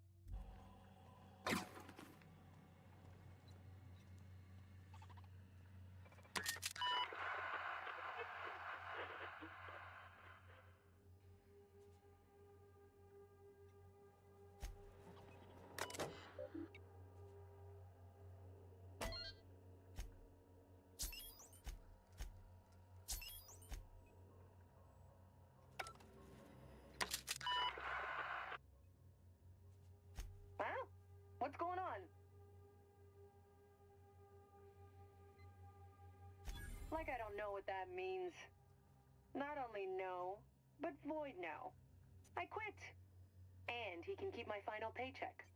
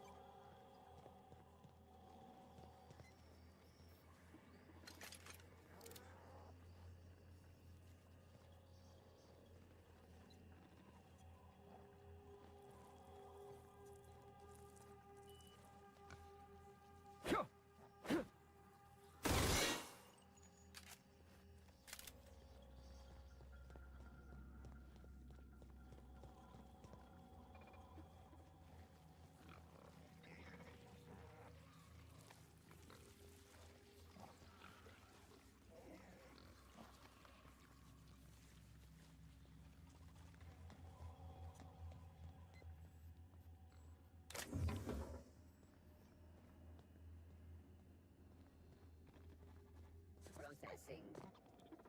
Performing an area sweep now.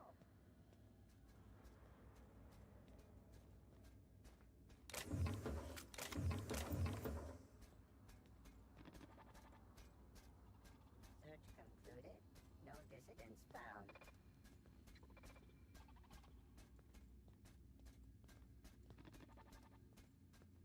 System.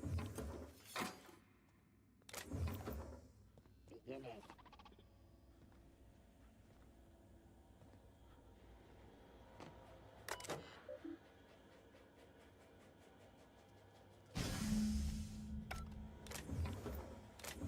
Returning to illegal activity detected. Sweeping the area. Watch out!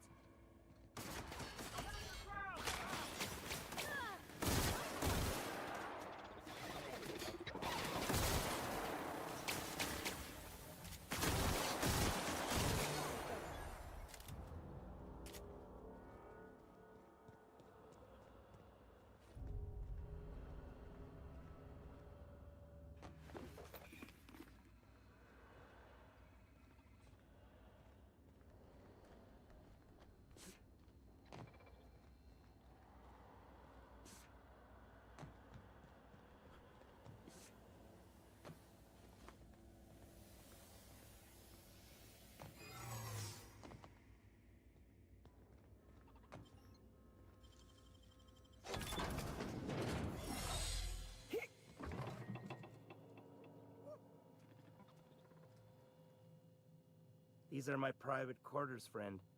I don't allow tours up here.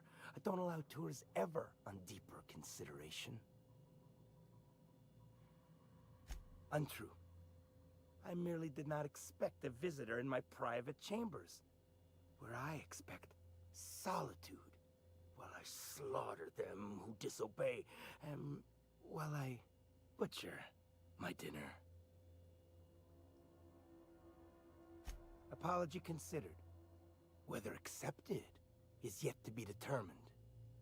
Intrusions and infractions really quicken me with anger. So, what can I do for you? My full attention is at your disposal. Is he looking at me? Oh, law. He is surely giving me the complete creeps. While I approve of your associate's cautious nature, I still teeter on the verge of losing my patience. Let us move forward with the present proceedings.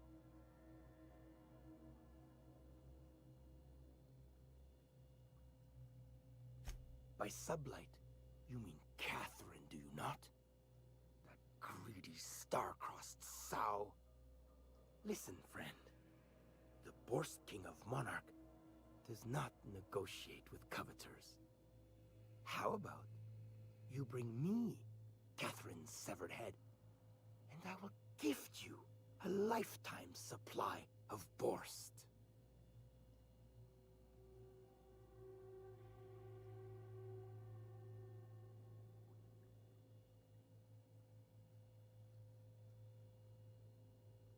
Piss, and I had hoped it might not come to this.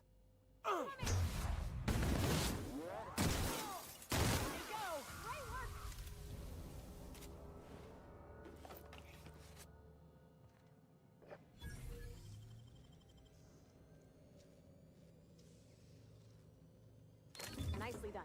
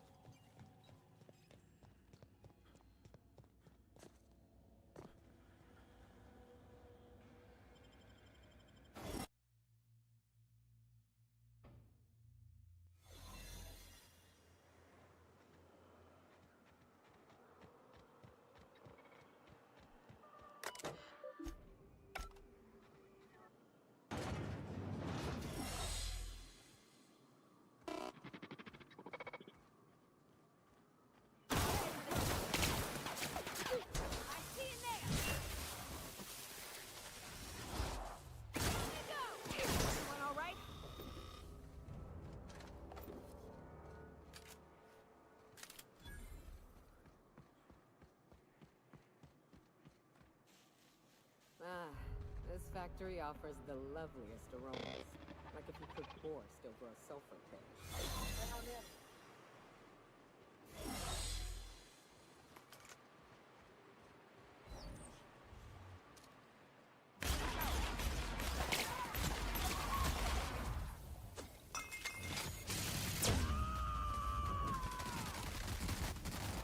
To shred?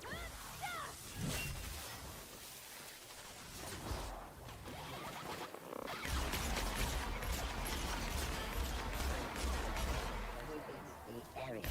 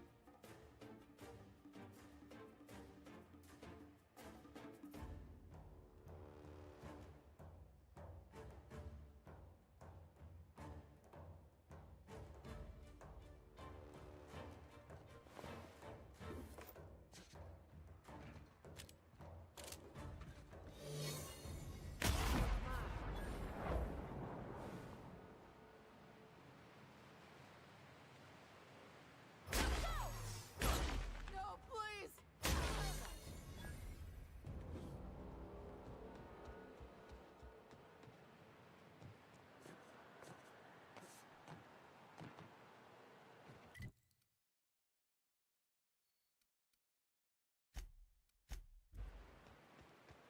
Did you have a sweetheart in Stellar Bay? I had a fling or two, sure.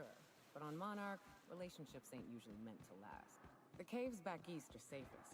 We can head up this path if you want to shoot your way through a few nightmares on your way up.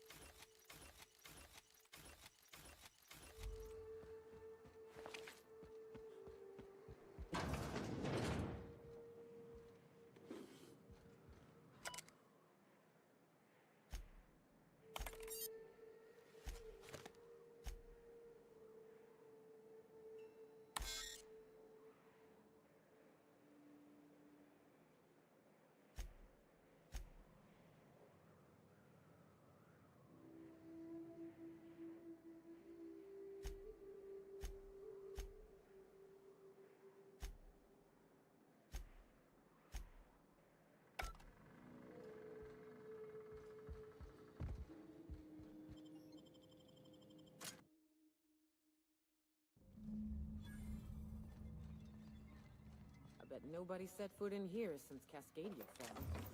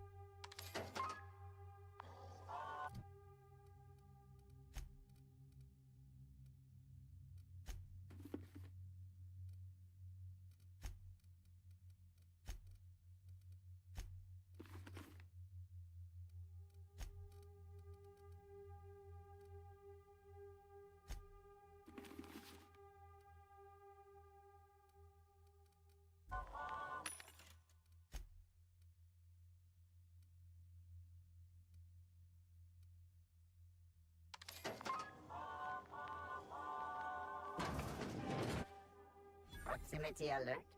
Biology human. Protocol kill all plants. Suspended.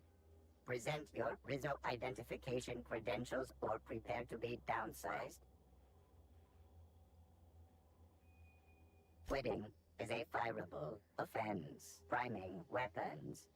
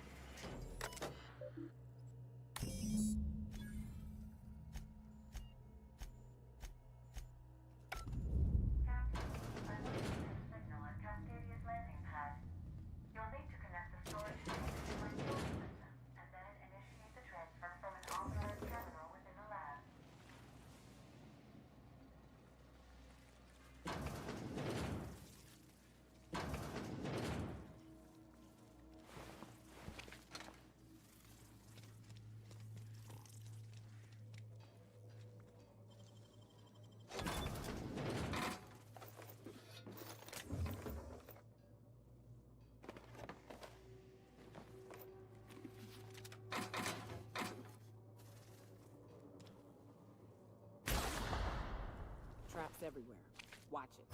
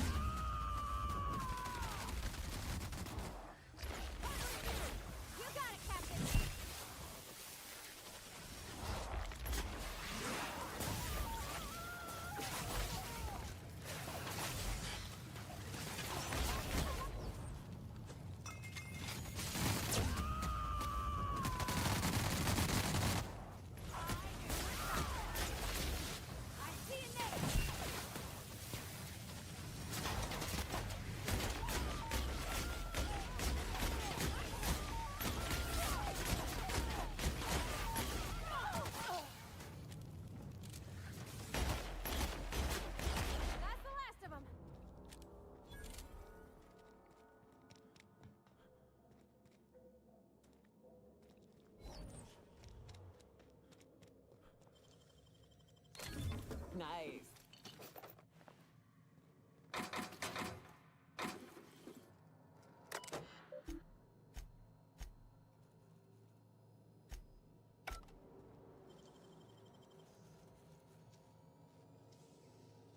Oh, you got that?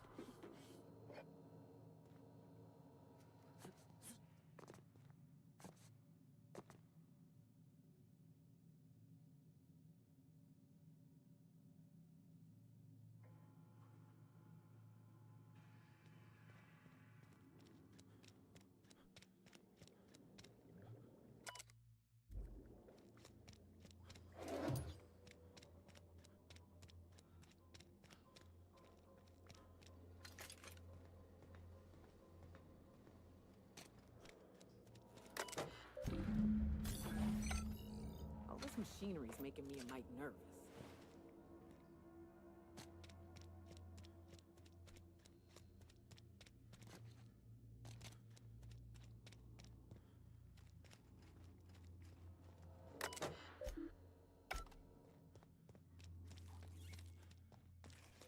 Here they come!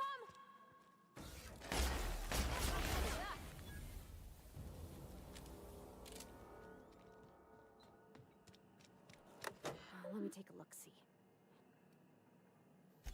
course I did, Captain. Just gave it a little jiggle. There we are. Good as pretty and twice as new.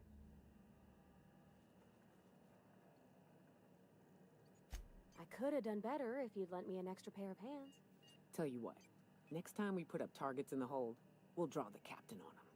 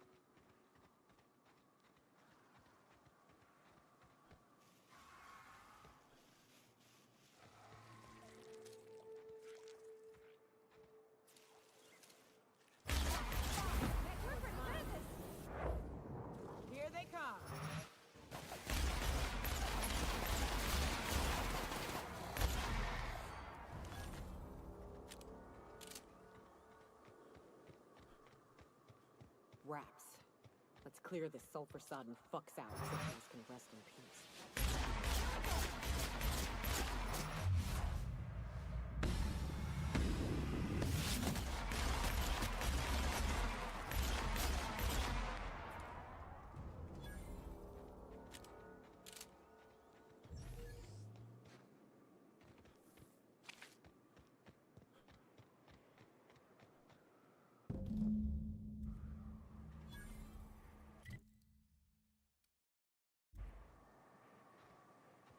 Hayes was the best self-sacrificing son of a saint I ever met.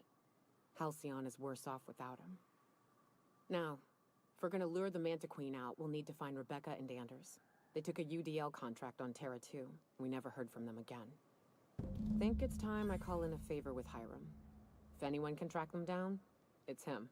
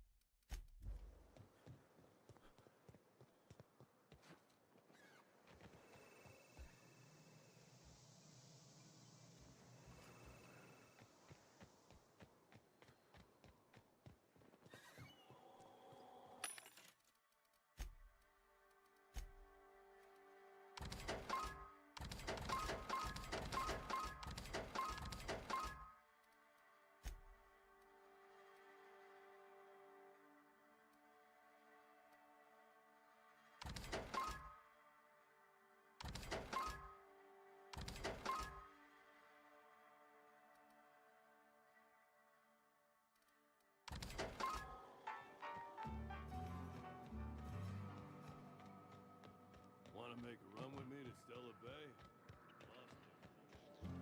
I don't think I like Miss Catherine. Not to... Please say the Yoda corpse you're wearing is Clive's.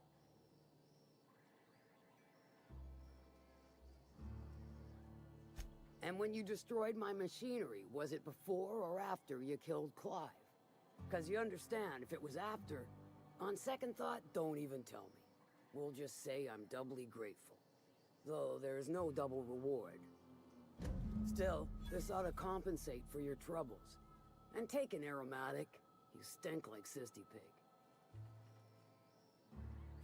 Funny you don't look like Nelson Mason. Funnier still, I wasn't aware of an existing problem.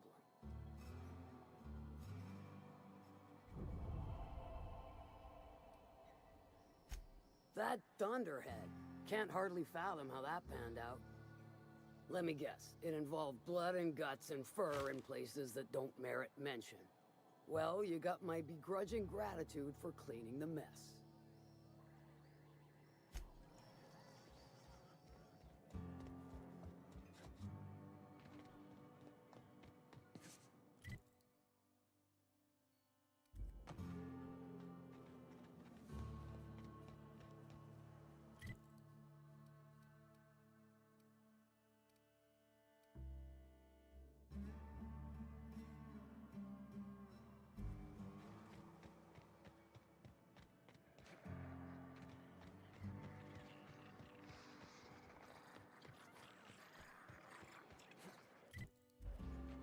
You'd think folks were pissing in the alleyways as bad as it stinks.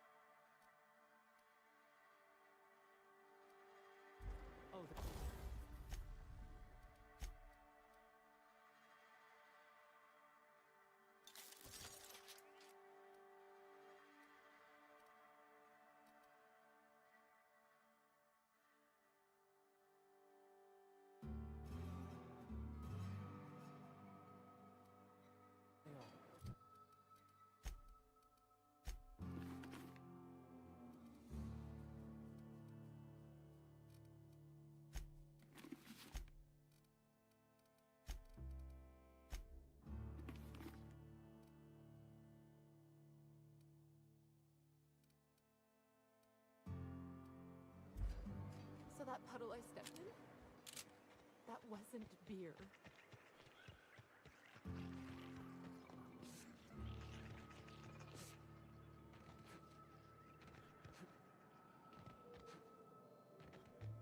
Will do, Captain. All right, I'm on the move. I'm going. Here I go. Sorry, can't do that.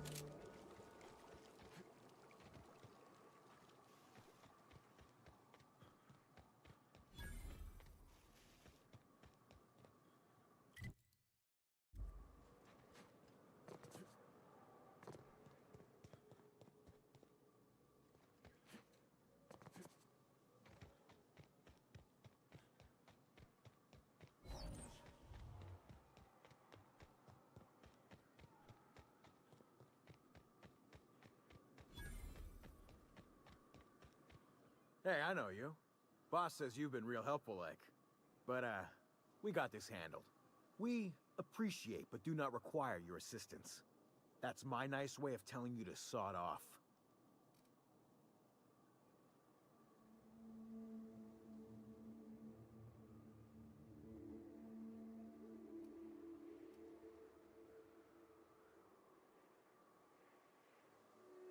Incoming! No missiles.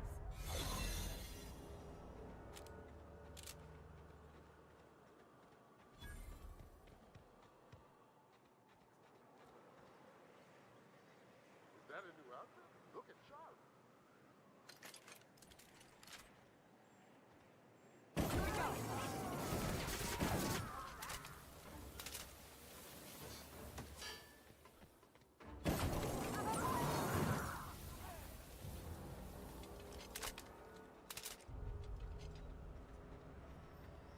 I'm not coming out. Raw Forsaken sucks. Leave me alone. I heard that. I heard all of that. Who's out there? Whoever you are, you're in a lot of trouble. Hello?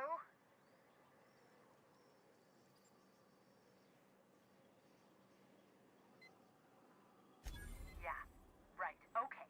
I am absolutely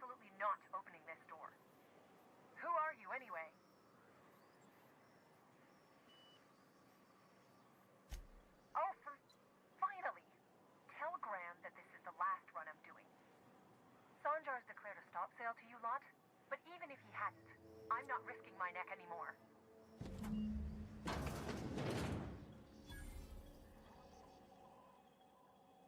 Thanks for clearing out those goons.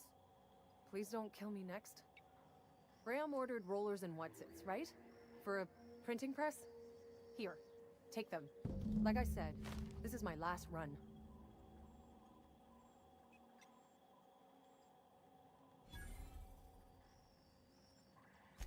Law help them. I don't know. Maybe Sublight can lend a hand. I should go. Look, Graham's got a bit or two left in his account. I can send one last dropout before I wash my hands of this. What do you want delivered?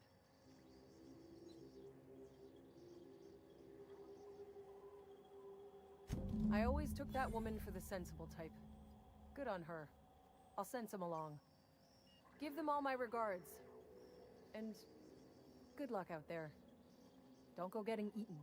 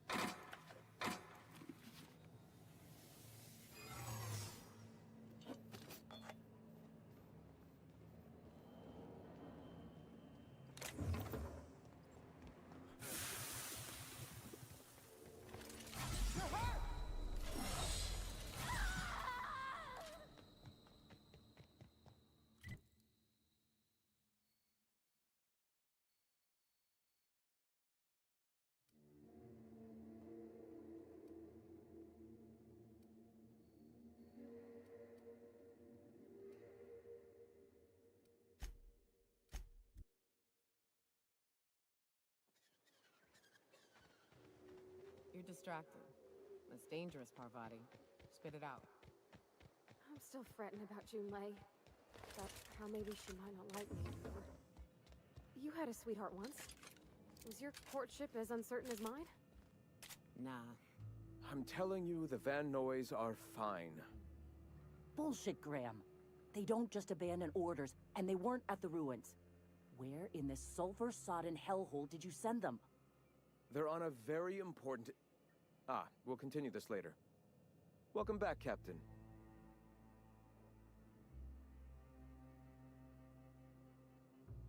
Thank the Eternal that someone's got some sense in their head. Carlotta usually schedules the next drop during the meeting. When's she coming?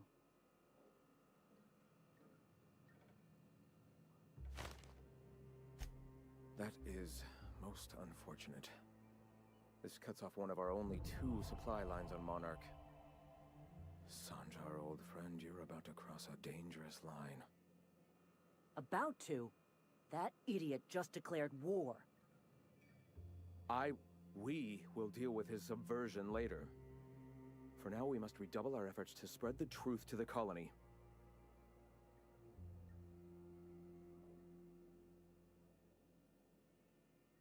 The print... Oh no. Graham, you didn't. I've already sent a team ahead to scout the press. One of our best. Meet them there and find out if they've been successful. You sent the Vanoys there, didn't you? Oh, for fuck's sake, Graham! We needed them in the ruins! Our people died out there! They went willing to fight for our cause. We need reinforcements. We need new recruits. The Van Noys saw the printing facility with the same importance as I. Is a printing press really worth all these people's lives? There's gotta be a better way to get your message out. I have the utmost confidence in their abilities. Friends, we must have faith that the men and women we recruit can handle the duties for which we recruit them.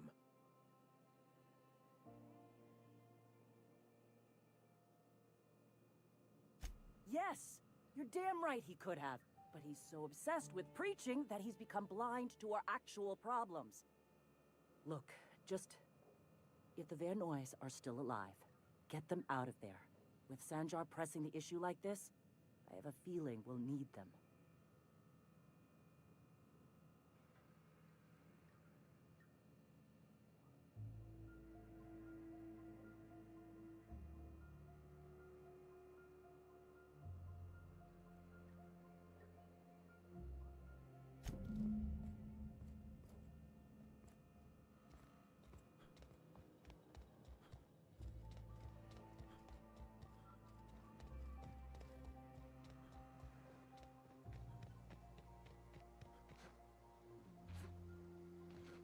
What was it like in Edgewater?